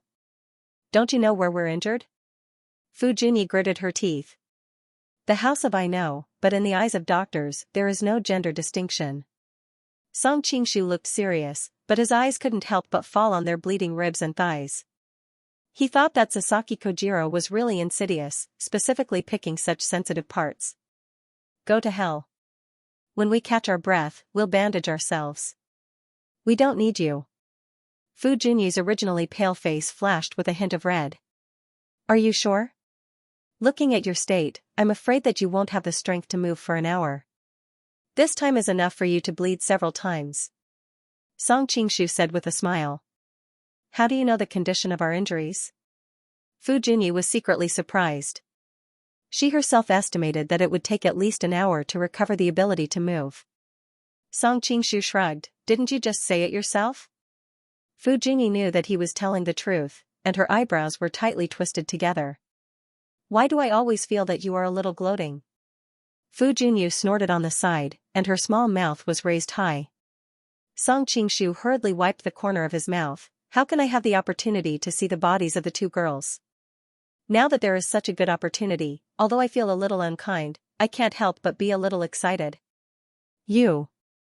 Fu Junyi was furious and wanted to sit up and stab him with a sword, but she was already weak. This time, her heart was attacked by the blood and she instantly fainted. What are you doing? Fu Junyi cried out in surprise. Song Qingshu hugged Fu Junyi and gently placed her on the ground. Do you want her to fall on the ground like this and bruise her face? Fu Junyi finally understood his good intentions, but she still couldn't help but snort. But why do I feel that you are using this opportunity to take advantage of my sister? Song Qingshu replied with a smile, of course, I am also using this opportunity to take advantage of her. Fu Junyi didn't expect him to be so shameless and honest, and for a moment, she didn't know what to say. Do you want to bandage the wound or not? Just say it. If you hesitate, it will be too late. Looking at the blood seeping out of the ground, Song Qingshu said in a low voice. Fu Junyi's face showed that she was struggling. If my sister is awake, she would definitely rather die than let you touch her. Song Qingshu looked at her quietly, waiting for her decision. Alright, when the time comes, I will let my sister blame me. You bandage her. Fu Junyi finally made up her mind, but I will watch from the side, and I will not allow you to do anything to my sister. Song Qingshu couldn't help but laugh, you can't even move now. If I really have any evil thoughts, how can you stop it? Unless you kill me, otherwise I will definitely settle the score with you later. Fu Junyi braced herself and said, but she also knew that what she said was the truth. You. Fu Junyi was furious when she saw him tearing her sister's clothes. Her wound is long and deep, so it needs to be bandaged thoroughly. Song Qingshu knew what she was thinking. As he explained, he tore a clean strip of cloth from Fu Junyi's shirt and bandaged her wound. At the same time, he used his body to block Fu Junyi's view. His fingertips pressed on the surrounding acupoints without leaving a trace to help stop the bleeding. Fu Junyu frowned. She knew he was telling the truth, but she didn't know whether she should stop him or not. She saw him take out a porcelain bottle and sprinkle some brown powder on her sister's wound. She asked hurriedly, "What is this?" Tianqi Shark's gallbladder powder. It's an elixir developed by the master of Peach Blossom Island. It's very effective in treating external injuries. Song Qingshu had sent Huang Rong back to Peach Blossom Island for a while. Huang Rong knew he was wandering in Jianghu and was worried about him. She gave him a lot of elixirs from Peach Blossom Island. If Huang Yaosher saw it, he would be heartbroken. The master of Peach Blossom Island, one of the 5 grades of the Central Plains. I heard my master mention him in Goryeo. I heard that he was not only good at martial arts, but also a genius in refining elixirs. Fu Junyu looked fascinated. She suddenly thought of something and her expression changed. She stared at Song Qingshu and asked, "How did you get elixirs from such a person?" Song Qingshu's heart skipped a beat, but he replied in a normal tone, "A friend gave it to me. My family has some influence in the imperial court." Fu Junyu knew that the Jia family was the most powerful family in the southern Song dynasty. Someone must have tried to get elixirs from Huang Yaosher and sent them to the Jia family to curry favor. Song Qingshu applied the medicine for Fu Junyu and then bandaged her wound. During the whole process, he inevitably touched her skin. If it was a few years ago, the smoothness and elasticity of her skin might have made him restless. But now, he had seen countless people and the whole process was extremely calm. The only thought that came to his mind was that the Goryeo woman was really fair. Fu Junyu stared at him during the whole process. Seeing that he didn't take advantage of her, she let out a sigh of relief. He gently put Fu Junyu on the pile of firewood. Song Qingshu looked back at Fu Junyu and said, "It's your turn." Fu Junyu's face turned red. "My injuries aren't as serious as big sister's." "There's no need." Song Qingshu pointed at her ribs. "It's still bleeding. I won't die anytime soon." Fu Junyu still refused.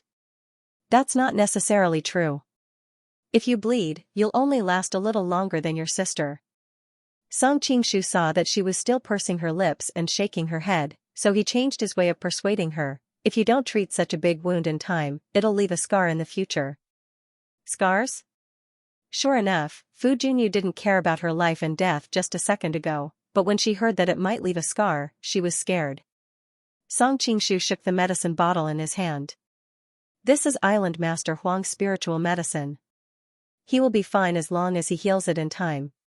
Fu Junyu bit her lips tightly, clearly having an intense mental struggle.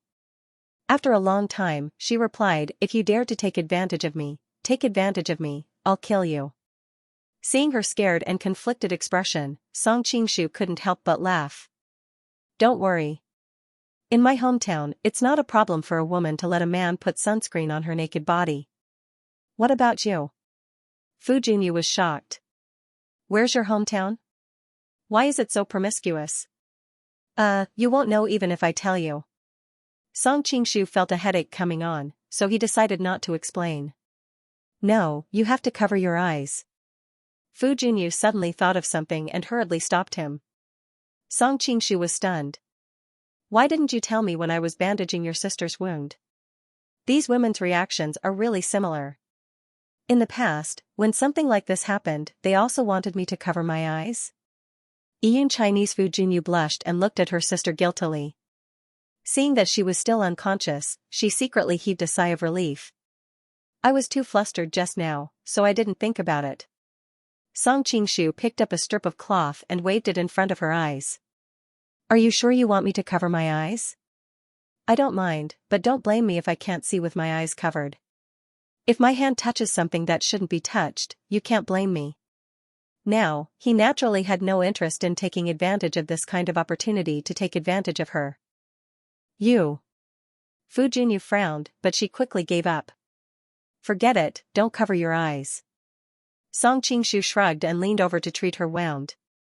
When the dress around the wound was torn open, Fu Junyu's whole body trembled slightly. Her eyes were faintly filled with tears, as if she was about to cry at any time. Seeing this, Song Qingshu really couldn't tease her anymore. Throughout the whole process, he treated her wound with a serious expression. After about the time it took for a jaw stick to burn, he finally finished bandaging her wound. All right. Do you have to look like you've been insulted? Song Qingshu took off his coat and divided it into two. One half covered Fu Jinyu's body, and the other covered her wound. Who knew that after hearing his words, Fu Jinyu finally couldn't help crying. For so many years, I've been fantasizing about the situation of showing my pure body in front of my lover. Who knew that all this was ruined by you? Song Qingshu looked depressed. You say it as if I really did something to you. Do you also lose your chastity when your skin is exposed in Korea? You're still talking. Fu Jinyu cried even more sadly. After all, she was still young. Today, she experienced a moment of life and death, and her family almost left. Now that this happened, she finally couldn't control her emotions. Song Qingshu said with a smile, this matter is known only by heaven and earth, you and I. As long as you don't say it, no one will know. But I know it myself. Fu Jinyu became more and more regretful.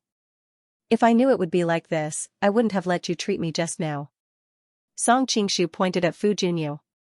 Then are you going to let me see your sister's body and you stay out of it? When that happens, what will you do to her? Fu Jinyu blinked her eyes. How could there be such a shameless person in this world? But for a moment, she didn't know how to refute. Jinyu, did he bully you? At this time, Fu Jinyu slowly woke up and vaguely heard the two arguing. Sister, you're awake? Fu Jinyu was immediately surprised. Fu Jinyu nodded. Just as she was about to say something, she suddenly noticed the condition of her clothes. Not only her chest, but even her thighs had been bandaged. She suddenly raised her head and stared at Song Qingshu. You did this? What else? Song Qingshu waved his hand. You don't have to thank me too much. Fu Jinyu gritted her teeth. Did you see anything that you shouldn't have seen? Song Qingshu thought for a moment and answered, if I said I didn't see anything, I don't think you would believe me. As for what you shouldn't have seen, I don't know. I think I saw everything. I'm going to kill you. Fu Jinyu felt a rush of blood rushing to her head. She struggled to pick up the sword beside her. Song Qingshu was shocked and hurriedly shrank back. Is this how you treat your savior? Fu Jinyu hurriedly persuaded, sister, don't blame him. I agreed to let him save you just now. If you want to blame someone, blame me. Jia, don't deliberately make my sister angry. Fu Jinyu's countenance changed. After a long while, she let out a long sigh. We Koreans aren't people who would bite the hand that feeds us. This time around, we sisters were lucky to have Gongzi's help. Song Qingshu was stunned. He had thought that she would kick up a fuss after waking up. Who knew that she would be so easy to talk to? He couldn't help but have a good impression of her. Miss, you're too polite.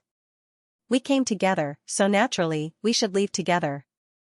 This is what I should do. Hearing him say that this was what he should do, the two sisters recalled that he had seen their bodies. For a moment, they had strange expressions on their faces, thinking that this was what he should do. Just when Fu Jinyu was about to say something, Song Qingshu suddenly frowned. Shu, someone is coming over here. Quickly hide. After speaking, he got up and helped the two sisters to a pile of firewood at the side. After that, he brought a pile of straw over to cover the bloodstains on the ground with. Firewood. Fu Jinyu harumphed. Don't come up with any ideas and take advantage of us. As she spoke, she frowned because she had also heard the footsteps. She was secretly surprised.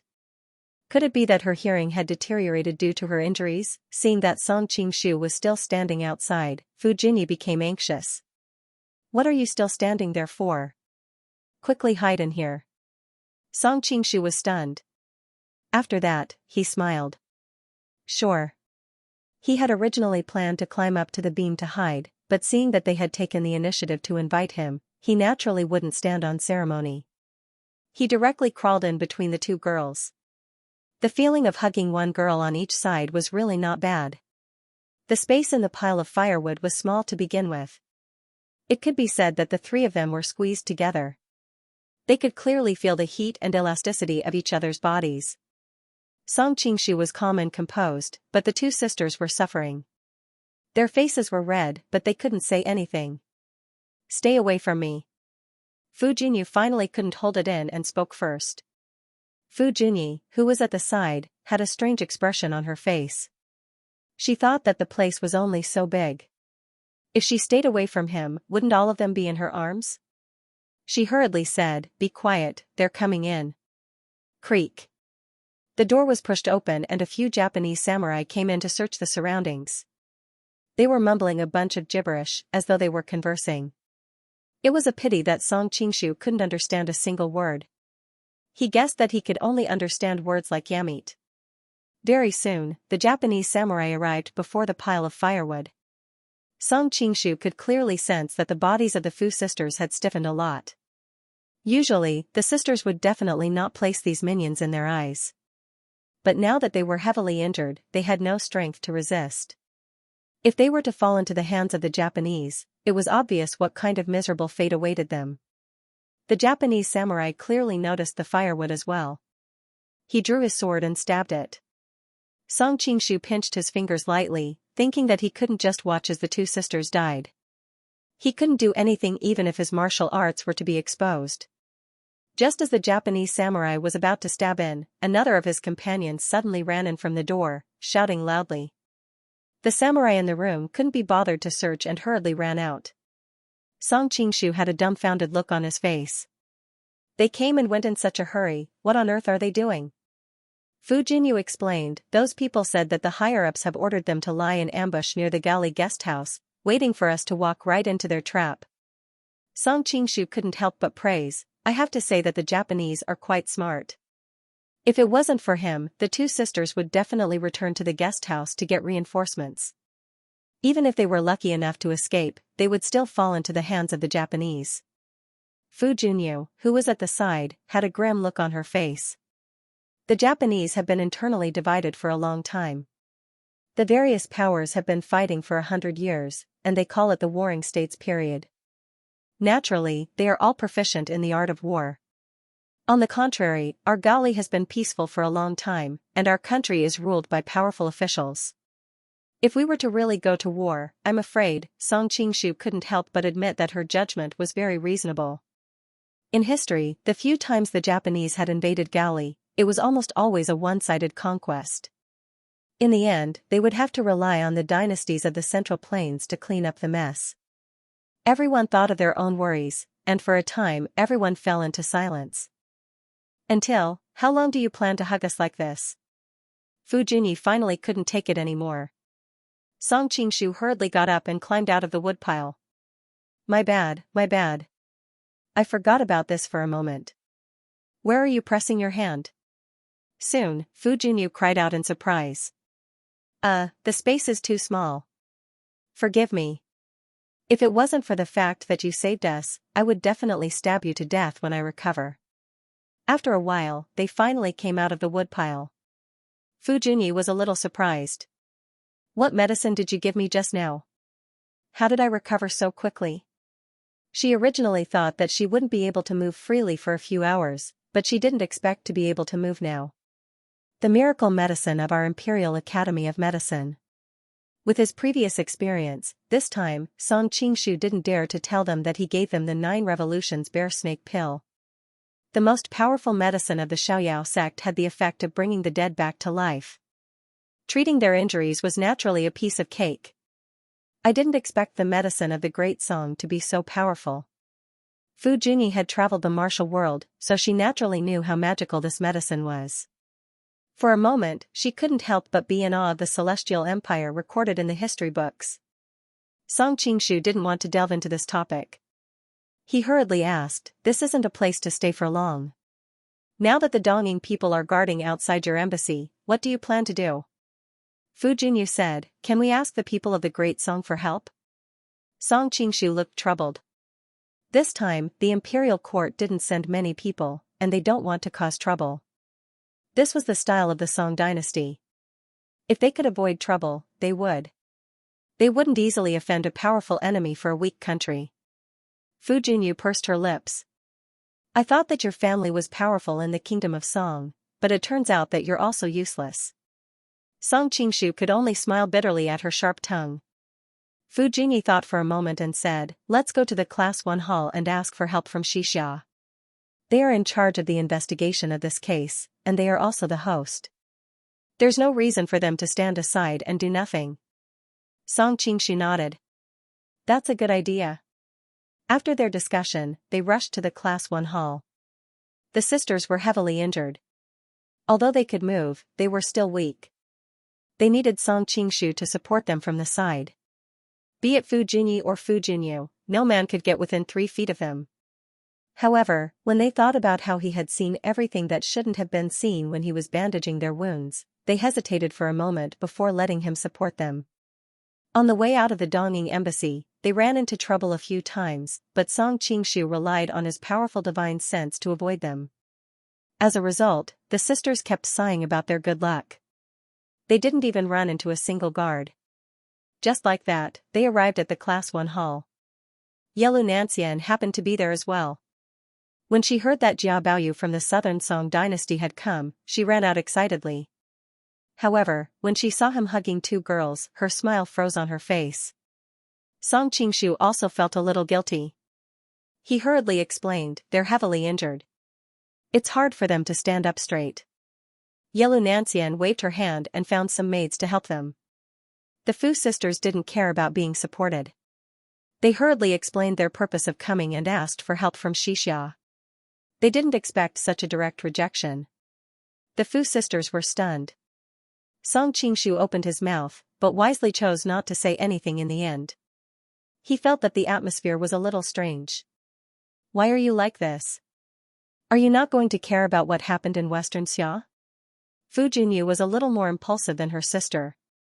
She couldn't help but ask. You said that the Japanese killed your people, where is the evidence? Yelu Nanxian asked. Evidence? Fu Jinyu was stunned. We heard it with our own ears, how can it be fake? Yelu Nanxian shook her head. You are related to the victims, your testimony is not valid. The people from other countries won't believe you. And him, he heard it too. Fu Jinyu pulled Song Qingshu over. Actually, she was lying. Song Qingshu wasn't there at the time, but she believed that with their friendship, he wouldn't make things difficult for her. As expected, Song Qingshu hesitated but didn't say anything. Yelu Nanxian's gaze fell on their linked hands. Her tone became colder. He is in charge of this case, but his testimony is still not convincing. Otherwise, he won't be able to find the truth. How can he convince the public if he just casually says that one of them is the murderer? Song Qingshu nodded in agreement. Just based on their side of the story, the Japanese would be able to deny it. This won't do, that won't do, what do you want? Fu Jinyu was going crazy. Yelu Nanxian sighed, I've already said it so many times, evidence when handling a case, it's all about irrefutable evidence. I can't possibly go convict another country's envoy just because of your empty words. Fu Jinyu wanted to say more, but Fu Jinyu stopped her. We understand. Thank you, Crown Princess. Seeing that the 2 girls were about to leave, Song Qingshu felt awkward. He couldn't leave, but he also couldn't stay. He could only remind them. The Japanese are now guarding the galley guest house. Yelu Nanxian frowned and waved her hand at the people beside her. Men, send someone to send these 2 ladies back. Bring more people from Class 1 hall with you. The other 2 ladies are injured, let them sit in my carriage. Yes. Someone had already started to choose experts to escort them. Many thanks, Crown Princess. Fu Jinyi hastily bowed to express her gratitude. Normally, she wouldn't need to do such a thing. But now that the 2 of them were seriously injured, Fu Jinyi's gesture was like sending charcoal in snowy weather. No matter how arrogant the Donging people were, they wouldn't dare to openly attack the imperial chariot of the Crown Princess of Xianxia in the territory of Xianxia. Before leaving, Fu Jinyu couldn't help but look at Song Qingshu. Aren't you coming with us? Before Song Qingshu could reply, Yelu Nanxian grabbed his arm. I still have something to discuss with young Master Jia, please return first. Fu Jinyu pouted, but she had just received a favor from Song Qingshu, so it was not good for her to refuse. She could only glare fiercely at Song Qingshu before leaving with her sister. That little girl's eyes were full of hidden bitterness. After the two sisters left, Yelu Nanxian dismissed the other subordinates as well, leaving only her and Song Qingshu in the room. I love reading Network, sensing the different meaning in her tone. Song Qingshu couldn't help but laugh. Nanxian, I'm surprised that you're jealous. She had always been arrogant. Although they had a good relationship, they always felt that they were more than friends, but not lovers.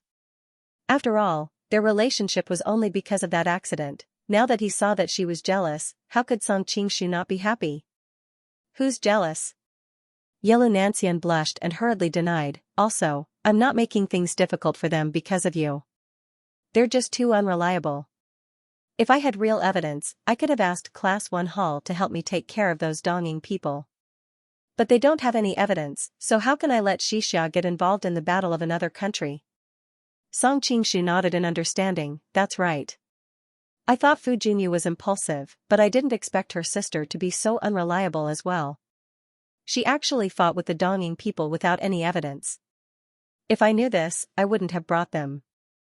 He didn't know the situation at that time and just thought that the two sisters rushed out together to take revenge. Yelu Nanxian was interested. You found out? How did you find out that it was the Donging people? Only then did Song Qingshu roughly tell her about the Donging ninja's assassination attempt. Of course, he only briefly mentioned the matter involving the princess. Why does the princess always go to your place? Yelu Nanxian's sixth sense told her that there was something wrong. Song Qingshu hurriedly said, Actually, I've been thinking about who leaked the information. What do you mean? Seeing his serious expression, Yelu Nanxian couldn't help but feel nervous. The princess came to me saying that she had crucial information about the murder case, but then I was assassinated by the Donging people. At that time, only the Southern Song people heard about it. I don't know who informed the Donging people. Song Qingshu's expression was solemn. Could it be that the peerless city of the dual cultivators leaked the information? Yelu Nanxian asked. Song Qingshu shook his head. No, the princess didn't know anything about the murder case, she just made it up in the Southern Song guest house. Suddenly, he noticed that the atmosphere was a bit strange and quickly shut his mouth. Yelu Nanxian said with a half-smile, Oh, so the princess found an excuse to meet you. Ahem. Song Qingshu hurriedly drank some tea to hide the awkwardness in his heart. Talking about another woman in front of another woman, no matter how he looked at it, wasn't a wise choice. Yelu Nanxian didn't pursue the matter any further. She stopped joking around and said seriously, Don't go around fooling around for the next few days. The betrothal contest will officially start tomorrow. Don't make it so that you can't be found by then. Qinglu will be furious. Oh, it starts tomorrow? Song Qingshu's expression changed. Yelu Nanxian nodded. After a discussion with Wan Qing and Qinglu, we decided that the betrothal contest will be divided into a martial test and a literary test. I don't know if it's because the prince is too tempting, or because Qinglu's beauty has spread far and wide, but there are too many people here, so we will first have a martial test to eliminate some of them, then the top 32 will enter the literary test. Song Qingshu was speechless. So many people, only 32 can advance, the process must be very cruel. How are you going to compete? Yelu Nanxian took out a scroll and pointed at it, explaining, First, we will participate in the preliminary selection, then we will be randomly assigned 4 people to a group. The final winner will participate in the next elimination round. The elimination round will be a 2-on-1 battle, the winner will continue to advance, and so on. Song Qingshu frowned. There are 2 questions. First, did they prepare for the various countries' princes and princesses? If a few important people meet in the group at the beginning, and only one can advance, it will cause dissatisfaction from all sides. The other question, if you lose in the elimination round, you will be eliminated? Are we going to stop after the top 32, or are we going to keep competing until the champion is decided? Song Qingshu asked curiously. Originally, the top 32 is enough, but Qinglu said she wants you to help her win first place so she can get married in style. Yelu Nanxian chuckled. As the saying goes, there is no first place in literature and no second place in martial arts. Once the competition starts, people from all over the world will want to decide the winner. Song Qingshu felt a headache coming on. This is troublesome. Under normal circumstances, I don't mind, but now I'm using Jia Baoyu's identity. How can I win first place? Yellow Nancian gloated, I'm not sure about that. In any case, Qinglu said she will only marry the final winner. As for how to win, you figure it out yourself. Thinking of Li Qinglu's strange appearance, this could really be her idea. Song Qingshu was at a loss. If that's the case, then what's the point of the written test? Yellow Nancian chuckled, aren't you afraid of accidents happening before? If you really fail and don't win first place, Qinglu will really marry someone else. That's why we decided on the written test. After all, the written test is different from the martial test. It's easier to choose people according to our wishes.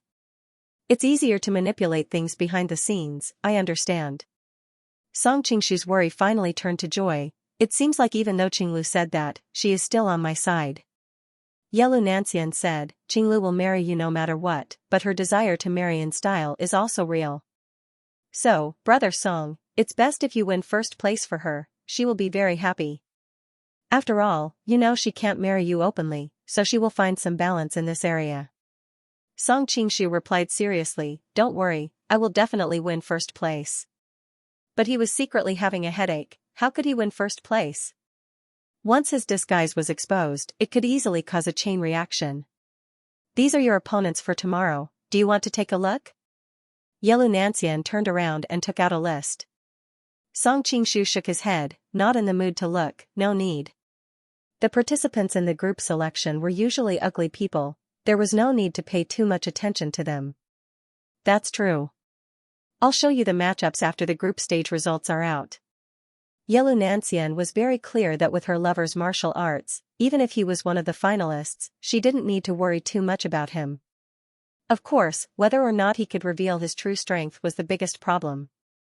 So when the time comes, you'll definitely be pleasantly surprised by the gift that Qinglu prepares for you. Thinking of all the interesting things that happened in the past, Yellow Nancian couldn't help but smile. Li Qinglu, that lass, really knew how to play tricks on people. Song Qingshu glanced at her with a strange expression, but he just happened to recall something and didn't pursue the matter. Right, have you set up bets for the groom search competition? Betting stalls? Yellow Nancian blanked, unable to react in time. This is such a good opportunity to make money. I can't let it go to waste. Song Qingshu thought of the World Cup matches in his previous life. Every time that happened, there would be a carnival of betting. Who knew how much profit it brought to the betting industry? How could he miss such an opportunity? After all, in order to support so many factions and armies, even though there were taxes, money was still flowing out like water. Because the match has just been announced, the gambling houses in the city can't set up the betting stalls so quickly. Yellow Nancian replied. Take back all that authority, let the officials set up the betting stalls. Song Qingshu said excitedly. Yellow Nancian was a little troubled, fighting with the people for profit, it wouldn't be good if word got out.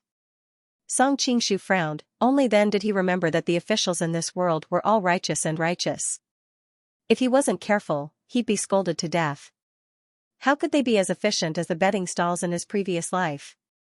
If that's the case, then we won't show up directly. Let the gambling houses be our agents and give them some of the soup. We can also make use of their channels and expertise. Song Qingshu thought for a moment and said, remember to raise my payout a little, so that when the time comes, they can bet more on me.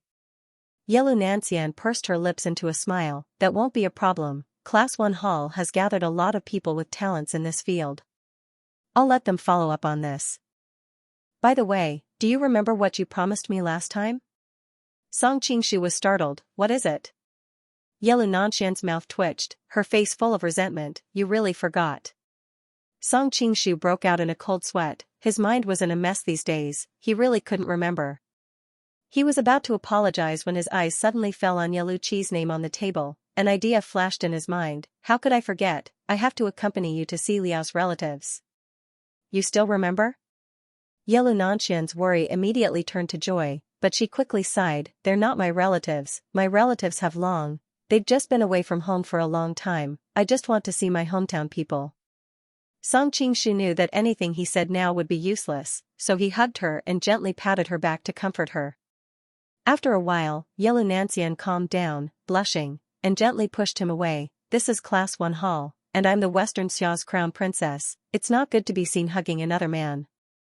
Song Qingshu was depressed. Let's wait and see when you can completely make these forces our own, then I won't have to deliberately avoid people. Hearing him describe the scene, Yellow Nancian couldn't help but feel a little weak. She secretly spat and hurriedly said, let's go quickly. Her carriage had already sent the Fu sisters, but as the crown princess, she couldn't only have one carriage. Someone quickly prepared a backup, and the two of them went to Liao's residence. Song Qingshu naturally wouldn't appear in the image of Jia Baoyu, so he returned to his original appearance. When Yeluqi heard the news, he hurriedly came out. Yeluqi greets princess. Before Yelu Nancian got married, Liao had made her a princess. Brother Yelu, please get up, we're brother and sister, there's no need to say these things.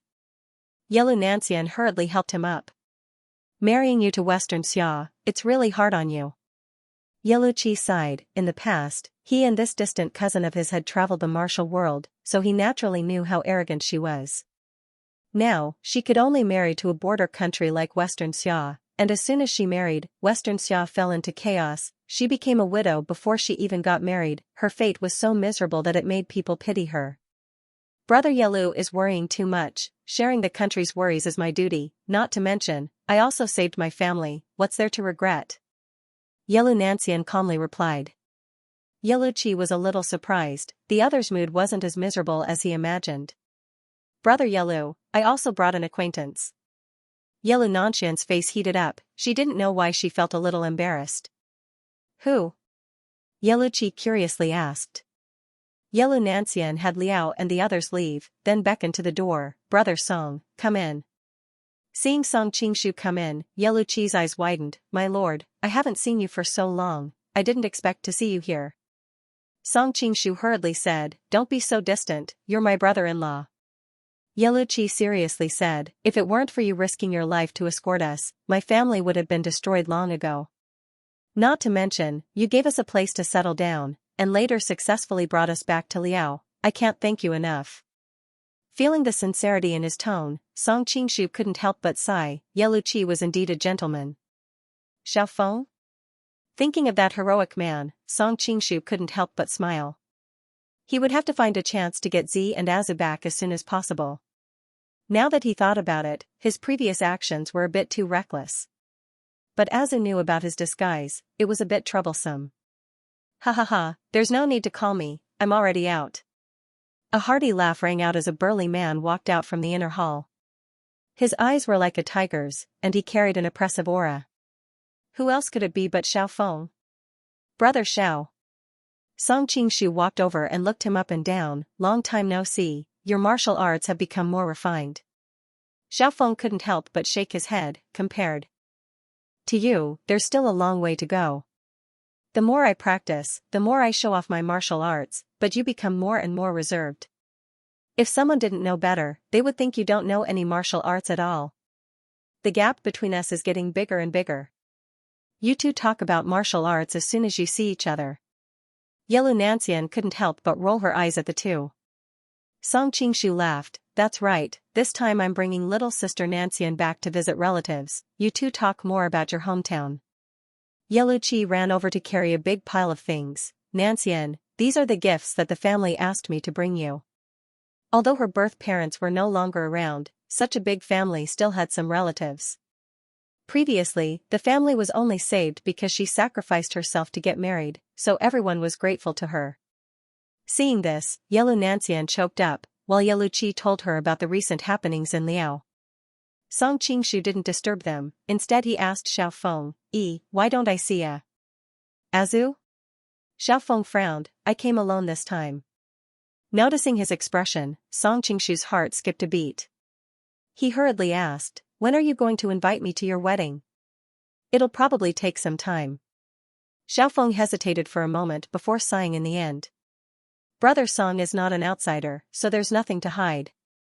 The main thing is that I've been feeling that there's something wrong with Azu recently. Sometimes, her personality is a little like her sister, Z.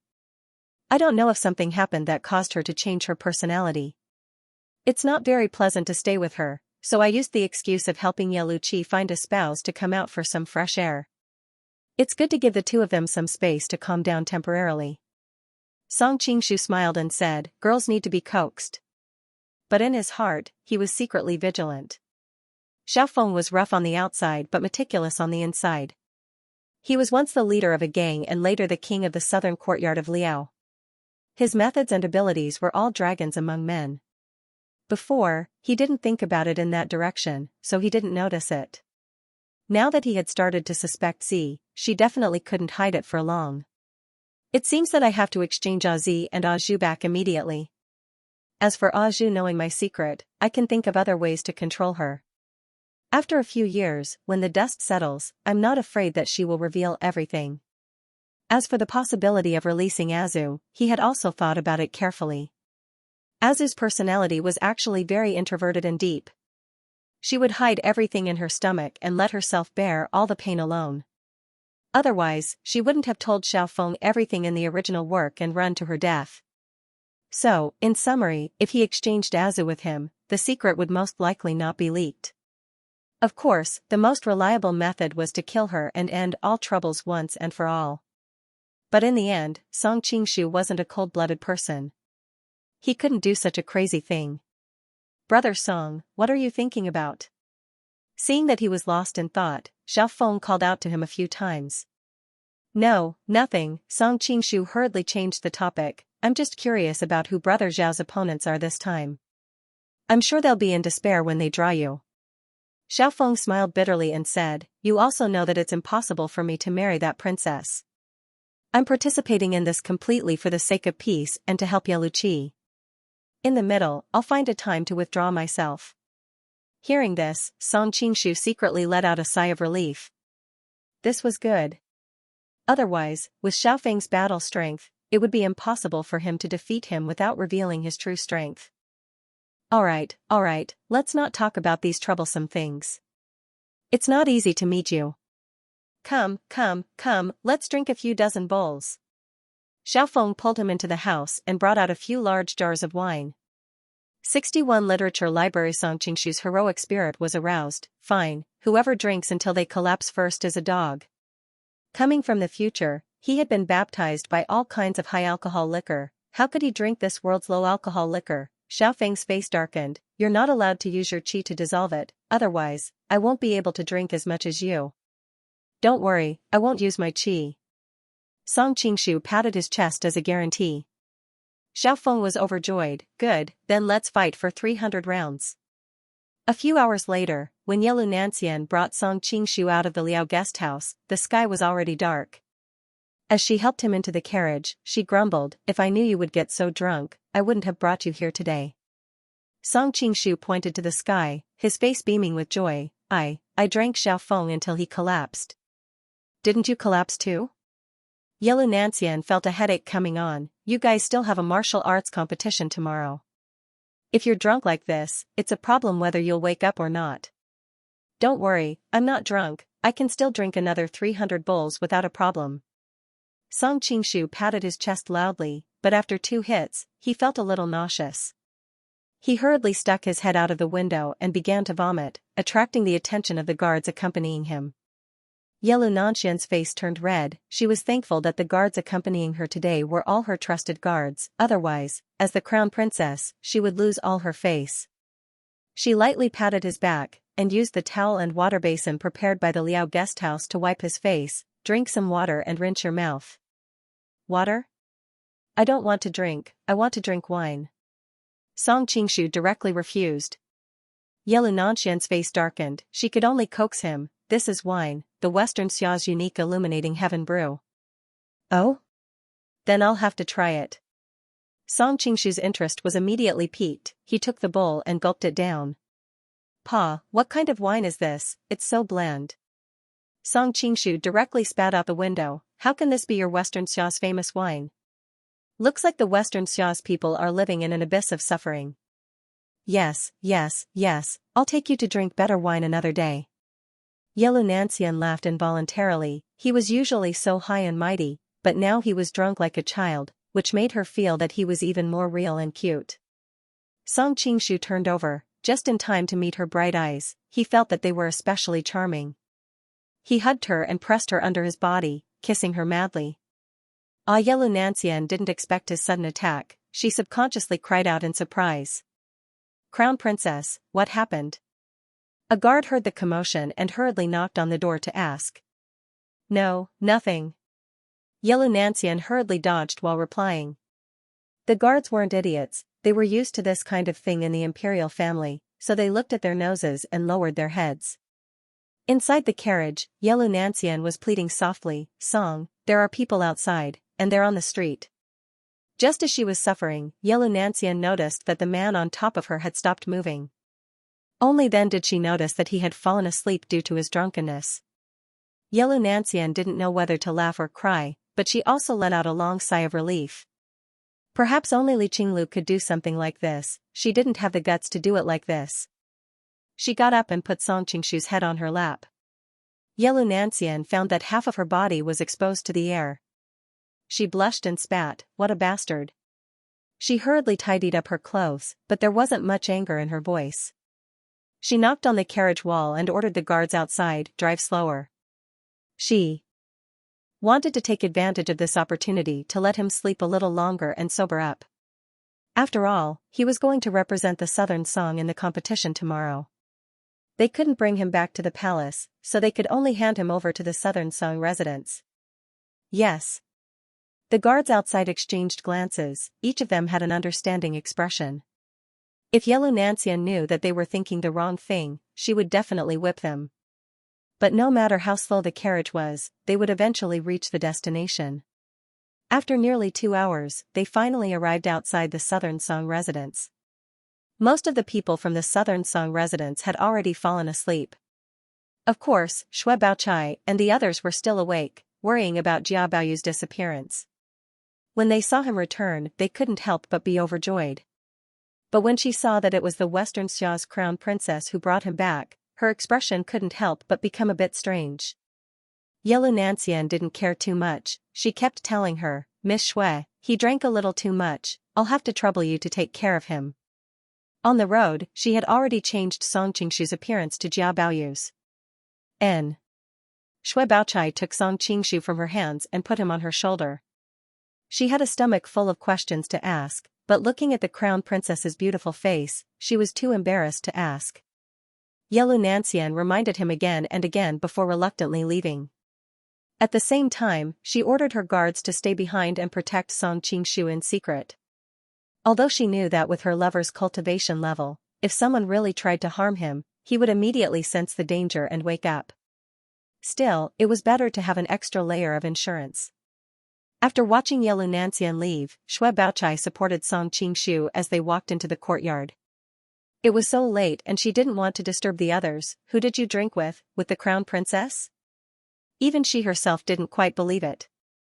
Although Yellow Nancian's face was a little red, it was clear that she hadn't drunk much. How could she possibly make him this drunk? Crown princess? Song Qingshu mumbled vaguely, why does it feel softer? Xue Baochai's entire body trembled, and she almost kicked the man on top of her, because at this moment, his hand was on her chest, and from time to time, he would pinch a few times. If you weren't drunk, Xue Baochai pried his hand away and gritted her teeth in anger. Why won't you let me touch? Song Qingshu couldn't help but mutter. Xue Baochai was angry at first and was about to explode when she suddenly realized what he was implying. Did the crown princess just let you touch her? Who is the crown princess? Song Qingshu asked vaguely.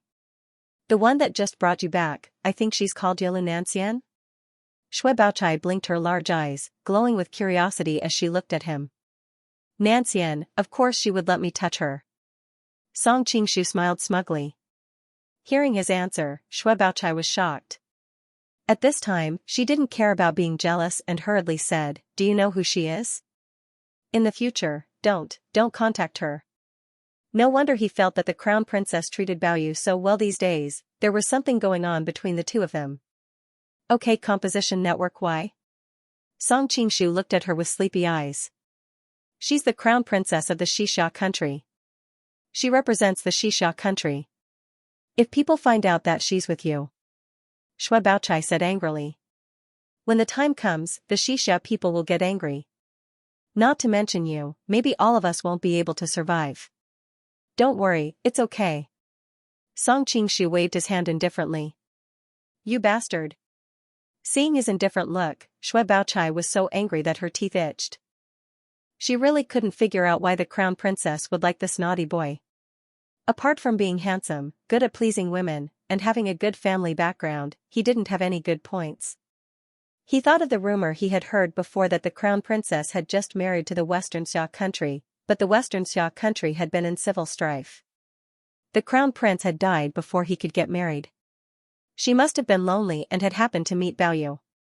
That was why the heavenly thunder and earthly fire were triggered. The more Shui Baochai thought about it, the angrier she got.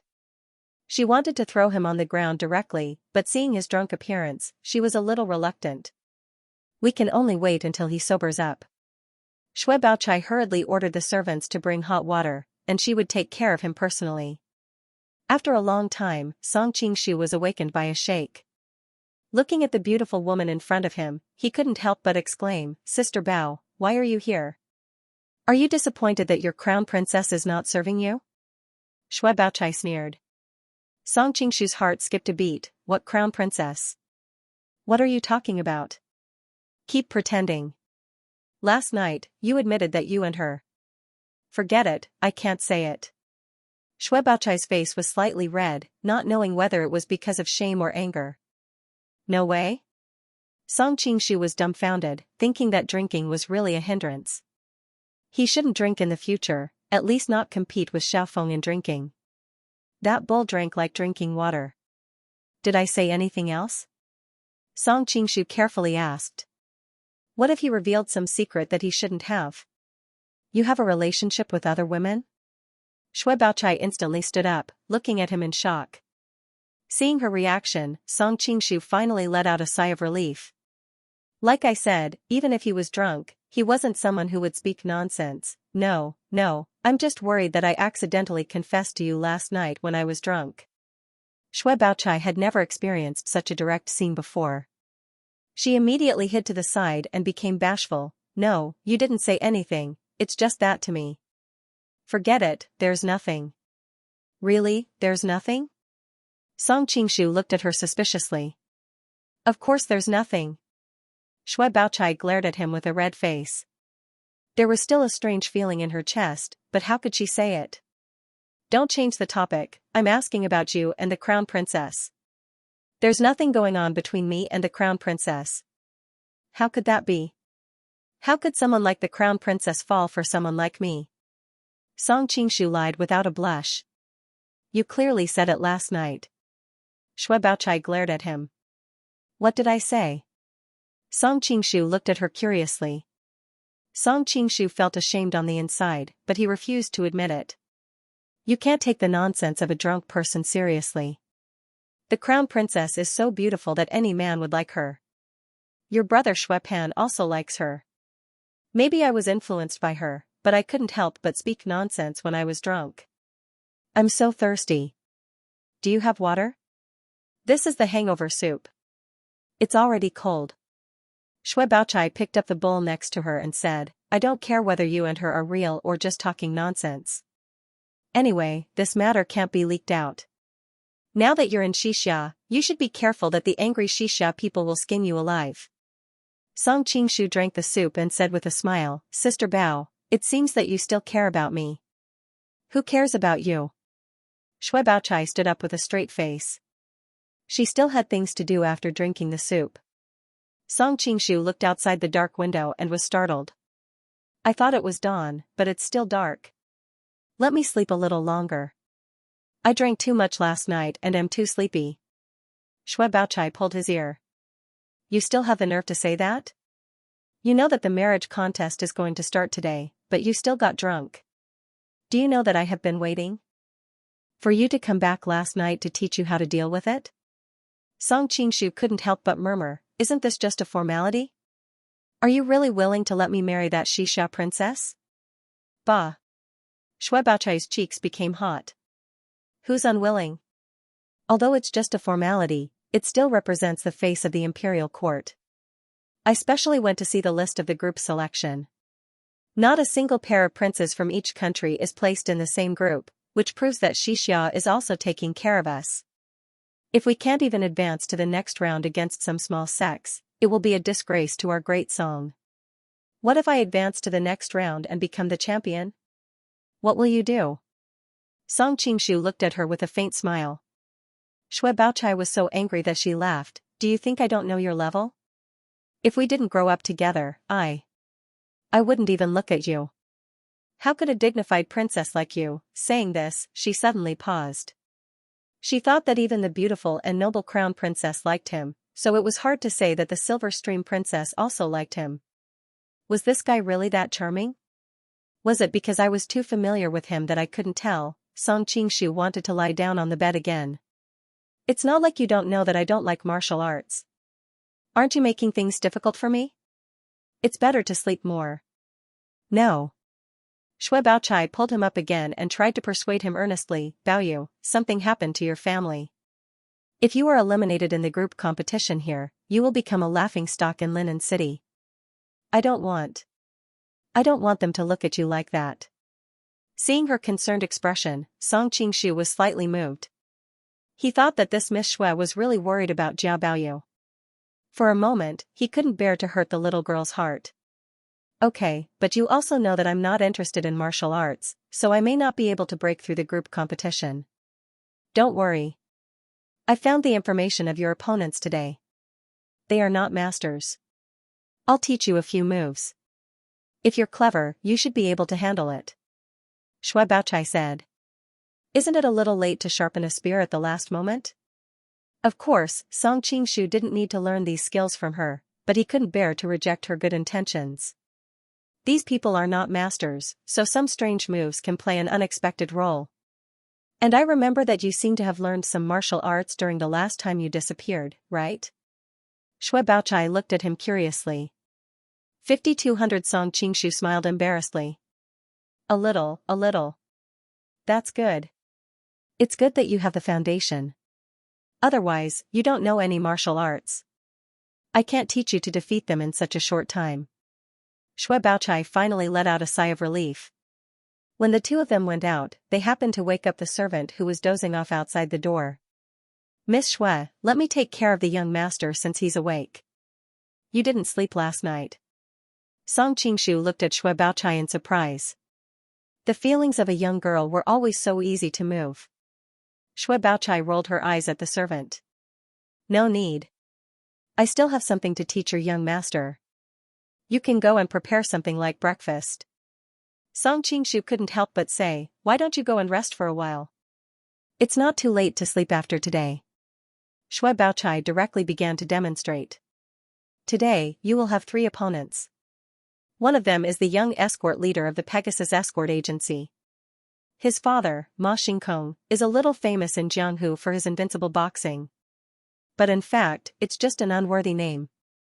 This set of boxing is terrible.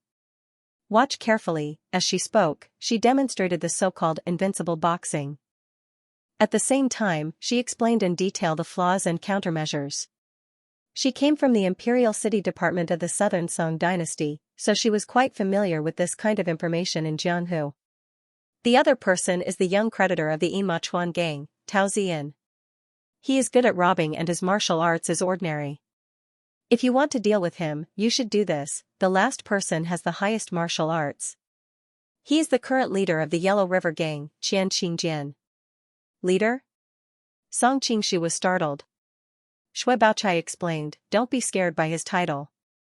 In the past, the Yellow River gang's 3-headed dragon, Ho Tonghai and Dragon King of the demonic gate Sha Tong Tian were masters in Jianghu. Later, they were captured by the Chuanjin sect and locked up for more than 10 years. Later, no one knew where they went. Sha Tong Tian originally had 4 disciples, but most of them were killed by Lu Guining of Cloud Matter. As a result, the Yellow River gang was destroyed. Qian Xingjian was Sha Tongtian's youngest disciple and survived.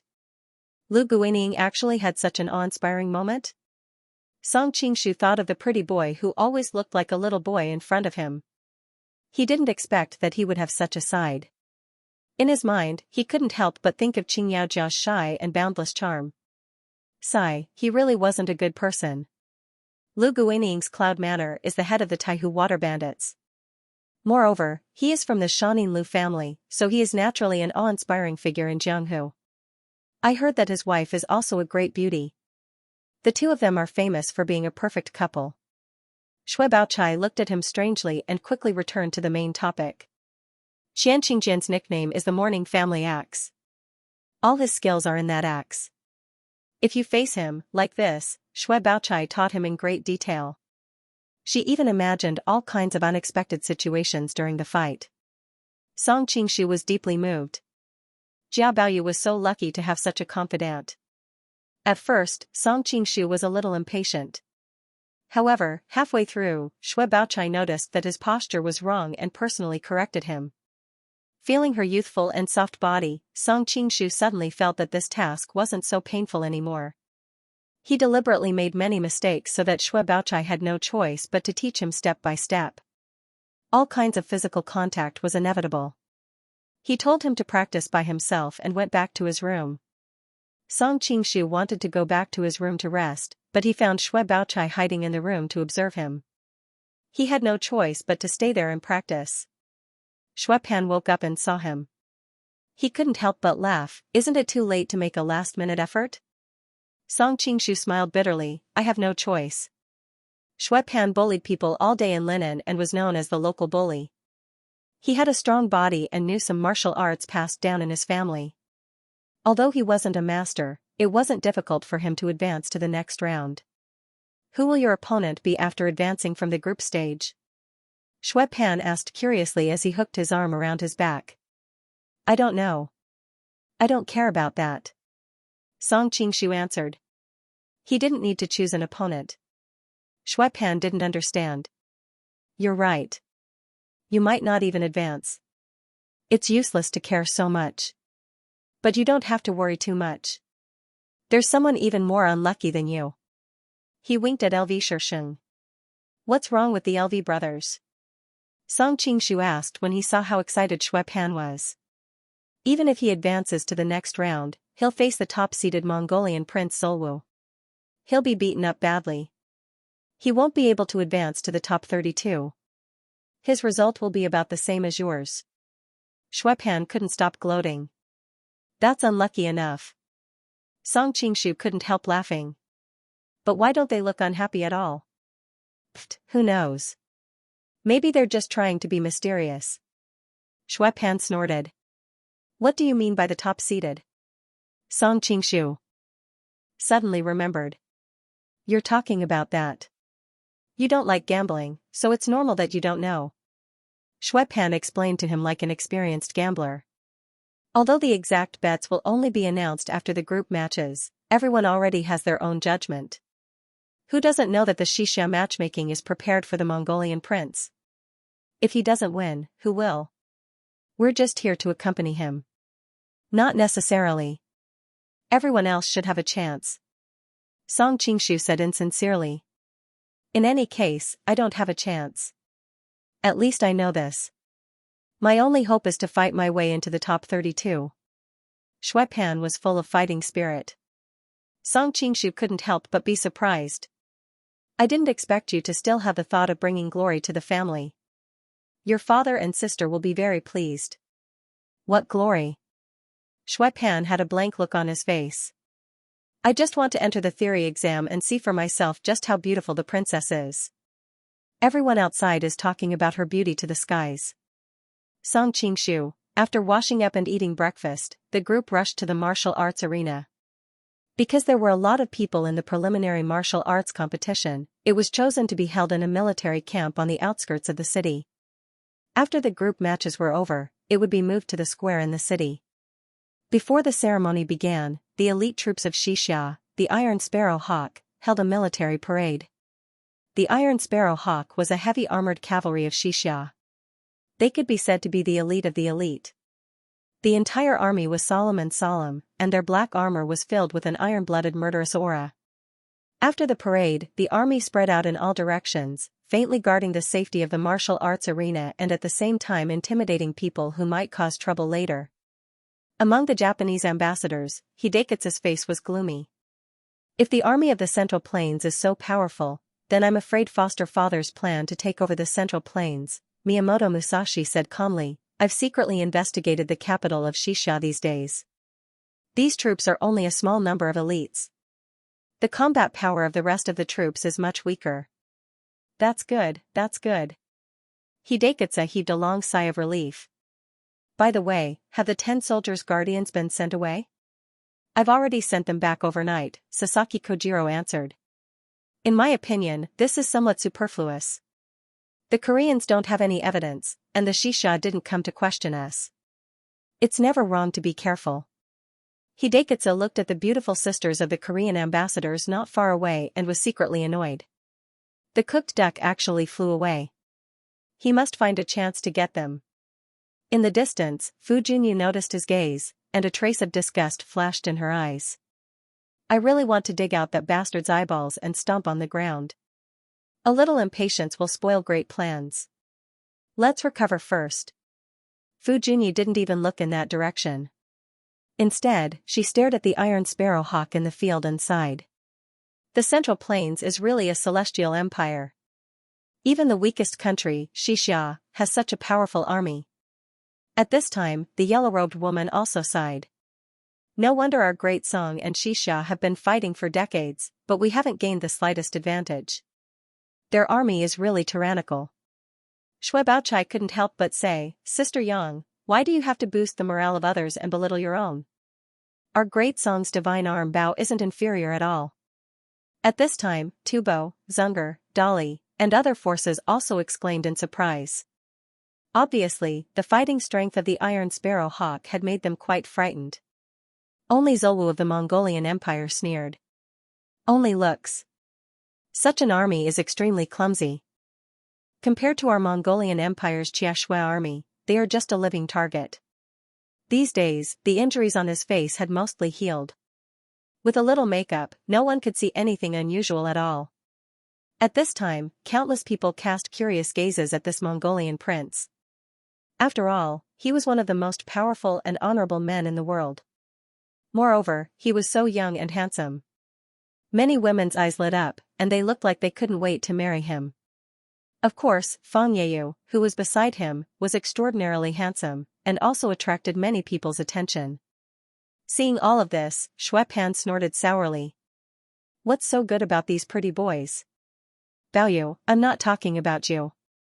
Before Song Qingshu could answer, Lu Shisheng sneered and said, if someone like him can be considered a pretty boy when he has conquered countless countries, then what about you? Shui Pan was immediately angered. Do you think that by sucking up to them like this, they will let you advance? Lu Shisheng felt like his sore spot had been poked, and he immediately stood up in anger. Shui Pan stood up, cursing as he rolled up his sleeves, looking like he was about to fight. The yellow-cloaked woman frowned and said coldly, it's all done. Don't embarrass yourself. Only then did the two of them return to their seats. Yelu Nancian was on the stage, announcing the rules and procedures of this marriage contest. She was tall and slender to begin with, and now, she stood at the center of the drill ground in her martial attire. She didn't panic in the slightest in front of the crowd. Her face was beautiful and noble, and her voice was gentle and pleasant to the ears. Even Zolwu narrowed his eyes and stared at the beautiful rose in the middle of the drill ground. Although his voice was soft, his tone was unquestionable. This woman will trouble me sooner or later. Fang Yeyu, who was standing to the side, smiled. After conquering the Western Xia, not to mention the Crown Prince's wife, even the Emperor's wife will be chosen by your highness. Zolwu laughed. Let's marry that Princess Xianxuan first. After Yelu Nancian finished her speech, the group selection quickly began. Because of the limited space, it was impossible for so many people to compete at the same time, so they had to be arranged in order. Song Qingshu was placed at the back, while Shui Pan, the Lu brothers, and the others were placed in the middle. People like Su Liaowu and Xiao Feng were placed at the front. Presumably, the host knew what everyone was thinking and wanted to see those celebrity contestants the most. As for the others, they were naturally placed at the back. Shui Pan and the others were indignant about this, but Song Qingshu didn't care. He would receive less attention at the back to prevent his identity from being exposed. Suddenly, a commotion came from the entrance of the drill ground, attracting everyone's attention. A young man in luxurious Mongolian clothes swaggered in, followed by a group of Mongolian warriors. His bearing was no less than Su Liaowu's.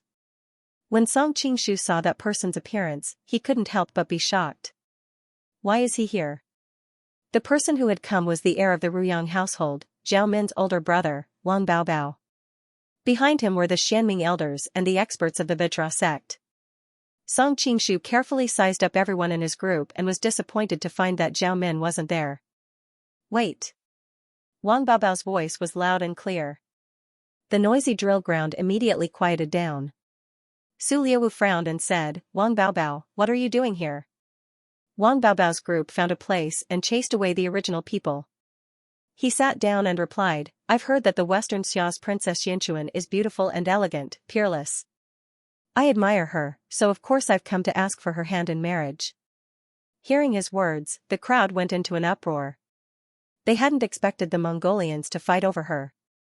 However, most of them were just here to watch the show and didn't mind the matter getting bigger. Su Liaowu's expression immediately darkened. You dare to compete with me? Wang Baobao said coldly, didn't the Western Xia princess say that she wouldn't marry anyone but you? Since she didn't, why can't I pursue her? Everyone can rely on their own abilities. Su Liaowu glared at him, his tone full of anger. Good, very good. The yellow-cloaked woman and Shui Baochai discussed animatedly, what's going on with this Wang Baobao? He's actually fighting with Su Liaowu over a woman? I heard that Temujin and Prince Ruyang don't get along, but I didn't expect it to be this serious. Song Qingshu was also frowning deeply. Wang Baobao had actually openly shed all pretense of cordiality with Soliwu. The conflict between the Ruyang Palace and Temujin's faction could be imagined. Although the Prince of Ruyang and his son were both famed generals on the battlefield, with many highly skilled fighters under their command and 100,000 soldiers under their command, Temujin was still the ruler of Mongolia. He and his descendants controlled 3/4 of the Mongolian military power. The future of the Ruyang Palace was not very promising. Thinking of this, he could not help but worry about Zhao Min. She had also run back when she sensed that the Ruyang mansion was in danger. He did not know if she was safe or not. Seeing his prince so angry, the little magician Fang Yeyu rolled his eyes and came up with a plan. King of Henan, the princes and grandsons of the other countries participating in the Western Xia's marriage contest have already arrived early. Now, even the duels have been arranged. Isn't it a bit too late for you to come now? But don't worry, you can cheer for our prince. After our prince marries the princess, you will definitely see with your own eyes how peerless a beauty is. Although Wang Baobao was the crown prince of Ruyang, he had led troops to conquer the north and the south for many years and had made countless contributions. Li Qinglu, who was hiding in the dark and observing, heard his frivolous tone and cursed in her heart, damned pretty boy, don't fall into my hands, or else I'll make you pay. Chapter 110, Literature. Wang Baobao laughed loudly. What's so difficult about that? With a wave of his hand, the warriors under his command ferociously went to find some of the contestants who were about to participate in the contest. No one knew what they said, but those people all gave up and were willing to give up their spots. Fang Yeyu couldn't help but look at Xianxia on the stage. Crown Princess, they are cheating so openly. Are you not going to do anything about it? Before Xianxia could open her mouth, Wang Baobao answered first, what a joke. They are willing to give up their spots. What can you do about it? Moreover, in today's era of great competition, only a powerful man can protect his woman. As far as the princess of the Xixia country is concerned, the stronger the participants are, the better. Do you really think that no one will compete with your lord if all the participants are foreigners? Do you really think that no one will compete with your lord? Fang Yeyu didn't expect that he would be tricked by his words. Su Liaowu raised his hand and stopped him from continuing. He opened his mouth and said, Wang Baobao, since you want to lose, I will fulfill your wish. Wang Baobao smiled slightly. With me here, are you all here to fight for the second place? As soon as he said this, there was a burst of cursing in the drill ground. Many people who originally hated Su Liaowu were now enraged by his arrogance. Hearing the people around him also cursing, Song Qingshu couldn't help but smile.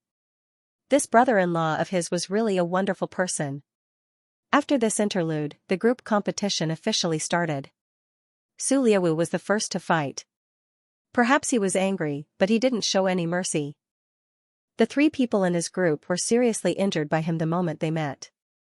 Seeing this, everyone sucked in a breath of cold air. Many people were still imagining that Su Liaowu was only relying on his status as the Mongolian emperor's grandson, and that he might not be very powerful. In the end, they didn't expect his martial arts to be so powerful. How could the others compete with him? Song Qingshu had fought with him before, so he was very clear about his level.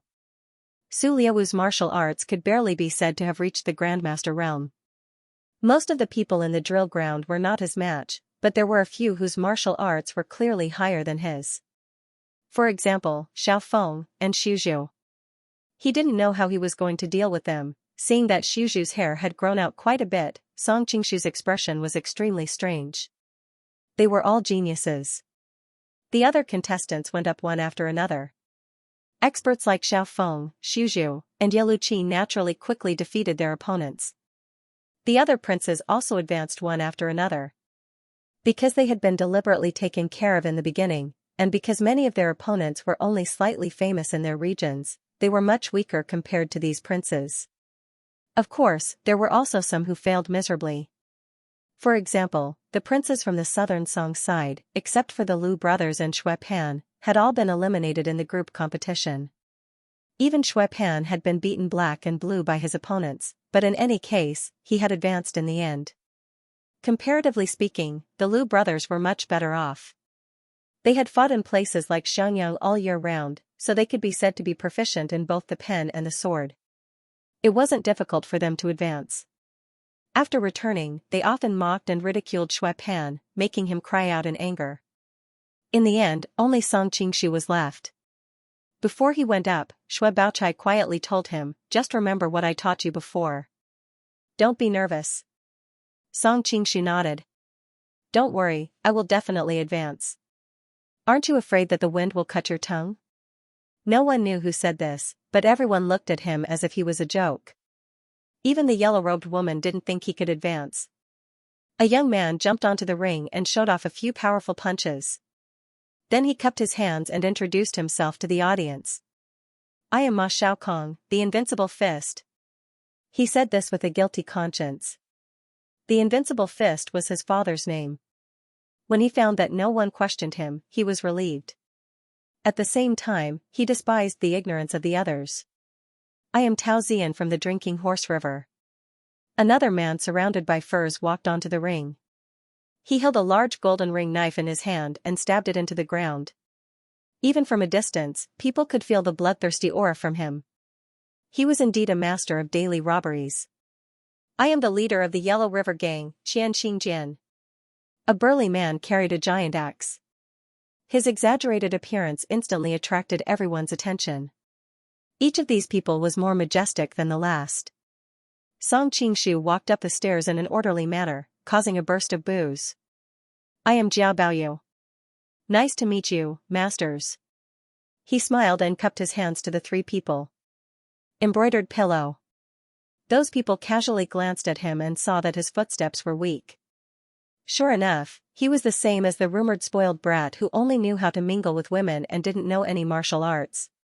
Naturally, they didn't take him seriously and turned their attention to the others. Ma Xiaokong was the weakest and Qian Qingjian was the strongest. The 3 people quickly made a judgment. Tao Zian and Ma Xiaokong looked at each other and tacitly attacked Qian Qingjian. They wanted to get rid of the strongest one first. Tao Zian thought that after Qian Qingjian was defeated, he would be the strongest and it would be easy for him to deal with Ma Xiaoan. Ma Xiaoan also had the same idea. He was ready to see Tao Zian and Qian Qingjian hurt each other and then reap the benefits. As for Song Qingshu, he was automatically ignored by them. After the 3 people decided the winner, any one of them could defeat him with one hand. Song Qingshu was a little worried about what to do later. He could rely on pretending to be stupid and secretly attack them, but under the eyes of the crowd and the real masters, it was easy for them to see that something was wrong. Who knew that these 3 clowns would actually fight among themselves? This way, he could save himself some trouble and was happy to watch the show from the side. Originally, he wanted to shout a few words to cheer for them, but he was worried that he would accidentally attract the ridicule of a few people. In the end, he decided to quietly watch the show from the sidelines. In the eyes of the others, he was like a quail that stayed where he was, as if he was a lamb waiting to be slaughtered for the final winner. The crowd couldn't help but burst into laughter. Below the stage, the Liu brothers could not help but laugh. "He's a disgrace to our great song." Shui Pan cursed angrily, "What do you know? You'll only be fighting one person in the end. This is called strategy, do you understand?" LV Sherdao looked him up and down a few times. "I almost forgot that our young master Shui almost didn't make it to the next round just now." "That's right. For people like you who only rely on your family background, you really need to talk about strategy. For people like us, we just need to crush our opponents in the group stage with brute force." "You." Shui Pan was so angry that his teeth itched, but the bruise on his face was still there. For a moment, he really didn't know how to refute. On the other hand, Shui Baochai didn't pay attention to their quarrel at all. Instead, she focused all her attention on the stage. She kept analyzing in her heart, "This is better than I expected. Even if the winner is determined among the three later, the winner will definitely be injured, and it will be easier to deal with him. Of course, this will only increase the probability by a little bit. I hope that Baoyu will remember what I taught him when he fights later." "Why? Do you think he has a chance to win?" The yellow-shirted girl noticed her clenched hands and couldn't help but ask. Shui Baochai sighed. "Not much hope. After all, it was too hasty to sharpen a spear at the last minute. One should know that the situation in a martial arts competition could change in an instant. How could it be so ideal to follow the expected moves?" The yellow-shirted girl hesitated for a moment, but still advised, "You should know what's going on with the Jia family. You'd better get out of it as soon as possible. Even if you're willing, I'm sure your father won't agree to the relationship between the two of you in the future." Shui Baochai bit her lips tightly. Her face was a little pale, and she didn't speak for a long time. At this time, the competition on the stage had come to an end. In theory, Ma Xiaokong and Tao Ziyan's martial arts combined were stronger than Xianxinjian's. However, both of them had ulterior motives. They couldn't wait for the other to fight in front of them and save their strength to reap the benefits. As a result, Xianxinjian found the right opportunity. At the risk of getting injured, he finally defeated the two of them with one axe strike. 123 Literature Network. However, he didn't feel good either. After fighting with the two of them for so long, his inner force was almost exhausted. The other two's counterattacks before they fell also left deep wounds on him, and blood kept flowing. Of course, even with so many unfavorable factors, he didn't think it would be a problem to deal with Jia Baoyu. Looking at the other party carrying an axe and walking over with a murderous look, Song Qingshu hurriedly stopped him. "Wait. It's too late to beg for mercy now." Xianxinjian grinned and raised his axe, ready to strike. 1,000 taels. Song Qingshu took out a banknote from his pocket. Xianxinjian forcibly stopped the axe and stared at the banknote in his hand. "What do you mean?" he asked in a low voice. "I'll give you 1,000 taels if you admit defeat and leave." "How about that?" Song Qingshu replied with a serious expression. There was an uproar in the drill ground. There was actually such a thing? Shui Pan was dumbfounded. There's such a thing? The yellow-clothed girl couldn't help but laugh. She looked at Shui Baochai beside her. Is this the method you taught him today? It's quite original. No. Shui Baochai denied guiltily. Her face was completely red. She thought to herself, this smelly Baoyu is really embarrassing me. Xianxinjian was furious. You want to bribe me with a mere 1,000 taels? You found the wrong person. As he spoke, he raised his axe again. At this time, Song Qingshu took out a few more banknotes. 5,000 taels. Xianxinjian was stunned. Then, he became flustered and exasperated. I'm not that kind of person. 10,000 taels. Song Qingshu took out a stack of banknotes again.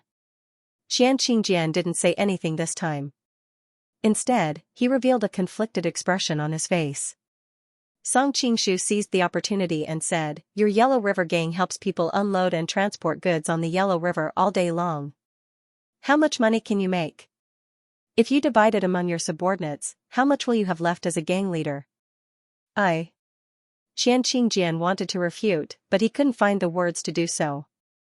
After all, the entire Yellow River gang didn't even have this much money in a year, let alone how much he could get.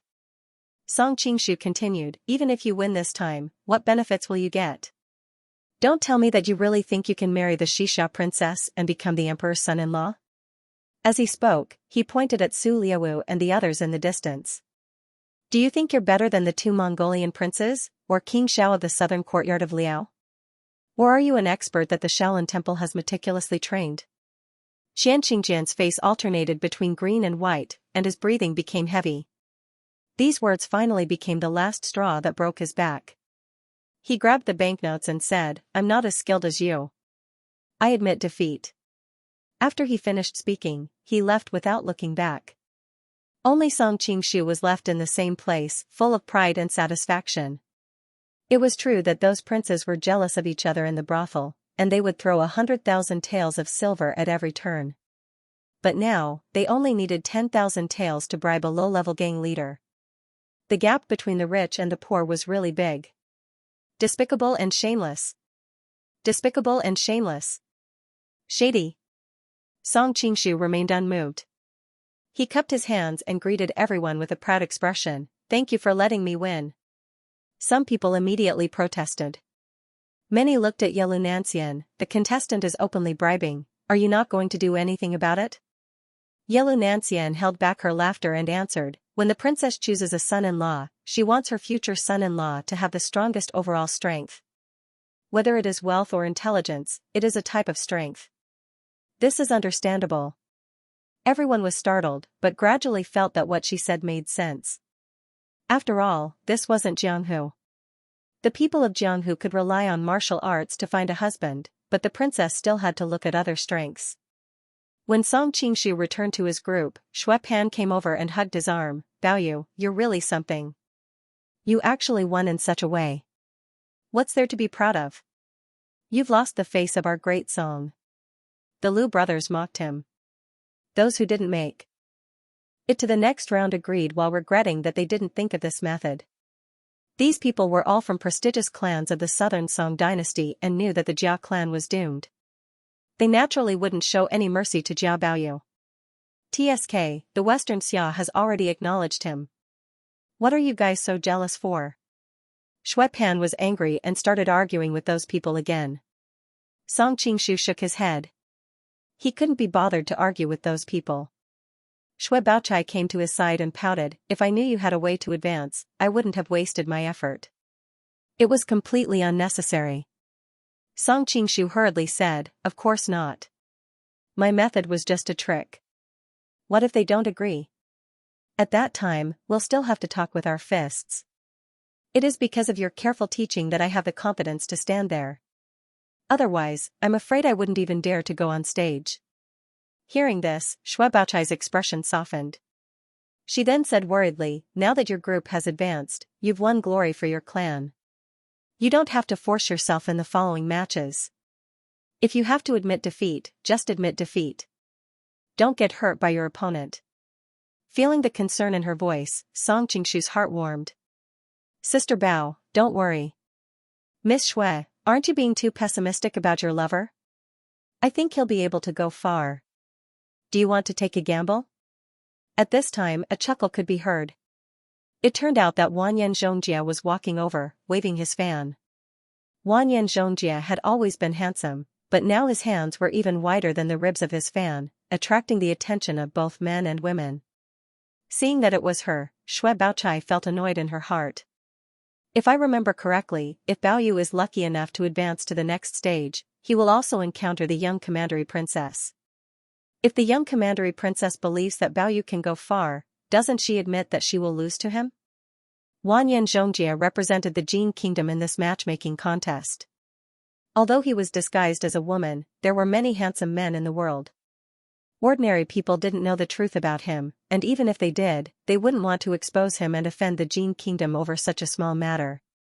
In any case, if he really made it to the end, it wouldn't be too late to expose him then.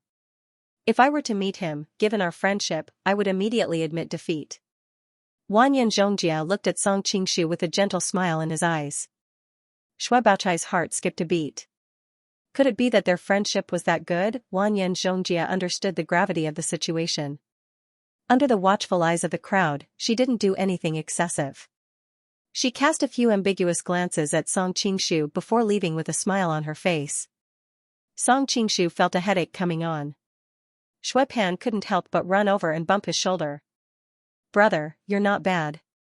When did you manage to get your hands on that beautiful young commandery princess from the Jin Kingdom?" "Shut up."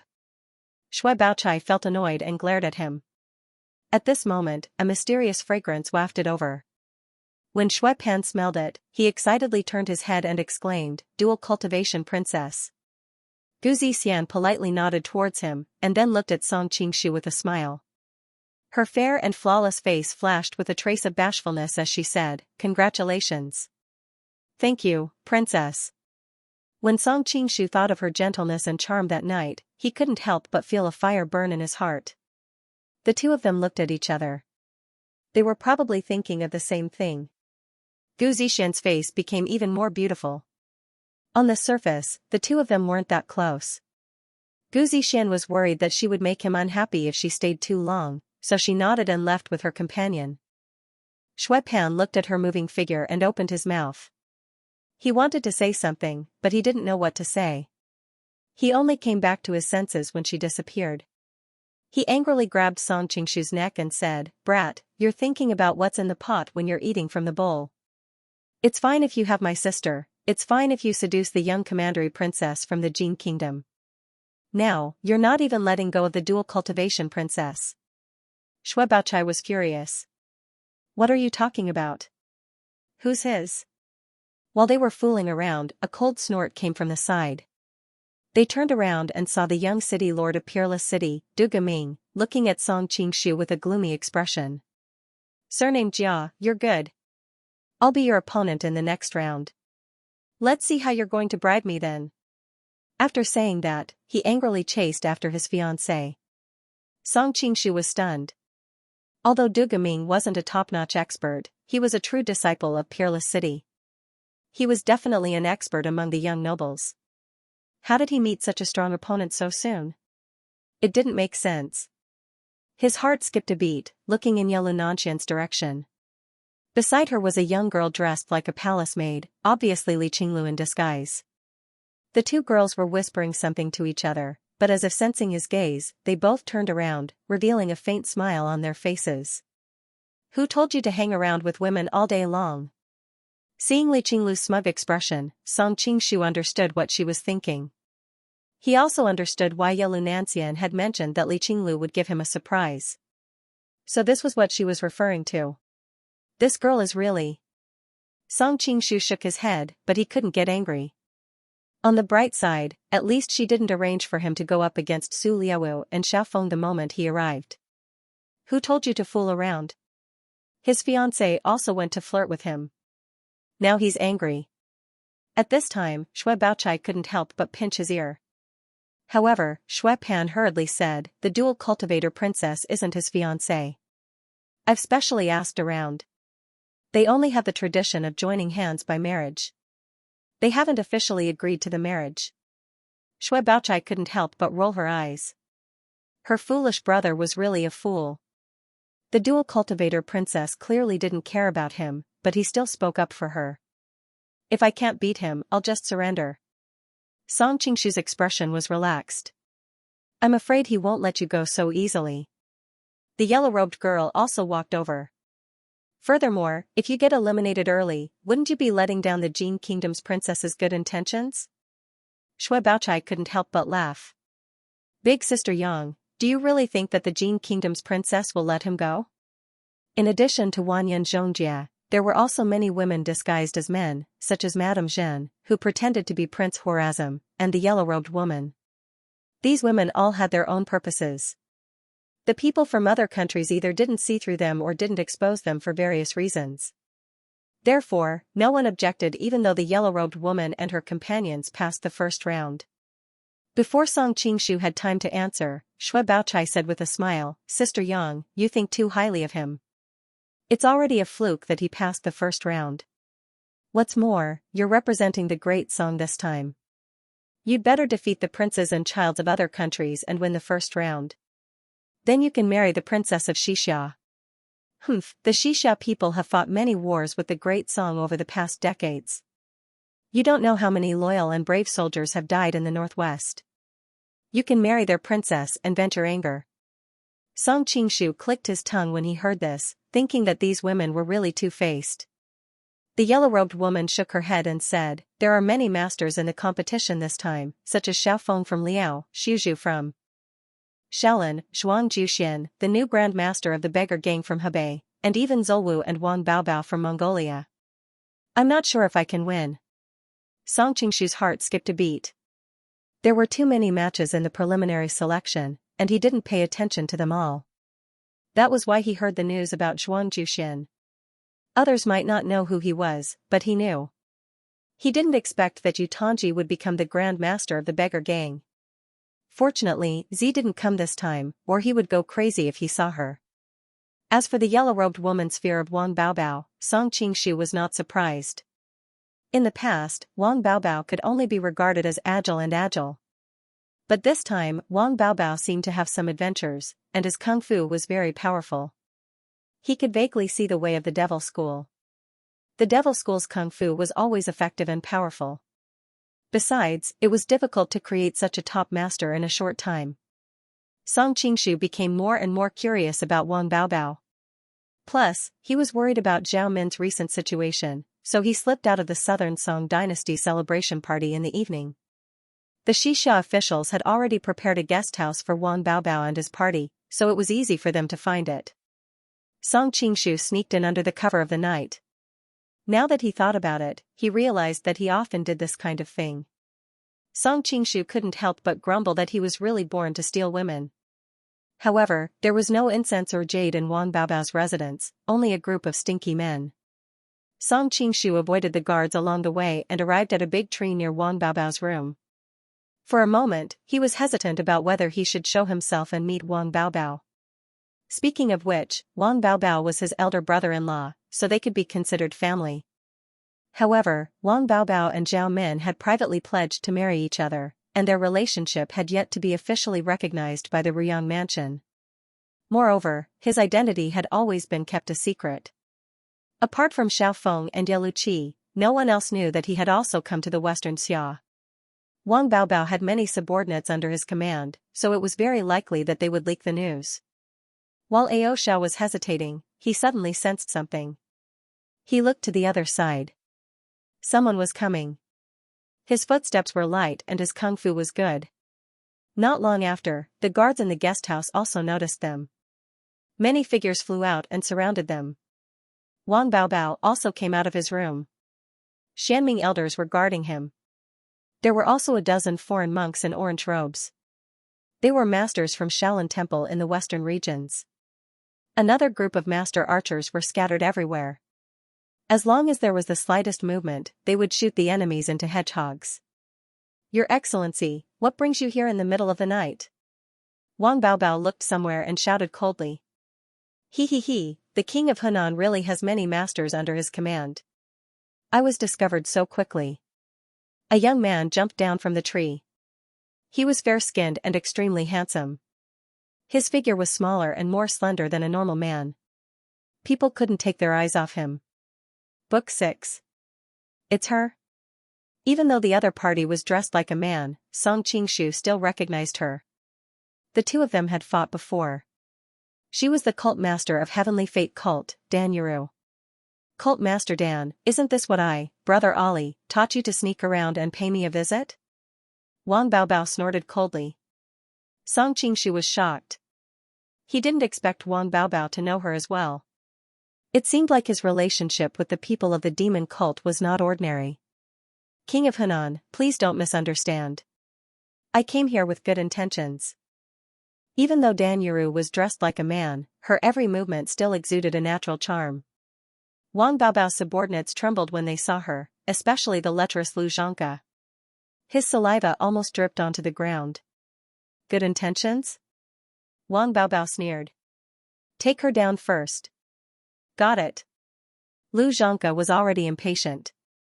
When he received the order, he rushed out with a whoosh. He Biwing was worried that something would happen to him, so he rushed out as well. Hee, both of you are seniors of virtue and prestige. If you work together to deal with a weak woman like me, wouldn't it be beneath your dignity? Danuru spoke in a pitiful tone. Her casual words caused the two of them to hesitate. Even the others looked at the Xianming elders with slight disdain. Wang Baobao shouted coldly, "Don't fall for this witch's charm art." His voice was like the roar of a Buddhist lion. It had a deafening power that instantly brought everyone back to their senses. The Xianming elders realized that they had fallen for her trick. Their faces heated up, and they attacked her even more viciously just to regain their dignity. "Seniors, you're angry." Danuru raised her pure white wrists, and a pair of jade rings appeared in her hands. They swam around the room like wild bees and butterflies fighting for nectar. At the same time, they let out pleasant sounds that flickered in and out of sight, sometimes far, sometimes near. They sounded like a lover whispering into one's ear, but also like a young girl grumbling coquettishly. He Biwing fared a little better, but Lu Zhangke's heart was full of lust. His face flushed because of these obscene sounds, and he couldn't help but lose his composure. He Biwing had to step in to protect him from time to time, making the two of them feel as if they were being played by the other party. Song Qingshu could clearly see that Danuru's power was not as good as the Xianming elders when they worked together. However, her emerald green sleeves were so powerful that she could bring out 120% of the demonic sound-disturbing soul great technique's power. That was why the Xianming elders were in a disadvantageous position. "Get back here. Don't make a fool of yourself again." Wang Baobao knitted his brows. It was obvious that he was very dissatisfied with the two's performance. The Xianming elders retreated resentfully. Danuru didn't pursue them. She put away the emerald green sleeves and looked at Wang Baobao with a smile. "Your Royal Highness, in fact, I came here this time to help your Royal Highness marry the Princess of Xianxia." Wang Baobao had a proud expression on his face. "Do I need the help of a woman like you?" Wang Baobao frowned slightly, but he still said, "Fang Yeyu and Ying Fei want to deal with me? They're overestimating themselves." Danuru pursed her lips and smiled. "With your Highness's martial arts, of course you're not afraid of Fang Yeyu and Ying Fei, but Su Liaowu can use them to exhaust you in advance. At the same time, he can also find out about your Highness's martial arts in advance. But your Highness knows nothing about him. This will be very disadvantageous to you in battle. Your Highness is a famous general on the battlefield. I don't need to say more about the importance of knowing yourself and your enemy, right?" "That's interesting," Wang Baobao said curiously. "Then how do you plan on helping me?" Danuru took out a token and gestured. "I'm also participating in this martial arts competition for a spouse. Although my martial arts aren't very high, they're passable. So, like Fang Yeyu and Ying Fei, I can help your Highness sweep away your opponents in advance. I might even be able to help you eliminate Su Liaowu." Wang Baobao shook his head. "With Su Liaowu's martial arts, you won't be able to eliminate him." Danuru smiled sweetly. "It's not like there's no chance at all. You can always try. Why are you helping me?" Wang Baobao looked deeply at her and waved his hand, indicating for the others to leave, leaving only the Xianming elders and a few others. After they left, Wang Baobao asked, "Did Brother Ali send you?" "It's easier to talk to smart people," Danuru replied. "The king of Henan should know that our king and Kublai have always been fighting for the right to inherit the Khan's throne. Zolwo controls the power of the Western countries and has a great influence on who the Khan's throne belongs to. But he is also close to Kublai, so our king naturally needs to find a helper." Song Qingshu, who was hiding in the tree, secretly clicked his tongue when he heard this. He hadn't expected the internal strife in Mongolia to be this intense. However, he couldn't help but feel happy when he heard this. The more intense the internal strife in Mongolia, the more advantageous it would be for him. His only worry was whether Zhao Min would be affected. Wang Baobao was silent for a moment before saying, "You should know the current situation of the Ruyang household. I'm afraid it's not very wise to cooperate with us right now. This is the will of our prince. As for what he is thinking, we, as subordinates, do not dare to speculate. However, in my humble opinion, the Ruyang mansion has many soldiers and generals under its command. You, father and daughter, are both adept in both literature and martial arts. No matter how I look at it, you three are a good ally. The corners of Dan Yuru's lips curled up slightly. Although she was not smiling, there was a natural smile on her face. She looked incomparably sweet, like a spring breeze. Since that's the case, please thank your prince for me. Wang Baobao heaved a sigh of relief. Currently, the Ruyang manor was plagued with internal and external threats. Obtaining Brother Alabuge's support could be considered to have more advantages than disadvantages. By the way, Dan Yuru was about to leave when she suddenly thought of something. Turning around, she said, "Prince, I have a piece of news. Not long ago, the Dongying people found Su Liaowu." Wang Baobao was stunned. "What does that have to do with us?" "Of course it has something to do with us," Dan Yuru explained. Previously, the matter of the Dongying people killing the envoy of Goryeo was exposed. They decided to go all out and completely kill the remaining people of the Goryeo envoy. However, this is the territory of Western Xia after all. They have some scruples, so they found Su Liaowu and asked him to help. Song Qingshu, who was on the tree, was shocked. The Dongying people were actually this ruthless? It seemed that the incident of the Fu sisters bumping into them previously had made them a little suspicious. They were worried that they would incite the forces of other countries to deal with them, so they took the initiative to gain the upper hand. However, he did not know if Su Liaowu had agreed or not. Also, why was Dan Yuru so clear about the information from that side? Could it be that there were spies from the Heavens Mandate sect under Su Liaowu? Rotten Book Network, Su Liaowu will help them? Wang Baobao obviously did not believe that Su Liaowu would be so easy to deal with. Dan Yuru answered, Su Liaowu agreed for two reasons. First, this will cause Goryeo and Mongolia to become enemies. Su Liaowu's territory is very far away from Goryeo, so he does not care at all. However, the territory of the Ruyang mansion is close to Goryeo, so Goryeo will first take revenge on you. Also, Su Liaowu will help them kill the Goryeo people, and the Dongying people will help Su Liaowu to kill you, Prince. Wang Baobao was instantly furious. Everyone really thinks that I am a soft persimmon. Even the Dongying people want to deal with me? Dan Yuru said seriously, Prince, you must not be careless. The two swordsmen from the Dongying people are called Miyamoto Musashi and Sasaki Kojiro. Their martial arts are very strong, and even I am worried that I may not be a match for them. If Prince is careless, you may fail miserably. At this time, Song Qingshu had no time to listen to their conversation anymore. Instead, he rushed to the Goryeo guesthouse anxiously.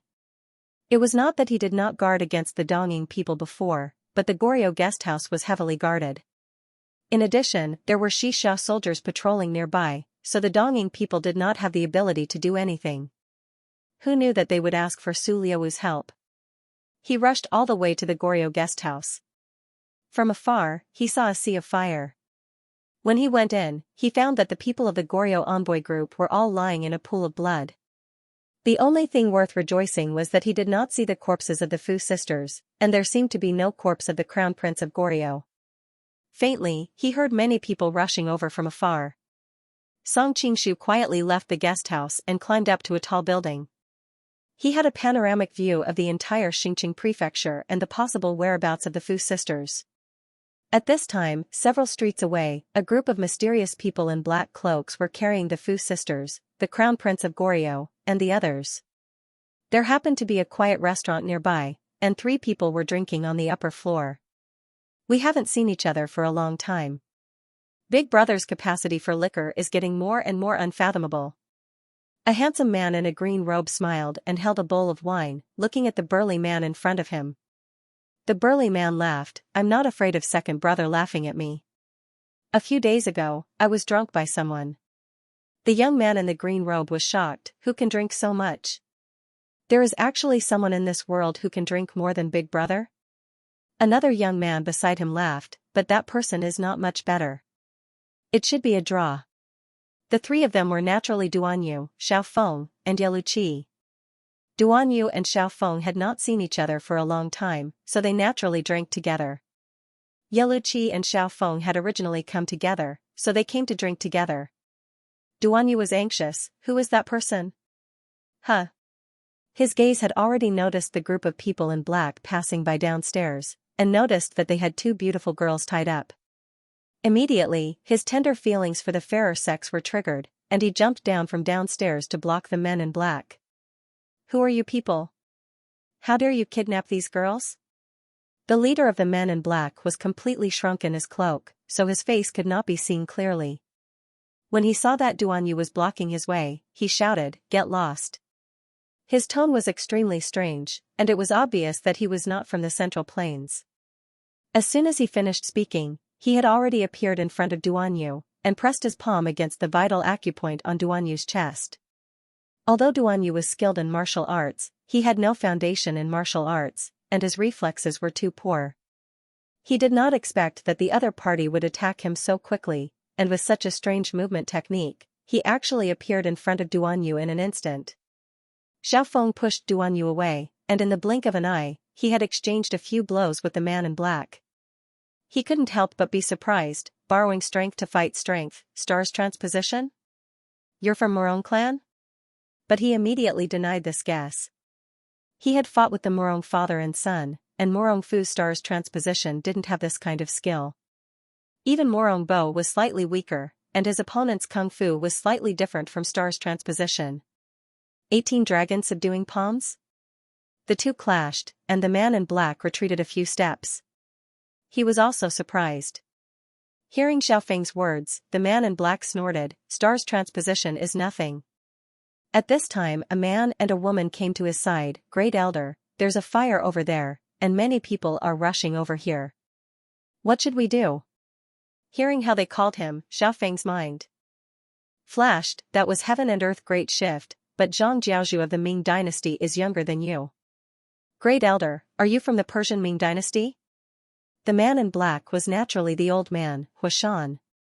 Hearing this, he frowned and said in a deep voice, "We have no grudge against each other, why don't we part ways here?" At this time, Duan Yu jumped out and pointed at the captured Fu sisters. "No, you have to leave them here." Xiaofeng also didn't want to sit and do nothing. "That's right, leave them here, and I won't make things difficult for you." "Humph, shameless boasting." A trace of killing intent flashed in Huashan's eyes, and his whole body had already turned into a black shadow, pouncing towards Xiaofeng. "Finish this quickly." "Yes." The men in black also attacked Xiaofeng, and it was obvious that they were all very skilled. Yeluqi was shocked. Although he knew that the king of the southern yard was very skilled, the leader of the men in black just now was also unfathomable. The two of them were probably on par. Now that the men in black had so many helpers, how could Xiaofeng defeat them? Therefore, he hastily rushed forward and blocked the group of men in black. His master was Zhou Badong, so it could be said that he had learned the essence of the Quanzhen sect's martial arts. In addition, he had received Xiaofeng's guidance these past few years, so he had also dabbled in the beggar clan's martial arts. "Yo, these two youngsters are really handsome. That Xiaofeng is also filled with manly charm." One of the black-clothed people had an exquisite figure. It was obvious that she was a woman. As she fought, she laughed delicately. "Stop acting coquettishly. Hurry up and deal with them. If you ruin Master's plans, you and I won't be able to bear the consequences." Another black-clothed man on the side said angrily. Although his face was covered, one could see that his hair was completely white. However, the skin that was exposed did not seem old at all. If Song Qingshu were here, he would have recognized them as Hua Jiyu and Lu Shaoji, two masters of the Devil Palace. These men in black were all experts. Yeluqi was able to hold them off for a while, but he was soon in danger. Fortunately, Duan Yu finally reacted. "I need to hurt my friend."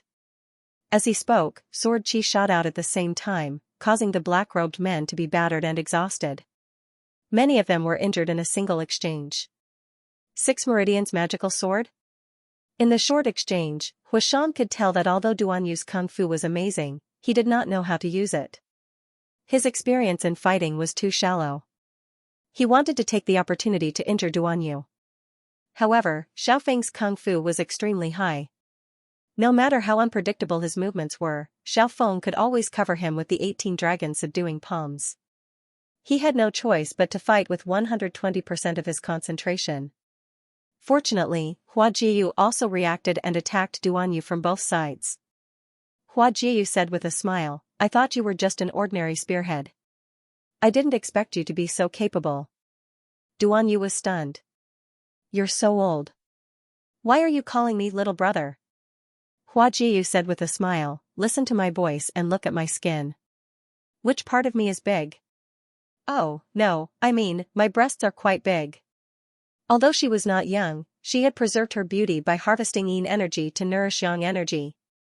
Her skin was even more delicate than some young girls. Long Duan Yu said seriously, your companion's hair is all white. I think you're about the same age. You could even be my grandmother. He was an idiot, so he naturally said what he thought. He did not mean to hurt Hua Jiu. But because of this, his words were even more lethal. Brat, I'm going to suck you dry today. Hua Jiu was so angry that her lungs were about to explode. She would have held back a little because of his good looks. But now, every move of hers was fatal. Duan Yu was startled and hurriedly used the wave-like subtle steps to dodge, causing the two's determined joint attack to miss. At the same time, he used the six-pulse divine sword to counterattack. Even if his sword chi was occasionally not effective, with the wave-like subtle steps, it was enough to prevent them from hitting him and put him in an invincible position. Just like that, Xiaofeng led the strongest away. Yeluqi took the damage in front of him. Duan Yu kite and shot arrows at the back. For a moment, Huashan and the others were helpless. The Fu sisters watched the entire battle from the side, and they both revealed astonished expressions. They thought to themselves, isn't the martial arts of the Central Plains a little too miraculous? At this moment, Huashan was also regretting. At first, he thought that Duan Yu did not know martial arts. He did not care about Yeluqi's martial arts. Although Xiaofeng's martial arts were high, they had so many people on their side. It would not be difficult to defeat him. Who knew that Duan Yu had such magical martial arts? Thinking that many people would come after hearing the news, he became more and more anxious. As time went by, he was forced into a dangerous situation by Xiaofeng several times. At this moment, an angry roar came from the side, Xiaofeng. The voice was full of hatred. It was as if there was a deep hatred between the two. Xiaofeng felt an extremely cold inner force coming from his side. He quickly hit back with his palm. At the same time, he was worried that Huashan would take the opportunity to attack him. So he took the opportunity to draw the palm force over and at the same time, he stepped back. He saw that the person was wearing a bamboo hat. It was covered with a layer of black gauze, so he could not see his face. Who are you? I am the leader of the beggar sect, Zhuang Jiuxian. The person's tone was a little hesitant. He seemed to be afraid of Xiaofeng. Leader of the beggar sect? Xiaofeng frowned. Do the people of the beggar sect hate me that much? Zhuang Jiuxian swallowed his saliva. No. Yes. Anyway, you and I have an irreconcilable hatred. He was not good with words, so he did not say anything else and attacked. Although Xiaofeng was confused, he did not dare to be careless when he saw the man's menacing attack. His palm force was extremely cold. Huashan hesitated for a moment. He did not attack. Instead, he went to Duan Yu and stopped him. He ordered the rest of his men, take the people and leave first. The men in black nodded and carried the Fu sisters and the crown prince of Goryeo away. Duan Yu and the rest wanted to stop them, but they could not. They could only watch as the men in black split into two groups and disappeared at the end of the street. Sister, what will happen to us next? Fu Jinyu's voice was trembling. She was in despair when she saw that Xiaofeng and the rest could not save them. No matter what happens, we must stay strong. Fu Jinyu did not know how to comfort her sister. Also, we might meet someone who will come to save us again. How can there be such a coincidence? Fu Jinyu knew that she was comforting her, but she did not know why a figure appeared in her mind. However, she quickly eliminated it. How could it be? He does not know martial arts. Even if he came, he would not be able to save us. Get out of the way, they kill without batting an eye. After the initial surprise, the Fu sisters quickly returned to their senses. Previously, they had witnessed these men in black killing in the galley guesthouse. Now that there was no one around, they would not hesitate to kill a mere young master of the southern Song dynasty. The person who came was naturally Song Qingshu. When he heard the sisters' words, he thought that although they looked very fierce on the surface, they were actually very kind on the inside. It was a pity that the two of them had been seriously injured in the Donying guest house. Otherwise, with their martial arts, they wouldn't have been able to massacre the galley guest house and capture him alive. Of course, he would not retreat. Looking at the group of men in black, he said lightly, "Let them go." This group of men in black seemed to have fewer people than when he saw them from a distance. There was no sign of the Crown Prince of Goryeo. They must have split up. Some of them took the Fu sisters in this direction, while the others took the Crown Prince of Goryeo in another direction. "I know you. You are the good-for-nothing who used money to buy your opponents to advance. How much money are you going to use to buy us?" Someone recognized him and pointed at him with a smile. His companions echoed, "We are not like the leader of the Yellow River gang who has never seen money before. You will have to pay a lot this time. If you have enough money, we can consider letting you live." Seeing these people's complacent expressions, Song Qingshu snorted, "Central Plains Red, come out and work." When he went to Wang Baobao's place, he deliberately got rid of him. Later, when he went to the Korea Hotel to check, he found that the fire here was shocking. Central Plains Red was also rushing here and happened to pass by. Song Qingshu sensed his aura and decided to call him. Little Red of the Central Plains was also very depressed at this time. He was the most powerful killer in Jiangnan, but this time he was sent to protect a young master. Although he was not very good at it, it was not difficult to protect a playboy. But this guy always disappeared. Killers were good at stealth and tracking, and as the top killer, he was the best in this field. But no matter how hard he tried, he still could not find the person he was protecting. Usually, he would be able to find it after a period of time. However, Little Red of the Central Plains was in a trance. He had a feeling that the other party had purposely appeared for him to find. It was the same thing this time around. As soon as Xianxia left the Southern Song residence, he lost sight of the other party in the blink of an eye. It was not easy for him to meet the other party again, but the other party actually asked him to make a move. "Are you so sure that I'm by your side?" Little Red of the Central Plains was furious. She had the urge to let go and see what kind of expression the person she was protecting would have. However, he could only think about it. He had never failed a mission before. Although the mission this time was not to kill, he did not want to ruin his reputation. When the group of black-clothed men heard Song Qingshu's words, they couldn't help but be stunned. They thought to themselves, "What's a red dot in the Central Plains? Is it a person's name? How can there be such a long name?" While they were still in a daze, a red light flashed, and a red line of blood appeared on the forehead of the group of black-robed men. Sword chi had entered their brains, and it looked like they would die. Song Qingshu hurried over and helped the Fu sisters up. "Are you all right?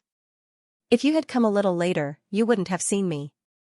Fu Junyi was, after all, young. She had experienced too many things today and had been frightened all the time. Now that she finally relaxed, the panic and fear in her heart burst out in an instant. She buried her head in Zhang Xian's arms and cried. "It's okay, it's okay." Song Qingshu gently patted her shoulder to comfort her. He subconsciously wanted to hug Fu Junyi to comfort her, but she rolled her eyes at him and pushed him back. This person's sword is so fast and so ruthless. Fu Junyi was older, after all, and didn't lose control of her emotions like her younger sister. At this time all her attention was on Little Red of the Central Plains. The tip of his sword was dripping with blood, and at the same time, there were several shocking wounds on his body that were also bleeding. Tsinghua University Little Red of the Central Plains sword was very fast, but these black-clothed men were also first-class experts. Although it happened suddenly, the counterattack before death still caused him to suffer serious injuries. Song Qingshu also turned around and threw a porcelain bottle to him. "This is the best medicine for wounds. Treat your wounds yourself." Little Red of the Central Plains was a little disdainful at first, but when he opened the porcelain bottle and took a sniff, his expression couldn't help but change. "Tianqi Shark's gallbladder powder. Why do you have the elixir of Peach Blossom Island?" Song Qingshu didn't answer his question. Instead, he said something else. Do you always exchange your life for a life like this? Little Red of the Central Plains answered coldly, not exchange my life for a life, but exchange my injury for a life. Song Qingshu nodded secretly. Little Red of the Central Plains' sword was very fast, but no matter how fast it was, there was a limit. Looking at the whole Jianghu, he was considered a master, but he was still far from the grandmaster level. Strictly speaking, his martial arts skills were even a little worse than some first-class masters. However, his sword was a sword that killed people, and what he was best at was killing people. Unless a master above the grandmaster level used their skills to crush him, other people would eventually die in his hands, even if their martial arts skills were higher than his. If you exchange your injury for a life like this, it will be fine when you are young, but when you get older, you will be plagued with injuries, and your life will be shorter than ordinary people's. Song Qingshu thought about his talent in using the sword, and when he could give him some advice on some truly superior swordsmanship. Killers can't even live until tomorrow, so they only think about the present, not the future. Little Red of the Central Plains left these words coolly, and his figure quickly disappeared into the night. Fu Junyu wiped her tears and looked in the direction where he disappeared. She couldn't help but sigh. Your friend is very handsome. Song Qingshu looked gloomy. Am I not handsome because I saved you? Fu Junyu rolled her eyes. He was the one who saved us. Song Qingshu spat. Without my order, he wouldn't even blink when you were gang raped. Jia. Fu Junyu immediately got angry. Even Fu Junyi, who was beside her, looked at him angrily. Song Qingshu smiled embarrassedly. I was just making an example. Stop fooling around, you two. Let's go and save the crown prince. Fu Junyi took back her sword from the man in black. Song Qingshu frowned. You are seriously injured. How are you going to save him? My friend is also seriously injured. He only has one life, and I don't want him to lose his life. Little Red of the Central Plains, who was hiding in the dark and applying medicine, felt a trace of warmth in her cold heart. She thought that this guy still had a conscience. He didn't forget his friends because of love. Fu Junyi cupped his hands and said, he is the crown prince of Goryeo. We have to save him, even if it means sacrificing our lives. We will bid farewell here. I will repay young master's kindness in my next life. After saying that, she pulled Fu Junyu and was about to leave. Song Qingshu stretched out his hand and stopped them. Sensing that her breasts were not far from his hand, Fu Junyu's face turned slightly red. She hurriedly took a step back. What do you mean, young master? Fu Junyu was stunned. She was just being polite. She didn't expect him to get to the bottom of it. After thinking for a while, she replied, I'll be your slave in the next life to repay you, okay? It was hard to find fault with her answer. She didn't want to use words like not grass because she was worried that he would misunderstand something. Slave? Song. Qingshu was stunned. I don't farm. Why would I need a slave? Hey, you can ride a slave and a horse. Are you referring to? Get lost. Fu Junyi was furious. If he hadn't saved her several times, she would have pierced a hole in him with her sword if he was another playboy who dared to tease her like this. Fu Junyi couldn't help but pull his ear. You're getting bolder. How dare you tease my sister? Song Qingshu looked innocent. I thought you were hinting at something. Even Fu Junyi couldn't help but blush. Okay, we're going to save the crown prince. This has nothing to do with you. You don't have to follow us to avoid danger. You two are seriously injured now. Aren't you going to die? Song Qingshu frowned as he looked at the two women's pale and weak faces. But he's our crown prince. He must be saved. Fu Junyi took her sister's hand. Okay, you can go back. If you really want to help us inform the Xianxia. Song Qingshu sighed. Your crown prince indeed has nothing to do with me, but the two of you are greatly related to me. You still owe me a favor. If you die, won't I suffer a great loss? No, I have to go with you. Although he said such words, the Fu sisters felt warm in their hearts. Even Fu Junyi, who had always been prejudiced against him, felt that he was still a good person. Song Qingshu waved his hand and said to the Central Plains red dot in the darkness, "You don't have to follow us. Find a place to treat your wounds." A cold voice came from the darkness, "What if I don't follow you and die? You won't be able to fight with your current injuries." Song Qingshu recalled the situation of the battle just now. In fact, these men in black were very skilled in martial arts. Among them, there were even some who were not inferior to one red from the Central Plains. It was only because he attacked suddenly and used the method of exchanging injuries for lives that he was able to defeat the other party in a short period of time. However, he was also seriously injured. "Don't worry, I have money. I will smash them to death when the time comes." Looking at the thick stack of banknotes in his hand, Red Dot of the Central Plains, the Fu sisters, in the end, Little Red of the Central Plains left. As a killer, he could calmly judge the strength of the enemy and himself. Now, even if he followed her, he would not be able to protect her. It was better to hurry back and inform the people of the southern Song and the western Xia country to help. Only Song Qingshu and the Fu sisters were left. He smiled and leaned over.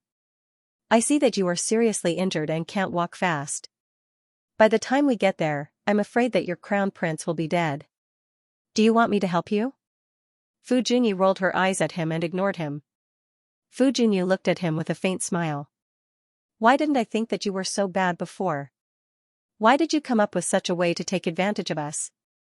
Song Qingshu laughed awkwardly. "I'm really worried about your health." "It's okay. We can still handle these injuries." As soon as Fu Junyi said this, she felt dizzy and her whole body swayed.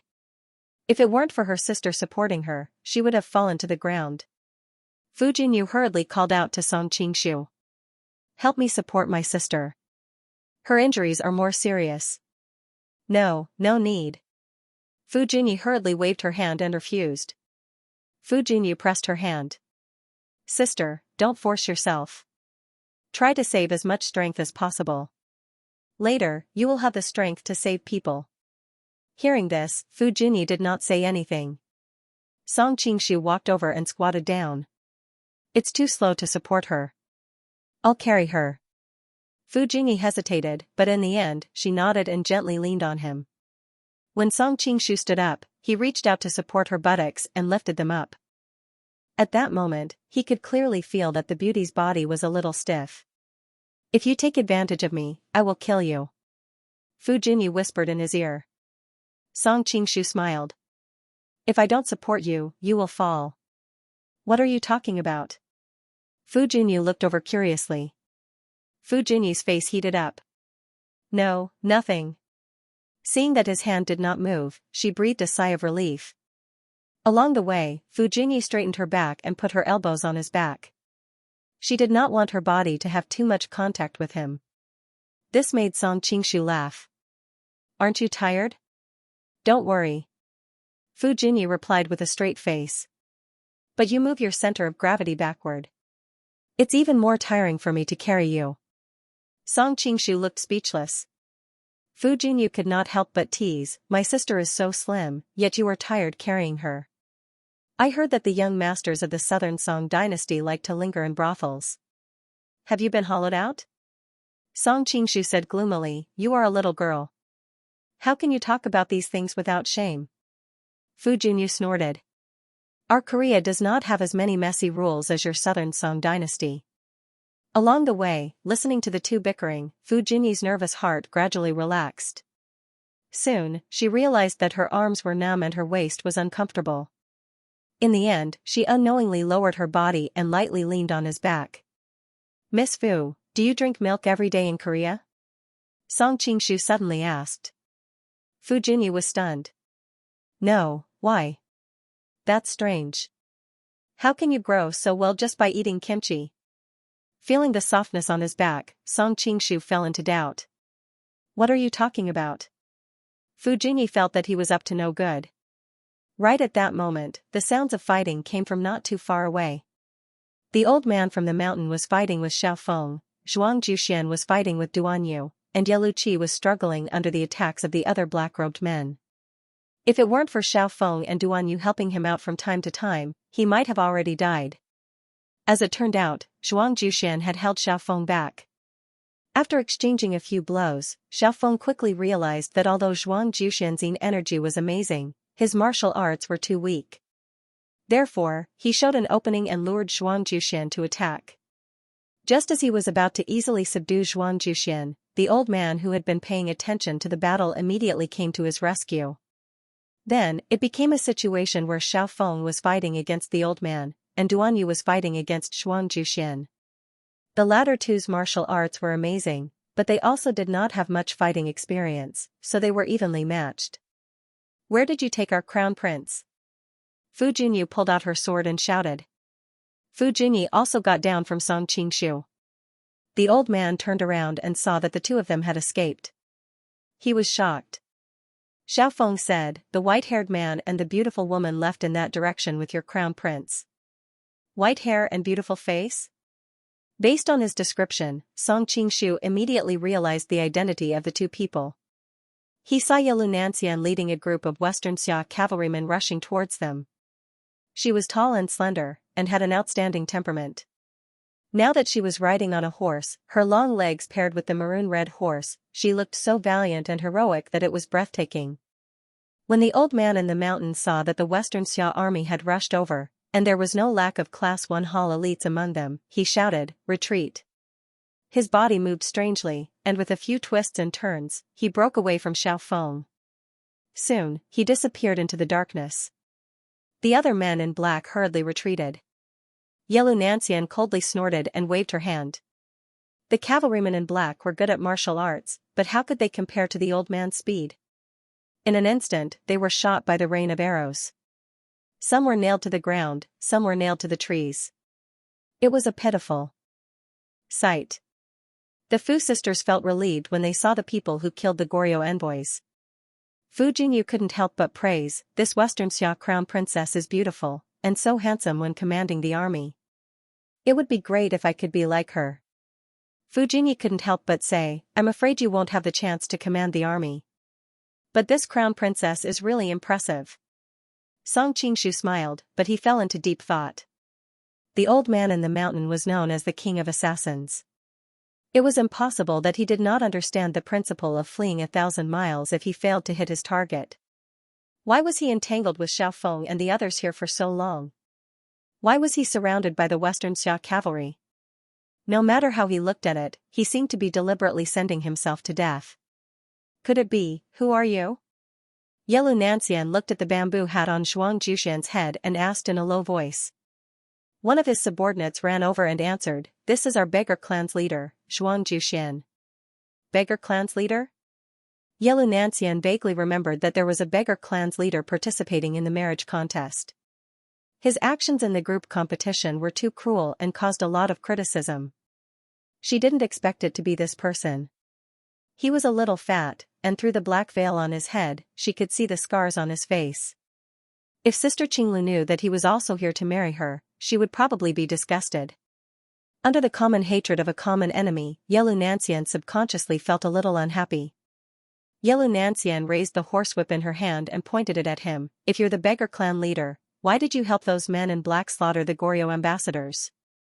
Zhuang Juxian replied in a low, muffled voice, "I don't know what Korea's diplomatic mission is, and I don't know those black-cloaked people either. It's just that I have a grudge against Xiaofeng, so I fought with him." Xiaofeng, who was at the side, asked doubtfully, "Who exactly are you? What enmity do you have with this Xiao?" Zhuang Juxian snorted coldly. "Your hands have been stained with too much blood in this life. It's normal that you don't remember me." Xiaofeng immediately fell silent. He recalled that he had indeed killed many people in his life.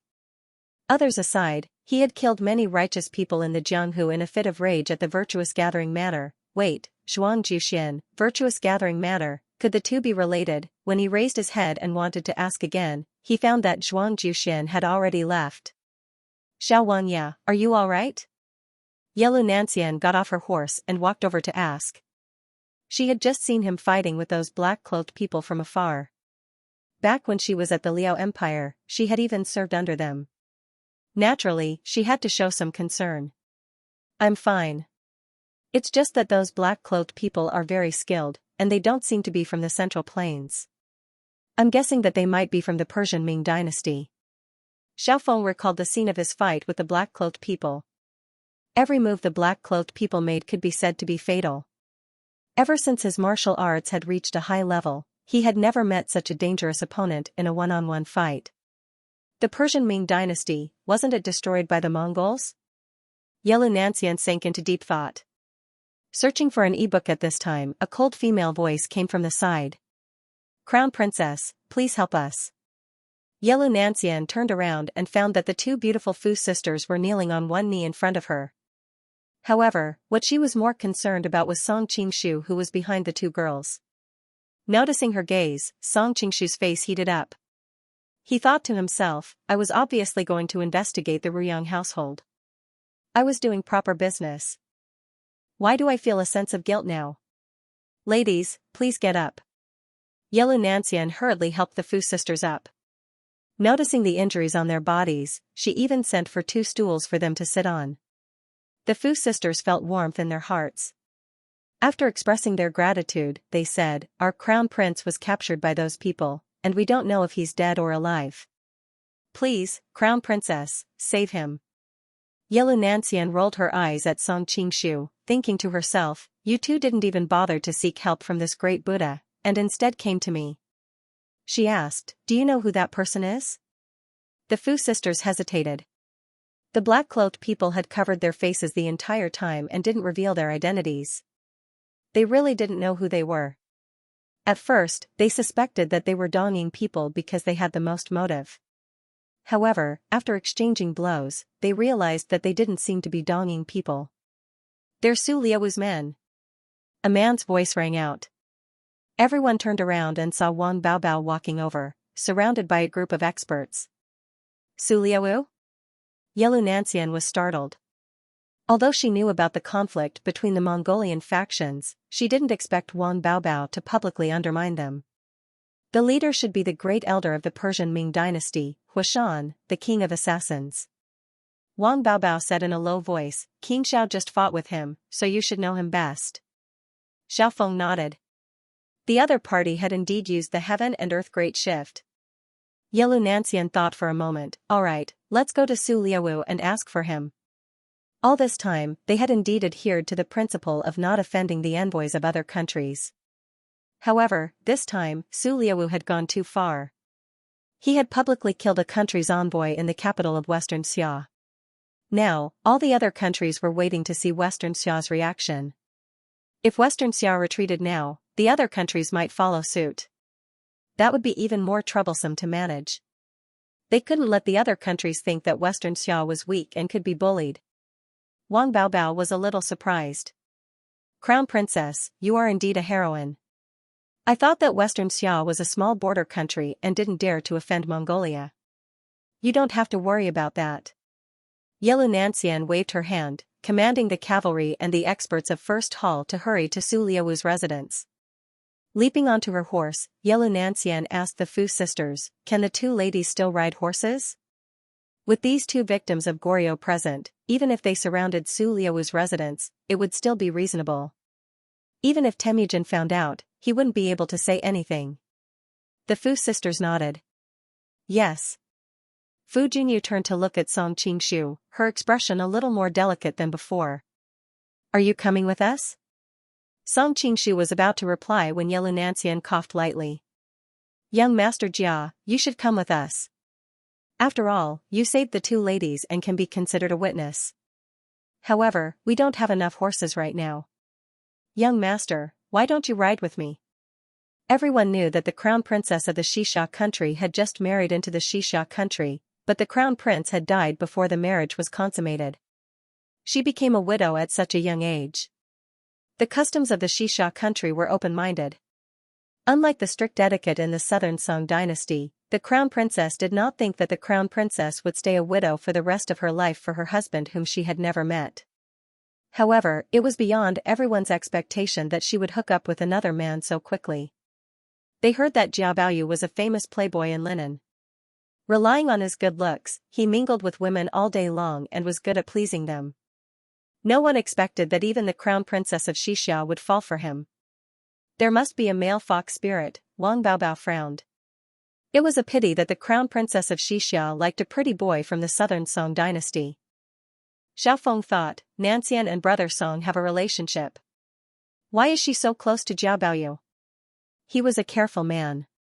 Although he had doubts, he didn't ask. Duanyu was lost in thought as he gazed at Yelu Nanxian's face under the moonlight, thinking to himself that this crown princess's beauty was not inferior to Miss Wang's. He had thought that young Master Morong would come to the Western Xia's groom selection, then he would be able to see Miss Wang again. Zhuang Juxian was also in a difficult situation. He thought of the girl in purple that he missed day and night. His expression changed from gentle to fierce. No one knew what he was thinking. Feeling the strange eyes of the people around him, Song Qingshu thought that he shouldn't offend women. Yelu Nanxian was probably playing a trick on him. But he had been through a lot and his face was thicker than the city wall. He wouldn't be stumped by such a small thing. How can I do that? Although he said so, he didn't show any dissatisfaction. He went directly to Yelu Nanxian's horse, grabbed her thigh and tried to climb up. Shameless! This sentence came to everyone's mind. Thinking of his promotion during the day, they felt that this sentence was the most suitable for him. Yelu Nanxian originally wanted to see him make a fool of himself, who would have thought that he would really take advantage of the situation. She couldn't help but panic. Although she was close to him, that was in private. Now that everyone was watching and she was the crown princess, she had to consider the consequences. Hey, what are you doing? Get off quickly, I'm just joking with you. Miss Fu's injuries aren't light, I'm afraid it's not convenient for her to ride a horse. You ride with her and take care of her.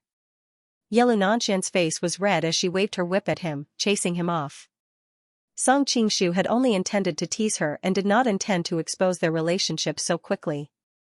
Seeing this, he took the opportunity to walk to Fu Junyi's side with a look of regret. What kind of luck is this? Even without the crown princess, there is still a beautiful female swordsman.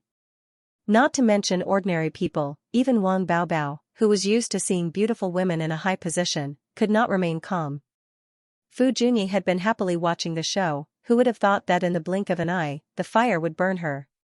She hurriedly refused with a red face, No need, my sister and I can ride on the same horse. Yelu Nanxian directly interrupted, Second Miss Fu is also injured, and she is still young, she may not be able to support you.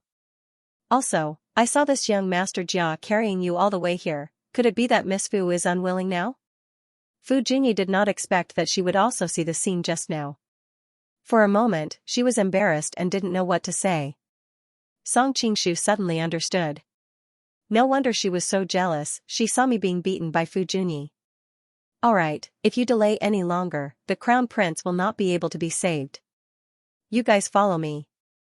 Yelu Nanxian turned her horse around and led the Western Xia warriors to gallop away. Fu Junyi had no choice but to ride with Song Qingshu. She was seriously injured and weak, she could only barely maintain her balance by leaning on his chest. Thank you for your hard work, young master. Fu Junyi was hugging her from behind, feeling the man's strong masculine aura. For a moment, Fu Junyi was in a trance. Before coming to the Central Plains, she never thought that one day she would be hugged by a man like this. Besides, it was rumored that Jiao Baoyu smelled like rouge, but where was the slightest hint of rouge on him? Not at all. Perhaps it was because of the injury, the body of the beauty in his arms was extremely soft, and the girl's body exuded a fresh and natural fragrance. Presumably, no man would refuse this kind of hard work. First catch for a moment, Song Qingshu was a little confused. Nanxian was obviously jealous, so why did she take the initiative to matchmake us? Was his luck so good that all his confidants were like Shuang who took the initiative to find girls for men? Speaking of which, he had not heard from Shuang for a long time. She had returned to her hometown in Jiaxing to observe mourning. If he had the chance to pass by Jiaxing, he must go and see her. Thinking back to how gentle and considerate Shuang was, Song Qingshu couldn't help but smile. Hey, you're smiling so lewdly. Don't tell me you have some strange ideas about my sister? At this time, Fu Junyu's voice startled him. He saw that the little girl was looking at him suspiciously. Song Qingshu's face reddened. What nonsense are you talking about? Ride the horse properly, don't fall off. Fu Junyu did not let it go. Older sister, has there been any change in this guy's body? Not expecting that she would ask this, Song Qingshu's heart tightened. Body change? Fu Junyu's white jade-like cheeks had a faint blush.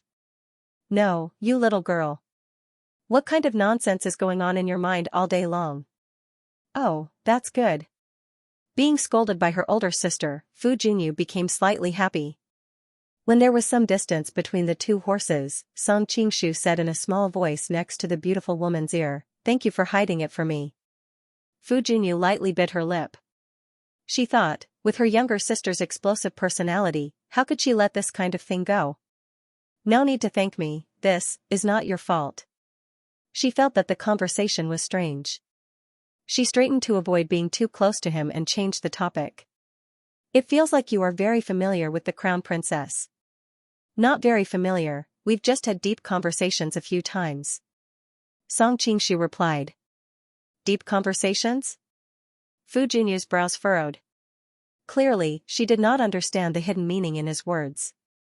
I really have to thank you this time. The crown princess probably helped us because of you. Song Qingshu laughed. Then how does Miss plan to thank me? Yelu Nanxian's actions were clearly not because of him, but it would be a waste not to take credit for this. Fu Junyu's face hardened. If you continue to say such frivolous words, I'm really going to get angry. Seeing that her expression didn't seem to be fake, Song Qingshu didn't dare to continue teasing her. He thought to himself that if it wasn't a coincidence, this icy beauty would have long since pierced a hole in her with her sword when facing other lechers. We've arrived. Fu Junyu was also a little flustered, but her mind was quickly occupied by saving the crown prince. At the entrance of the Mongolian embassy, Fang Yeyu and a group of Mongolian warriors were nervously facing the Western Xia cavalry. Yelu Nanxian was not afraid at all on her horse. Since the Mongolians value the dignity of their envoys, why did they kill the Goryeo envoys? The lives of the Mongolian envoys are lives, but the lives of other countries are not. Yelu Nanxian had an outstanding appearance and it was easy for her to gain the favor of passers-by. Adding on the fact that the commotion from before had attracted the attention of many people from other countries, and after understanding the situation, they all supported her with righteous indignation. Crown Princess, you need evidence to speak. When did we kill the Goryeo envoys? A cold voice rang out. Su Liawu walked out, surrounded by a group of experts. Yelu Nanxian waved her hand and the corpses of the men in black who had been shot dead by the cavalry were thrown in front of the guest house. They looked like porcupines, causing the surrounding people to suck in a cold breath. Su Liawu's expression did not change at all. Crown Princess, what is the meaning of this? Yelu Nanxian replied, these are all Mongolian assassins. Does His Highness not recognize them? Mongolian assassins? A hint of disdain appeared on Su Liawu's face. Crown Princess, do you know that the dead cannot testify? Now that they are dead, do you think they are Mongolian assassins just because you say they are? Yelu Nanxian frowned and pointed at the Fu sisters. I have witnesses here. They are survivors of this incident. Su Liawu looked at them and pointed at the warriors next to him. Ladies, are there any of my subordinates who participated in the attack on your guest house? Fu Junyi hesitated. No. Su Liawu gave a proud smile and looked provocatively at Yelu Nanxian. Do you see that? Crown Princess, what else do you have to say? Song Qingshu was depressed. He whispered in Fu Junyi's ear, my silly girl, just say that there is. Why do you care so much at this time? Fu Junyi replied in a low voice, since I was young, my master taught me not to lie. I cannot go against my conscience and randomly accuse others. Song Qingshu cursed silently. You were the one who had clearly lied to your little sister. At this moment, Xiao Feng, who had come along, said, I just fought with that group of killers. The one leading them is the old man of the mountain from the Persian Ming dynasty. Wang Baobao also said, everyone knows that after you destroyed the Persian Ming dynasty, Huishan, the 12 precious tree kings, and the top assassins under their command have joined you. Su Liawu's expression turned cold. Very good. You are helping outsiders deal with your own people? One of our own? Wang Baobao's lips curled into a mocking smile. I'm just helping reason, not family. Su Liaowu no longer paid attention to him. Instead, he looked at Xiaofeng. Dare I ask, King Xiao, the old man in the mountain is far away in Persia, and you have always been in the central plains. The two of you are separated by tens of thousands of li. Could it be that you have seen him before? Xiaofeng frowned. I've never seen him before. If that's the case, then how do you know that he is Huashan? Su Liaowu snorted. Xiaofeng replied, I deduced it from his martial arts. He should be using the heaven and earth great shift of the Ming dynasty. Moreover, his martial arts are extremely dangerous and treacherous. It is greatly different from the Ming dynasty of the Central Plains. Other than the great elder of the Persian Ming dynasty, there can be no one else with this level of skill. The world is so big that nothing is too strange. Furthermore, martial arts can be faked. As a top expert, it shouldn't be difficult for King Xiao to impersonate the martial arts of other sects, right? Su Liaowu asked.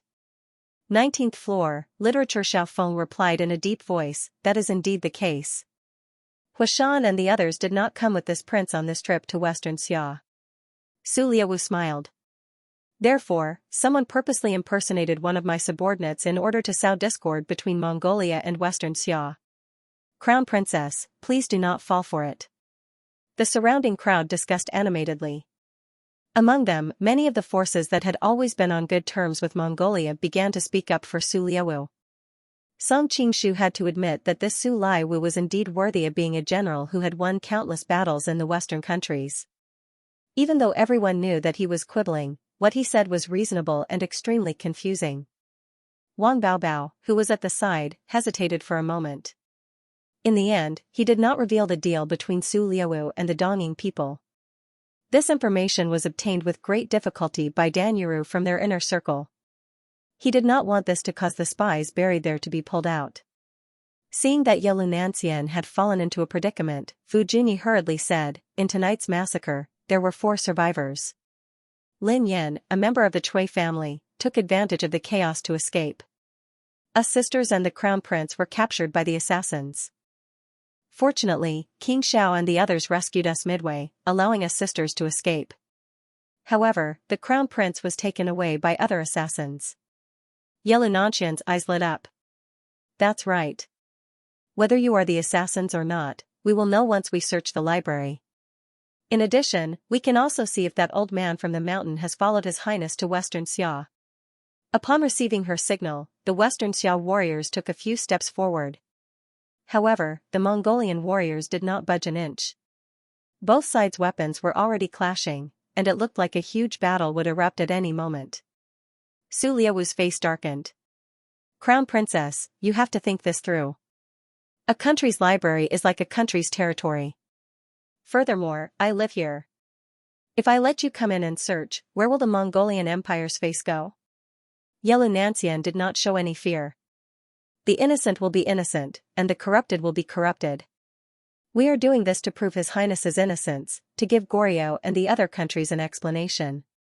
Duan Yanqing. Upon receiving the order, Duan Yanqing led the elites of Class 1 Hall and leaped over the Mongolian warriors' encirclement, directly jumping into the library. The clear hum of a saber resounded. Suddenly, everyone felt as if there was an additional moon in the dark night. It was a crescent moon. However, in the eyes of the peak experts present, it was clearly a saber light filled with killing intent. A muffled shout rang out. Duan Yanqing retreated at an even faster speed than when he left. He had retreated too quickly, and his legs were not in good condition. After taking a few steps back, he lost his balance and fell into the crowd of Western Xia warriors. He was in a sorry state. Duan Yanqing quickly stood up with the support of his walking stick. His expression was extremely dark. At that moment, the crowd could clearly see that there was a sword wound on his clothes. There were already traces of blood seeping out of it. It could be seen that if he had retreated just half a step slower, he would have been cut in half. The other elites of Class 1 Hall also retreated in a sorry state. It was clear that their encounters were not much different. Western Xia's Class 1 Hall has recruited all the Class 1 Hall in the world. Today, I see that you are only SOSO. A man wearing a blood-red sleeveless outer robe walked out with a sword in his arms. His eyes shone brightly, and his face was as sinister as an eagle's. There was no expression on his face. Anyone could hear the disdain in his words. The Watermoon sect? Song Qingshu recognized him immediately. There were 4 sword attendants standing behind him. One of them was the Wind Lady who had pretended to be a courtesan in the brothel. The others must be the remaining members of Elements. Just now, the warriors from Western Xia's Class 1 hall had been stopped by these 4 sword attendants. It could be seen that their martial arts were pretty good. The other countries fell silent. They knew that Mongolia was powerful and had gathered a lot of experts, but they didn't expect it to be this powerful. It must be known that Duan Yanqing was the leader of the 4 great villains. He had run amok in the world of martial arts for so many years, but now, he was not even a match for that person's sword. Yelu Nancian had a troubled expression. Their side was indeed lacking in top-notch experts. Perhaps other than Song Qingshu, no one else could do anything to this person.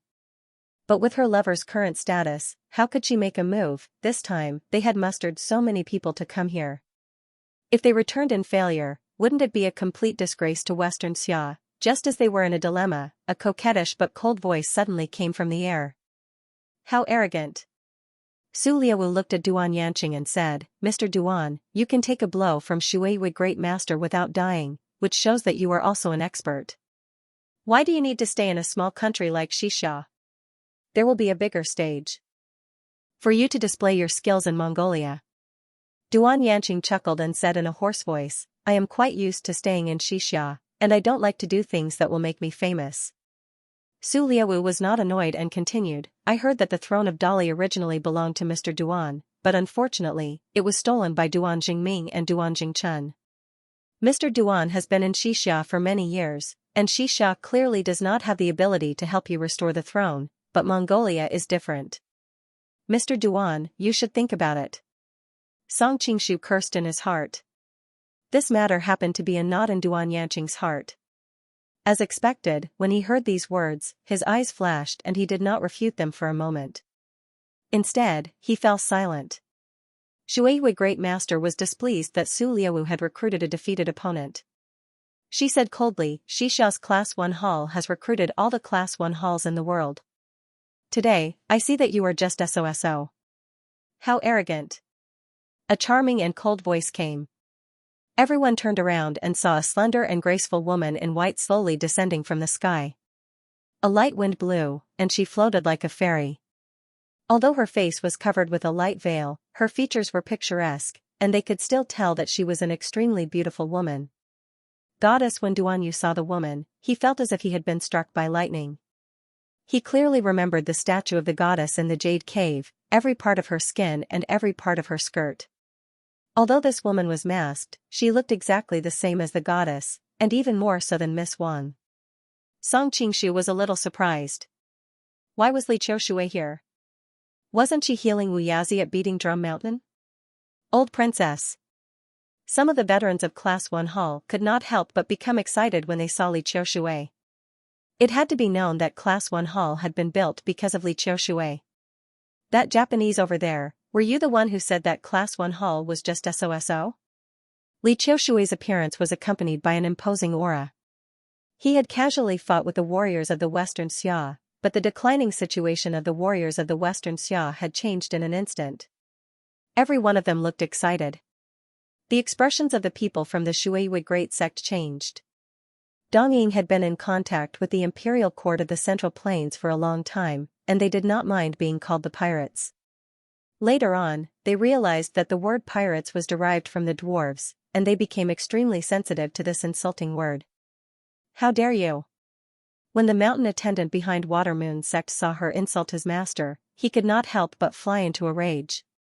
He drew the thick saber on his back and swung it at her. He was tall, and his saber was thick and long. When he swung it, he was like a charging heavy cavalier, and he could cut anything that blocked his path in half. Most of the Class 1 Hall elites who had just rushed into the courtyard were injured by him. Watermoon Sect frowned, but in the end, he did not stop her. He could not quite figure out Li Qiushui's fighting style, and it would be good for him to have the mountain attendant test her strength. Among elements, the mountain attendant was the one with the highest martial arts, and his defense was very good. Even if he could not win, he would not be in danger. When Li Qiushui saw the mountain attendant rush over, she did not pay him any mind. Instead, she looked at the injuries on the Class 1 Hall warriors and noticed that many of them were badly mangled. They had been injured by the thick saber, and a hint of killing intent flashed in her eyes. She lifted her slender hand, and even though she looked relaxed, the mountain attendant who was halfway through the charge sensed an instinctive sense of danger. Careful, retreat. Water Moon Sect also noticed that something was off and quickly reminded her. No matter how great her palm force was, it would still be depleted when she was in the air. Besides, he had another secret weapon. He wanted to read it. He took out a turtle shell-shaped shield from his back. Over the years, he had used this shield to block countless attacks. Right now, Japan was in the Warring States period, and all the factions of power fought to use firearms. This shield of his could even withstand a volley of firearms, so he was undefeatable. However, his smile soon froze because a huge force traveled into his ears, and his head instantly shattered like a watermelon. His last thought was, this palm force can actually turn? Song Qingshu naturally recognized that this was Li Qiushui's unique ultimate technique, White Rainbow Palm Force. Its greatest characteristic was that it could bend at will. It might seem like it was facing the enemy head-on, but in truth, the direction of the palm force could change at any moment. Shaolin's formless finger of disaster was said to be formless and formless, but to Song Qingshu, in terms of formlessness and formlessness, it could not compare to White Rainbow Palm Force. Mountain Attendant. The remaining Feng, Lin, Hua, and the others cried out in surprise. They had fought together for many years, and now that they saw their companions dying so tragically, they could not help but feel a little sad. Baka. Miss, aren't you a little too ruthless? Water Moon Sect took a step forward and glared at Li Qiushui.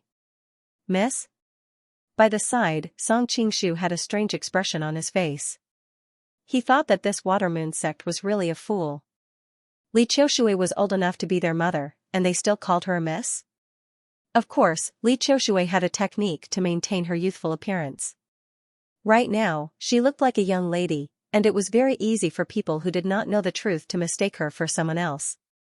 A hint of a smile appeared on Li Qiushui's face. It was clear that she liked this miss a lot. You guys injured my people first. This is just a small lesson. Oh well, for the sake of this miss, I'll spare your life today. You want to forget about killing someone just like that? Water Moon Sect knew very well that if he did not regain his dignity today, he would lose all his prestige. Forget about the fact that the Mongolians had plenty of elites under their command, they would fight against each other for resources. Even his own subordinates might have thoughts about him. A clear water moon appeared, and he had already unsheathed his saber. Song Qingshu nodded to himself as he watched. This Water Moon Sect's saber technique had indeed reached great accomplishment, and it was somewhat similar to Full Moon Saber. However, compared to that demonic saber, it was still slightly lacking. As expected, Li Qiushui's expression was no longer as relaxed as when she was with the mountain attendant.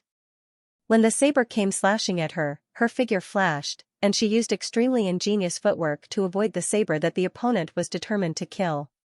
Her figure was graceful and moving, and her white dress was truly astonishing when she dodged. Compared to Duan Yu, who was a man, she was even more in line with the essence of wave-like subtle steps.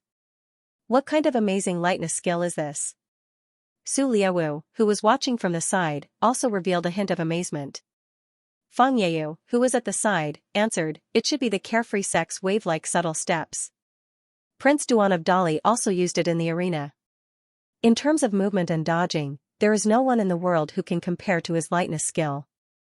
He was called the Little Devil Master not only because he was the disciple of the Devil Master Peng Ban, but also because of his own intelligence. He was originally a role like a military advisor. The Mongolians had been planning to invade the south for a long time, and he had investigated all kinds of information in the Central Plains in advance, so he was very familiar with these things. Su Liawu licked his lips. This woman is not bad. Is it possible to rope her into the prince's mansion? Fang Yeyu had a strange expression on his face. He had followed Su Liawu for a long time, so he naturally knew what this prince was thinking at the moment.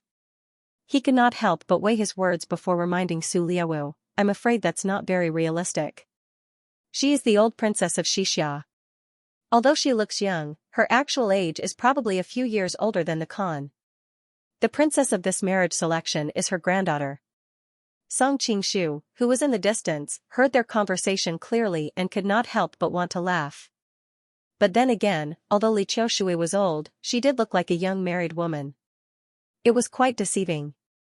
He did not know if Li Qiushui heard their conversation, but she probably did not. Otherwise, with her personality, she would probably tear this prince apart. At this time, Li Qiushui and Shuiyue Great Sect were fighting fiercely. Shuiyue Great Sect was worthy of being ranked third in all of Dongying. Her self-created Shuiyue blade technique had already touched upon the traces of Tao. A cold light was like a cool breeze blowing over a hill, like a bright moon shining on a great river. Everything was so natural and smooth, but the blade technique hid the will of the god of death. Li Qiushui was like a spirit under the moon, using the wave-like subtle steps to the extreme.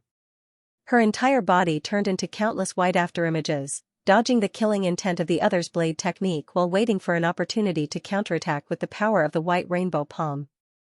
Shuiyue Great Sect had just seen the mountain attendant die under this palm, so she was naturally on guard. The two of them fought more and more bravely, neither daring to be distracted at all. In the distance, Fang Yiyu frowned slightly. Prince, do you think Shuiyue Great Sect can defeat that woman? It's hard to say. Su Liawu's expression was serious. Shuiyue Great Sect's martial arts are extremely high. Even in Mongolia, they are one of the top experts. But this woman's qinggong is too amazing. It can be said that she is undefeatable. As time goes on, I'm afraid it will be disadvantageous for Shuiyue Great Sect. Of course, when experts fight, many times it's just a matter of an instant. No one can tell the result until the end. Fang Yiyu whispered in his ear, Prince, Ying Fei and the others will probably finish their mission and return soon. In my opinion, why don't we send them away as soon as possible? Ying Fei was a young expert who was as famous as him. At the same time, he was also his most respected good friend. Whether it was intelligence or martial arts, he was not below him. Even Demon Master Pang Ban thought highly of him. This time, he had been sent to assist Su Liawu. He had also participated in the martial arts competition for a spouse. Tonight, he had received another mission and left. That's right. Su Liawu nodded and took a step forward. He said loudly, both of you, please stop for now. Everything that happened today is just a misunderstanding. You think that we slaughtered the Goryeo diplomatic group and hid the Goryeo crown prince.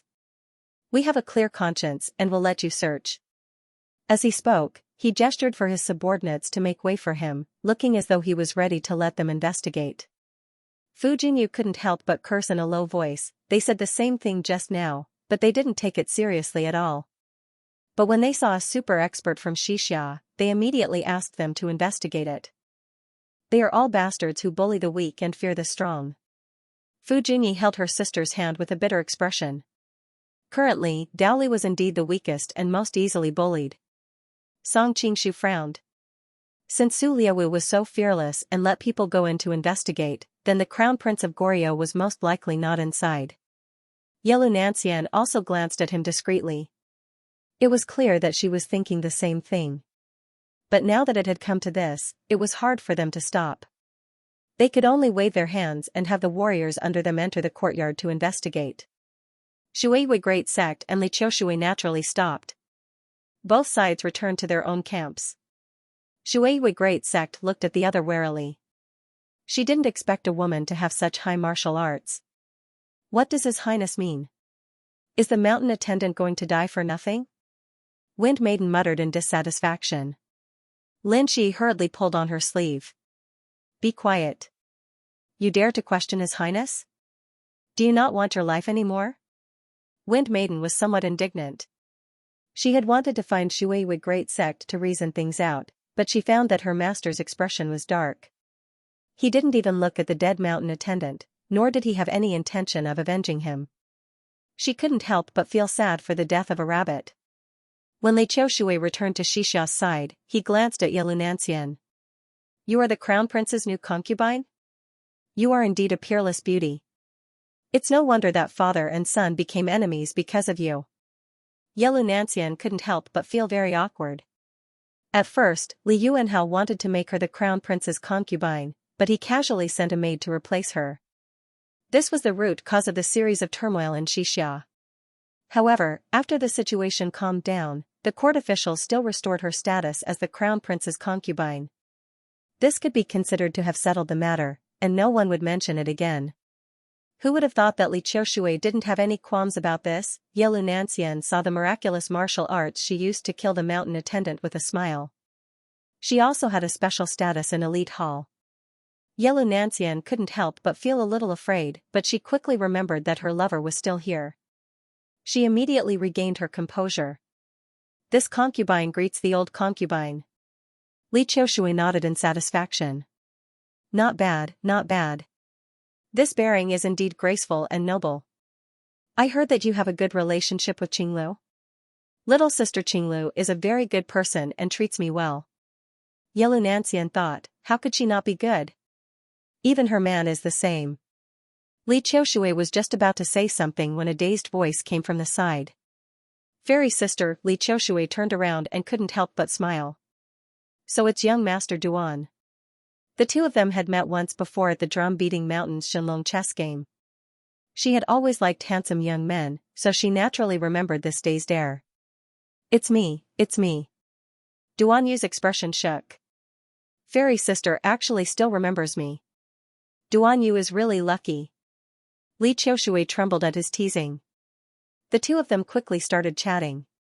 They didn't have time to talk to Yelu Nancian anymore. In the distance, Song Qingshu felt a chill run down his spine.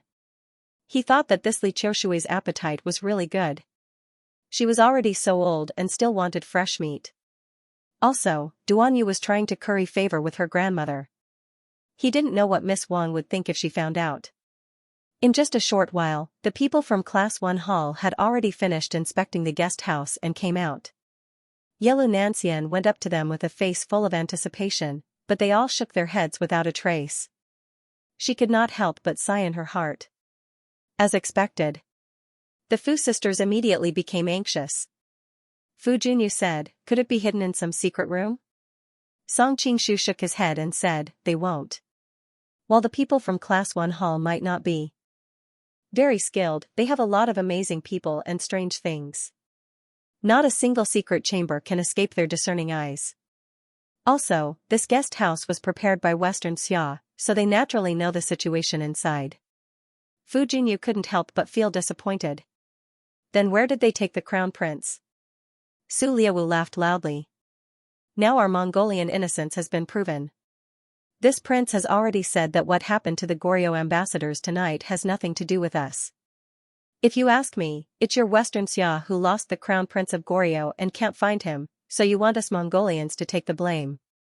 Yelu Nancian said coldly, Prince, please be careful with your words. I believe everyone knows who the mastermind is tonight. Yelu Nancian's face was gloomy. She waved her hand and left with the warriors of the first hall. She knew that the Goryeo crown prince had fallen into a passive position. It would be a waste of breath to stay here and say more. Tomorrow, we will formally inform the imperial court of this matter in the form of a diplomatic note. At that time, we will need the crown princess to personally apologize to our lord, Fang Yeyu shouted at Yelu Nancian's back. Tomorrow's matters will be discussed tomorrow. Yelu Nancian snorted and left. Li Qiushui hesitated and also left. Duan Yu wanted to chase after them but was stopped by Xiao Feng. He knew that the Western Xia side must be discussing and making a move at this time. At this time, the Western Xia crown princess had no time to care about anything else. Moreover, Duan Yu pestered the crown princess like an idiot. It was a bit outrageous. Xiao Feng did not want his sworn brother to be a laughingstock. He took the opportunity to drag him away in the name of drinking more. Sister, what do we do now? Seeing the people around them leave, Fu Junyu's face showed a trace of helplessness. Fu Junyu bit her lips. She could not think of any way and felt that the future was bleak. Young master, what do you think? She did not know why, but she subconsciously asked the foppish young master that she had always looked down on. But what shocked her even more was that the other's face was gloomy and he had an indescribable aura. "What's wrong?" Fu Junyi asked worriedly. Song Qingshu came back to his senses and forced a smile. "Nothing. Also, you do not need to worry. Since Su Liaowu chose to capture you and the crown prince alive, it proves that you are more useful to him alive. So, your crown prince's life will not be in danger for the time being." At this time, there was a raging anger in his heart. Su Liaowu's group had been too arrogant recently. It was irritating to see. At this time, Wang Baobao looked on coldly from afar and secretly cursed the Western Xia for being useless. Just as he was about to leave, Su Liaowu called out, "Wang Baobao, I will repay you double for what you have given me today in the future." Wang Baobao snorted coldly, "Who doesn't know how to talk big? If I have a grudge against you, I will do it on the spot. There is no need to wait. Why don't we practice first?" Su Lai was rebutted by him. His expression was so ugly that it was as if he had eaten a dead fly. It was Fang Yeyou, who was at the side, who helped him out of the predicament. "Two princes, now that you are in a foreign country, why must you fight among yourselves and let other countries laugh at you?" At the same time, he said to Su Liaowu through secret sound transmission, "Prince, the Ruyang mansion won't last long. Why do you have to lower yourself to their level?" Only then did Su Liaowu's expression soften. Wang laughed coldly and Wang, I, Wang King. Wang. I of. Prince, I of, Fu, Prince, Fu, Prince, Fu, Yun, and of Fu, and Fu,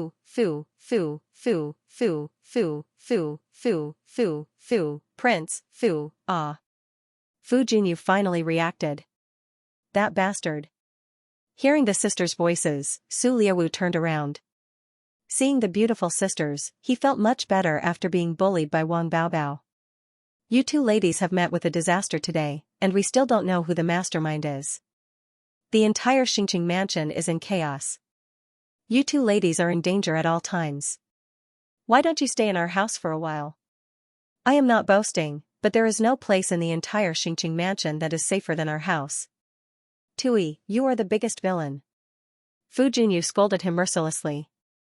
Fu Junyu also said coldly, "If you don't want others to know, then don't do it. We will definitely save the crown prince." Compared to Wang Baobao, Su Liaowu's tolerance towards beauties was much higher. He still had a smile on his face. "Ladies, do you have some misunderstanding towards this king? This king has no enmity with Goryeo, so why would I try to kill you? Could it be that I have been provoked by someone with ulterior motives?" As he spoke, his gaze fell on Song Qingshu. Fu Junyu frowned slightly. She really wasn't sure if the person who had come tonight had been sent by the Mongols, but she only hesitated for a moment. She immediately replied, "We naturally know who is worth trusting. There is no need for you to worry." Su Liaowu shook his head. "I am worried that you two have trusted the wrong person. In today's chaotic times, only the strongest man can protect his women. It is clear that the person beside you, TSK, he shook his head with a look of disdain. It was clear that he did not think much of the son of a noble from the southern Song dynasty. Furthermore, his father was no longer the most powerful official in the southern Song dynasty. Fu Junyu pulled on Song Qingshu's sleeve with some worry. "Don't lower yourself to his level. Let's go." She was a few years older than her sister, and clearly understood that men tended to get into fights over things like this. Right now, Su Liaowu was a Mongol prince with a large army under his command, and there were many experts under his command. Getting into a conflict with him would be disadvantageous. Song Qingshu gave her a reassuring look and replied indifferently, "Your Highness's words don't make sense. Since only the strongest man can protect his women, then why don't your Highness's concubines go serve Temujin?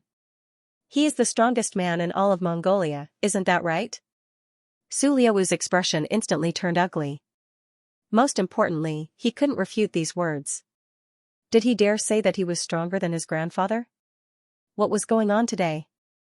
Why did he keep bumping into such a troublesome person? How dare you be so rude to your Highness? A man next to Su Liaowu roared. He pounced on Song Qingshu like a giant eagle, and in the blink of an eye, he reached out his hand and grabbed Song Qingshu's face. His name was Yuchidi, nicknamed Vulture because of his bald head. He was one of the 8 great imperial guards of the Ming Emperor, along with Qi Mei, Chong Wangxing, Vulture Yuchidi, and the 2 devils of the Ming family. In the early years, they had killed countless enemies. In recent years, Temujin had made great progress in his martial arts. These people were no longer in charge of guarding the Khan, but were often sent to help the princes. Fu Junyu was shocked. If it were any other day, she could block the attack, but now that she was seriously injured, there was no time for her to draw her sword. A hint of killing intent flashed between Song Qingshu's eyebrows. Suddenly, he noticed something, and his frowning eyebrows slowly relaxed. He saw a slender jade-like hand reaching out from the ground and gently catching the eagle's claw. In the blink of an eye, the 2 hands exchanged several moves. Yuchidi let out a muffled groan and flew back. After he steadied himself, he looked at the handsome young man in yellow with fear and asked, "What kind of claw technique is this?"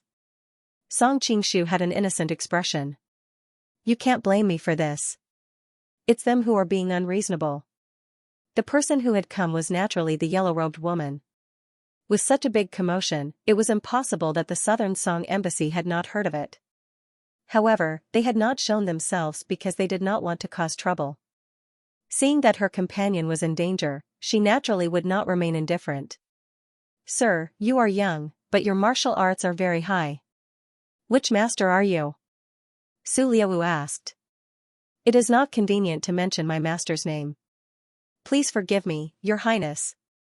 The yellow-robed woman's tone was polite. The Southern Song and Mongolia had stopped fighting, and the relationship between the 2 sides had been good. She did not want to offend the other. "Since that is the case, I will give you face today and not make things difficult for him." With Su Liaowu's eyesight, it was easy to see that the yellow-robed woman was a woman disguised as a man. But he will not be so lucky to hide behind a woman every time. The first sentence was directed at the yellow-robed woman, and the second sentence was directed at Song Qingshu.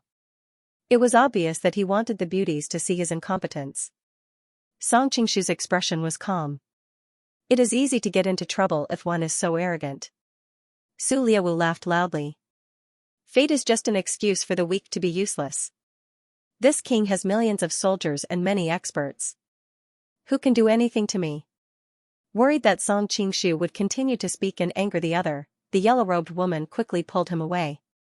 All right, let's go back." Song Qingshu did not refuse. He knew that she was worried about Jia Baoyu's safety. While she did not think much of this second generation, they were both from the Southern Song. She did not want to see her companion be bullied by foreigners. After leaving the Mongolian embassy, the yellow-robed woman asked the Fu sisters, "What plans do you 2 have?" Even Fu Junyi was slightly confused. "We do not know." The yellow-robed woman thought for a moment and said, "You 2 are injured right now. I will first send you to Class 1 Hall. The Crown Princess is a very good person and should be able to protect you. We will talk after you recover." The Fu sisters were in a foreign land, and such a disaster had happened today. They had nowhere else to go and could only agree. Song Qingshu naturally followed. The Fu sisters had a lot on their minds. They were worried about the Crown Prince's safety and also confused about the future, so they did not speak. When they arrived at Class 1 Hall, Yelu Nanxian welcomed them in a very friendly manner. At the same time, she gave Song Qingshu a look. Song Qingshu nodded without anyone noticing, and while the Fu sisters and the yellow-robed woman were chatting with her, he found some time to sneak into the inner hall. At this time, Li Qiushui was chatting with Li Qinglu in the back hall. Li Qinglu seemed to have reverted to the appearance of a little girl and kept acting coquettishly in her arms. It seemed like their relationship had always been good.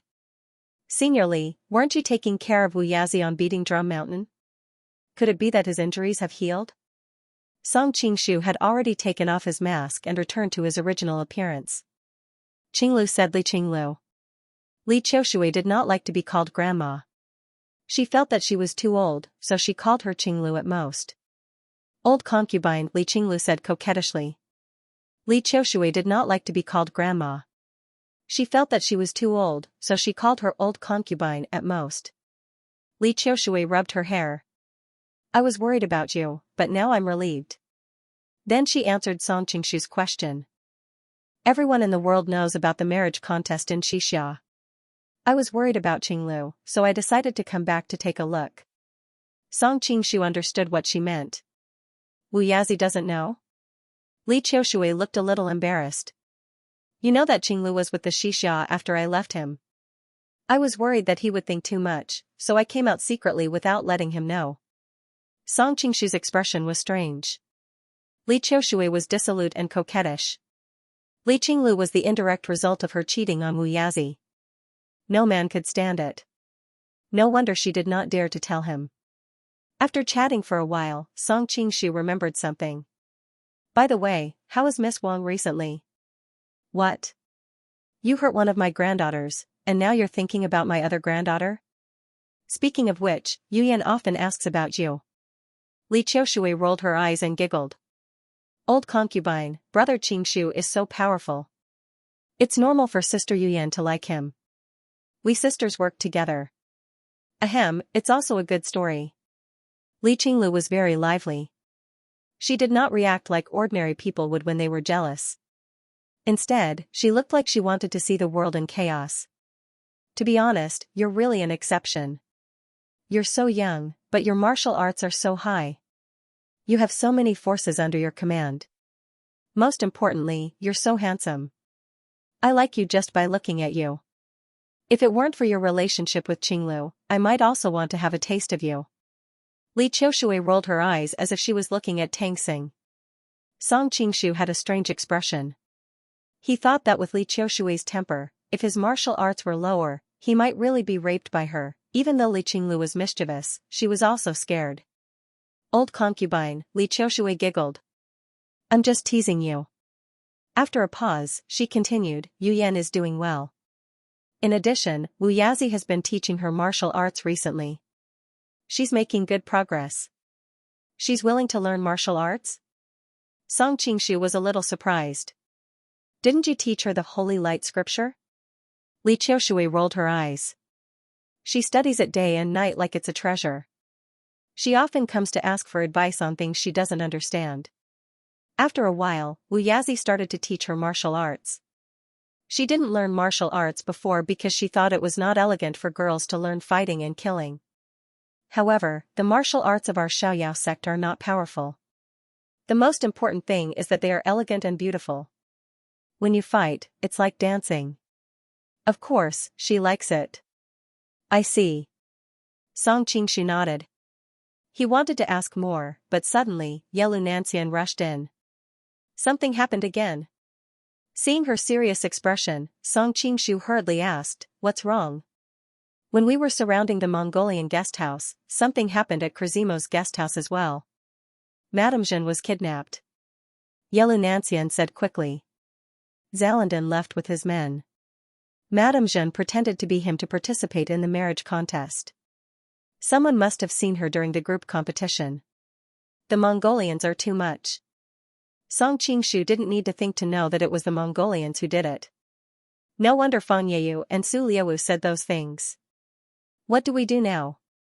We didn't find any evidence at the Mongolians. If we go now, we'll probably be backstabbed. Yelu Nanxian had a headache. Evidence? The strong are respected in this world. What evidence do we need? Song Qingshu suddenly stood up. He had been restraining himself, but Su Liawu didn't play by the rules. He couldn't blame him for giving him a taste of his own medicine. I'm going out for a while. Do you want me to go with you to the Mongolian guest house to teach them a lesson? Li Qiushui was also a little afraid of the Shuiyue sect. In the Mongolian guest house, Zolwu looked at the beautiful woman who was tied up in front of him. She was mature and plump, her satin smooth and delicate skin so delicate that water could be squeezed out. Her plump body made it difficult for him, who was used to seeing West and East European women, to breathe. Being tied up by ropes, it outlined her plump and round legs, making her appear especially attractive. His bad mood, which had been disturbed by all sorts of things tonight, improved slightly. Madame Zhen, you will not be able to escape from me. Pa. Madame Zhen turned her face away and sighed. She had not thought that young master would be captured by the Mongolians as soon as he left. He would probably be disappointed in her. If you were not a beautiful woman, you would already be dead. Zolwo's gaze wandered Wuji fearfully over the woman in front of him. Her skin was as white as milk, and her waist was slender. She really was a beauty. As expected of the intelligent Madame Jeanne, to use such a camouflage to allow Zalandin and the others to escape. When the prince returns, he will rise again to take revenge for me.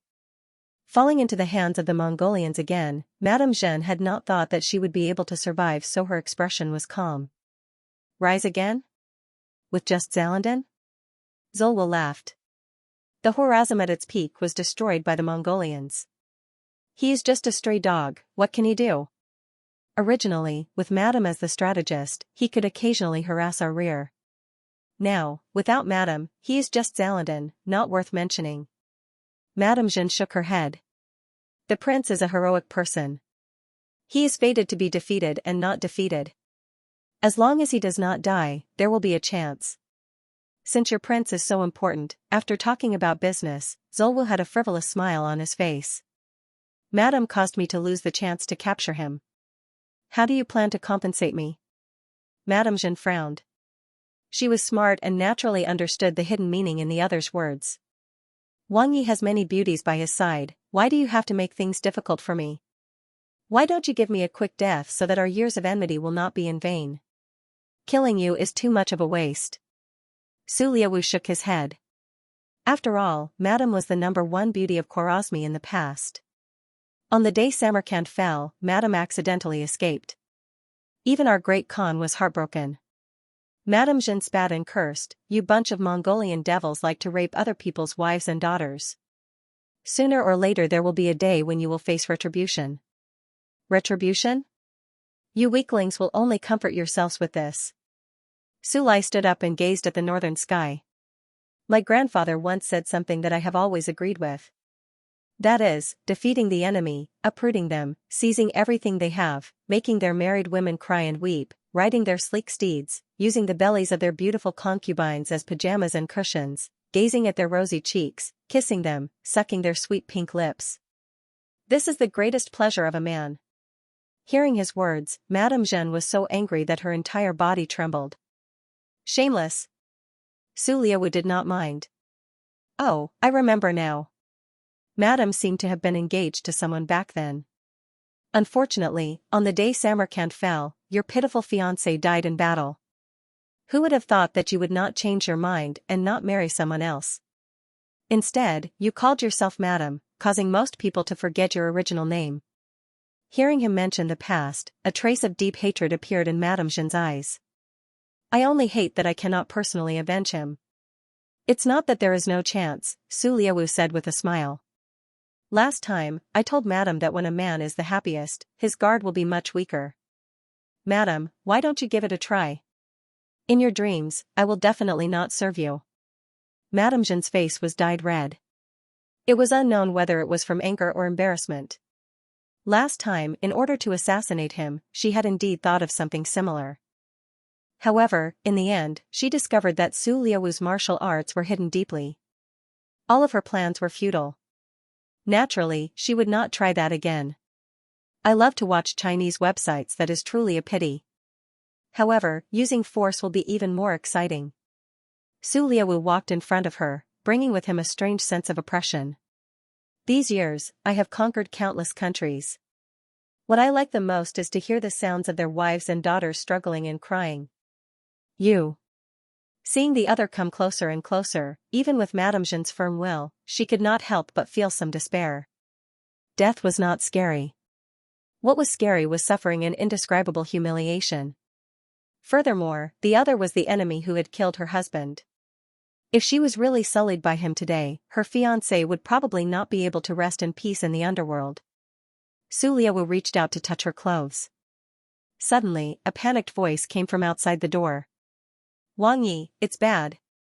Just when he was in high spirits, Su Liawu suddenly turned around and said darkly, this king has just given the order not to disturb me. If you cannot give me a satisfactory reason, this day next year will be the anniversary of your death. An expert has charged into the guest house, the subordinate hurriedly replied. Just kill him on the spot. Su Liawu snorted coldly. Experts. The Mongolians did not lack experts. If it was any other time, he might have interrogated the other's identity and background. However, today, with a beauty in front of him, he did not have the time to waste on a man. But that person's martial arts are too high. We cannot stop him, the subordinate said with some shame. Cannot stop him? Su Liaowu was unable to react. What did he mean by cannot stop him? The Mongolians had many capable people under their command. At the same time, they also had the most elite warriors in the world. For so many years, no assassin had been able to get close to him, except for that time with the old man in the mountain. However, that was an assassin organization that had been passed down for 1,000 years. This time, there was clearly only one person. Wang Yi, quickly come out and take a look. This person is slightly troublesome. He seems to be Bright Sword Master Fu Kailan from Goryeo. Fang Yeyu's figure also appeared outside the door. From his slightly nervous voice, he could hear the meaning of trouble. Seeing that Fang Yeyu had come to invite him, Su Liaowu did not dare to ignore him. He hurriedly stood up. After taking a few steps, he turned around and pulled Madame Jeanne up. Madam, come with me. Let's see what happens to those who go against the Mongolian Empire. He had the intention to show off his strength in front of Madame Jeanne. Regardless of whether it was in terms of power or other aspects, he wanted to completely conquer this woman, both physically and mentally. At this moment, Madame Jeanne's heart did not waver. No matter how high this person's martial arts were, he would not be able to deal with so many experts on the Mongolian side, unless it was that young master. Her ending had long been decided. Without any expectations, she naturally did not have any ripples in her heart. After Su Liaowu went out, he asked Fang Yeyu, shouldn't Fu Kailan be in Goryeo? Why did he suddenly appear here? Fang Yeyu also had a puzzled expression. I don't know either. However, looking at his sword technique, there is no doubt that it is the bright sword technique. Furthermore, his cultivation level is much higher than the Fu sisters. In this world, the only person who can reach this level in the bright sword technique is Fu Kailan. Where is Huashan? Su Liaowu asked in a deep voice. Fang Yeyu replied, the old man in the mountain has not returned yet. Furthermore, after what happened just now, it is not appropriate for him to appear in the guest house. Should I send someone to invite him over? Su Liaowu followed Fang Yeyu to the courtyard in the front hall. He finally understood why his subordinate had said in such a terrified tone that they could not stop him. He saw a man in a long robe with long black hair holding a sword. He faced the many battle-hardened Mongolian warriors as if he was invincible. No matter how valiantly the Mongolian warriors charged forward, what awaited them was the cold tip of the sword and death. It was as if the opponent's sword was already there, waiting for them to deliver their necks to it. Demon, he's a demon. Even though the Mongolian warrior was used to seeing death, he was still a little scared. The person in front of him had an unusually narrow face. His facial features were all flaws that no one would want to have. It was as if they were all squeezed together, making his forehead look especially high. His lower jaw was long and slender, and it was a little cumbersome. His crooked nose bridge was disproportionately large, making his eyes and mouth look even smaller. His face was extremely uncoordinated and strange. Coupled with his ghost-like sword skills, he looked like a devil from hell. Don't try to disrupt the army's morale. This is just the bright sword technique of Goryeo. Seeing that his subordinates were showing signs of breaking down, Su Liaowu immediately circulated his energy and roared. Su Liaowu's army was very strict. When they heard the words disrupt the army's morale, the panicked people immediately shut their mouths. This was a serious offense in the army, and they could be beheaded at any time. Seeing Su Liaowu's arrival and understanding that this was a type of martial arts, the Mongolian soldiers gradually calmed down. However, they could only barely maintain their formation. It was impossible for them to stop the opponent. Seeing his elite soldiers being slaughtered, Su Liaowu's eyelids twitched. Fang Yeyu hurriedly said, Prince, this person is always able to enter our country before the soldiers can surround us. This is not a plain area, and it is suitable for cavalry to reunite and display their advantage in numbers. If we let them continue, they will only be sending them to their deaths. Prince, leave it to me. A sinister man said. Madame Jeanne immediately recognized him as the former top expert of Khorasan, Wolfman. Unfortunately, when the Mongolians arrived, he quickly surrendered to them and killed many of their experts. This time, he had also contributed greatly to her capture. Be careful.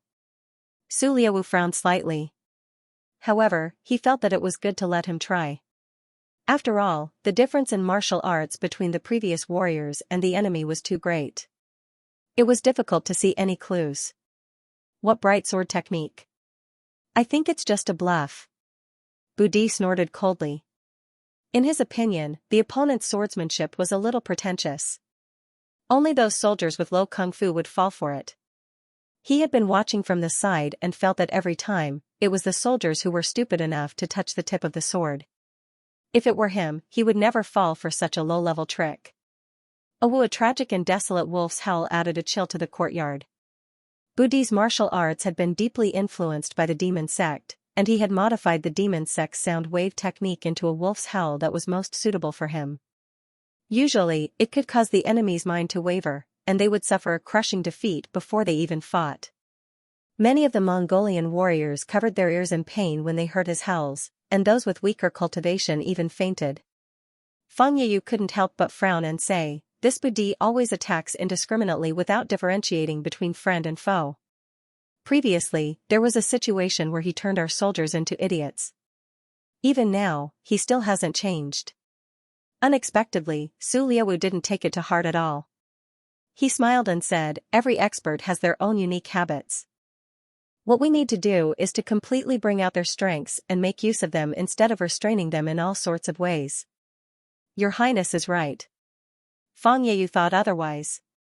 He thought to himself, Su Liaowu is of noble birth and doesn't care about the lives of low-level soldiers, but he can always win battles, awoo. The horrifying wolf's howl was about to reach its climax when it suddenly stopped. The two of them hurriedly looked over and saw that Fu Kailan had pulled his sword out of Su Liaowu's neck. He looked at the bloodstains on the tip of the sword with some disgust. The ghostly howl and the wolf's howl are so unpleasant. He died just like that? Su Liaowu's face was full of disbelief. Just now, it was as if his vision had blurred, and Budi had died just like those soldiers from before. It was as if he had taken the initiative to crash into the tip of Su Liaowu's sword and die. Using one's sword and using one's sword to defeat one's enemy. Fusing chess theory into swordsmanship actually has such a miraculous effect? Fang Yeyu didn't understand what was going on either, and he couldn't help but feel a chill run down his spine when he thought of this. At this moment, a black figure silently grabbed at Fu Kailan from behind. Su Liaowu and Fang Yeyu were overjoyed. They recognized that the other party was Vulture Yuchidi. It should be known that Yuchidi used to be one of the 8 great protectors by the side of the Mongolian Great Khan.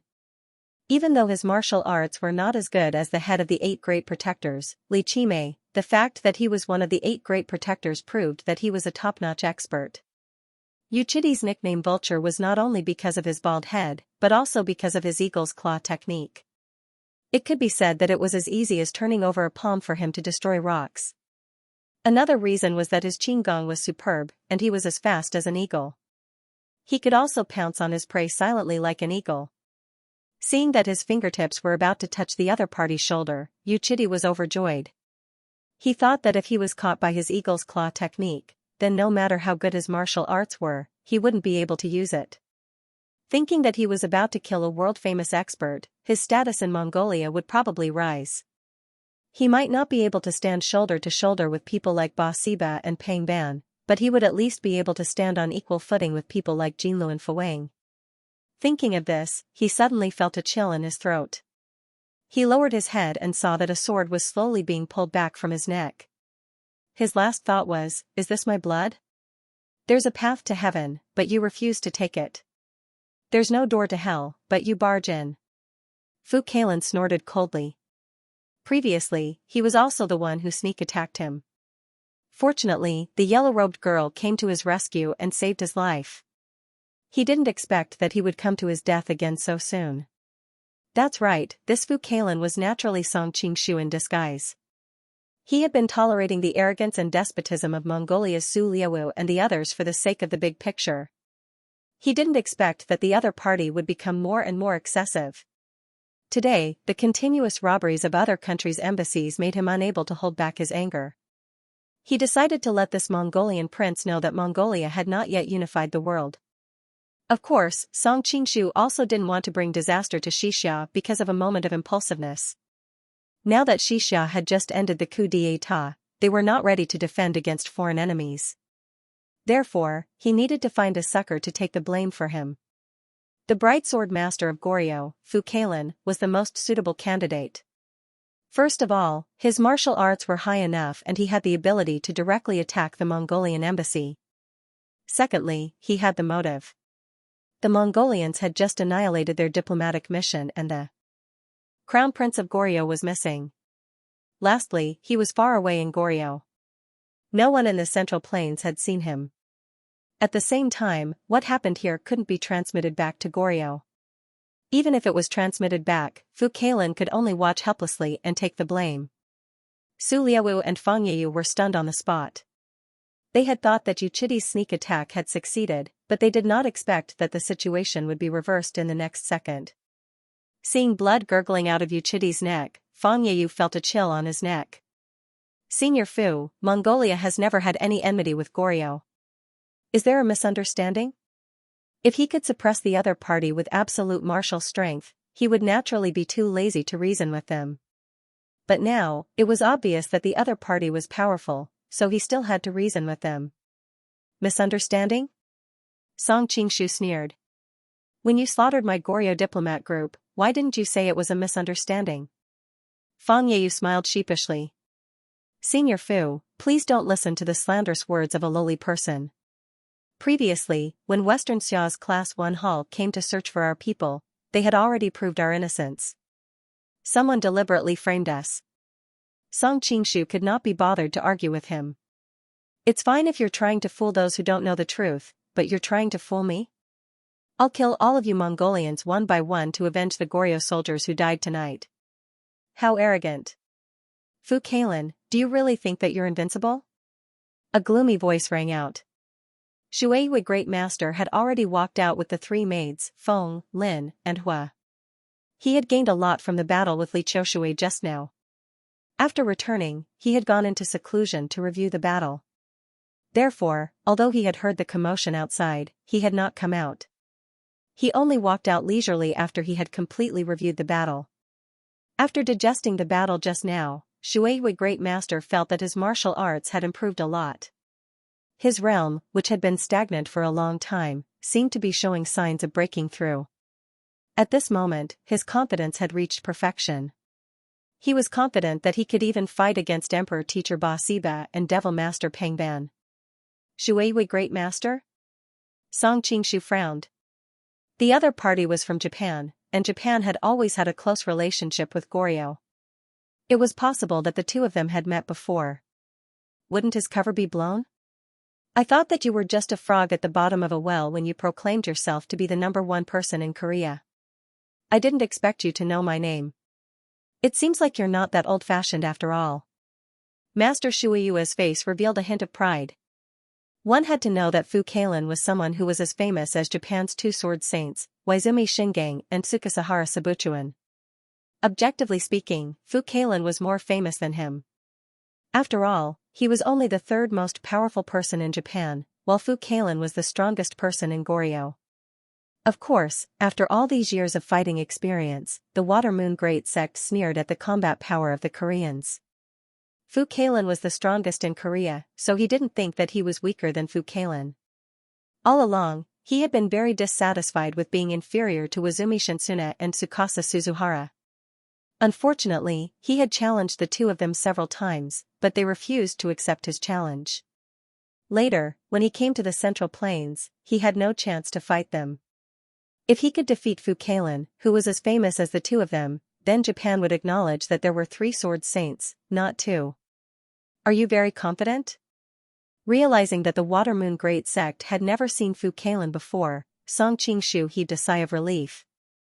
At the same time, he sensed the strong battle intent from the Water Moon Great Sect. For a moment, he didn't know whether to cry or laugh. He had clearly let Fu Kailan take the blame, but why did he feel like he was helping him to increase his battle achievements? I'm very confident in the blade in my hand. As the Water Moon Great Sect spoke, he had already unsheathed his blade. It was like a crescent moon in the water, quiet and filled with killing intent. At the side, Su Liaowu and Fang Yeyu heaved a sigh of relief. With the Water Moon Great Sect around, Fu Kailan was nothing to be afraid of. They might even have a chance to make use of their advantage in numbers and make this #1 swordsman of Goryeo stay. The Water Moon Great Sect let out a low bellow and took the lead to charge toward the other party with his blade. He took a step forward, and the hearts of everyone in the courtyard trembled. It was as if his step was extremely heavy. Seeing that he took a second step, all of them circulated their energy to defend themselves, worried that they would be injured by his inner force again. Unexpectedly, this second step was as light as a feather and did not use any force at all.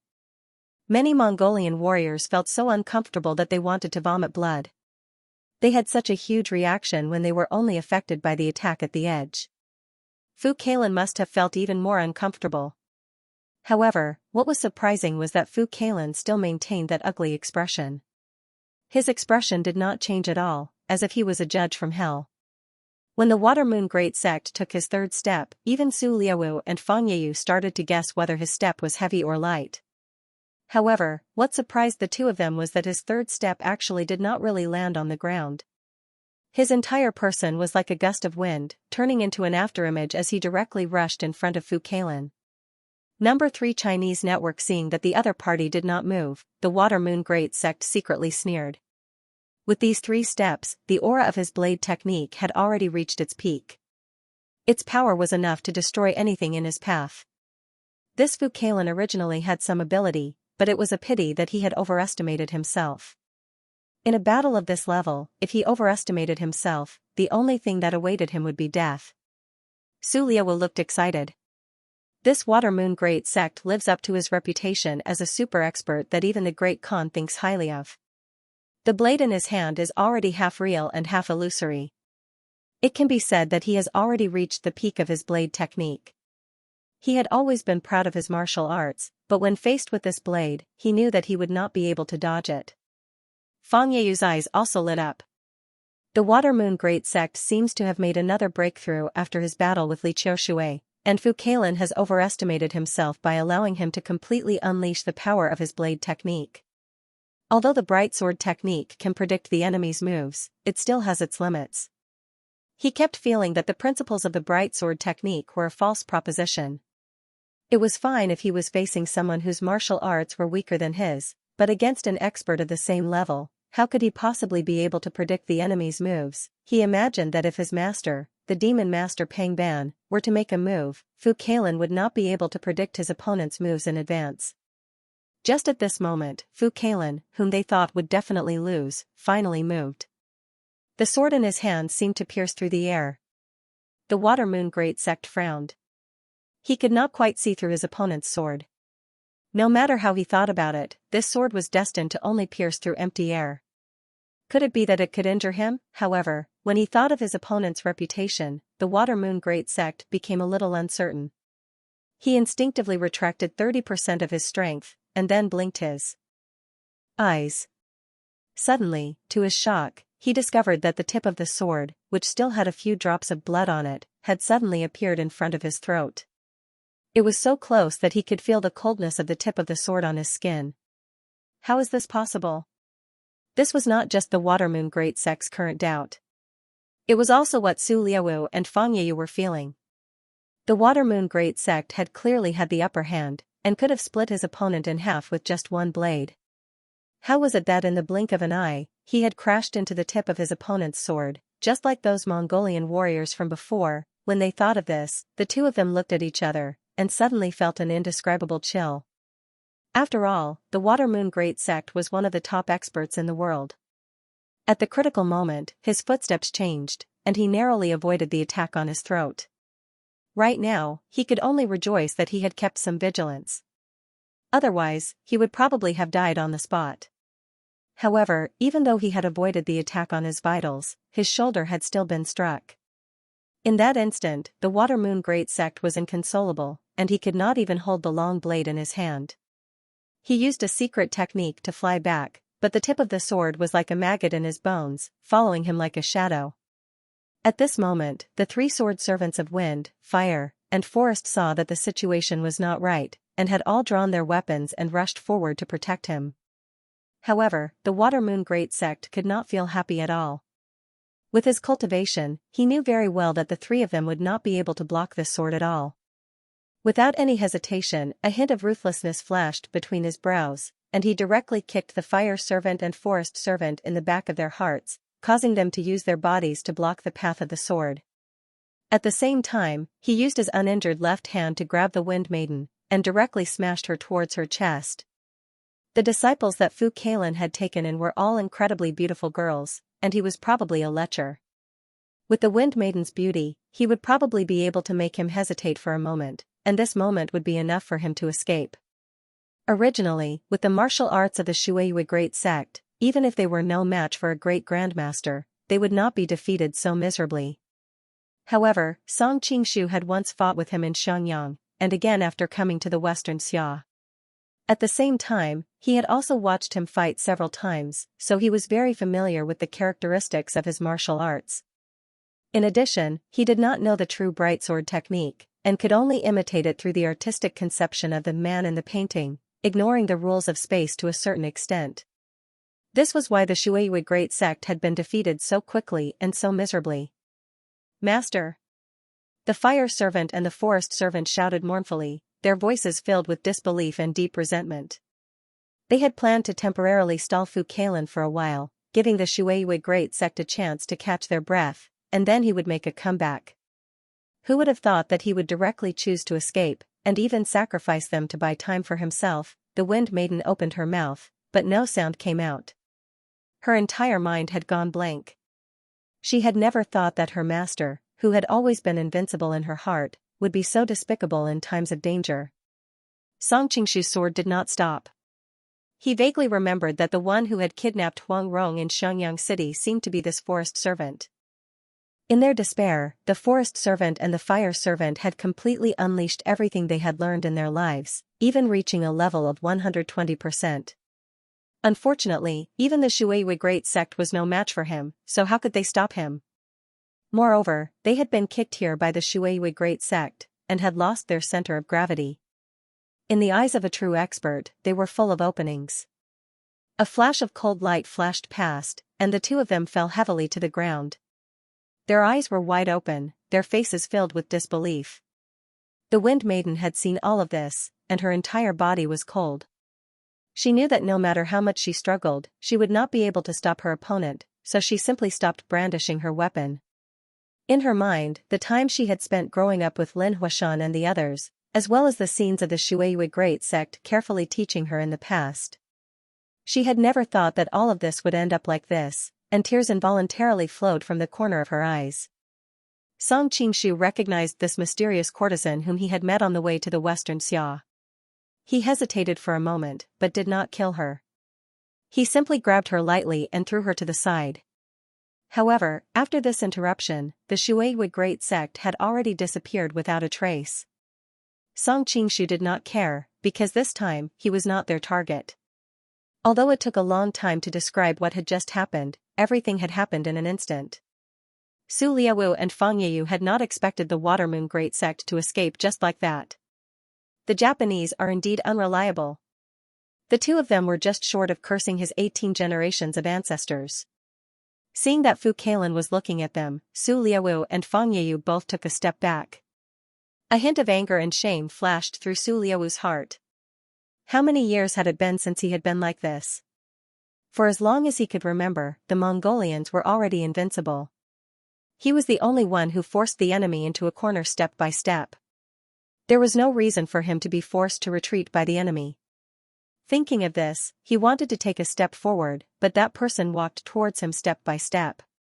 Every step he took seemed to exude an invincible aura, causing him to be unable to summon the courage to take that step forward. "Shoot! Shoot! Your Highness, please leave first." Fang Yeyu was known as the Little Devil Master not only because he was the disciple of the Devil Master Pang Ban, but also because of his resourcefulness and calmness. In the chaos just now, he had already organized the archers and was ready to shoot. The Mongolians grew up on horseback and with bows and arrows. In the entire world, other than the southern Song dynasty, which had invented the divine crossbow using some strange and obscene techniques, there was no other country that had bows and arrows that could compete with them. In the blink of an eye, a rain of arrows filled the sky and shot towards Fu Kailan, enveloping every inch of the ground around him and sealing off all his escape routes. By Shao, the experts of the Jianghu were usually no match for the regular army. Other than the fact that weapons were stabbing at them from all directions on the battlefield, rendering the dodging and maneuvering skills they had learned useless, it was also largely because of the bow and arrows. The simultaneous release of tens of thousands of arrows from the army on the battlefield was enough to turn any expert into a hedgehog. Now, the scale of the rain of arrows naturally could not compare to the thousands of soldiers on the battlefield, but the momentum was already frightening enough. Fang Yeyu methodically arranged for the group of archers to fire in 3 stages, so that the rain of arrows did not stop for even a moment and did not give the enemy any chance to breathe. Even so, Fang Yeyu did not dare to relax at all. The strength that the other party had displayed just now was too terrifying. He was not sure if the rain of arrows could stop the other party. I've just sent someone to inform the old man in the mountain. Why haven't they arrived yet? Even though Su Liawu doubted Huashan's loyalty, Fang Yeyu still sent someone to inform the other party. With countless members of the Persian Ming dynasty serving as hostages, Huashan should be smart enough to weigh the pros and cons. At the current stage, he should not dare to rebel. Also, there were quite a number of elites who had gone with Huashan to carry out the mission this time, such as Red Beauty and White Hair. Also, after Ying Fei captured Madame Zhen, he ran outside to sleep with other women, or else, if all the elites were around, no matter how great Fu Kailan's martial arts were, he would not have been able to kill them so easily. Song Qingshu was not unfamiliar with the situation when he faced a black wave of arrows. He casually grabbed the corpses of 2 Mongolian warriors on the ground and used them as shields to block the arrows in front of him. Then, he moved closer to the archer camp. The Mongolian archers might be skilled in archery, but this time, they brought heavy weapons like siege crossbows, and it was very difficult for them to pierce through a human body. When Song Qingshu noticed that the meat shield in front of him was already full of arrows, he just grabbed another 2 shields and replaced them. There were quite a number of Mongolian warriors on the ground. "Your Highness, hurry up and leave." When he saw that the other party was getting closer, even Fang Yeyu, who had always been calm, panicked. He quickly pushed Su Liawu back. Thinking of leaving? Song Qingshu had already gotten close enough. With one leap, he appeared among the group of archers. On the battlefield, if an enemy managed to get close to an archer, it would mean a one-sided massacre, much less when the enemy's martial arts were so high. One sword light shone through 19 provinces. Very soon, the archers either died or fled, and Fang Yeyu was the only one left standing in front of him as a shield. Fang Yeyu brought out the 38 halberds on his back. They were short halberds that were 3 feet and 8 inches long. They were said to have come from the bottom of North Sea, and they were said to have come from the heavens. They weighed 157 pounds, and they were the weapons Pang Ban used to sweep through the world when he made his debut. "Master Fu, now that you've killed so many of our people, you've already vented your anger. Why don't we call it quits? We'll return the crown prince to you, and we'll definitely not hold a grudge for what happened today." Now that things had progressed to this point, the crown prince was useless in his hands. When Fang Yeyu thought about how all of this was because of the deal he made with the Dongying people, he gritted his teeth in hatred. How could he have expected that he would end up attracting such a god of death? Now that this matter was over, he had to get even with you and Chai Xiaoxing. Didn't you say earlier that it was a misunderstanding? Didn't I say not to frame you without evidence? Song Qingshu laughed coldly. Why? Are you now admitting that you guys were the ones who massacred the Goryeo diplomatic mission? Fang Yeyu could tell that the other party's words were unkind, and he understood that there would be no good ending if he were to blindly compromise. Thus, he braced himself and said, "Master Fu, now that things have come to this, there's no point in arguing who's right and who's wrong. There's never been any hatred between Mongolia and Goryeo. Today, Master has massacred our diplomatic mission here. Does the monarch of Goryeo know about this? If you continue to persist in going about things the wrong way, I'm afraid you'll bring disaster to your country." "It's not a threat, it's just a matter of fact," Fang Yeyu continued. What's more, although Master's kung fu is high, he's not invincible. For example, our Emperor's tutor Ba Siba and my Master's evil master Peng Ban. Master may not be able to defeat any one of them, not to mention our Khan's great mastery of kung fu. Even my master is ashamed of his inferiority.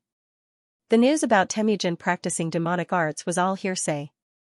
Now that it was confirmed by an insider, Song Qingshu couldn't help but feel a shadow cast over his heart. Temujin's kung fu was even higher than Ba Siba and Peng Ban. What kind of existence was Temujin now? Seeing him fall into silence, Fang Yeyu couldn't help but be overjoyed. Master is a godlike figure, of course you can distinguish between the pros and cons. When we return to our country, we will definitely put in a good word for you and Master in front of the Khan. What awaited him was a flash of cold light. Fang Yeyu tried to raise his halberd to block the opponent's weapon, but his reaction was a step too slow. Looking down at the long sword in his throat, his face was full of disbelief. Why? He couldn't understand why Fang Yeyu would choose to kill him despite knowing how powerful Mongolia was. Wasn't he afraid of bringing disaster to Goryeo? Since Mongolia is so strong, I naturally have to get rid of a few of your minions first. Even if Fu Kailan was here, he wouldn't believe Fang Yeyu's nonsense. Would he go back and pretend nothing had happened? Putting in a good word for Goryeo? That would be lying to a 3-year-old. It was more likely that they would go back and slander Temujin, then send troops to take revenge. Moreover, Song Qingshu wasn't Fu Kailan, so he didn't need to care about Goryeo's life or death. Although Fang Yeyu's kung fu was good, he was still a bit away from the realm of grandmasters. However, in Song Qingshu's eyes, he was more important than masters like Shueiyue Headmaster. No matter how good Shueiyue Headmaster was, he was still just a lackey. Fang Yeyu, on the other hand, was a real threat. Although killing him wouldn't be as exaggerated as cutting off an arm of Mongolia, it would still save him a lot of trouble in the future. My master will avenge me. Fang Yeyu felt that all the strength in his body was rapidly draining away, and his heart was filled with extreme fear. He had always been proud of his literary and military skills, and in the future, he would make great contributions in Mongolia and would definitely become a great figure whose name would go down in history. But he did not expect that he would die here quietly like this. He hated it so much, and he could not accept it. Demon Master Peng Ban? Sooner or later, I'll have to fight him. Song Qingshu sheathed his sword as a thick killing intent flashed in his eyes. An arrow of blood spurted out, and Fang Yeyu fell heavily to the ground, no longer able to speak. At the side, Su Laiwu panicked. Seeing the experts under his command being killed one by one, and now even Fang Yeyu had died, he couldn't help but feel his limbs turn cold. Don't come over. Isn't your martial arts very high? Why don't you go up and fight with him? Madame Zhen, who was standing beside him, smiled happily. She didn't expect this so-called assassin to be able to cause any trouble. She didn't expect him to be so skilled in martial arts. He had actually massacred the Mongolian side yard. Seeing her former enemies die one by one, she felt an indescribable sense of satisfaction. It should be known that she had tried to kill these people countless times over the years, but she had never succeeded. Shut up, B*TCH. Su Laiwu scolded. At the same time, he felt some regret in his heart. Speaking of which, he also had the strength of a weak grandmaster. If he had joined forces with those people just now, instead of fighting them one by one like before, he might have been able to stop the opponent. But who knew that this person's martial arts were so terrifying? Is your martial arts very high? Thinking of his usual arrogant manner, Song Qingshu only felt a violent killing intent surge in his heart. He frowned slightly. What was wrong with him? Why did he feel like he couldn't control his emotions? Could it be that he had killed too many people just now? With my insignificant skills, I naturally don't dare to be compared to you, Master. I wonder what conditions the Master has in order to let me go. Even though Su Laiwu was skilled in martial arts, at this moment, in the face of a life-and-death crisis, he found that his hands and feet were not listening to him. He couldn't use any of them at all. In the end, he was afraid that if he attacked, he would be like those people just now, directly taking the initiative to collide with the tip of the opponent's sword. If that happened, everything would really be over. Being Book City, he had many soldiers and generals under his command. He had conquered countless countries and was the most powerful person in the world. He had countless beautiful concubines at home and a great country that he hadn't had the time to enjoy. He didn't want to die here like this. As for directly surrendering, he didn't feel the slightest psychological burden. It should be known that when the Great Khan started out, he was also very weak. Temporary tolerance was not something unacceptable. Let you go? Song Qingshu's eyes flashed. It was as if there was a voice in his heart that kept urging him to kill him. Kill him, and then he wouldn't have to go back on his words. But Song Qingshu also knew very well that as one of the few surviving grandchildren of the Mongolian Great Khan, and as a prince who controlled nearly 1/5 of the Mongolian forces, if he died in Xinjiang Prefecture, it would inevitably bring endless military disaster to the Western Xia. Your martial arts are already so high. Why are you still afraid of this and that? Don't you feel aggrieved living like this? Song Qingshu only felt that there was an invisible little person in his ear constantly mocking and urging him. Shut up. Even with the mask covering his face, Song Qingshu's expression was still very ferocious. He directly kicked at Su Liawu's head. If this kick landed, it would explode like a watermelon. Mu Wanqing, Li Qinglu, Yelu Nanxian, and the others suddenly appeared in his mind, as well as the common people of Xinjiang Prefecture that he usually saw. Song Qingshu suddenly changed the direction of his foot and directly stepped on Su Liawu's knee. Ah! Su Liawu clutched his legs and rolled on the ground. He struggled and wailed with all his might. He himself was an expert, and he knew that his legs had been completely shattered. Death can be avoided, but punishment cannot be forgiven. Song Qingshu left these words coldly and quickly turned to leave. He felt that his mind was extremely unstable at this moment. He was worried that if he stayed here, he would really not be able to control himself and kill Su Liawu on impulse. Suddenly, he frowned and directly grabbed back. Madame Zhen had already been sucked into his hand. At this moment, she was holding a dagger. It turned out that when she saw Su Liawu lying on the ground without any strength to resist, she directly grabbed a weapon from the ground and stabbed it towards Su Liawu's chest. I've already let him go, and you still want to kill him? Song Qingshu's eyes were bloodshot, and he looked extremely unkind. I have a deep hatred for him. Madame Zhen felt her heart palpitate when he looked at her. Just now, she had seen how he had easily killed so many Mongolian experts as if there was no one there. He can't die, at least not now. Song Qingshu said coldly. He was worried that Madame Zhen would cause trouble if she stayed here, so he directly grabbed her by the shoulder and left the Mongolian embassy. On the way, Song Qingshu felt the blood in his body churning violently. There was an indescribable killing intent in his body, as if the slaughter just now was far from enough. He was no stranger to this kind of situation.